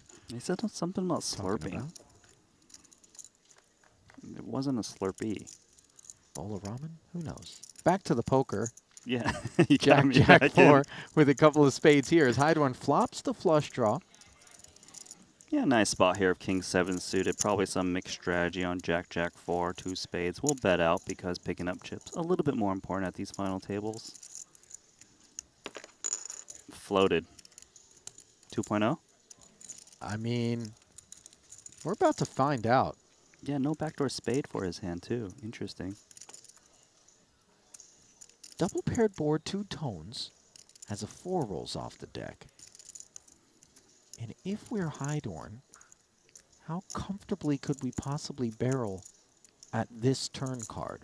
It's actually very hard to barrel here with King 7. The big blind's got the vast majority of range, given it was limp pre-flop, so 4x, clearly never folding, Jack X as well. Now Suvarna, despite tearing one off, Randy, very unexpected check back. That allows the King of Diamonds to roll off. And now, certainly would seem like near impossible for Suvarna to credibly try to represent better than this Kings and Jacks of Hydorn. Looks like some kind of value block bet incoming here. 375K, half pot exactly. Can he represent a full house right now? Come on. Well, it is possible, actually. Well, no, some he actually Jack X. calls. Just calls for... that would be a chop, right? Yeah, he's playing the board. That wasn't really getting a good price on since he's playing the board. Interesting. Bit of a misstep. Should have been betting in position on the turn. Should not have been calling on the river. I feel like if you're going to play the river, at least come in with a raise, since you're only calling for half the pot. That would have been really interesting, by the way, is how much Hydorn would have made of the river raise as played, whether or not he's going to give him the boat. He might have. It is very reasonable to have a boat. I don't know, but I'm not the biggest fan of that river call. He didn't even think too long about it, too. Maybe No, I'm a little bit more cards. confused by Suvarna's willingness to float. And then, obviously, we know he didn't pick up any equity on the turn, but... Seems a bit out of order, a little bit. Yeah. Interesting. Definitely a willingness to play, though, as we can see. Does move him down to the bottom of the chip counts now, Yeah. 17 blinds. It's actually a bit more harmful. Yeah. A lost pot than it might have seemed.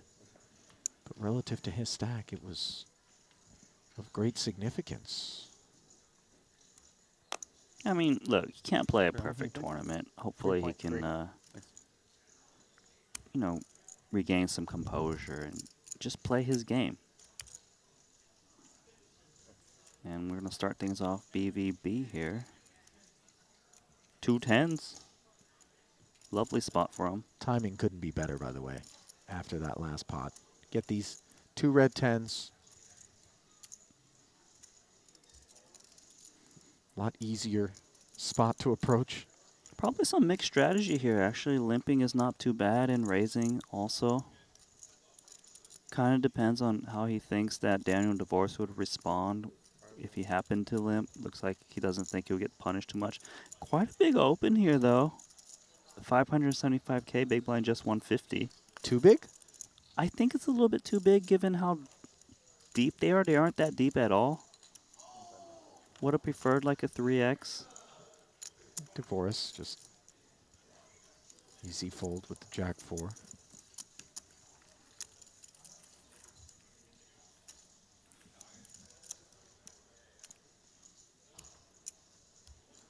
Bonomo. Triton Poker Candy Plus Crush. app. No, Triton Poker Plus app. Candy Crush. Oh, can't you tell from the way he was clicking into the... No, it's probably Candy. He wasn't swiping. You swiping Candy Crush. Oh. When I hear swipe, I think dating app. So you only swipe horizontally. I've never played Candy Crush in my life. What do you know about what direction one swipes in the dating apps, Randy? You're a married man. You're getting me in trouble. You're getting you in trouble. I didn't bring my ring. Bonomo, not on the hunt for a ring, but definitely on the hunt for some hardware. His 3rd Triton title, to be specific, and given a King 10 offsuit up front and this massive chip lead, it all comes together. Min raise in front of Hydorn's pocket 4s. Hydorn's in 2nd place, by the way. Out. Showing respect to the situation.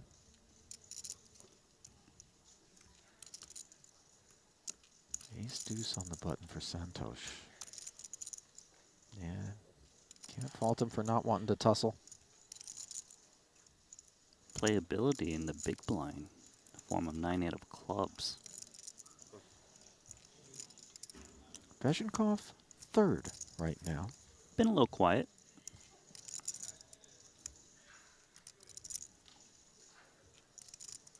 Been busy OCDing that middle white yeah, stack I was there. about to point that out. Just wasn't sure if it was necessary to do so in such a tense moment. You know that we can't overlook. We can't sleep on all the little things. As the 8-9 turns into a pair of 8s on a monotone jack-high flop. Neither player with the flush draw, of course.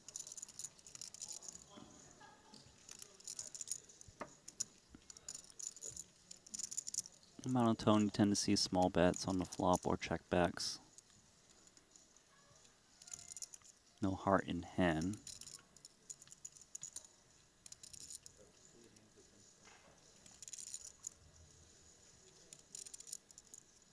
That's played right now, though, middle pair. Usually a call and see what develops. It is tough to play out of position, though. Of course, and hazardous as well when you're up against not just the talents, but the depth in terms of chips of Justin Bonomo, who fires 225K. Is that a raise? Indeed. That is a cool play. Not one I expected. It just creates clarity right away. Yeah, I think so. It's also one of those boards when you check raise, you don't really get jammed on, so you can still see that turn card with equity. Hard to play, like we mentioned, right? Probably if he had like 9-8 offsuit, for example, he would be check calling, given that he can hit a clean heart, I guess. But you seem a little bit unsure, Ollie. I don't know. It's not a play I expected to see. Yeah, I agree with you, but it is kind of cool, as you mentioned, in so far as it just kind of forces the issue. All right, let's just be done with it now, unless you got a heart or better than these 8s, is really... And the thing is, Justin actually can't peel, like, weaker hearts there. He could be drawing potentially dead to that heart. Right. Yeah, it's really cool to see how these top tier pros approach some of these spots. Ace 3 suited now, dealer button, 20 blinds. Note the big blind, Justin Bonomo. Wonder if this changes the sizing Divorce chooses here.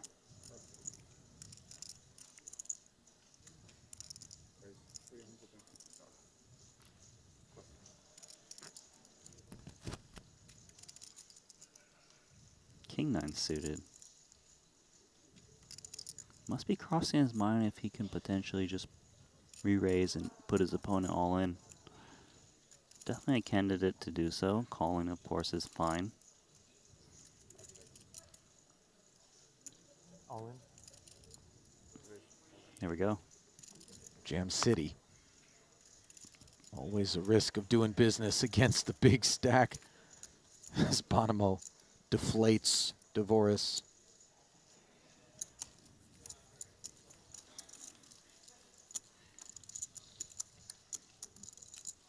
Veshenkov check raise with the 8-9. Still on my mind, by the way. Yeah, no, it's on my mind too. It's a really nice play. I think it's a underutilized play, like kind of check raising with some pairs, especially at final tables where people don't mess with you as much and play back. Just given how every single chip is so important. Of course, on the flip side, you do risk putting more chips in unnecessarily.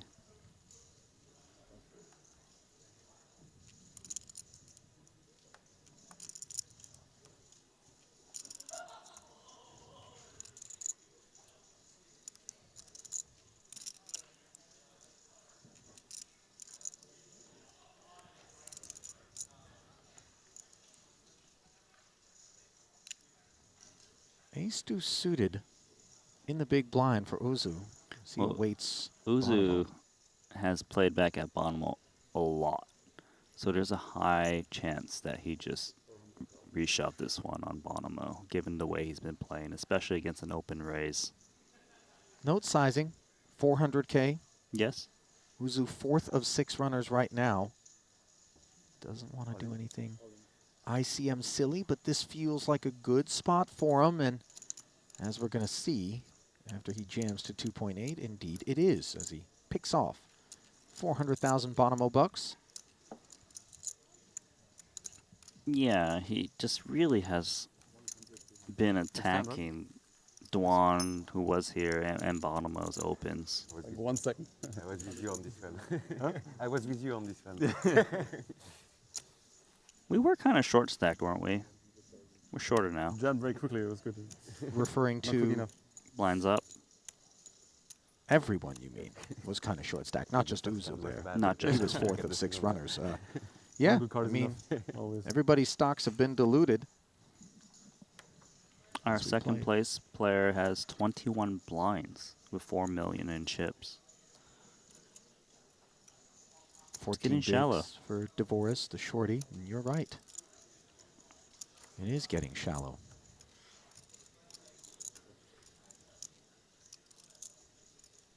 It's kind of like the back half of a Tinder swipe session. One card is enough, you said? Gets dusty. The algo front loads the good stuff, Randy, let me tell you. I know you're married. Okay. Do you get that far usually? I've conquered many metropolitan cities. Hold on. Seen them all. We might. I have two OK cards. That's not enough. Okay. Yeah, it feels a bit excessive given where they position on the chip counts. Talk to me. Well, Robert Hydorn there was sitting on 19 blinds and Uzu there with 17. There's still 2 people shorter than him. King 10 is probably from a chip EV point of view would be a call, but given with the tournament implications, every chip being so valuable, you don't really want to take marginal spots at all.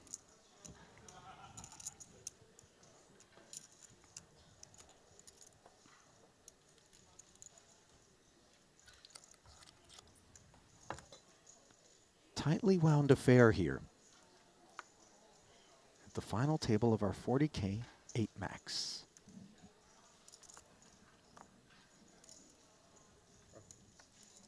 Three bust outs already at the FT. Samuel Ju out in 9th. Triton first timer. Florencio Campomanes, the 4th. Finishing in 8th. And then a very unlikely 7th place departure for Tom Dwan, who took King Queen into that man's 2 queens. Now, Bonomo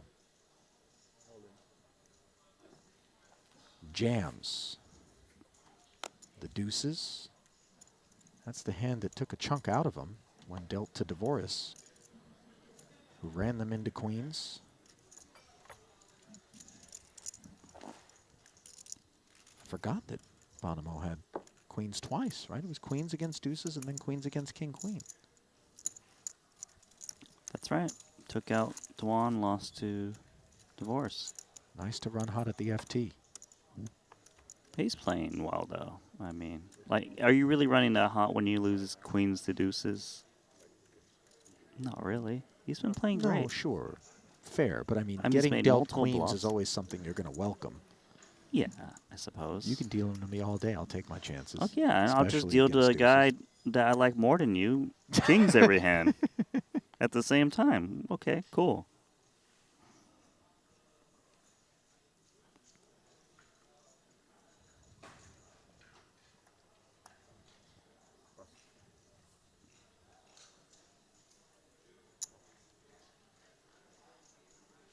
King, Jack, cut off.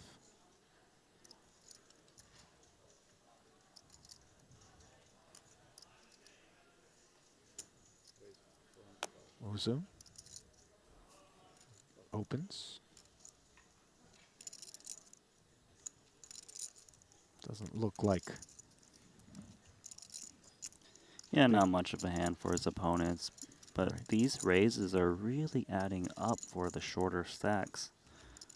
Because look at Uzu, right? They were all like in that 17, 18 big blind range, but he's chipping up, possibly up to 2nd place with even this little raise and take. 4.2 million in chips, yeah. Slides up. Every single one of these pots is so meaningful. Mm-hmm. How many bigs do we have in total remaining in the competition? It's just about 126 by my count. Somewhere in that neighborhood. Total chips in play. Yeah, just about. You're right.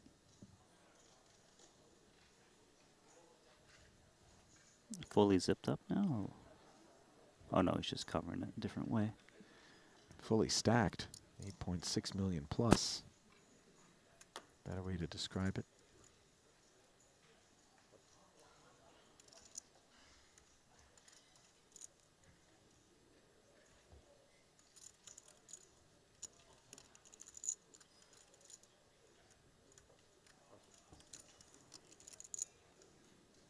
I like the flick muck.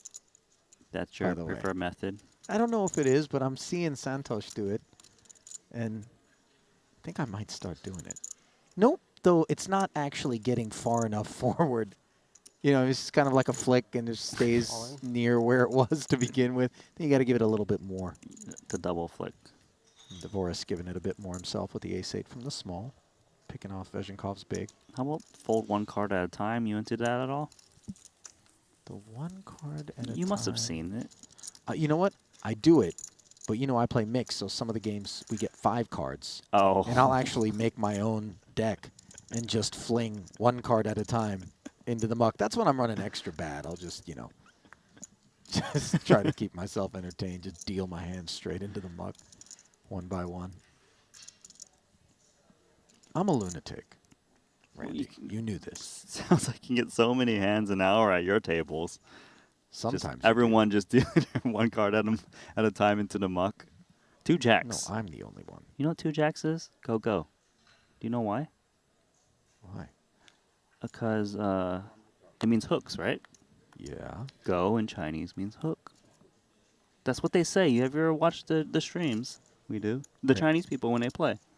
The Malaysians. Go, go. Everyone knows you don't speak Chinese. I know, but I know that.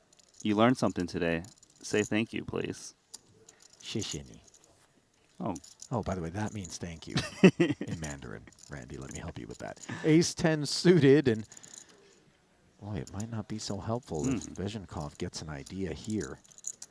It is undergun open 6-handed. Obviously a powerhouse, though ace 10 suited.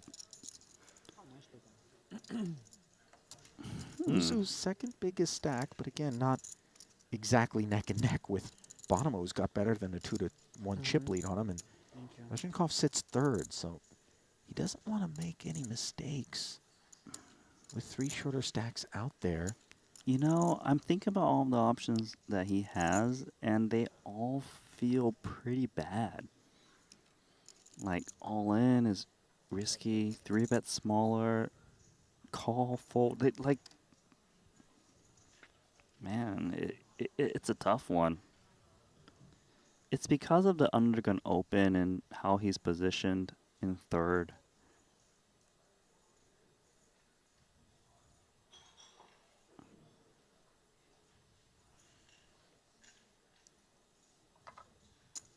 Okay, looks like he's decided to take a flop here out of position, but that's actually going to give Bonomo a chance to come along, and Bonomo weighing his options. Going to try and set mine here. On the duck hunt. So we have a fairly rare 3-way pot. Top 3 stacks. And it comes ace, jack, 4, top pair against middle set. Problems for Artem Vezhenkov. Yeah, he's definitely going to lose one bet at a minimum here. Tiny bet here. 275K into 1.4 milli.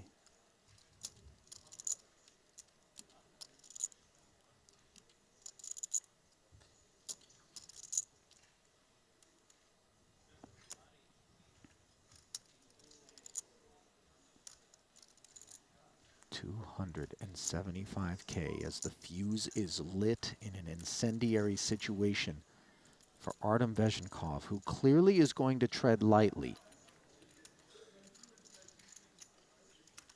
550 more into this one as it creeps towards 2 million. Now it's jacks full for Uzu, but in many ways this is actually worse for his holding, given that Artem draws live to an ace.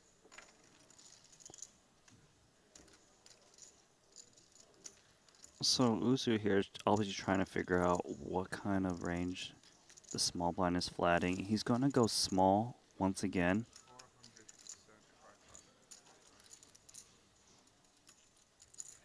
Just under 25% pot. I mean, we can't get away. The price is just insane, right? Like, just in case you're up against a similar type ace X, do you really want to fold now? It does look a bit milky too.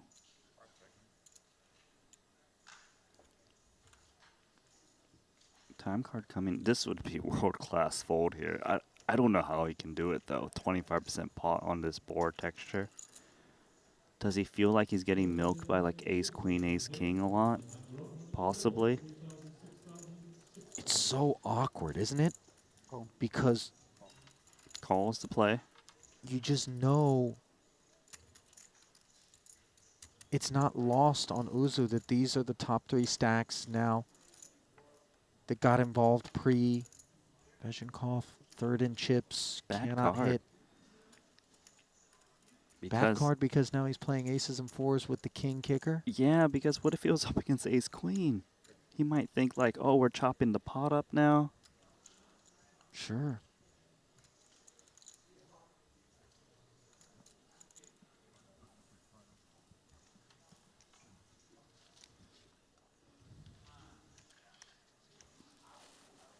Oh, this is One so more gross. bet. Sub 1 SPR. Uzu asking for just about 1.5 million of it, and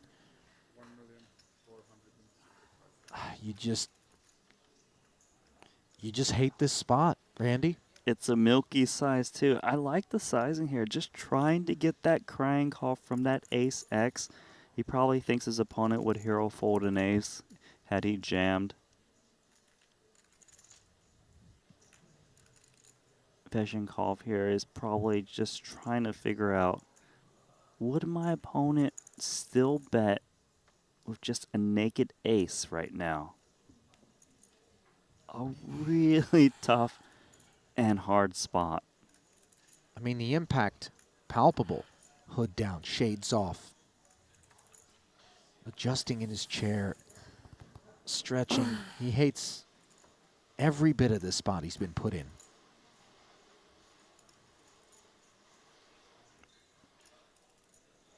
Does ace X try to push you off a chop?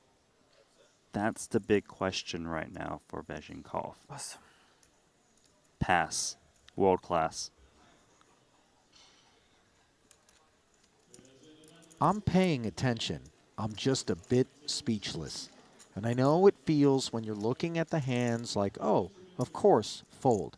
But ask yourself, if you're out there, just how easily that ace-10 finds the muck. But this is what separates good from great. And Veshenkov earning respect in that spot there, Randy. Yeah, really just well said. I mean, that was a great fold there. Well, it's always a great idea to head over to our partners at bookmaker.eu. Right now, they've got reduced juice / low vig. Minus 108 sides and totals on all NBA postseason games. It's a couple of points less than you'll normally have to pay. Open a new account at bookmaker.eu now. Get up to $500 US cash as a bonus with your first deposit. Pros, Rex, everyone's welcome with high limits and high payouts, as well as live betting on NBA postseason games. It all happens at bookmaker.eu, where the line originates.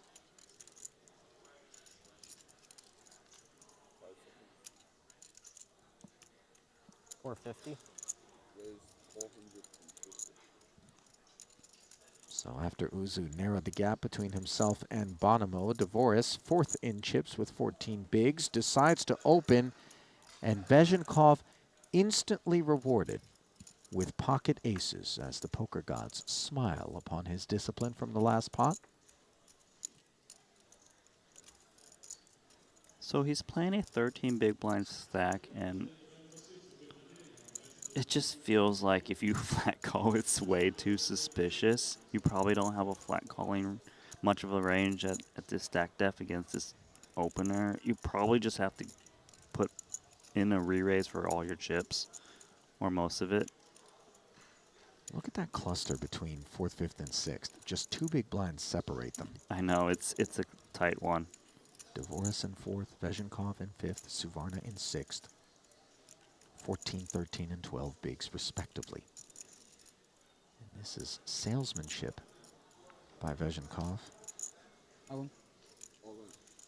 who is really feigning something cuspy or difficult. And Uzu, 2 10s, perks up and asks for a count here. Might work. Our subconsciouses are not immune to this natural sense that, well, it's not aces. The guy, you know, was really thinking about it there. Some false tells do get thrown from time to time. Yeah. All fair play.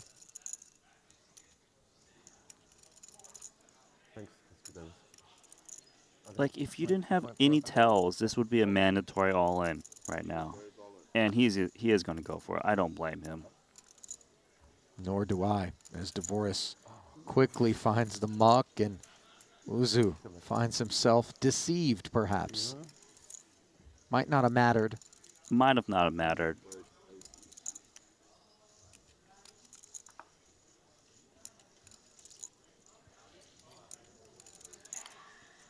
$5.85 million chip pot.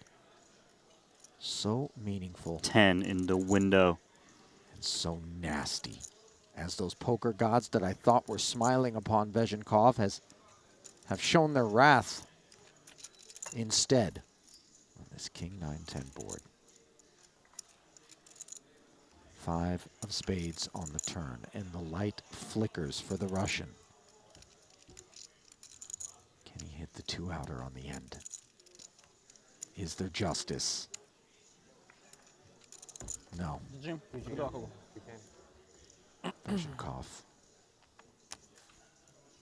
You're an artist. put the ace-10 into the muck and then put his chips in the middle with aces and didn't get rewarded.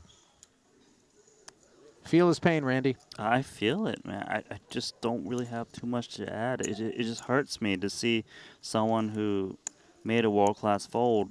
Seems like he was going to get rewarded for that play and just all of a sudden is out of the tournament. Sure looked that way for a hot minute. That's about all. We might feel his pain more than he does. I don't know about that. Yeah, he seems... You see some smiles somewhat somewhere? unfazed. No, not smiles, but just, you know, taking it in stride. As we'll take home $291,000 for a 6th place finish. Will Artem Bezhenkov. Wow, the poker gods screwed up his exit too. They're real. What did he do? Did he run over some of the poker gods' puppies on the way in? Like what? Yeah. 4th career Triton cash, by the way, for Artem, the first of this festival. And he is up and over $1 million in career Triton earnings, Randy. All of his cash is before you know they were. North Cyprus. This place. Yeah. For some final tables. Maybe not the deepest runs, but they are final tables nevertheless. Suvarna. 2 kings. We got some big pairs rolling around. Mm-hmm.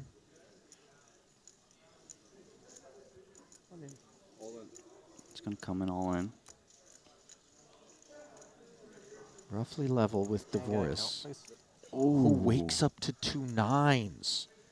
Could have some shorty on shorty violence.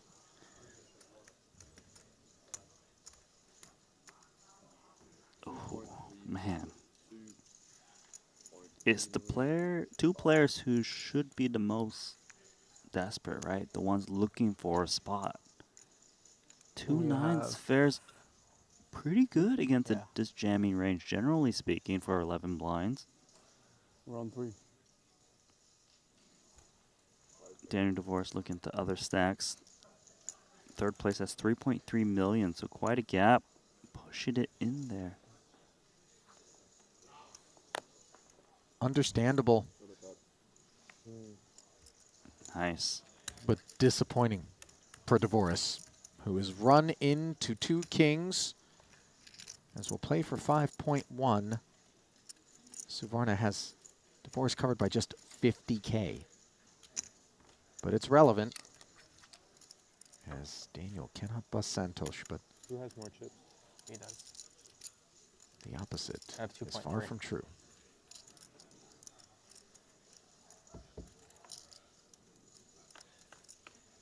To the flop we go. Ace, Jack, 8. Morris is going to need help.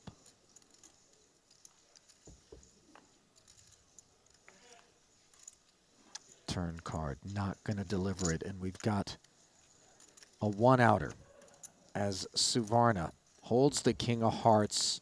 Is the magic there? GG, Santosh. It isn't. Come on. And Dvoris, GG. such a gentleman. Very good. Fist bumps immediately for Suvarna. In spite of the disappointment we know that he's feeling, as he is still hunting his first ever Triton title, denied yet again. His 17th cash, though, and it's going to be a tidy one, as 5th place money will be headed his way. $369,000 to be exact, as that will propel Dvoris up and over $7 million in career tournament earnings here at Triton. First cash of this festival. It's a good one. No mistake. Did his thing out there. Unfortunately, on this occasion, it was not meant to be. As you see, his departure leaves 4 behind, playing for $457,500 and a nearly $100,000 pay jump. Things are getting even more serious. Here in event number 5, 40K 8 max.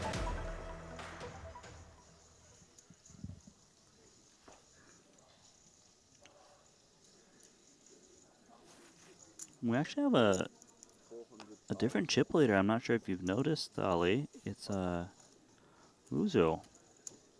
9 million in chips. Bottom one's got 8. 2 king. Did he give those cards back? Remember in the Matrix where that black cat glitched? First one. Is that what's going on? Something's going on. And he is getting raised by the tournament chip leader 9-7 offsuit. Loves to see it. Of course. Short stack sitting on 15 big blinds, 2.9 million. 1.6 million. Coming in for 3-bet. This hand's over now.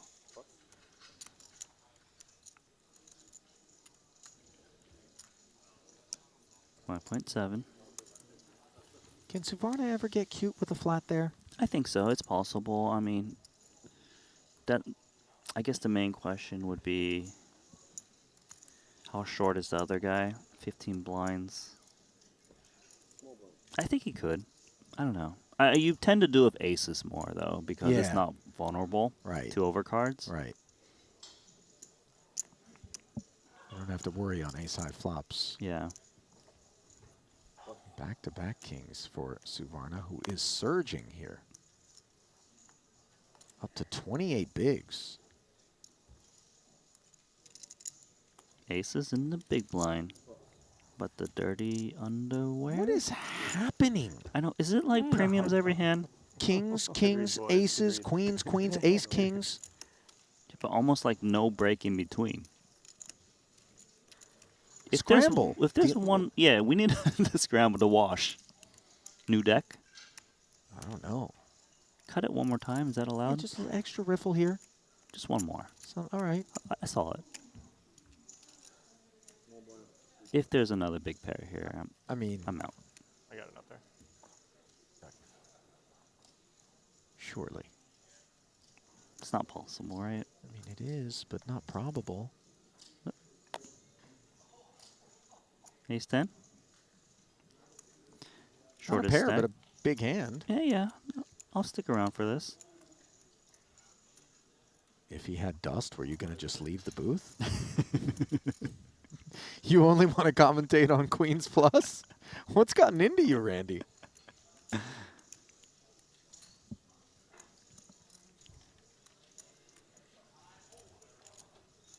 So sitting on 14 blinds 1.5. there. Looks like he's going to one of those will come in half your stacks. 2 jacks, Ollie. 2 jacks. Come on.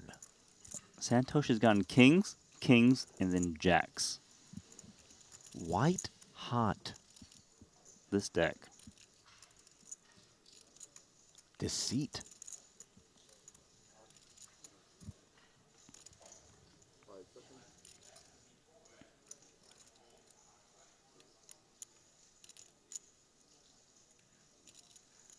$1.5 million is over half of Hydorn's chips, so Suvarna can fairly comfortably assume that the other 1.3 is going to get in there. The main question, I suppose, is do we jam all in or do we like raise a size that's not all in case something else happens? But you're just never folding, never not committing against Hydorn's open.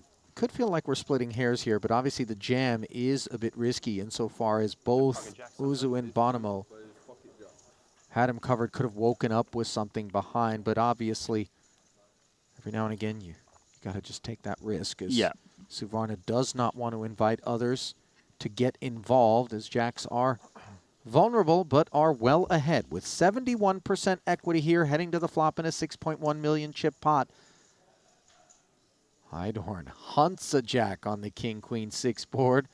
He's got the Broadway draw. The red ones are busy, of course. Aces would work as well, though. Board pairs. And now we switch to an ace or a king as the outs for Hydorn. Jack would give Suvarna a boat. And the river is a king. Counterfeit.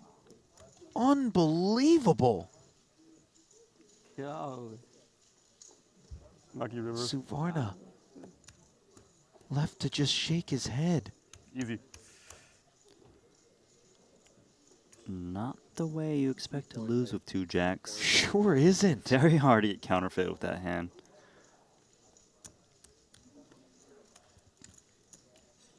That was nasty. Running king, queen.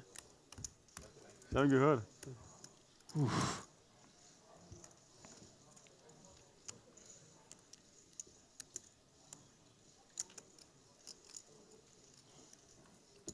This dealer should get a job haunting houses. Sorry, sir. Oh. Whose house first? Veshenkov's? Veshenkov's is haunted. Suvarna's just got haunted. Divorce is haunted Yeah. too. Yeah. What is in the water here in North Cyprus? Should be a break on these big pairs now. Should be. Yeah, you're right. It should have been 3 hands ago.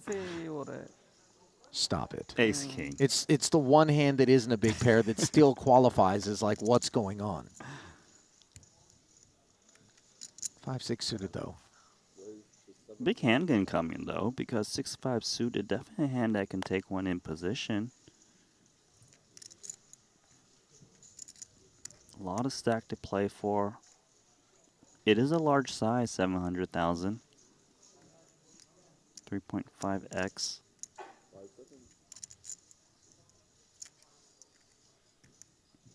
Cool. Yeah, very playable hand. Makes sense so far. 1.6 milli. Hydorn putting the lucky chips to work.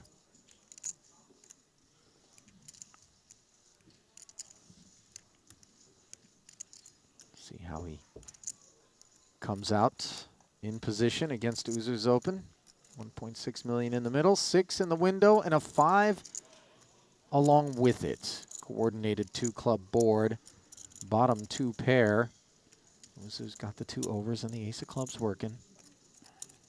Yeah, understandable check here.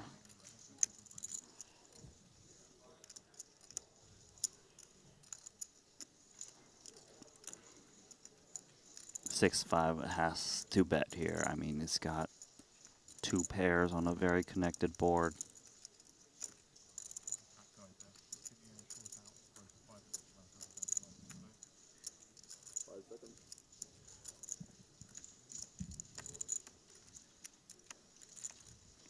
Feels like so much protection needed.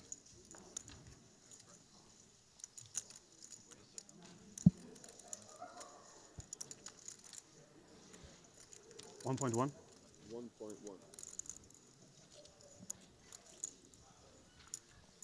1.1.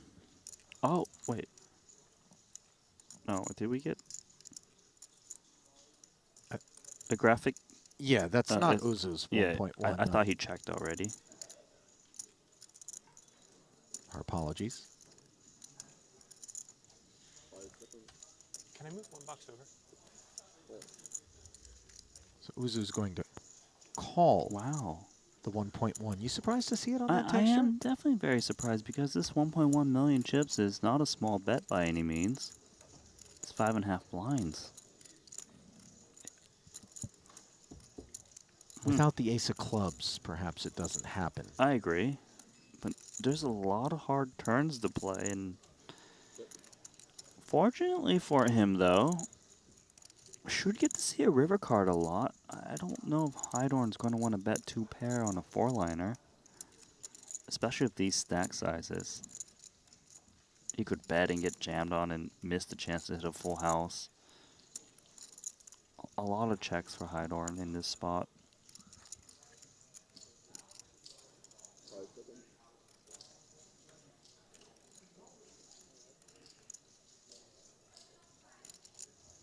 I mean, I guess you got to try to construct which hands will check call after raising you 3.5x pre-flop. Yeah, I think it's both the pre-flop 3.5x and then also the check call. He has to find the 4x, 9x combos. Okay, so he is going to fire out something. A very, very small bet. Yeah. I guess there are the chop cards that you kind of want to charge, right? The 9x, 4x drop. But I don't like Uzu says, I don't understand it, but I don't like it. And just folds the ace-king, understandably, as Hydorn will haul one in.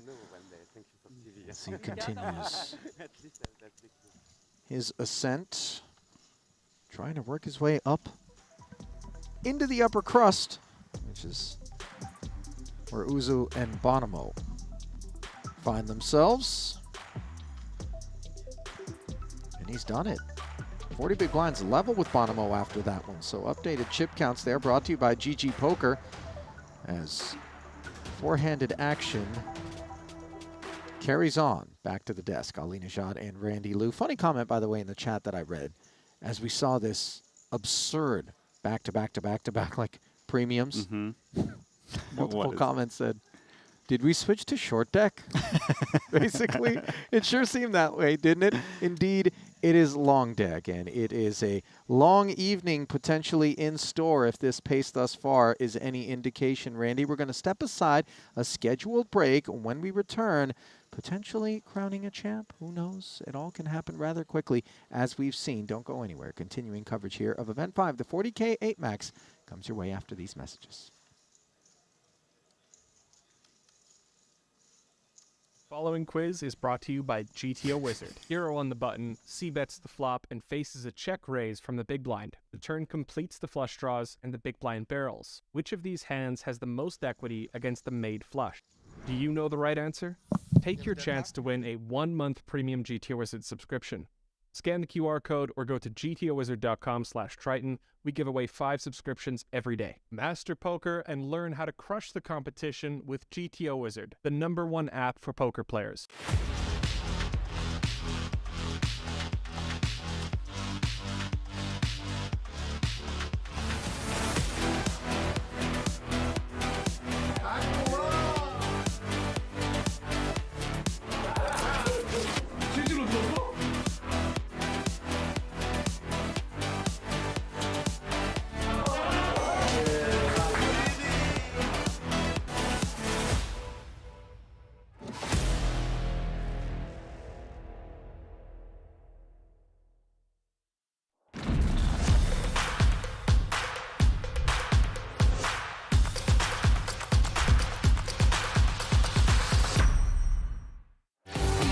GG Poker. It's the best poker The biggest software. poker site. This isn't crazy.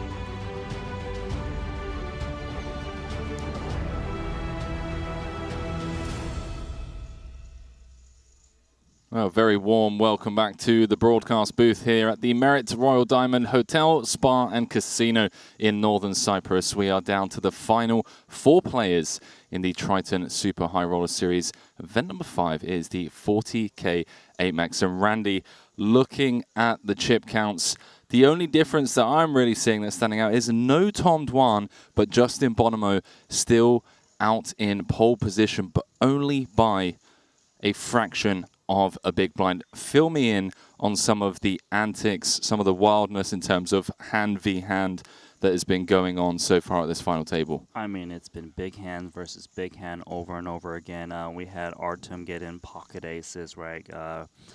And Ojo just hit the set of 10s with pocket 10s all in pre-flop. Divorce, kings, had 9s against kings of Santosh, and then we had just more all-ins over and over again.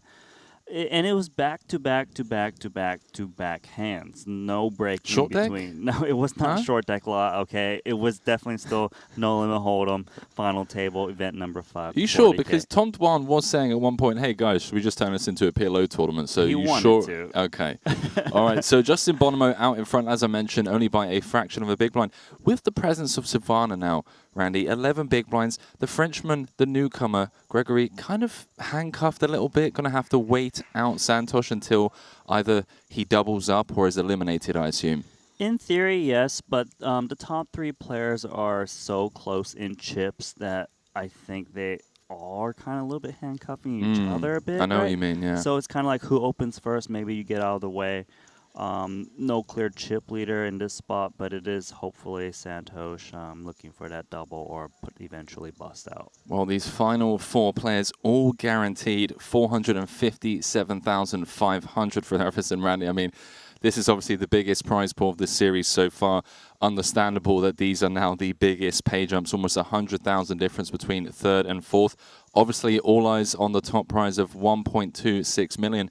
And Justin Bonomo, number 1 in the world for tournament all-time earnings, looking to add another 7-figure score to his 60 million plus and his 3rd Triton title. As we throw it down to the final table, as these final 4 battle it out for the trophy, the 1.26 million, and of course, the bragging rights of taking down a Triton Super High Roller Series. Savannah going for his 2nd of the series, fresh off that win in event number 1, the GG Super Millions 25K live edition. Justin Bonomo looking for title number 3. Robert Hydon, Triton newcomer, had a final table in the 25K, did not cash the mystery bounty, but looking great here. Currently sat in 2nd, and of course, Gregory Uso, the Frenchman. 2 final tables back in Northern Cyprus of last year. 100K main, cashed that for 595, then came 5th in the 25K. 0 for 3 so far this series, but looking strong here in the 40K as we dive back into the action. Big blind 200K, brought to you by Merit Poker. Cool. So Bonomo, chip leader by a fraction of a big blind. Hydon got a flat out of the small. Yeah, and this is what I was kind of saying, that there's no like handcuffing from like even the chip leader just because they're so close in chips. There's no box. You can see that Hydorn is still kind of defending King 9 suited out of the small blind. Yeah, and this grim for Santosh, obviously shortest by quite some margin, would have been looking to try and defend his big and maybe spin the wheel, as he does defend a 9-3-0. Dicey for the Indian champion. Does not want to connect with the 9, as we can see. Robert has him out-kicked as it comes 8-7-6. Open-ender for Savannah with 1.4 million in the middle. See what he brings. Certainly room for a stop and go. See Hydorn first to act in the small, just inquiring how much Savannah's playing. Maybe thinking of leading here. Leaning into some of Justin's ace-highs, suited broadways. That are going to struggle to continue on this ball texture, Randy. Yeah, it's it's always tricky. 8-7-6. A board that maybe favors the big blind, but also the small blind with some medium pocket pairs that didn't want to get in pre. Yeah, I can definitely see that.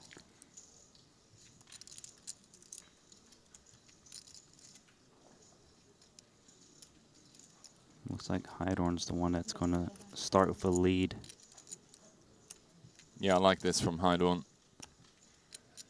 And has plenty of equity with the King 9. It down. Really gets to lean into Bonomo's ace-high, king-high type holding. So nice pick up there for Heidorn. And with that, up into pole position. 9.1 million for the German.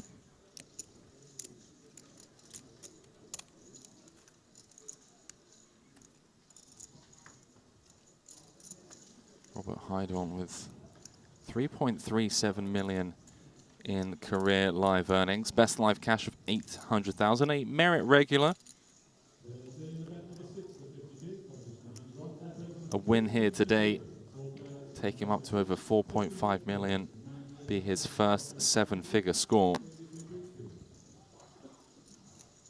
There's a bunch of online accolades as well.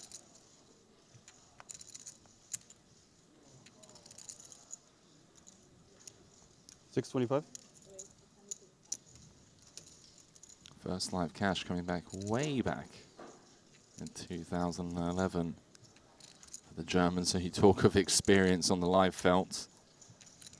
We often talk about how some of these newcomers may be new to the Triton Super High Roller Series, but Heidorn with 12 years of live experience under his belt, as well as a ton of online experience. Welcome back to our viewers, of course, watching over on YouTube, Twitch, and the Triton Poker Plus app. Tomorrow, we're bringing you coverage from event number 6, the 50K. That is a 7 max. Those of you looking to sweat along the outer tables in that event, you can head over to the Triton Poker Plus app and watch every table, every hand. Never miss a pot at the Triton Super High Roller Series. A Savannah tanking with Jack 10 here. Shortest by quite some margin. He's out.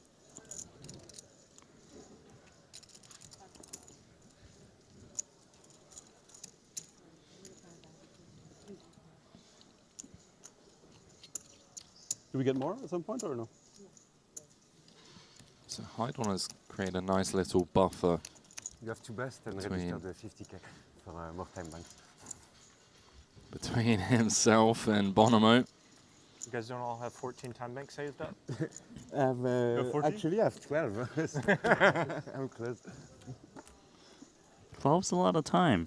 In one hand, you could do. Maybe I should think more. That's what I'm saying all the time. Okay, I'm going to start using them.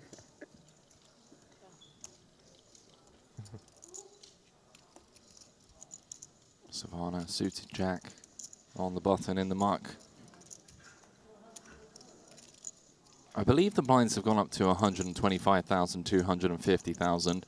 So apologies for the delay in the graphic. It is updated on the app, and we can see. Yeah, I see one black, one white out there. There we go. Good eyes, Randy.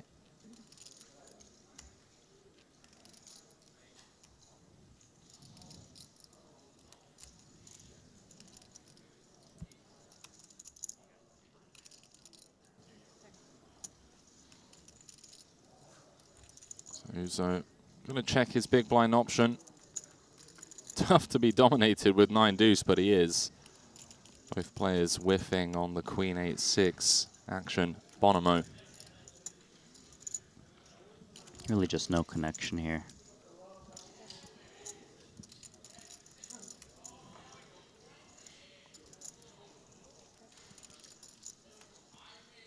Fun turn card. Giving Uzo potential way to victory here. Turning an open-ender. Yeah, better for him, of course. If he gets checked on, would like to see him put in a bet at a decent frequency. There we go.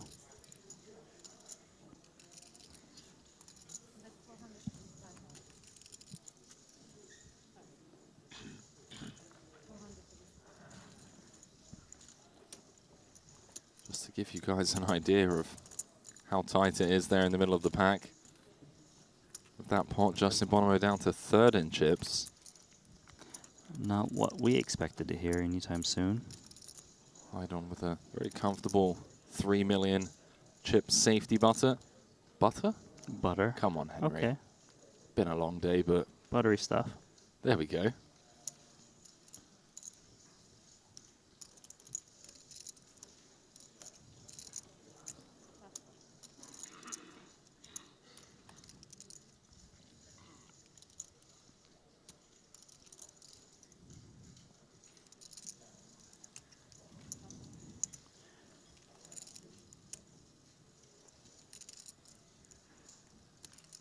Dusty.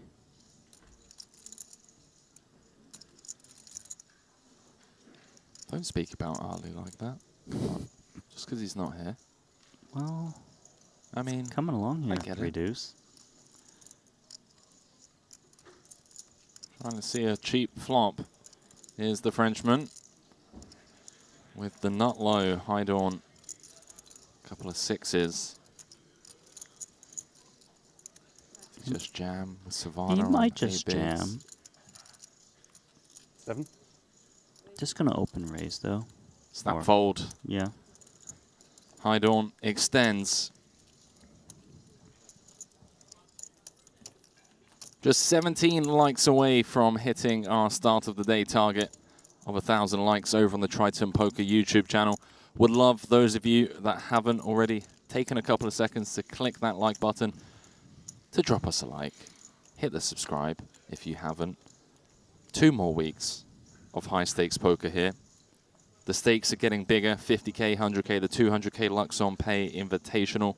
Randy, Ali, and myself are going to be calling the action for the entire series. We appreciate you all helping Triton Poker on our journey to grow the game and bring high stakes poker entertainment to the world free of charge. So thank you, as always, from the entire Triton team. Hydon going to pile into Savannah. Now down to just 6 big blinds.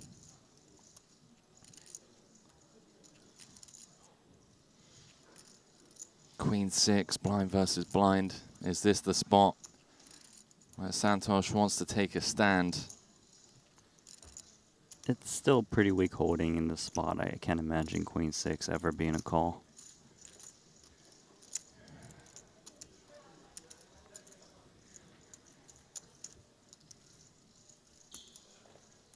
If you had to guess, Randy. Okay, hit me. How many different nationalities do you think we have played as it viewers? I was going to say Triton players. Well, there's that. We can definitely get that information from Luca. But for now, talking about the viewers that we have around the world, how many countries do you think are currently tuning in? I barely know how many countries exist in the world. Okay, That's very honest of you. 40? I was good. Yeah, you know, I was thinking something like that. Between Okay. 40 and 60, I think. How many of them are actually listening and, you know, understanding what we're saying is another thing. But wouldn't surprise me. Do let us know whereabouts in the world you're watching this coverage from. Four-handed here in event number 5, the 40k 8 max. 1.2 million and change. Well, this is going in. Savannah waking up with pocket 8s and Bonomo just waiting to click call in the big with ace king O. Little does he know, actually behind in terms of equity. He's going to need to connect. Probably thinking, how is this a flip? I know, right? Like, how have I not got you crushed it? But he got it. He does get it in good here for Santosh. Key pot for him to stay in this one. 3 million in the middle. 4 remaining. Well, let's go.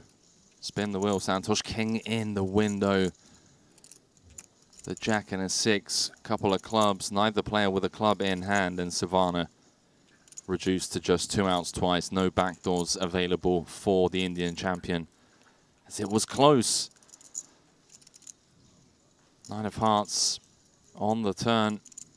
Just 4% for Santosh. No dice as the 6 of hearts completes the board. A fist bump between all players. Love to see Santosh always with a smile on his face, even when departing before lifting a trophy. 4th place finish for our Indian champion, going home with 457,500 for his efforts, adding that already to his 700,000 cash for his first place win back in the 25k GG Super Millions at the start of this series, taking his total Triton earnings north of 1.5 million now. Do apologize. It's crossed the 2 million in Triton earnings mark. 4th cash, 1 title, and now we are 3-handed. Final 3 players all guaranteed 552,000. And Randy, the next pay jump is worth almost 300,000. Yeah, and we've got, you know, 3 people who have been fighting away at this final table. It's been a pleasure watching it so far. It's getting very tense.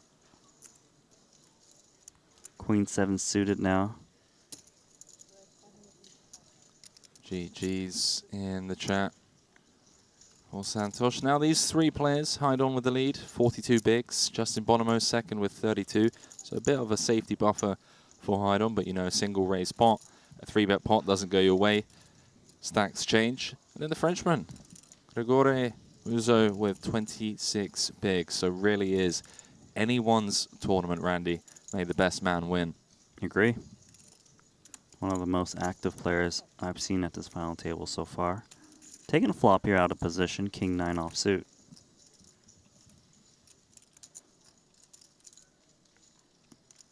Got pair on pair action. King 9 though does have a straight draw of backdoor clubs working.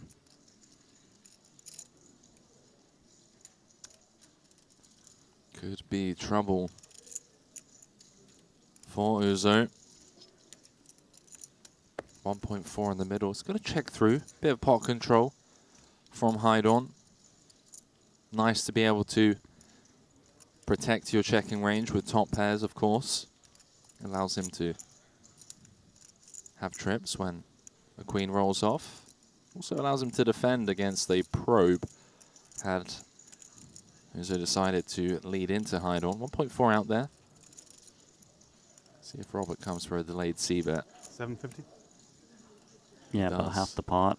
It makes sense. Like, the board is pretty connected, so if you're not going to bet the flop, got to bet the turn 1 check too. Kind of a tricky spot here for King 9, but his opponent's range might be a bit capped for checking this board texture on the flop.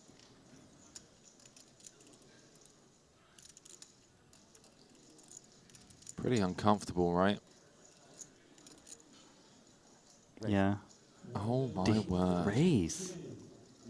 The turn, check, raise. Check, check, flop.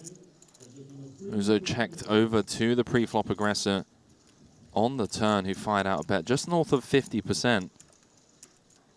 And now... That's how...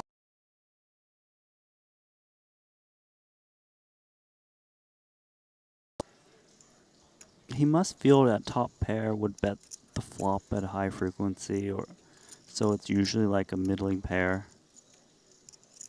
In this case, he actually does have top pair for Hydorn. Big laydown. That is one hell of a check raise. Nicely done. Yes, close to a straight. Close to a straight. Very close. Close to a flush too. Not what you want to hear.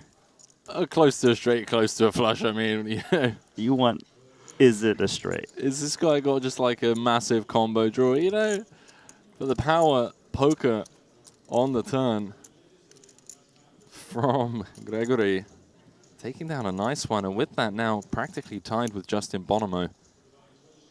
Less than a big blind difference between the two.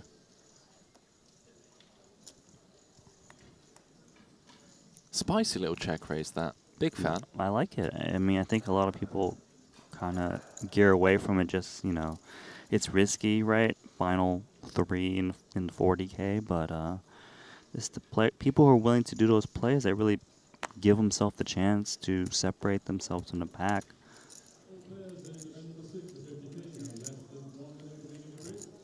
It is a close race between these three right now after that last pot. Flop incoming.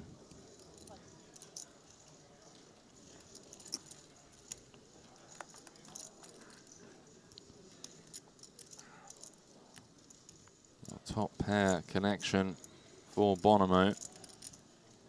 Hide on with king high, and again, three-handed play. Not much room to hide. And a spot where king high could be good. Yeah, it could be, but I don't think he'd be check calling a flop on this board texture. Let's see if Bonomo comes with a bet.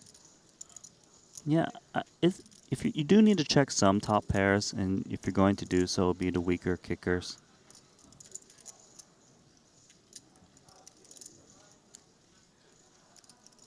Grabbing some chips here. So maybe just sorting things out. King high feels like it wants to try and get to showdown.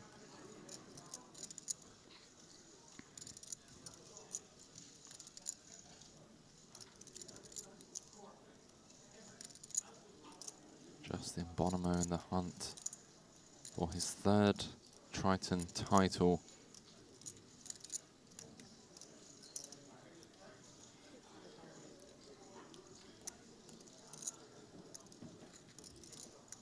The late C-bet gets the job done.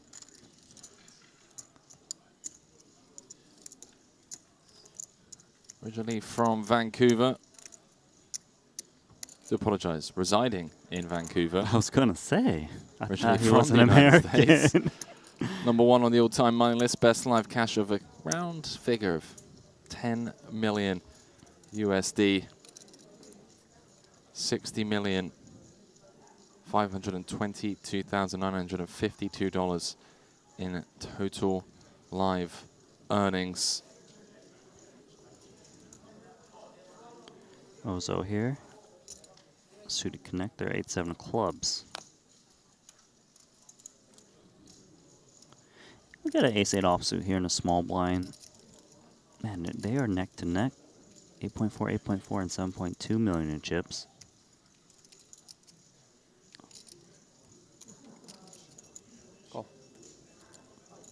Hyder gonna take one from the small blind. Dominating his opponent here.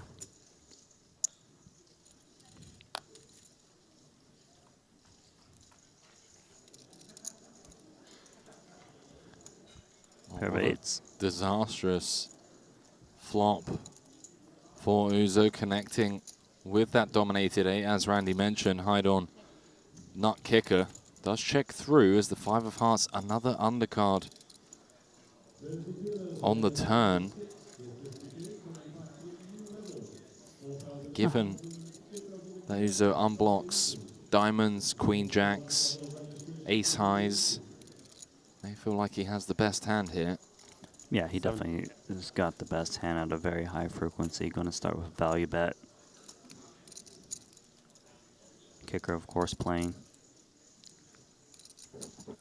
Uzo here, he did a quick check back on the flop. His hand is pretty under rep. Going to make the call here. 2.9 million in the middle now. Uzo cannot win, can only chop on a 10 or an 8. The 9 of hearts does complete some of those draws we mentioned. An interesting card here, actually, because usually you would fear the 9. But for Hydorn, he's seen his opponent check back the flop. 9x is actually quite unlikely, as those straight draws would bet the flop at a high frequency. You know, the jack 9s, the 9-7s. So I like that he's actually reaching for chips and recognizing that he's usually still got the best hand and can extract value despite the overcard to his hand. And nicely done. Quick payoff. Good. See the nod 750 from Uzo. 850. It's good. It is if you're a Hydorn fan. Up to 11 million now. And just like we mentioned, you know, those single raise pots, Randy, few of those don't go your way, and all of a sudden, the shortest stack by quite some margin. Shout out to our title sponsor, GG Poker, the home of our daily Triton free rolls, the place where you can qualify into Triton events. We do have a new player sign-up bonus offer, a $50 Global Millions ticket, promo code Triton_2023 rather, offer to new players only, home of the Super Millions, and of course the GG Poker World Festival, already up and running. 1st of May through 6th of June with $200 million guaranteed. The biggest tournament series ever with 4 different tiers to suit every bankroll. Low, medium, high, and super. And of course, never miss a Sunday. Let us know how your Sunday grind on GG is going. Let us know about any deep runs, any cashes, any outright wins. And remember, there's no shame. Even if it's in the lower tier stuff, we want to hear about it. You can also play on Sunday and watch this stream, just saying. Oh, that's what we're hoping, Randy. Not hoping, it's going to happen. All of you. Every single one of you guys. Thousands of people. All playing on Sunday while watching. I mean, hashtag never miss a Sunday. Shout out to Pants Never miss a Poker. Triton, sorry. That's the new hashtag.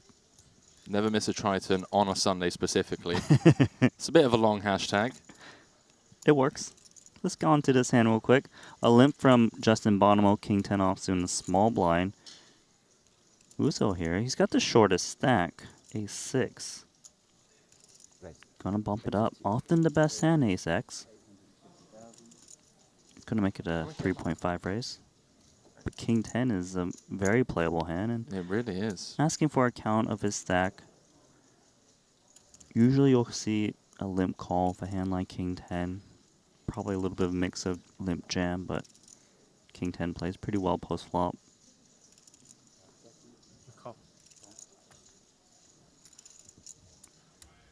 Just under 2 in the middle. Quite a bloated pot, actually. Well, clean as it comes for Bonomo. King 8 tray, rainbow. Top pair, decent kicker. Very disconnected board texture. 1.9 out there. Uzo with the ISO pre. Yeah, and it is a pretty dry board, so you can expect a lot of continuation bets even with Ace-X. And you don't need to bet too much, just north of quarter pot here. And for Bonomo, you know, you got top pair, no flush draws out there. Really the only card you're worried about is the ace. Check call is the play. North of 3 now.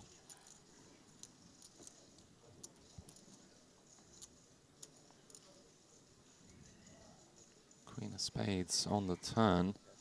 Justin now a 93% equity favorite to win this hand, unless Uzo by some miracle can get Bonomo to fold top pair, which in this world is never happening. With the ace of clubs, the 7% has been converted into 100.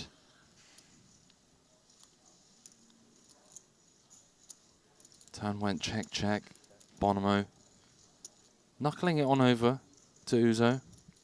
Yeah, obviously one of the worst cards to ever see as the defender here. And also a potential bluff card, right?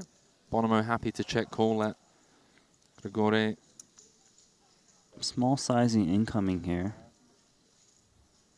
Hang himself. Looks like Bonomo cutting out chips right away. Makes the snap call. That is bad news. Ace-X is good. Oh, 4.7 million chip pot for Uzo. It's now Justin Bonomo at the bottom of the chip counts with 6.1 million. Hyde on in first with 11. And Uzo with 9.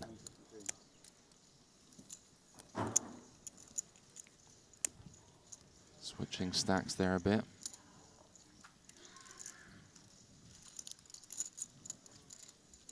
Blinds going up as well to 150,000, 300,000 with a 300,000 big blind ante brought to you by Jacob & Co. Now sub 100 bigs in play. 28 big blind average. Only Heidorn has more. Justin Bonomo, by the way, with 10 seven-figure cashes. So a win here he today. could get one more. He can get 11. He would. Or he could. 9. Rather. Possible. Tough competition, though. You can fold, you know, small win. You can, but... Not with crazy hands. Crazy hands. Rather check my chips than Crazy King 9?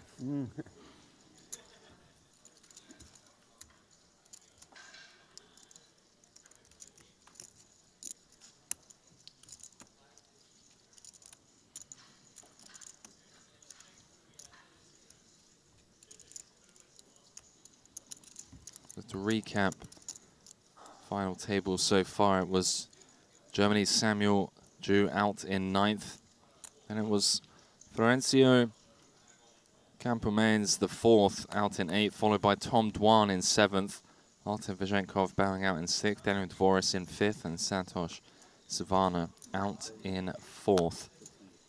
125 runners, generating a total prize pool of 5 million. Top prize, the largest of the series so far, 1.26 million going to our champion today. As mentioned, event number 6, the 50K 7 Max is up and running. 5.2 million in the prize pool in that one. Over 100 entries. You can watch every hand from that tournament over on the Triton Poker Plus app. Is Michael Watson leading the field, followed by Tai Tin Chu from Vietnam in 2nd, Punat Punsri in 3rd, Alexis Ponakov's in 4th, and Jason Kuhn in 5th. 6. Very early days, of course. But just in case you want to sweat along some hands. Bonomo with a potential rejam spot here. Yeah, is a hand that has a lot of fold equity. Maybe some frequency flat call here in the small blind. And against the big stack open, it probably has much more fold equity, so jamming seems pretty solid.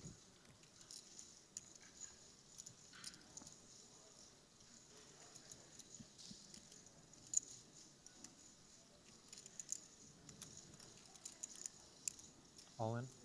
Yep, gonna come in with it. Pass. Couple of quick folds and a healthy pickup for Bonomo to close the gap once more.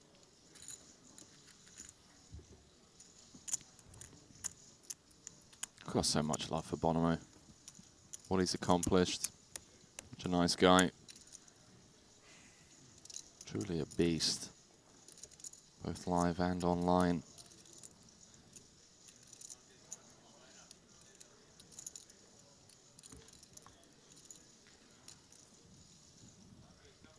You know, if I'm taking the rejam spot there, my hands are shaking all on the over way out the place, there. shaking. But when you've got 10 seven-figure scores, It's a confident do you man. become numb to it? You know your spots. Yeah.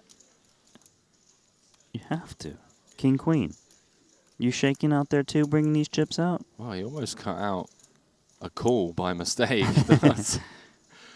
Spot it before he avoids the mistake, but maybe. A big one here. Yeah, I mean, look at this for a setup, three-handed. Who's up with ace-king? Does he go for the 3-bet in juice? I think so. This is such a big hand. You want the other hands to kind of put it in chips bad, right? Like if you jam, king, queen goes in the muck, but now you give that king, queen a chance to put more chips in there. Kind of signaling to Bonomo that I still could fold. Should you jam? You have enough chips behind this, some fold equity Of to course. be pushed here from Bonomo. And he knows his opponent is very capable of some 3-bet bluffs, so king, queen is usually a candidate to see a flop here. Bonomo starting the hand with 22 big blinds. 22.3 to be exact. 3.1 million out there. Is Uzo up to no good with a light 3-bet from the small? We can see the answer to that is no. He's going to make the call. Big pot brewing here, Andy. 4.4 million in the middle with just 4.8 million behind. Would you have behind? 2, 3, 4.5 plus this.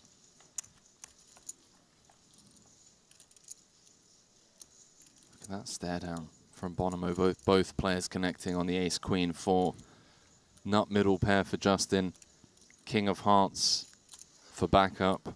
9 on that. Trouble flop for him, right? He's picked up middle pair with the backdoor heart draw. For him to call here pre-flop means, you know, he knows he's up against some random hand here and there. Really just can't go anywhere, especially for this price of 900K. Yeah, almost 20% pots. As you mentioned, nothing he can really do other than click the call button. 8 of diamonds on the turn. Those backdoors that we mentioned no longer an option for Bonomo. Looking for a queen and a queen only with 6.2 million in the middle as Uzo jams turn.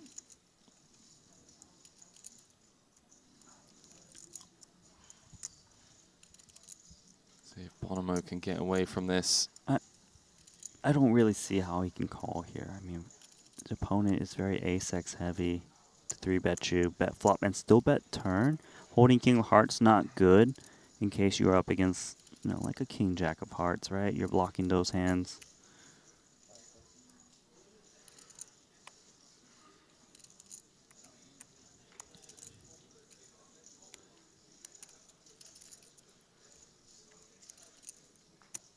Bonomo pained by this decision for his tournament life. 3-bet pot, button v small blind.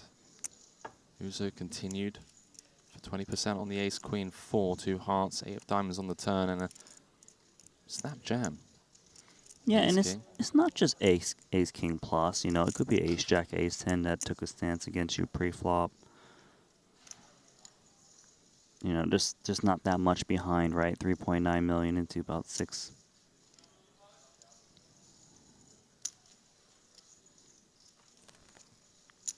King of hearts, bad card to be holding.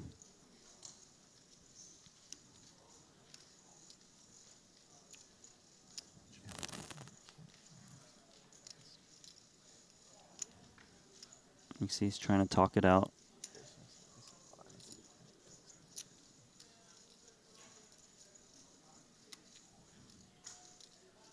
Got a big hand down there?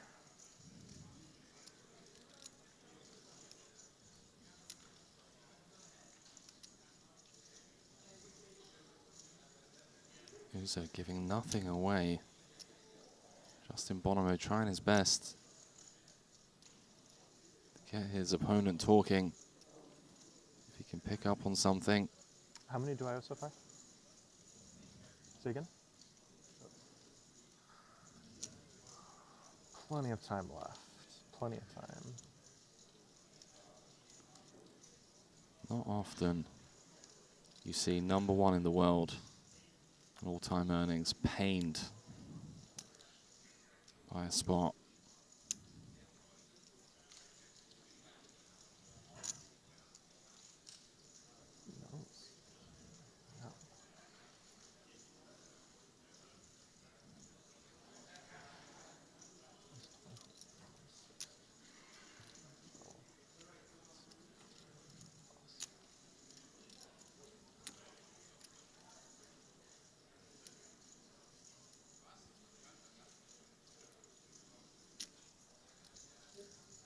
How much is it?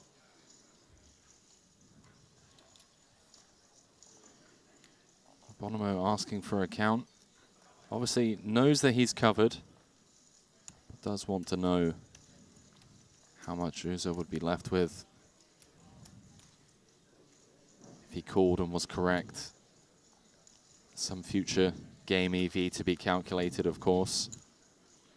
Yeah, just any extra info you can get that hopefully pushes the decision one way or the other. You can see that he's on the cusp. Viewers around the world, one in the chat if you think Bonomo's going to call. 2 if you think he's going to fold. Now used 5 tie banks. Just said if I call and I win, you're going to be very short.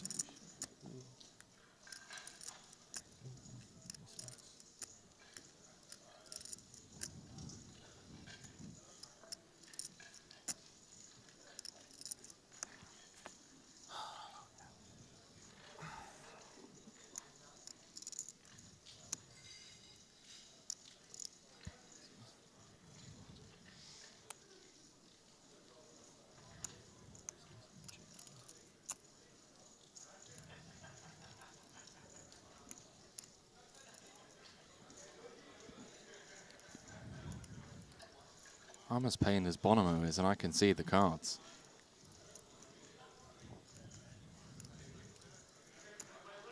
Really feel for him. 3-handed.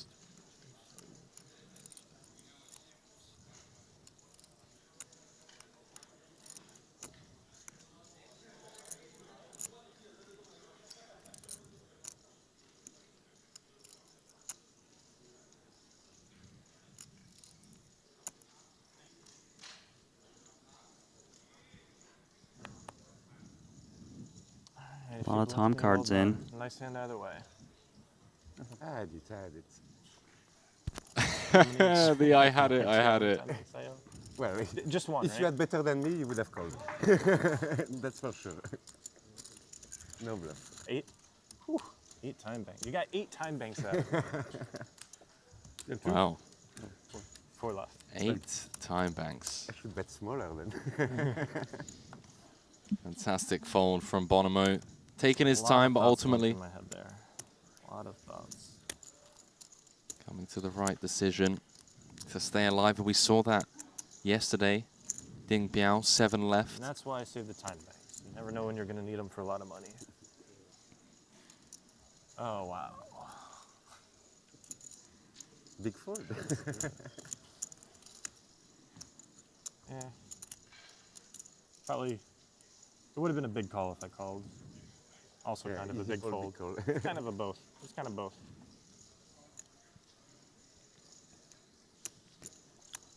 On to this hand with the clear chip leader now, 12 million in chips, 9-7 of hearts. Gonna put those chips to work, those Justin chips. 10-cent offsuit in the big blind, 11 big blinds, clear short stack. You'll see a lot of defenses with this kind of stack size and this stack distribution.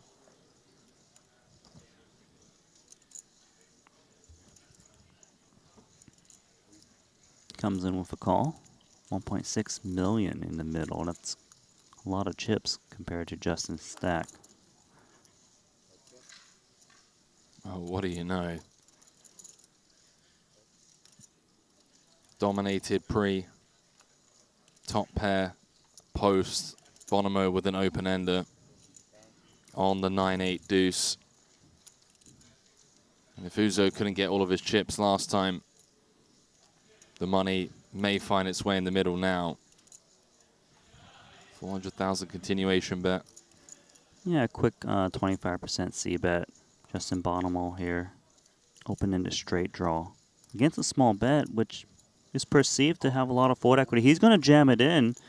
Oh, I'm such a fucking Pair of nines has to continue here. Counts, please. Precise counts. We'll get a count.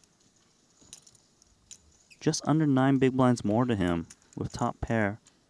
Backdoor draws in conjunction with it as well. What a reaction from Uzo, the emotion facing the check jam. As Bonomo goes stoic. I call. He does make the call with top After pair, pair. 3-handed. Button v big blind, difficult to get away from. He does have the best of it. 60% of the equity, in fact. It's all in brought to you by bookmaker.eu. If Uzo can hold Randy, it's going to be up to 16 million chips. So King of Diamonds on the turn changes nothing for a $300,000 ladder. Bonomo needs a jack, 10, or a 6.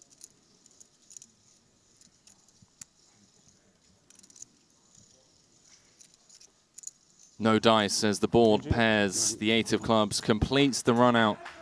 And we're going to lose the American two-time Triton champion and #1 on the tournament earnings all-time money list, Justin Bonomo, in third for 552,500. And immediately, Greg just saying, listen, pal, I had the ace-king. GG's Bonomo. Fantastic run here, especially given on the bubble how short he was. 24th of 24, I believe, when we came back from break prior to the bubble. And of course, spinning that all the way up to a 3rd place finish. So heads up, Uzo against Haidon, both looking for their first Triton title. Both guaranteed 848,000. We're going to take a few minutes to set the stage. When we come back, we have a heads-up match for 1.26 million. We'll see you guys very shortly.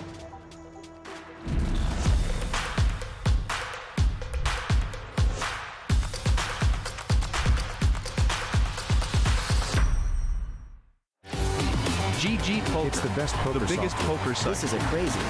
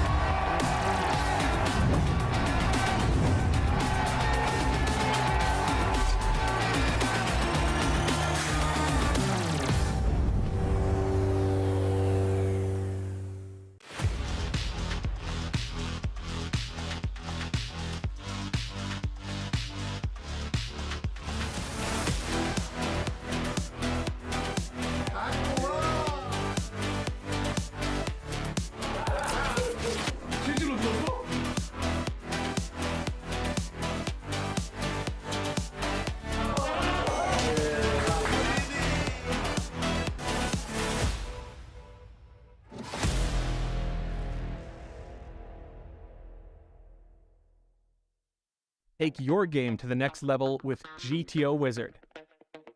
Practice against GTO on all your devices. Study any situation from pre-flop to river, we've got it all. Upload your hand histories to uncover your biggest leaks. We have hundreds of hours of coaching from top pros, cutting-edge theory articles, and custom study plans to help guide your poker journey. GTO Wizard, the #1 app for poker players.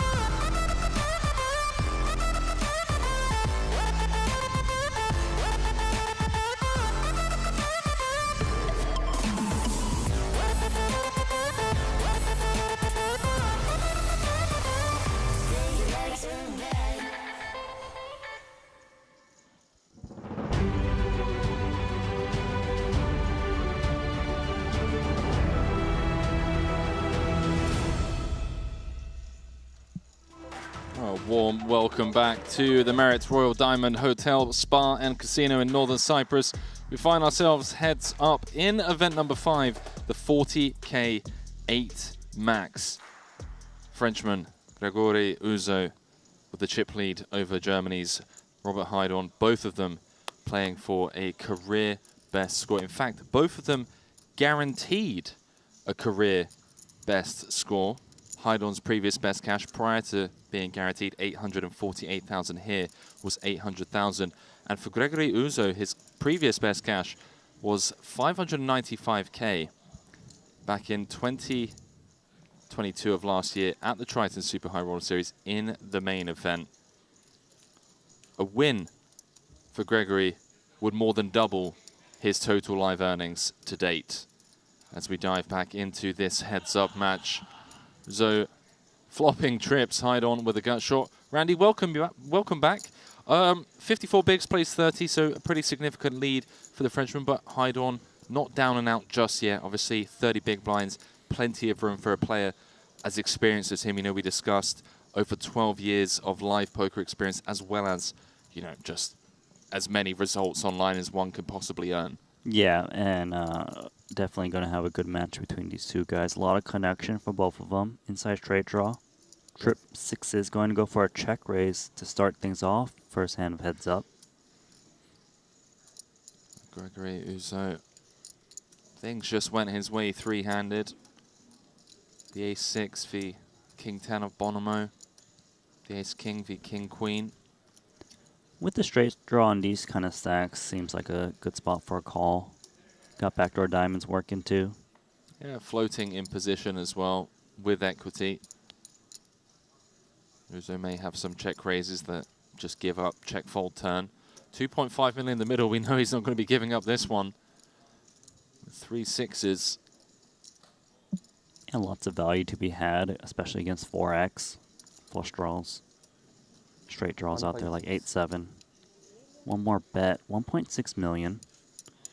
Not too much for Robert Heidorn to be able to continue with just the little baby gutty. He's out. All First really blood. started when he check raised that king-9 three-handed on the queen-jack-9. Got Heidorn to fold his flop top pair, queen-7, after he went for the delayed c-bet. And then things just got better. Just to spike the 3 outer against Bonomo. Did have the best of it pre, of course. And the ace-king against king-queen, followed by the 9-7 on a 9-high board, holding against Bonomo's flopped open-ender. Now finds himself sat with 2/3 of the chips in play. Both players guaranteed a record cash in terms of best live cash to date. We're playing big blind ante in this format. Don't expect too much folds for the small blind. Jack deuce offsuit. Not a great hand, but enough to try and take a flop here. Limp he does.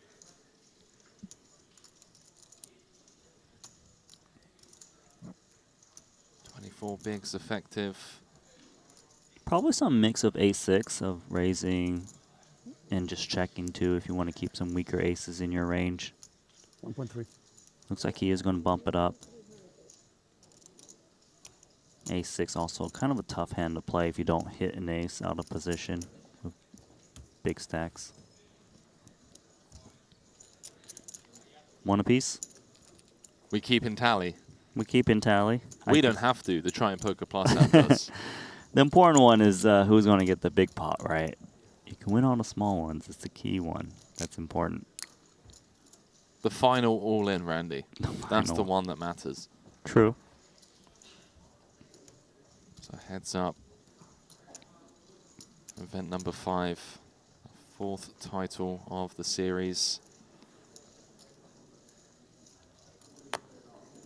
As mentioned, event number 6, the 50K 7 max. Late reg has closed in that. We'll be broadcasting that live tomorrow. Top prize in that one, 1.34 million. Have a 75K coming up. 200K Luxon Pay Invitational, of course. The 100K main. Pot limit Omaha. And then at the end of the series, some short deck luck. A familiar type of board. 2 6s out there. Different hands. Backdoors for both.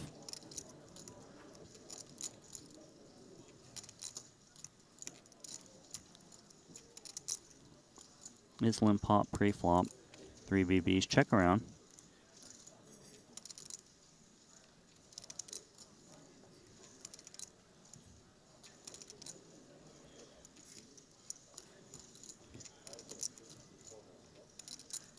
Queen high. Maybe he wants to get some protection. Always going to be the best hand a decent amount of the time. So it does check down to the king of clubs, river. Yeah, as played, queen high, good enough for showdown. You win. I love this guy. Just so happy, man. Yeah. I mean, obviously you heads up, you've locked up 848k, but before that, yes, even when he was short stacked, he was in good spirits the entire throughout day. this whole final, and yeah, the whole day as well. And Seems like such a happy character. like, of course he wants to win, but whether he does or not, I think he's going to be really happy with the result here. 848k locked up, 1.26 for the win. Yeah, no, I love to see it.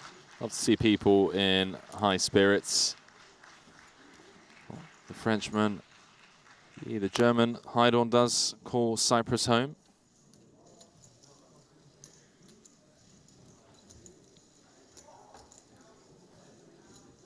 Eight. Gonna open raise here, 800k. Raise and take. A little bit of a bigger pre-flop open raise size.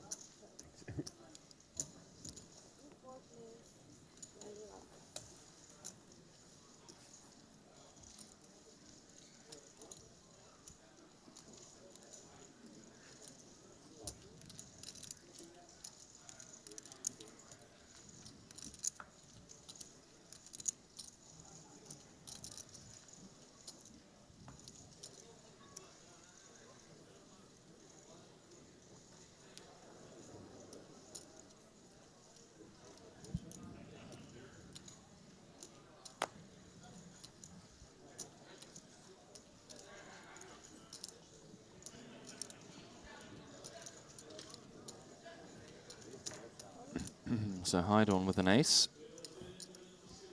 Got to complete. The blinds going up, of course. Now sub 20 bigs.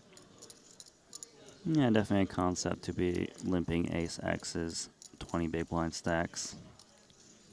You know, you don't want to have cap ranges in these spots.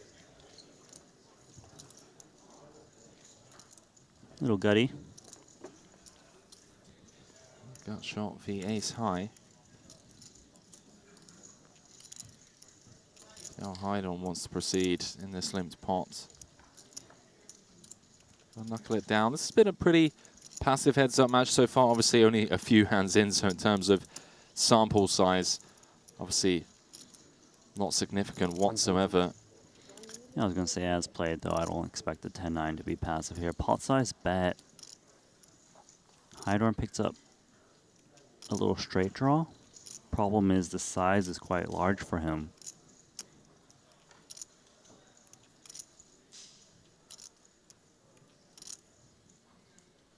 Gonna make the call, it seems. Oh, no. Just reaching for chips to shuffle. Call. Nice call. See if Uzu can find a triple barrel if unimproved. 2 flush draws out there. 10 of spades in hand. Staring Heidorn down for a bit as he improves to second pair. Does complete the front door flush draw. 3.6 million in the middle. Might be able to find some value here of 10-9. It is a scary board, but it did check through on the flop. I like this bet. You know, when it checks through the flop, it's unlikely you're up against Jack X. Go for value against 7, 4, and 3X. And note the sizing. It's a small one, trying to get those hands to cry and call. That's Heidorn. Want to turn this into a bluff. Ace deuce, deuce of hearts. It's tough. You got a high frequency bet on a flop of flush draws. 8-9 would bet the flop at some frequency with a little gutty. Trying to represent some 2 pairs. Possible. Does eventually let go of ace high. Azuzu extends his lead, and it's a sizable one. 18.8 million. Plays 6 million. Heidorn down to 15 bigs now. But 1 double, and they're tied.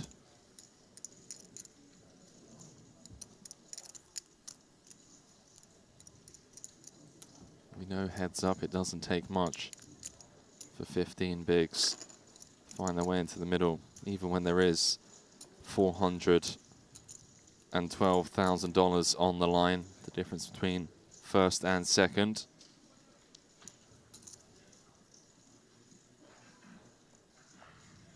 Ace 10 and queens. This is a cooler.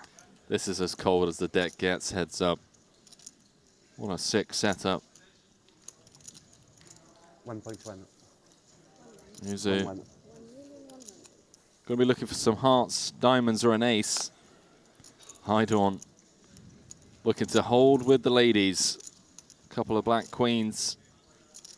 15 bigs. Usually this would just be shoving in pre-flop. There is a case for trying to slow play this, but it is a 1.1 million open with a 400K big blind. Sizable open, right? Yeah, it kind of seems he's committed more often than not, given the stack size we're starting this one out with. More money out there to take away. Snap call from the Frenchman. Queens are currently good, but 29% of the time, we're going to have ourselves a champion. It's going to be Gregory Uzu. If he can convert this ace-10 into a win. If Heidorn can hold, it's going to be as tight as it can get. I'll take that.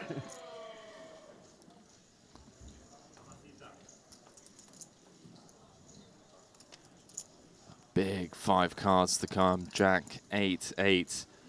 So far, so good for Heidorn. See his rail watching on the sidelines. The king of clubs doesn't really change anything. It does give Uzu a gut shot, but the queen would be no good.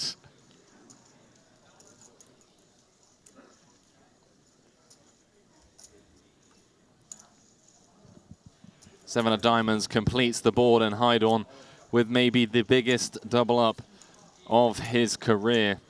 Back up to 12.1 million, and now back in this fight. Both players tied with around 30 big blinds apiece. 848,000 guaranteed. 1.26 million for the eventual champion.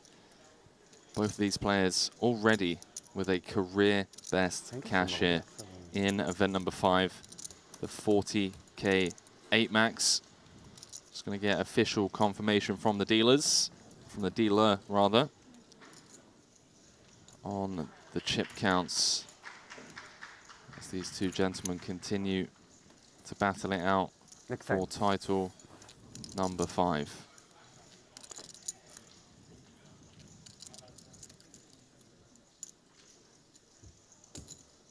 We have the same stack, huh? Yeah, I think so. Well, you had 12, there is 25 million, Yeah, and you yeah, had 12.5. Same stack. You want to look at the money? Now that you have the same stack? Wait. Oh, hold on. Oh. Cards were about to be dealt, Randy. Yeah, we can look. Yeah. Let's take a look. Saying? We look at the money. We were just inches away from a card being pitched. Uzu just saying, any interest in looking at numbers? Heidorn saying, why not? Yeah, he was like, hold on, let's not deal. That's a good idea. 32 big blinds, plays 31. That is with the big blind in the middle already. It is as close as it can get. And now that they are tied, they are going to take a quick look at the numbers, Randy. So Heidorn with 32 bigs, Uzu with 31. I mean, 12.7 million plays 12.3. There's just a big blind in it, so I'm assuming ICM numbers are going to be looked at with some money left up top. But for now, I guess just talking about, you know, the life-changing experiences that some of these players have when they come to Triton Super High Roller Series for the first time in hide-on shoes. 4 events in, now looking at a record best cash guaranteed at least 848,000 and potentially going to walk away with more from this deal. I mean, we've had a lot of players who have come to Triton and have been able to convert their first time at a stop and have a life-changing experience, whether in the form of money or just, you know, career results. You know, it is great to see. And, you know, these two guys with 30 big blinds apiece can easily become the champion. It's hard to tell. They've been battling pretty hard so far. That last pot with Queens and Ace 10 is a bit of a cooler. But for now, they are trying to discuss the deal. Yeah, understandable. I mean, what I'm looking at the payouts, 1.26 million for the champion, 848,000 for the runner-up. So a difference of 412,000. With it being this close, any ideas in terms of what you would be looking for if you could put yourself in their shoes? Would you want to leave like 200K up top? Maybe both of them looking to guarantee a 7-figure score just for the Hendon mob. I mean, it looks clean. In general, because they have the exact same chip stack roughly, it is a chip chop kind of situation. So you would split it just about even, and if they want to leave a little bit behind, it wouldn't really be an advantage given that there's only a 400K difference in chips. So I just received word from our producer, James Dempsey, that they did look at the numbers. If I'm not mistaken, it is 1,010,000 for Uzwa and 1,057,000 for Robert Hydon, playing for 40,000 and the coveted Triton trophy as well as the Shambhala Jewels bracelet. So still plenty to play for. Obviously a buy-in, 40,000, not something that either of these two players would have sniffed their nose at the start of the tournament. Both guaranteed 7 figures. And also, in terms of playability, 30 big blinds effective. You know, we've got a heads-up match on our hands. Oh, it could take some time for 30 big blinds, you know. Of course, if we do get a cooler clash like that Ace 10 and 2 Queens not too long ago, it could be ending quickly. But these two players are ready to battle. They still have that trophy, which is very hard to obtain, and it means a lot to score one in a 40K event like this. So it's going to be a good match. Well, just a few minutes away from throwing it back down, I wanted to take our attention to event number 6. I have open in the app the event that we'll be covering tomorrow, the 50K 7 Max. 104 runners in that one with none other than Cyprus main event champion Punat Punsri leading the field. Note, however, our 6-time champion Jason Kuhn, second in chips in that one. Tomorrow we'll be bringing you coverage with 1.34 million going to the eventual champion in that one. See Young out there, Barbero, Petrangelo, Vogelsang, Watson, Uncle Paul, Bossman also in the mix, going to be battling out for 7 figures tomorrow. Same time, same place, but for now, our attention going back to event number 5, the 40K 8 Max. We're heads up, both players guaranteed 7 figures, but of course, going to be battling it out for the cash up top, 40,000, the Triton trophy, and the Shambhala Jewels bracelet. Hydon v Uzu. 32 bigs, plays 31. Doesn't get much tighter than this. Brian's brought to you by Poker Stake. Shout out to everyone else that reached this final table. Justin Bonomo, 3rd. Savannah, 4th. Forrest, 5th. Vajenkov, 6th. Duan out in 7th. Florencio Campomanes, the 4th, out in 8th. And Samuel Ju, one of the first elimination of the FT. All eyes. Ace King. Gregory, well, wow. Ace v Ace. It is 30 blinds effective. Hyder, I'm going to start with a limp. So they just made a deal. We'll see if that affects play at all, where maybe they splash a little bit more. But still a lot to play for, as we do have that prize as well as the Triton title, Shambhala Jewels. Of course, Ace King going to bump it up. 1.4? Well, it's gone north to 1.4.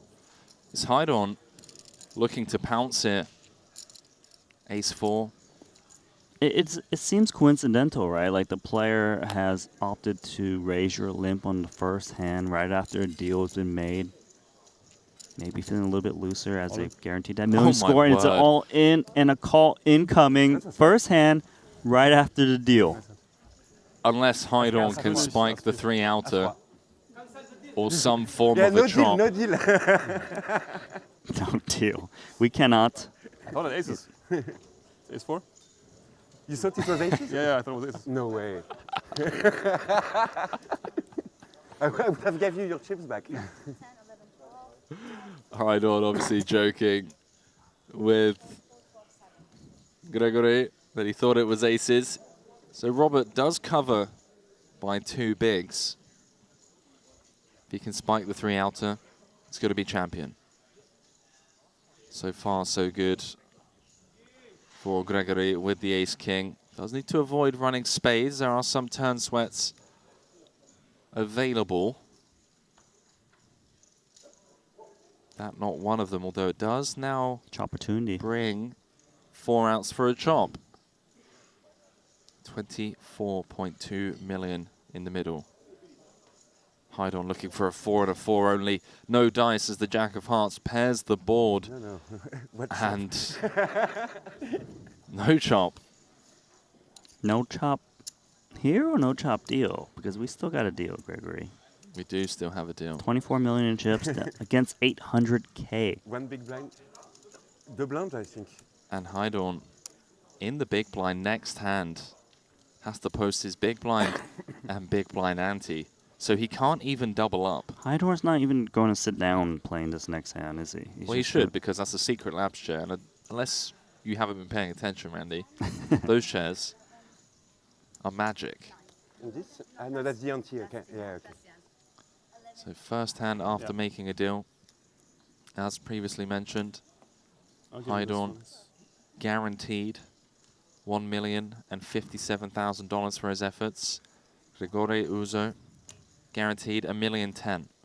Playing for $40,000. The coveted Triton trophy, the glory that comes with winning one, and of course the Shambhala Jewels bracelet, event number 5. Triton Super High Roller Series, North Cyprus, at the Merit Royal Diamond Hotel and Spa, as we get confirmation from the floor and the dealer. So a blind all in for Hydon in the very next hand. And there we were, Randy, on break, saying 30 bigs effective, maybe here a while. Hand 1 after making a deal. I did say that, didn't I? Thank you. Well, in this case, I'm glad you're wrong. Because it means that we get to go and look at see what's going on in event number 6, the 50K. Get an early night, wake up, grab some breakfast, come back tomorrow and do it all again. Rinse, repeat, 7 figures up Please do not count Robert Hydorn out yet. Okay? He still has 2 blinds. Thank you. Under $1 million. Sure, the other guy's got 24 million. But there's a chance, right? Well, he can't double up in this hand. He can only win. He can win this 50% hand, of though. his stack. But he can win this hand. He can. No, but Long climb je me ahead parle à moi-même. for Hydorn. I'm all in. Let's go. So a blind all in. You show one? Cards on the readers. They're both all in. Queen 8 for Hydorn is out in front of the 6-5 of diamonds. Suited connector for Uzo. Hydorn has a long old road ahead if he's going to come out on top here. But this is stage 1. 58% of the equity. He's at base camp, looking up at the summit of Mount Everest right now, as he sees a queen in the window. And how about a full house on the flop? 100% on the flop. So drawing dead, even after pairing up on the turn. So Hydorn back up to 1.2 million. Over-unders on how many hands this is going to take. Randy's sat in absolute awe, shaking his head I'm right just saying there's a chance Robert Hydorn comes back. You're already saying, you're implying that this is over. I haven't implied once that this is over, Randy. I've said that he's at the summit, at the base camp of Mount Everest, looking up at the summit with one of the biggest uphill climbs of his tournament career. Well, A7, King 6. Ahead again, stage 2, to get back up to 2.8 million.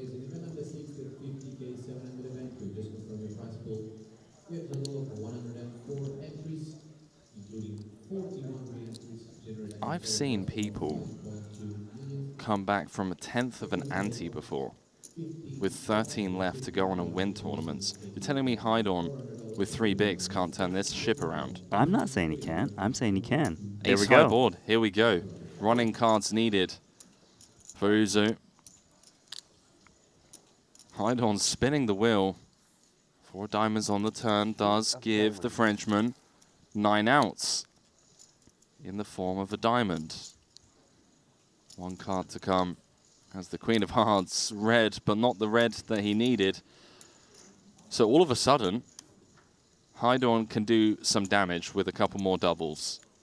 2.8 million. Yeah, right. He's going to be in the big blind. Yeah, But so now finds himself playing 7 bigs. this next hand, definitely not a mandatory get in anymore, as he's got the 7 big blinds.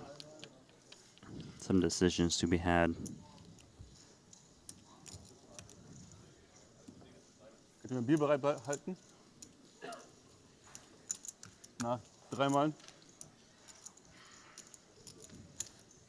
You having wine? No? If you're having one, I'll do. I'm having a beer. I'll have one.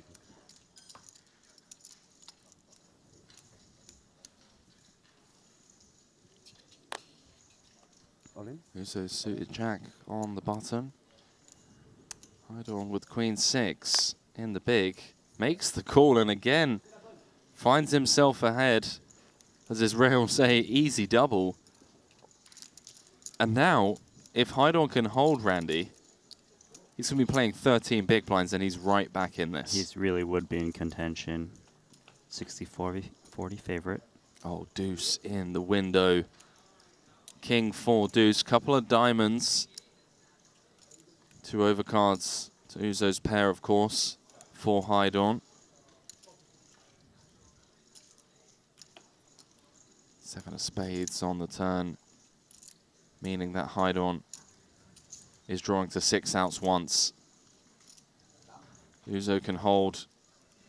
We have a champion as the King of Spades completes the board, and Hydon tried to spin the wheel, Randy, to fight his way back into this one, but still has to be thrilled with his run here in Northern Cyprus, coming second in the 40K 8 max for a career best cash of $1,057,000, and fresh off of a final table in the 25K GG Super Millions event number 1. It's 2 final tables in 3 events. For Robert, has to be feeling incredible about his game. But for now, our champion, Gregory Uzo, walking away with the Triton trophy, the Shambhala Jewels bracelet, and $1,050,000 for his career best cash here in event number 5.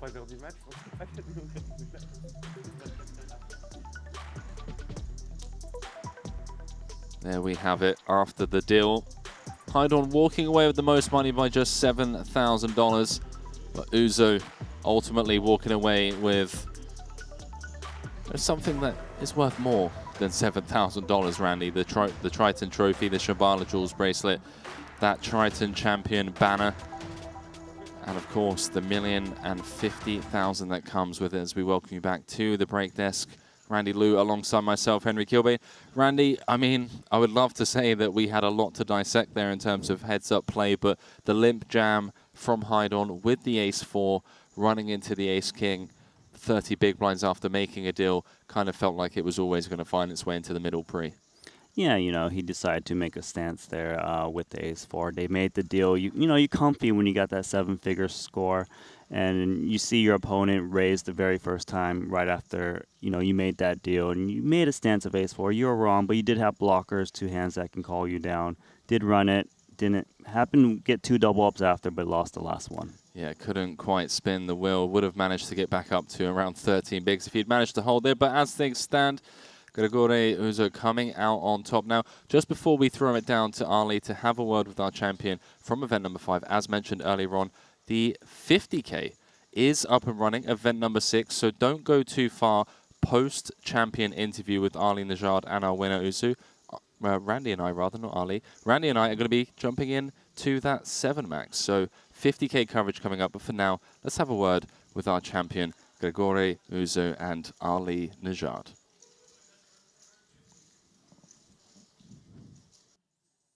Every now and again, you stumble upon a place that feels like home. And for Gregoire Ozu, this definitely is the place. His first ever Triton series was right here in North Cyprus. He played a couple of events, final tabled them both, was 0 for 3 coming in to this event, the 40K 8 Max. And when you showed up in a very real way. Champion Gregoire, walk me through not one but two journeys. The first that I want to talk about is the one at this final table. Obviously, you had some stiff competition. What was your strategy coming in, and did you make adjustments?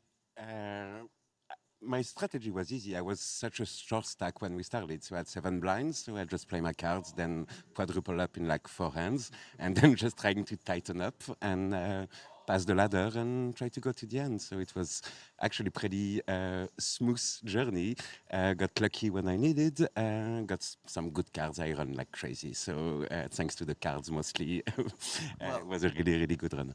I would say you're being a little bit humble. We watched the way you handled those cards. 7-figure score here today, the best of your career. And obviously, prior to this, it was another score in the main event right here in North Cyprus at your last festival. The other journey I wanted to talk about was the one involving your poker career. We see results dating all the way back to 2006.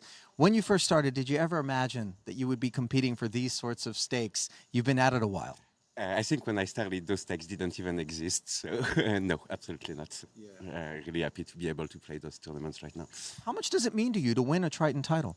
A lot, a lot. Winning a title is very, very important. Obviously, when you're not pro, it's about having fun, and being able to bring back a trophy on such a tough field is a pretty insane achievement. Well, on the topic of the trophy, Luca Vivaldi is standing by right here, ready to present you with not just that well-earned piece of gold hardware, but obviously the Shambhala Jewels bracelet as well. Congratulations to you, Gregoire, the 40K 8 Max champion. Well deserved. Thank you.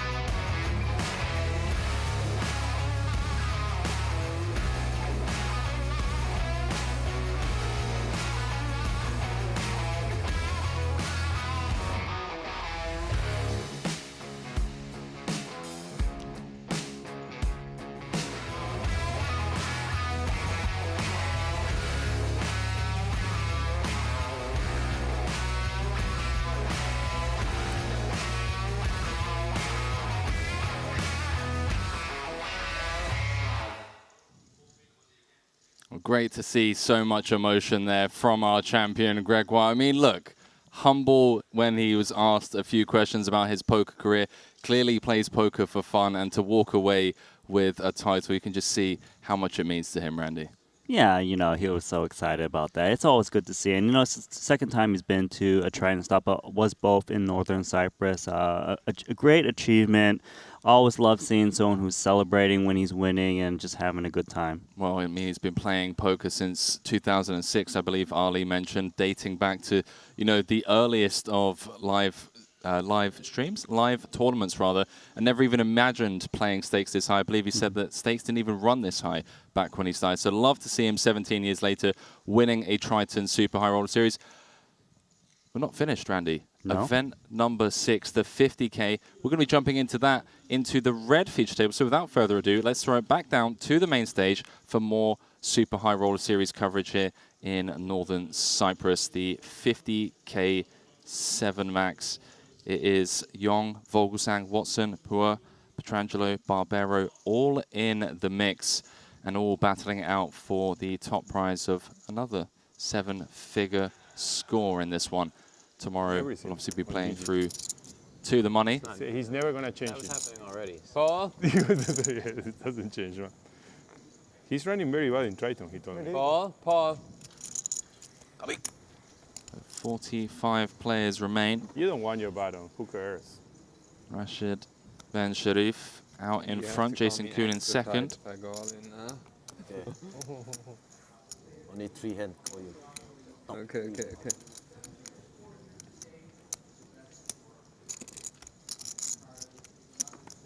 So Aces. Watts, hello. Cash the GG Super Millions here. 1 title, 16 Triton cashes.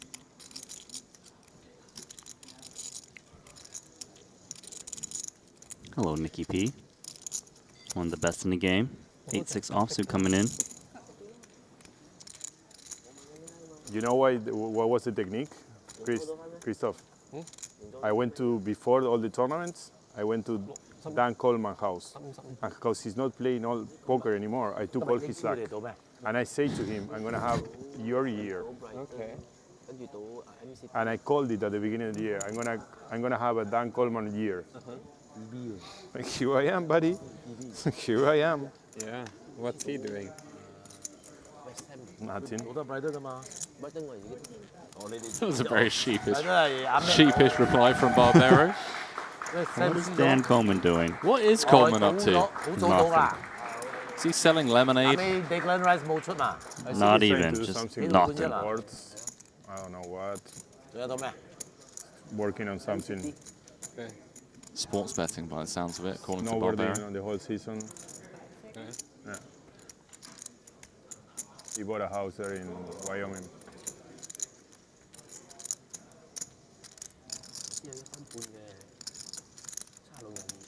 Barbero, of course, #1 on the Argentina all-time money list. Total live earnings of 9.3 million. Petrangelo in the tank here, 8-6 offsuit actually. Gonna check raise here, 3x, 8-6 offsuit. Just backdoor straight draws.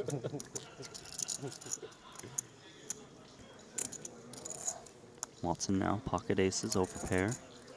In position, no flush draws out there. Likely gonna come along for call. Keep the bluffs in there.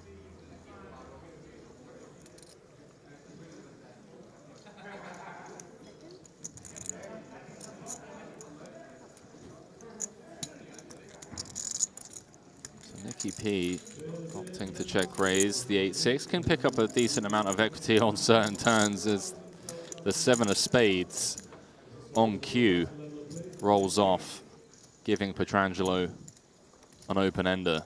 Yeah, it's actually like one of the best cards he could hit if he wants to continue with equity. These guys, incredibly deep. Both started the hand with more than average.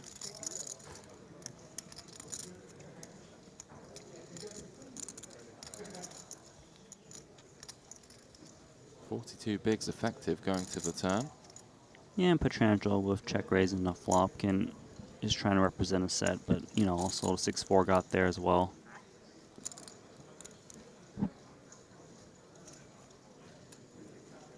Gonna reach for chips after hitting this card. 105,000. That's a big one. A sizable turn barrel after check raising flop. This feels like a hold my beer moment, Randy. My 8-6 already hit the muck against the against the c-bet from Watson rather. That's what makes these guys so difficult to play against. They find these check raises. Unfortunate to obviously run into top of range. Does have outs going to the river. Jack of diamonds completing the board. 3-4-9 in the middle. Yeah, the jack does overcard the 10. Watson is also got a lot of 10x's in his range. Could be a little bit worrisome.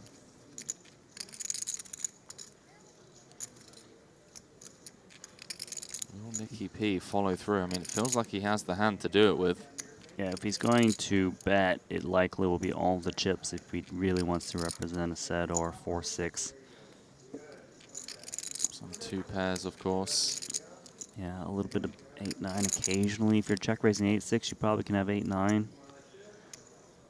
He's stacking the chips up, just trying to decide whether he wants to push them in or not. Looks like he's going to, doesn't it? There he is. Nicky P trying to bluff out 2 aces of Watson. And a snap call. Snapped off so From fast. Sir Watts with the aces. And a 979,000 chip pot going Michael Watson's way. No shenanigans on that river. Knew that he wasn't folding. Yeah, he didn't even ask for a count. He was just like, this is one of the best hands I can hold in the spot. 15. Just knows his opponent. Nicky P just say, oops. Mm-hmm. Why I play other hands? I should just only wait for the aces. No, It's a good strategy. in my honesty, is the only hand you play good. I mean, wow. I don't know how you win an EPT. I mean, yeah, you get it. The needle. I mean, I get dealt aces a lot. Story of my poker career. Aces and sets all day. There we go. Take note, ladies and And your gentlemen. friend laughing at you with 8 high. Well, you had a difficult spot on the river, and you said, Apparently not. "But he called so fast." Snap. Wow. You really made me believe that you had 6-4. I thought I had 6-4. I really thought you had 6-4. Or 8-9. I saw the 8-9 with backdoor. I saw the 8-9 with backdoor Or so two much. pair. Or Or set. set. Nah. It's bedtime. Things. A lot of No, nothing. No, 8 highs. Trying to guilt trip It looks so Watson much for that snap you have calling. all of those. But I just didn't have anything.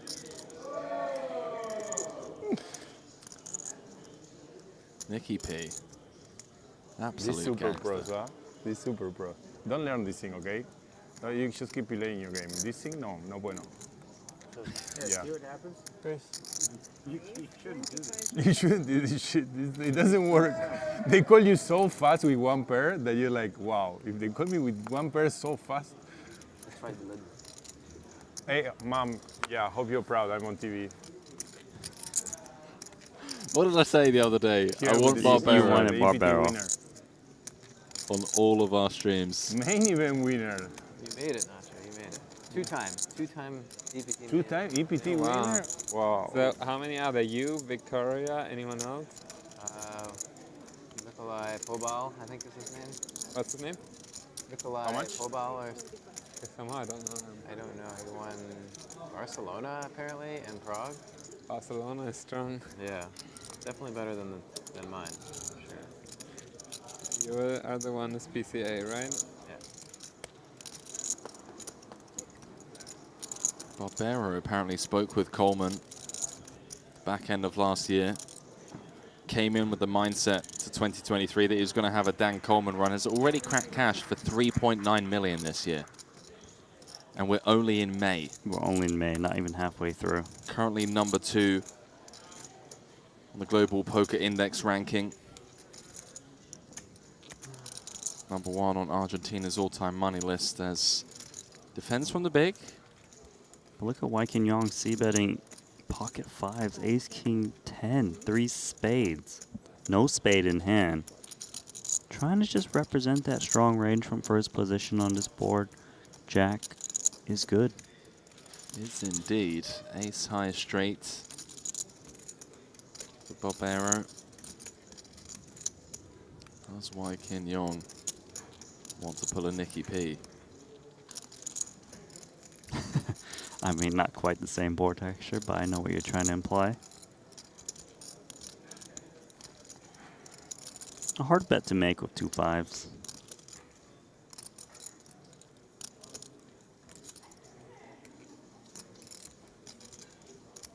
A lot of Jack X is actually in the big blind's range.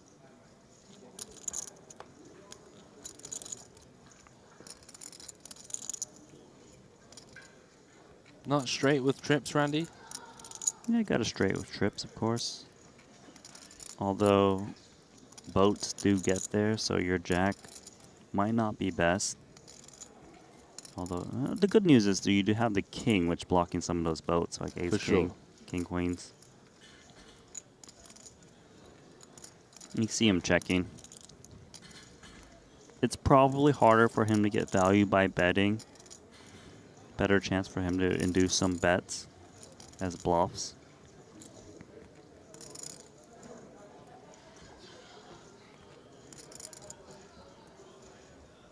What a sicko. Snap call. Snapped off so fast. Wow. Barbero with the double, inducing by checking river. Wai Kin Yong taking the bait with the underpair. Just really trying to lean into those 10x, queen x. Obviously has all the sets, all of the full houses. The year of the I think it's Nacho. still going. I have a feeling. It was just like really like some bad lags today, but like I'm shaking it off and it comes stronger. I think bluffing doesn't work. Doesn't work, bro. That's basically what I've discovered. That's what I've discovered, yeah. It just doesn't. No, actually, it works a lot. I did so many like big bluffs and they all work. Me too, but then sometimes I do them and they don't work. Yeah, but you have like, yeah, against me they don't work too much from you.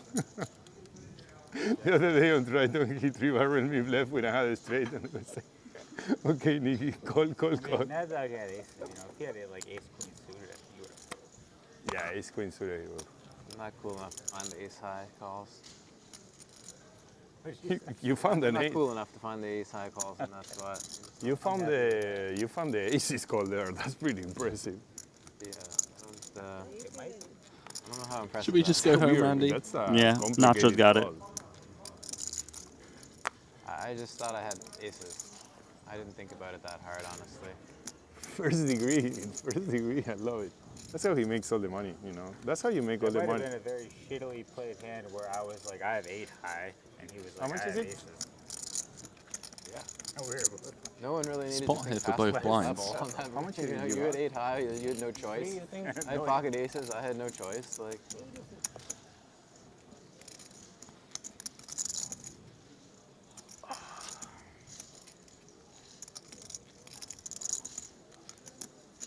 Well, Barbero's got a decision. Pocket fours. Small jam early position.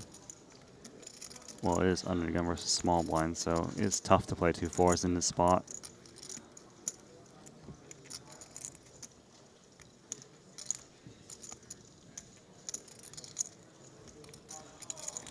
Looks like he's going to push it in.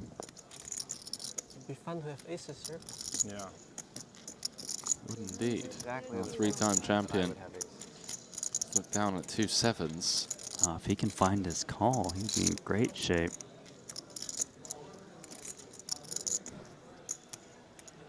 Not fun for me, by the way.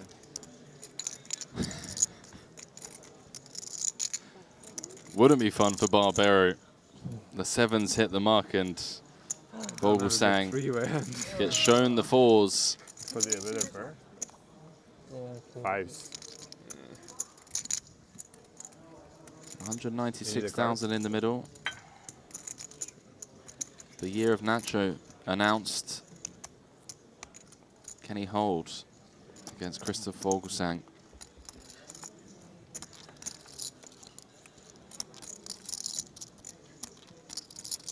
Unlikely. Would have cracked those sevens as well.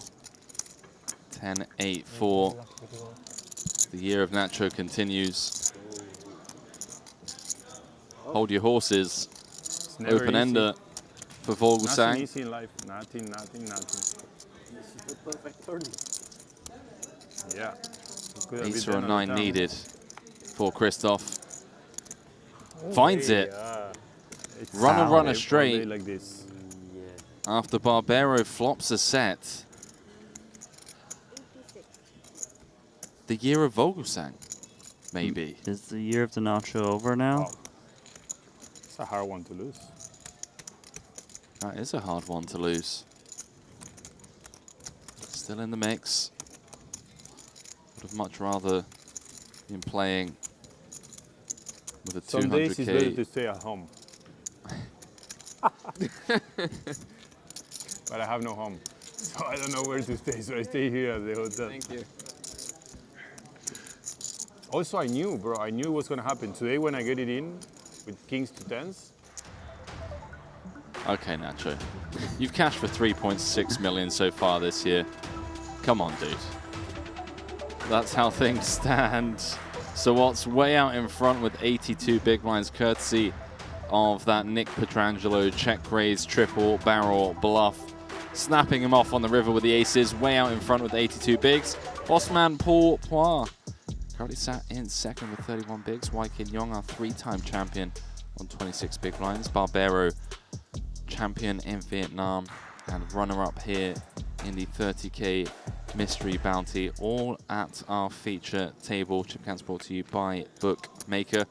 Is Rashid Ben Sharif out in front, leading the final 44 with 1.47 million. Jason Kuhn is currently Sometimes you say, second. yeah, this hand I'm gonna win it, and sometimes I would say, oh my god. Only this two hand players with more than a just million. had a bad feeling. It doesn't happen to you? No. Oh, you're very professional. I'm very superstitious. I had a good feeling about the 8-6, and it was wrong. That's it. This guy's going I have high card 4. That makes sense. He is Argentinian. They're superstitious Yeah. over there? Okay. I think that part of the world. He didn't Remember in even Spain, think about it growing for up in one Spain. second. That's Big part of Spanish culture. never seen a faster call in that world in my life. Yeah, because he knows I suck. He knows I'm fucking he knows you're check raising the 8-6 off on the 10-5. When you get snap call, it makes you feel really good. That play was amazing, Nicky B. I swear, bro. Whenever they deal me value hands, I fucking win every tournament, you know? Double-edged sword. Do you have that on the range of check raise on 10-5-3, the 8-6 off? No. Ah, okay, good, because I didn't have it either, and I was thinking maybe I just didn't study that spot either. I didn't know about that one. 2 9s for Nacho to take out Nicky P, potentially. He does? I hope. The needles, the highest stakes. Oh, Love to see How much is it? the banter between these few players. He's going to fold round to Watson, who's going to muck his 10 deuce. All right, I have an ace. You have king. Petrangelo. Come on. Nice. That's my hand. You're not beating this hand. When I tell you, No, I take 500K. you have 0% in this hand. No, no. The You start will of see. that hand.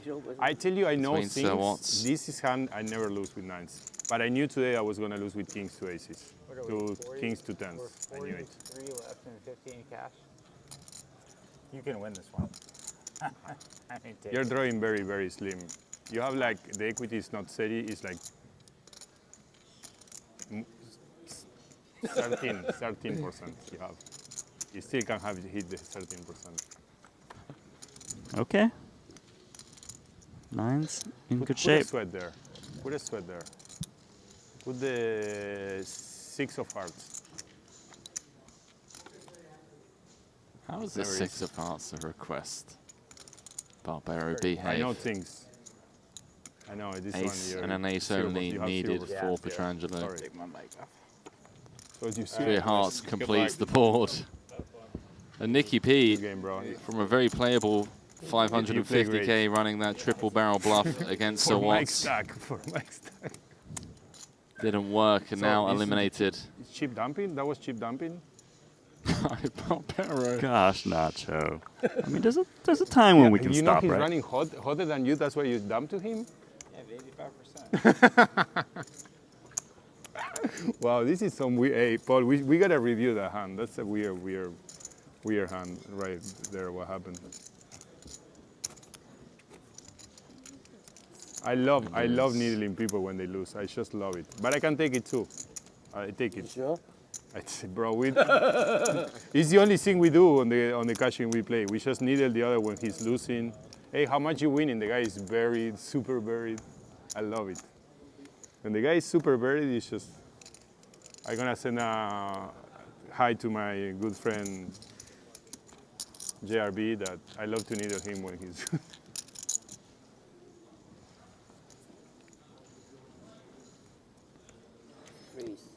All right, back to the action. Anson Yu, ace queen.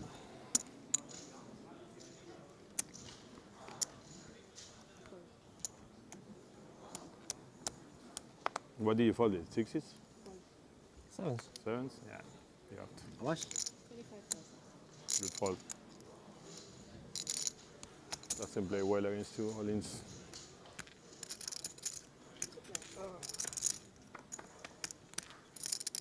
The boss with the big blind defend. Hansen This flop will be good. with the best of I was it. thinking last sevens was lucky. On the king, Eight to call, 7-7. right? Yes, yeah, probably. It's a bit of 6 or 7 4. He's the border sevens, I think.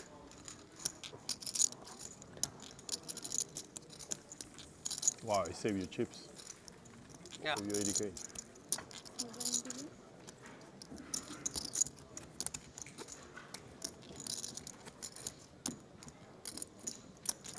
That's Ali G in the background. Yellow tracksuit.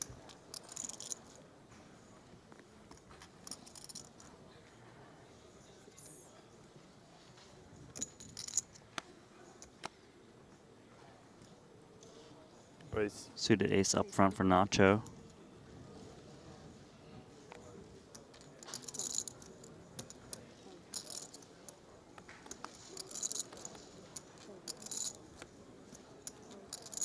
A king jack suited in the big for Anson Yu.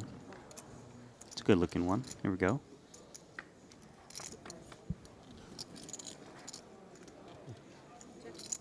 I see some connection. Yeah, flopping best. Middle pair, Barbero, overcard, backdoors. 68K in the middle. Yeah, he is the pre-flop raiser. Going to fire a continuation bet here. Quick snappy call. Quick, snappy call. It's true.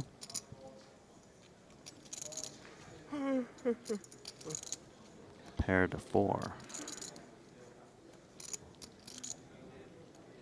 A tough one to multi-barrel on.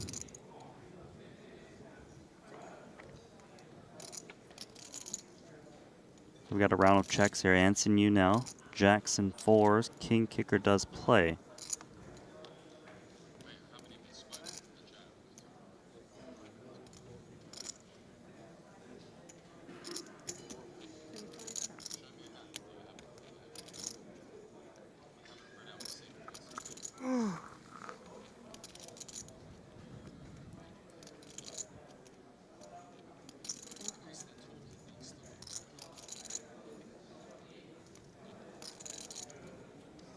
So Anson's going to go for a block bet here of King Jack.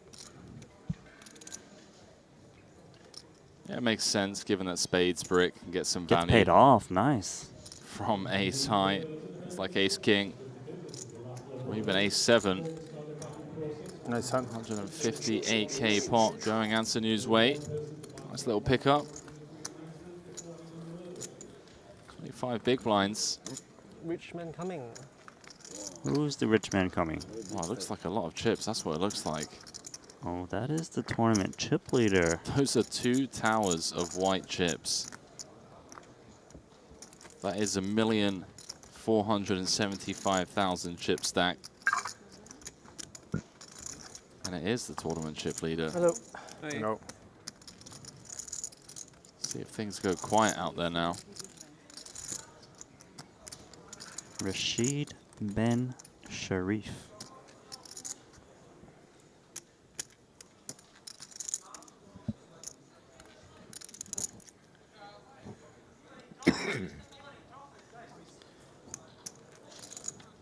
With the departure of Nicky P, things have quietened down a bit. Maybe also due to the fact that it's closing in on the end of the day.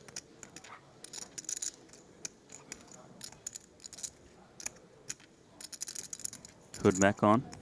Pocket 3s. Gonna just push him in there. Yeah, down to his, what, final... 12 to 13? There we go. Yeah. Quick maths. The 12K always gets me in a little bit of a confusion spot. Especially at 1 o'clock in the morning. It's all good. Rashid here's got a6 suited. Playing just shy of 1.5 million. Hit the big blind. Hijack jam, thinking this one through.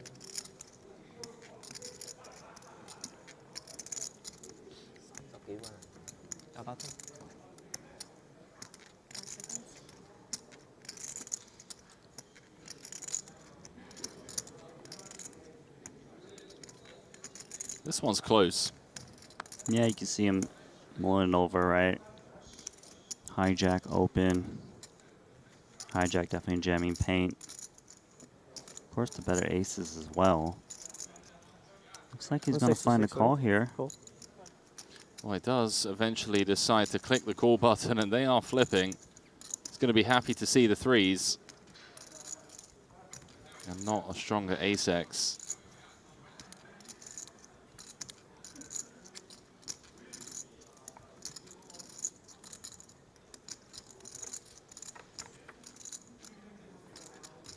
King 9-7, not a single spade in sight. So far, so good for Vogelsang. 8 of hearts on the turn does now give Ben Sharif 8 additional outs. 250k pot. Vogelsang to get up to 30 bigs. The 5 completes the board. And Ben Sharif backdoors himself to a straight. He does. The rich get richer. Overwhelming tournament chip leader. Now playing 1.7 million at big blind 12k. Yeah, I'm not too familiar. I'm not too sure if you're too familiar with Rashid, but he used to play like the biggest stakes online on tournaments and cash games. Tell us more. He Like goes cash by games? the name Skywalker. I don't know if you've ever heard of it. You might not have been around at that time. Behave, Randy. You probably weren't. Of course I've heard of Skywalker. Oh, you have? Dude. Okay. That's actually insulting. You've said a lot of borderline insulting things, but that is probably the most insulting thing that you've said to me. Well, he's tournament chip leader. He's good. Skywalker. First name Luke.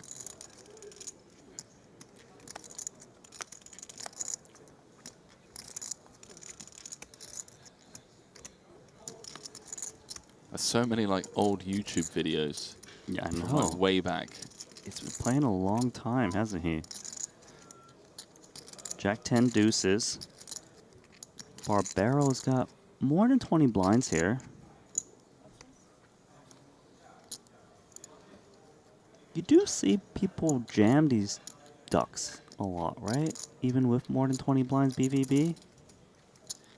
You either check or you jam, I feel. You don't really raise to cut in deuce or grow the pot because they're hard to play. Yeah, I like this play a lot. Take the raw equity in hand and try to take it down. He does get the fold. I'm looking at Ben Sharif's Triton track record. Yep. There's a video of you where it says that he's featured in 100k no limit holder main event from London's Hilton Hotel sees commentator Randy Lou hit the felt. That's the video on Sharif's page. First joined us back in London 2019 for the 100k main event. Did not cash the mystery bounty. First time he's joined us in 4 years. And the first thing I see is that. Brutal. That hurts. That does hurt. Damn you, Ben Sharif.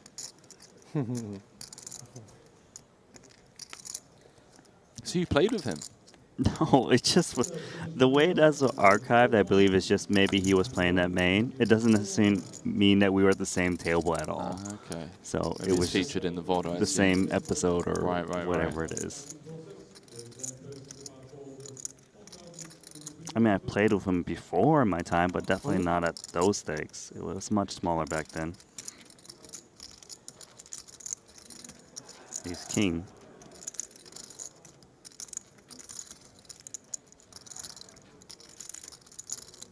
72. 72. 3x. Yeah, on the button, in position. No need to go massive, especially at this stack depth. Tricky of 10-9 suited, obviously a playable hand. A little bit bigger with a 3-bet in position. You're out of position, not so fun with 30 blinds. Seems pretty standard to fold that spot. Yeah, sure. No problem. Set it. Does the dealer know that he's the clear tournament chip leader? Last 4? So, did she just say last 4 hands? Oh, did she? I thought she told him, but she did also tell him to order his chips in certain order, right? No, she said that she asked him to buy all of the chips from the table. Oh, I thought he was like mixing his 1s and 5s or something. No, she's saying, can you buy all of the For the color 1K up. chips for color up? Okay. Because obviously, yeah, the 1K chips will be brought out tomorrow when blind goes up to 10K, 15K. Got it.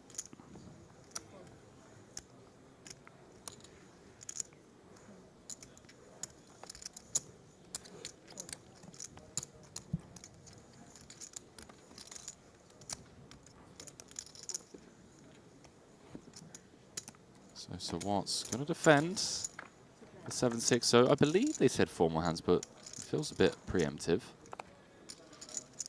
Gut shot for Watson. Hands on, obviously, with the betting lead and range advantage on the ace-9-5 rainbow. A few options on the table for Sir Watts. These ace-high board textures, rainbow. Certainly see him check raise, just try and fold out some Broadway hands that are stabbing. Has enough equity against, you know, any continue in the form of an 8. Looks like check kinda calls the cool. play. Yeah. Understandable. By check raise, you kind of only represent sets in 2 pairs. This way you can widen your value range. Check through. Double gutter does not hit. But the 9x is very heavy in his range, right? Check call flop. You can easily try to represent this hand, and of course an ace as well.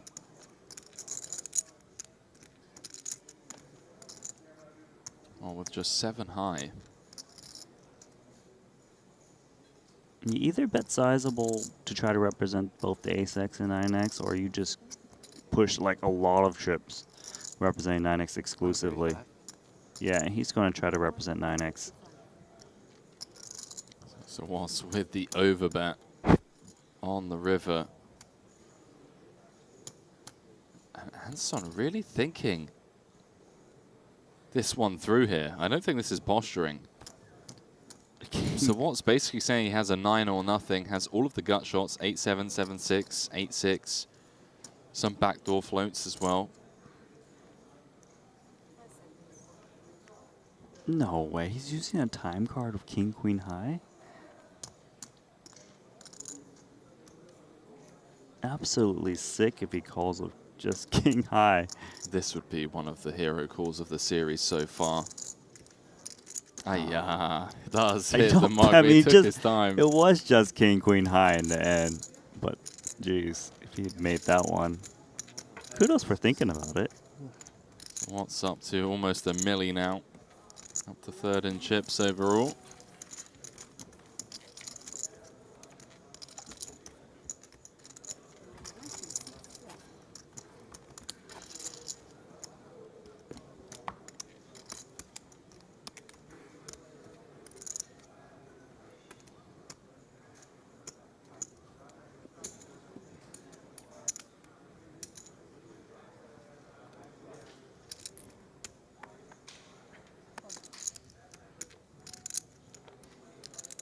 Chip leader Ben Sharif. Jack 9 of spades in the hijack. Being active. It's really quietened since Nicky P left. The needling stopped, the chip leaders come over.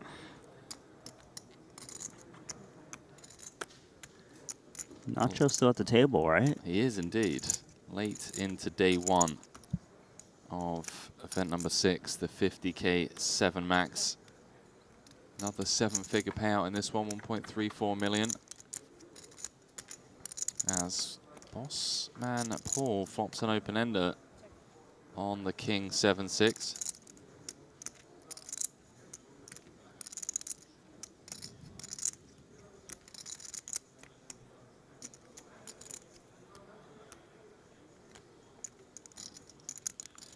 Looks like he's going to try to lean in on this big blind.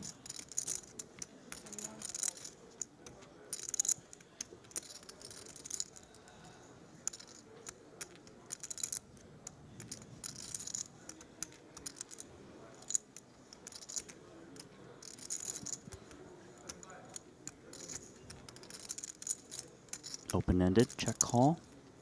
A large part of the range. Check raise sometimes. Is he reaching for extra white chips? He is going to go for a check raise. There we go. Doesn't need to convert that 41% equity. The power poker. Check raise from the big. 2 more hands. 161,000 now. Good for 30 big blinds.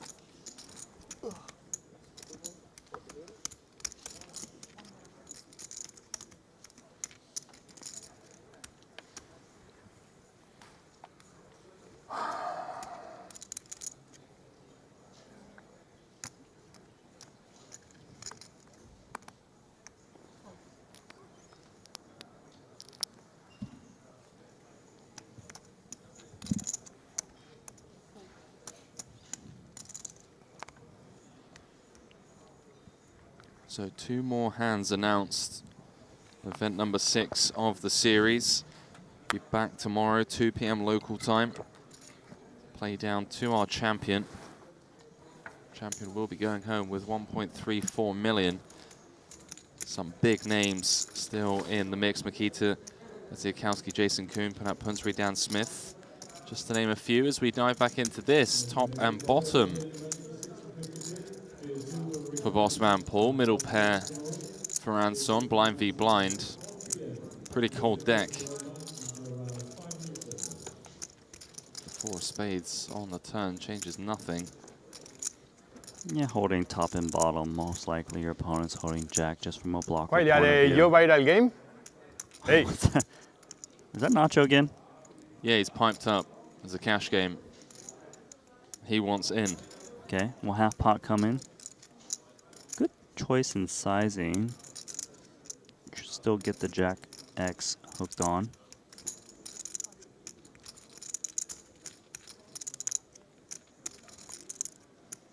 It's the diamonds on the river. Overcard to the board. Queen 10 obviously getting there. 1, 2, 4 in the middle. Yeah, bad card for Paul in a sense that the ace is actually scary for those Jack X's as well. So 1 more bet, half pot. Looking for some crying calls.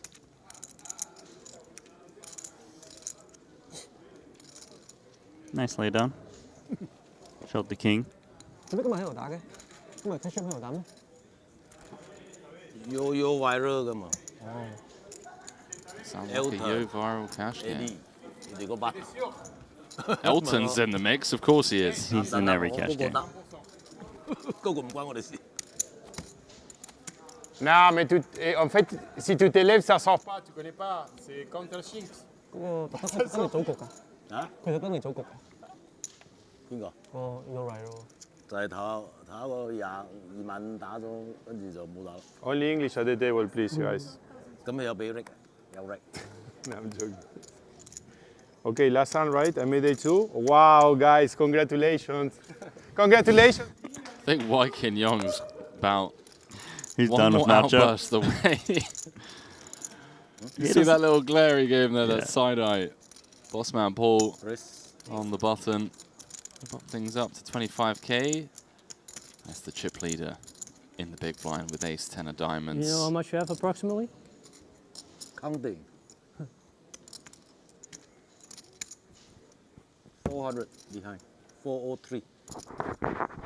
403 behind. What does Skywalker want to do here? Starting the hand around 35 bigs effective. Got to defend. Boss in rough shape in terms of equity, but does have the betting lead as it comes ace 10 4. Top 2. Top 2 pair and a backdoor flush draw for Rashid Ben Sharif. Paul with middle pair, 9 kicker. Yeah, C-bet incoming. Let's continue just shy of 1/3. 95% chance for Ben to win this pot. Big trouble for Paul.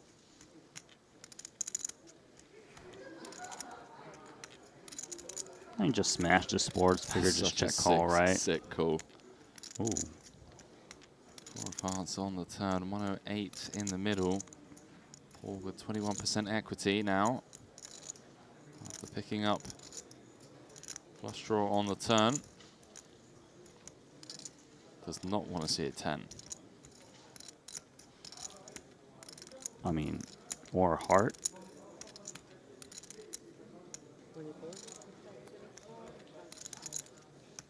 Ben Sharif going to lead now. Yeah, small lead here on the 4. You tend to see the big blind leading into paired boards when they pair up on the turn. The smaller and middling cards rather than Yeah, ace cards. mainly because the player in the big blind hits those cards more, and the player in position doesn't see bet mid pair and bottom pair at a high frequency. But with this type of hand, mandatory call, right? Yeah. 5-6 in the middle. 1 card to come. Final hand of the day as it's come running hearts. 8 of hearts on the river, giving Paul the 100% check mark. From 5% to 21% to 100%. That's how it's done. He got there.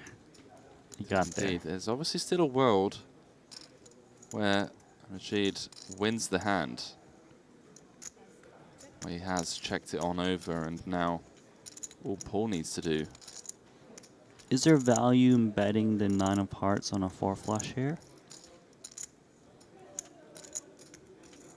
It could be. It does feel a bit thin. Yeah, looks Certainly like some. Find some value. It's got sizable. Half pot. That is a big bet. 75k.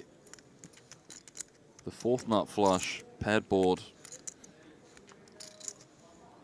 I mean, he can represent some bluffs here. I can definitely see a 10x turning their hand into the bluff given the action. You know, black ones. You know, trying to bluff out an ace X. Yeah, that's a good point actually, Randy. Some of, you know, that small lead on the turn, maybe going to keep in some broadways. Yeah. Some 10x without a heart, some ace X without a heart. That's a great point. You know, like king jack of diamonds or something. Like the diamond backdoor makes a lot of sense. Is he really thinking of going for it here? Oh my word. Wow, check raise here. Turn his hand into a bluff. Check raise to 280. Ace 10. Okay, so he's got 3 pair boat blockers. If Paul calls and was wrong, would be heading into day 2 with just 80k, 6.6 bigs. If he can call and we can see that he's right, be up to 800,000 and would end the day top 10 in chips. Coming back tomorrow to play for 1.3 plus.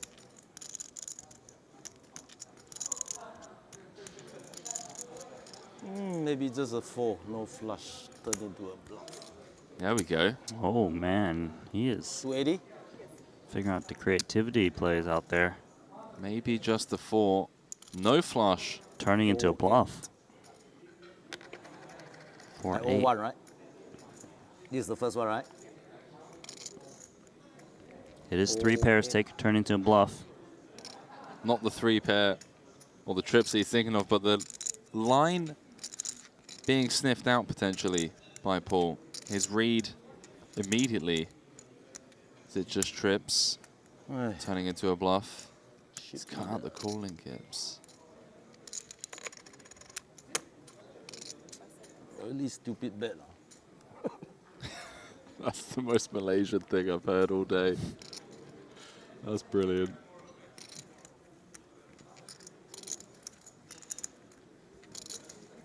A potential stupid bet turning into a decent sized pot. You know, it's a sizable bet on the 4 flush too. So it doesn't really induce check raises as much.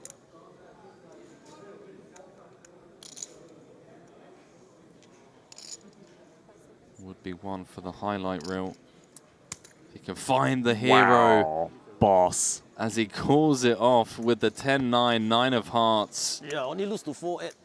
Scoops a 716,000 chip pot. And that means that rather going into day 2 with, what, 25, 30 bigs, he's now bagging a top 10 stack. Won't lead the turn, I think. Only 4-8.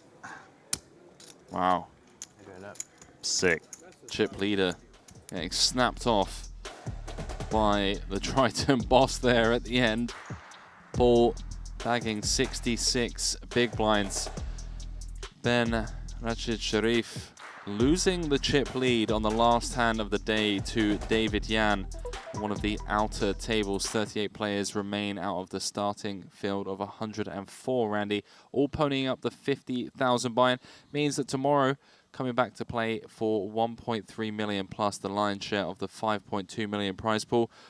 A lot to take away from the end there. Very quickly, just to wrap things up for the viewers at home. Mainly the Barbero, you know, the bluff with the 8-6 as well, and so what's snapping off, but maybe just that last hand of the day.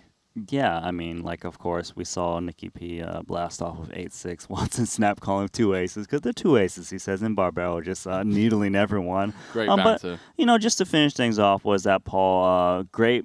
I mean, he said it was a stupid bet, but he ended up turning him to a great call, right, and won a lot of chips there, put himself in prime position, and goes to show you that he has learned a lot in his time just playing poker and just learning, I suppose. Yeah. Well, you don't get to the record Triton cashes without knowing a thing or two. Inducing the raise there on the end, bagging a very healthy stack.